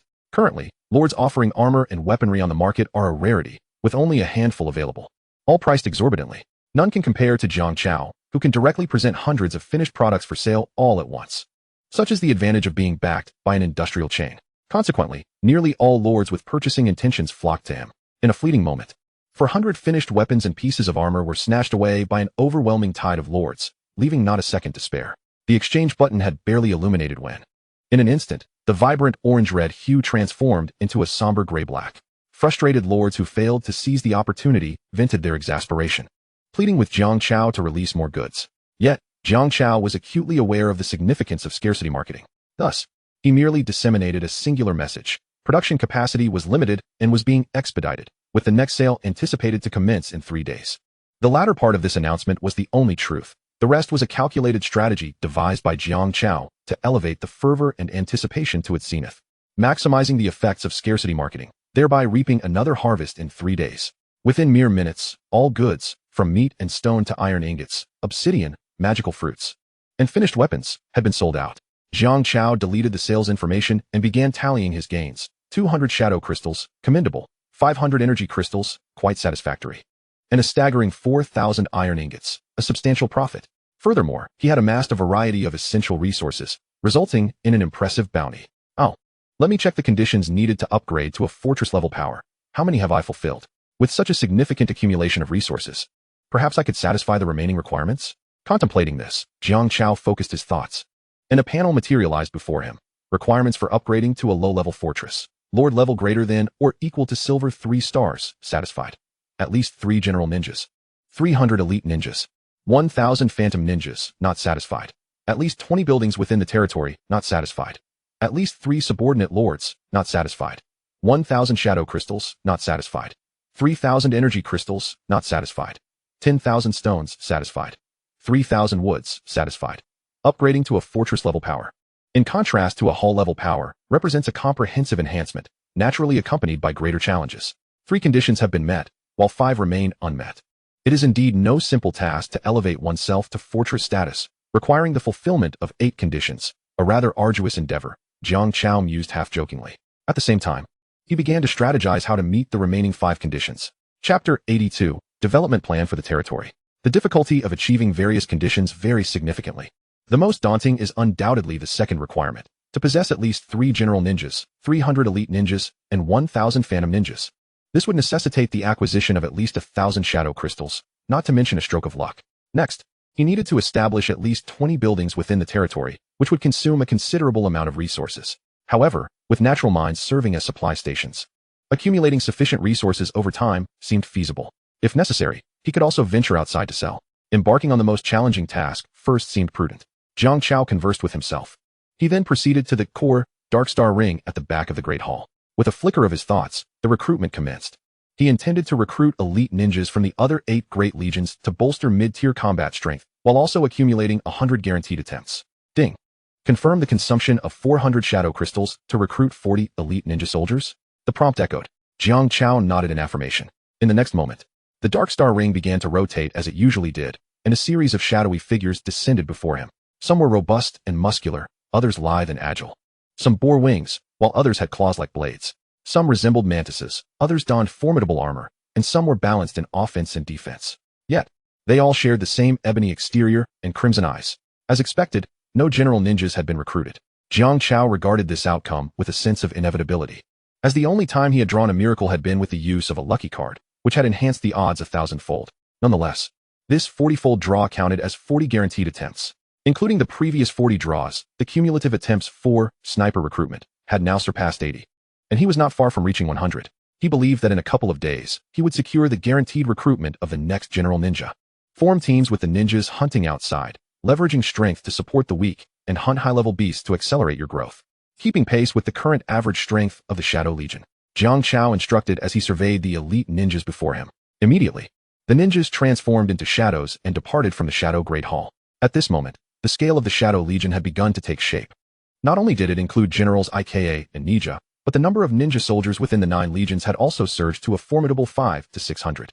Coupled with the immortal attributes of the Shadow Legion, it could be said that Jiang Chao possessed the capability to contend with fortress-level powers, if not obliterate them outright. Yet, he had simply not been afforded the opportunity to showcase his prowess. The recruitment of troops would pause here. He would continue in a few days. The remaining shadow crystals would be allocated for construction. With that thought, Jiang Chao stepped from the Shadow Great Hall into the expansive territory. While it appeared empty, the Shadow territory had, in truth, become far wealthier than its initial destitution. It boasted stone walls and energy defense towers, providing comprehensive protection. Additionally, there were forges, shadow rebirth pools, and worker dormitories, functional establishments. Moreover, the 200 workers recruited from the Li family were diligently fulfilling their roles. The farmers had nearly cleared 1,000 acres of farmland and had sown a variety of crop seeds, hastening the growth of some with humus and bone meal for a swift harvest. The beast tamers were also industrious. Jiang Chao had tasked them with raising livestock and taming high-level beasts to complete transformation in the shadow rebirth pools. Currently, the livestock raising task was progressing exceptionally well.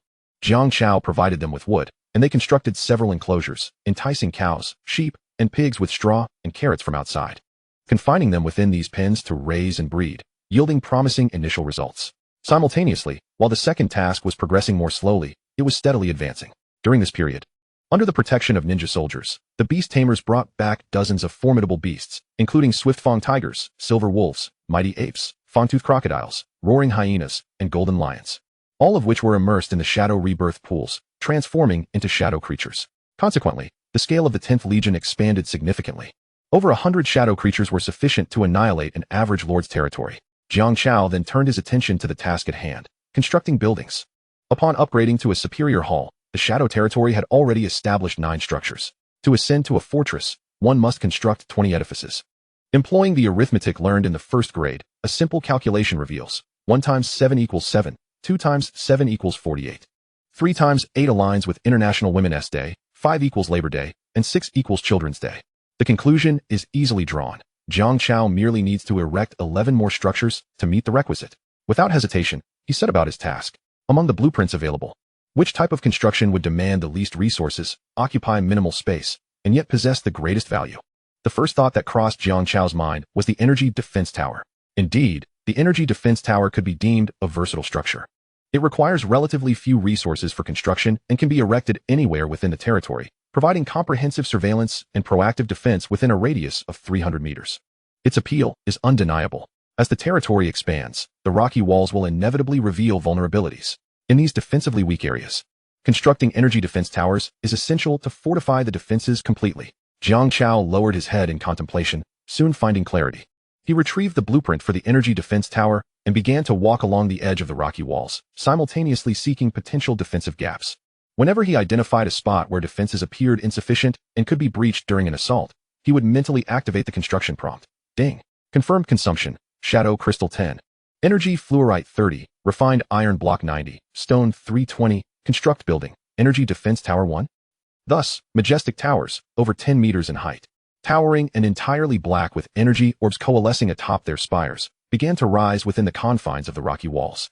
Jiang Chao successfully constructed 6 energy defense towers, encircling the entire territory. Although some gaps remained, the defenses were now equipped to withstand attacks from all directions. Yet, with only 6 energy defense towers erected, there were still 3 slots available for construction. Jiang Chao continued walking and pondering. He transitioned from defense considerations to productivity and the welfare of his populace. With the increasing demand for smelting crude iron ore, a single furnace was proving insufficient. Furthermore, with the inevitable recruitment of new employees to attract more settlers to the territory, additional housing would be required. Thus, a new dormitory must be constructed. Chapter 83. Fong Mo's First Kill, the Unfortunate Strength Ape Lord. Ding. Confirmed consumption. Stone 3,000. Wood 1,000. Torches 400. Iron ingots 200. Glass 400. Beds 100. Construct building. Single-story dormitory 1. Ding. Confirmed consumption. Stone 1,000. Obsidian 100. Iron block 20. Anvil 20. Construct building. Furnace 2. All confirmations were made. With the utterance of these words, a substantial quantity of materials was deducted from the Resources tab. 2 towering pitch-black furnaces were officially completed on either side of the existing furnace, forming a row of 3, with flames roaring beneath the smelting apparatus, radiating intense heat throughout the forge. The atmosphere was charged with vigor. Simultaneously, the original 2 rows of employee dormitories expanded to 3 rows. Many employees relocated to the new dormitories, significantly increasing their living space and invigorating their spirits for work. With the addition of these 3 structures, production capacity was poised for a corresponding expansion, promising a substantial increase in yield from farmland, metals, and livestock. On the panel, the requirement of at least 20 buildings within the territory transitioned from unmet to fulfilled. At last, another condition was satisfied. Jiang Chao returned to his chamber, stretched lazily, and prepared to recline upon his bed for a brief nap. Just as he was about to lie down, a beam of golden light cascaded from the void. Ding. Experience threshold met. Congratulations on leveling up to Silver 8 stars. The warm golden light, intermingled with silver radiance, enveloped him, and Jiang Chao immediately felt his strength surge to new heights. Alas, he lamented the rapidity of his advancement. At this rate, he feared he might soon reach the golden tier. Jiang Chao, with an air of self-satisfaction, mused. Although ascending to silver level entailed a daunting 3,000 experience points for each star, the efficiency of the Shadow Corps was astonishingly high. Aside from patrolling the territory and being dispatched to the Jungle Hall and Silver Wolf Hall, as well as remaining at the Bart family forge to learn blacksmithing techniques, the remaining hundreds of ninjas were perpetually engaged in hunting, providing Jiang Chao with a steady stream of experience points. Thus, even though defeating beasts of bronze and black iron ranks granted him only 1 experience point, only by slaying creatures of silver rank and above could he reap the greatest rewards. With over 200 ninjas hunting bronze and black iron, and over 100 ninjas exclusively targeting silver, it took merely 2 days for Jiang Chao to amass enough experience points to fill his experience bar and level up to the next star. Truly, he was leveling up while reclining. Then let him indulge in a little more relaxation. Jiang Chao settled onto his soft bed, ready to savor the moment. However, at that instant, the chat channel suddenly chimed. Private messages from friends stirred. Who could it be, timing their message so perfectly? He grumbled, impatiently checking the message. But upon glancing, Jiang Chao found himself intrigued. The plant being Fong Mo relayed a message. Lord Shadow, I have captured a lord attempting to invade, and I seek your guidance on how to proceed. A captured lord? Let me take a look. Jiang Chao replied promptly, then summoned the shadow portal, teleporting to the jungle hall where his ninja soldiers were stationed. As he emerged from the shadow portal, Jiang Chao beheld Fong Mo, one of his subordinates, standing before him.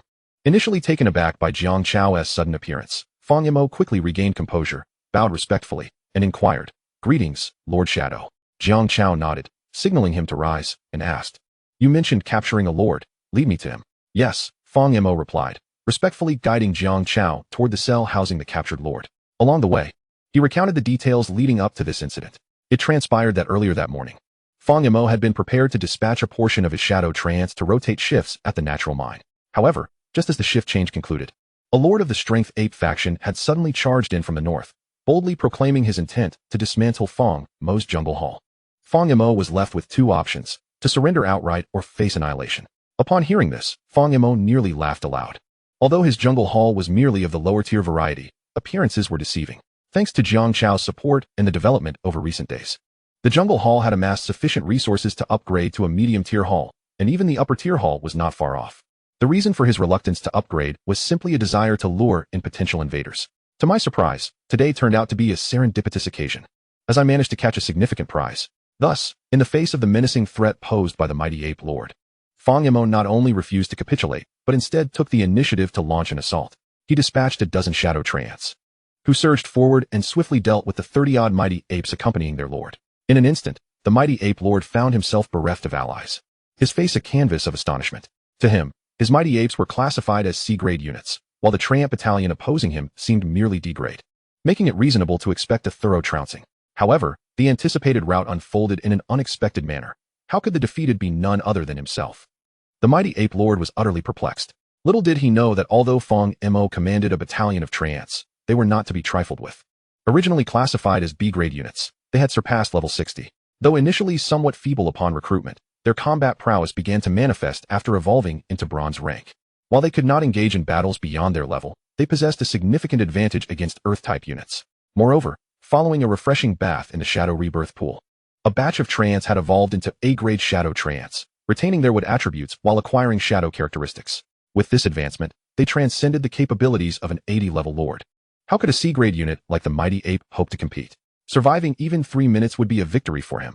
Thus, the mighty ape lord, intent on showcasing his prowess, found himself ensnared instead, unfortunate enough to be confined within a cage. Meanwhile, Fang Yimou reported to his superior, the Shadow Lord Jiang Chao, who would handle the matter personally. Jiang Chao expressed his satisfaction with Fang Mo's approach, complimenting, "Well done, quite impressive." Fang Yimou, maintaining a humble and respectful demeanor, adjusted his glasses as they continued their conversation on their way to the prison located beneath the jungle hall. Upon arriving at the dim underground prison, flickering torches cast a faint, yellowish glow. The damp, shadowy corridors were lined with cold, silent cells. At the far end of the leftmost cell was a peculiar figure sporting a shock of yellow hair and an outlandish outfit, the mighty ape lord, named Wang Tung. At that moment, Wang Tung was vociferously protesting his predicament, seemingly unwilling to accept Fang Mo's authority and demanding retribution. "Let me out! Let me out! You have the audacity to imprison me, now have the courage to release me. You four-eyed brat, come out here, I challenge you to a duel." His shouts resonated throughout the underground prison, even reaching Jiang Chao and Fang Yimou at the other end.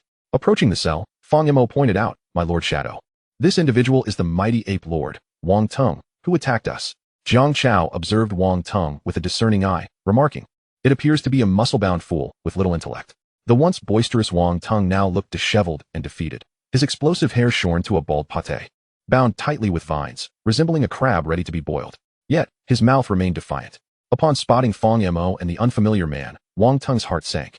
He discerned the evident hierarchy between them. This plant lord had long since become someone else's subordinate. Suddenly, Wang Tung's pupils contracted.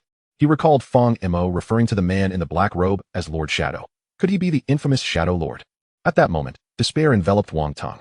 He had finally discovered a territory he could conquer, only to realize that he was facing a cunning adversary. To make matters worse, this adversary was a subordinate of the Shadow Lord. How exceedingly unfortunate. Understanding the chain of events, Wang Tung leaned against the cold earthen wall, resembling a frostbitten eggplant, wilted and utterly defeated. "Ah, so you recognize me?"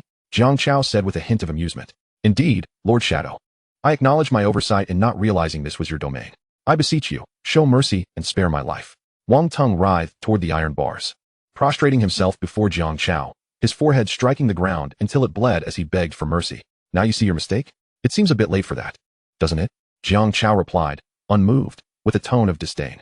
"Had you come to this realization before your assault, I might have deemed it inconsequential and spared your life. But now, the die is cast, and the act of aggression has already transpired. There's no turning back." With that, Jiang Chao exchanged a knowing glance with Fang Yimou, who immediately comprehended the signal. A flurry of green, razor-sharp leaves materialized, floating ominously toward Wang Tung, poised to slice through his throat at any moment. Wang Tung's face drained of color, more pallid than flour, as he trembled and attempted to retreat. Yet, no matter how he struggled, Fang Mo's leaves remained steadfast against his carotid artery, threatening to spill his blood in an instant. "No, no," Wang Tung cried out in sheer terror. "I can divulge information about other lords. I will tell you everything. Just don't kill me." Fang Yimou halted the advance of the leaves, while Jiang Chao's eyes gleamed with intrigue. Indeed, this could yield unforeseen rewards. "Speak." Jiang Chao commanded Wang Tung, who, seizing the lifeline, began to divulge his secrets in a rapid-fire manner. "My territory lies approximately 10 kilometers north of the jungle hall, where I preside over a subpar grand hall. However, there are 3 other lords in proximity, each more formidable than the last. Two of them possess B-grade units in their mid-level halls.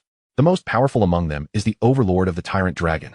This Tyrant Dragon Lord is no trivial matter. He commands an S-grade unit, the Blood Tyrant Star Dragon, and his territory has been upgraded to a high-level Grand Hall.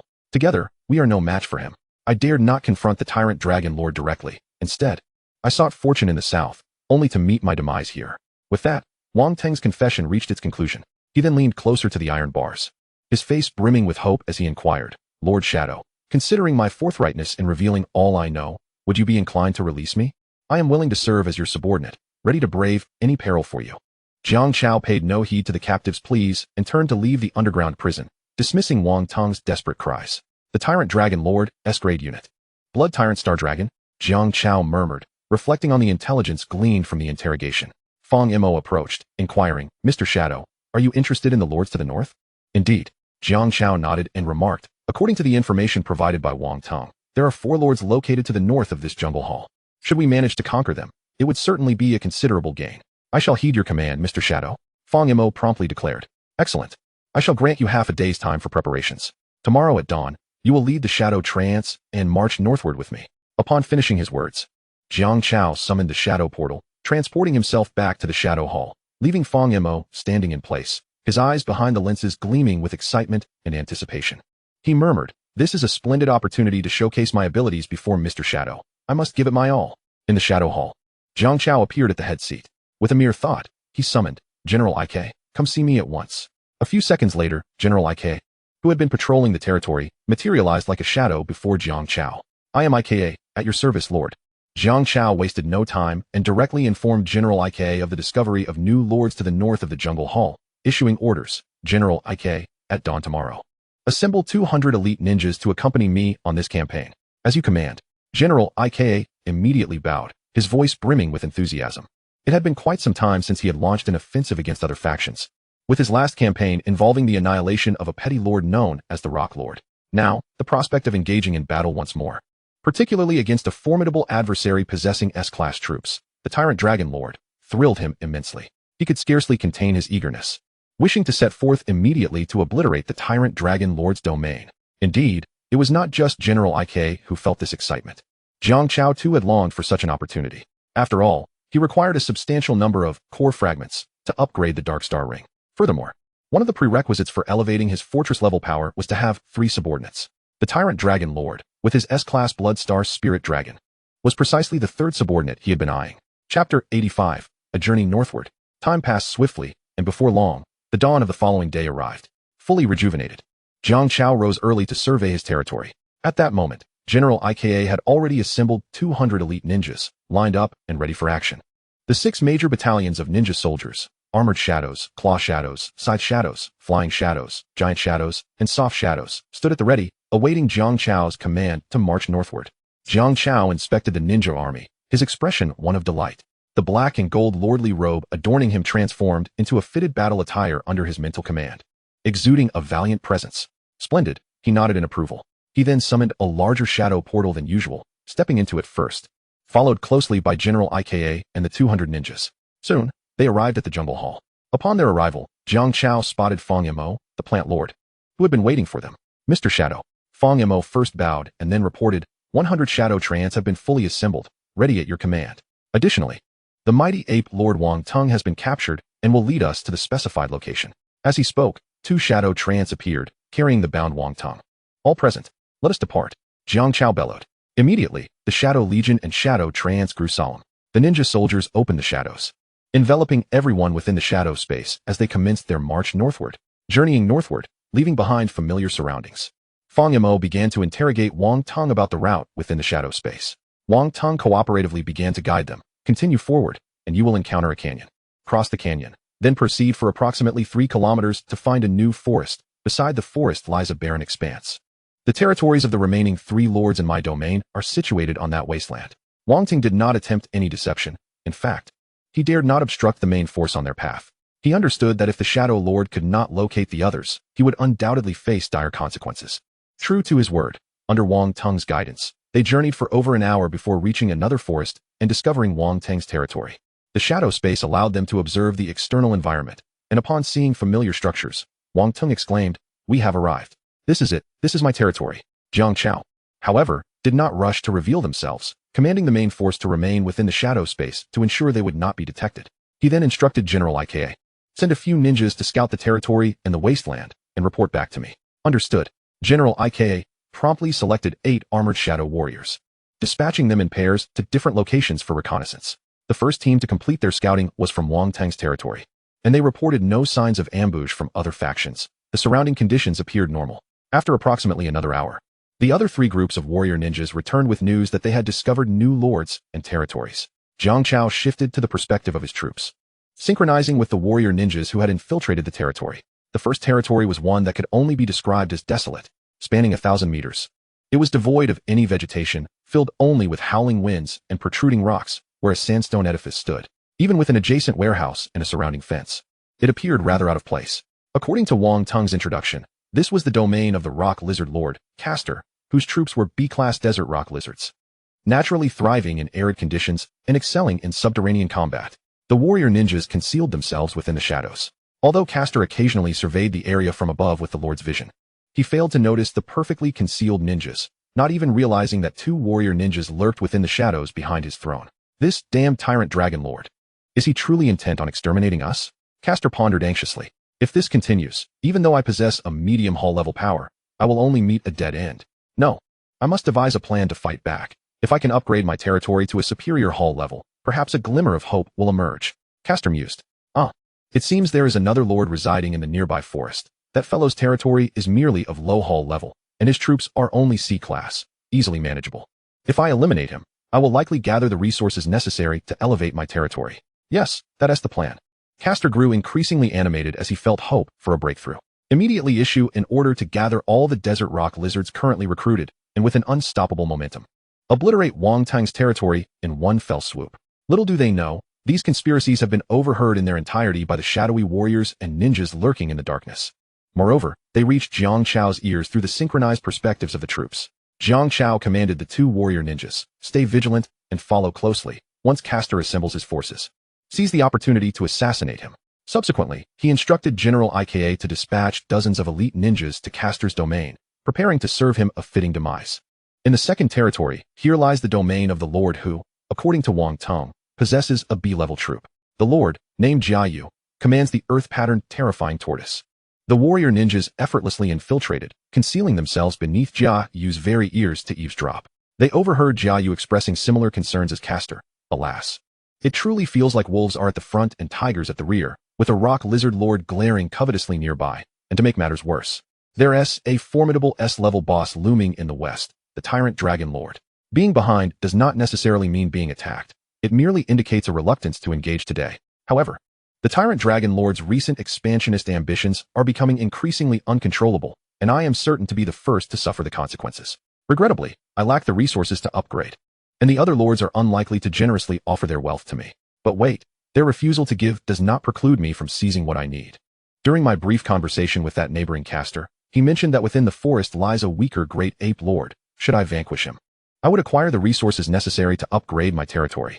Indeed, it is better to take down a rival than to languish in poverty. Let us target that great ape lord. Thus, Jiayu began to rally his troops, preparing to deliver a resounding blow to Wang Teng. Goodness gracious. They are treating Wang Teng as if he were an emergency food supply. Jiang Chao could not help but chuckle softly. He then assigned the same mission to the 2 warrior ninjas present, instructing them to bide their time and ensure that Jiayu is also brought into the fold.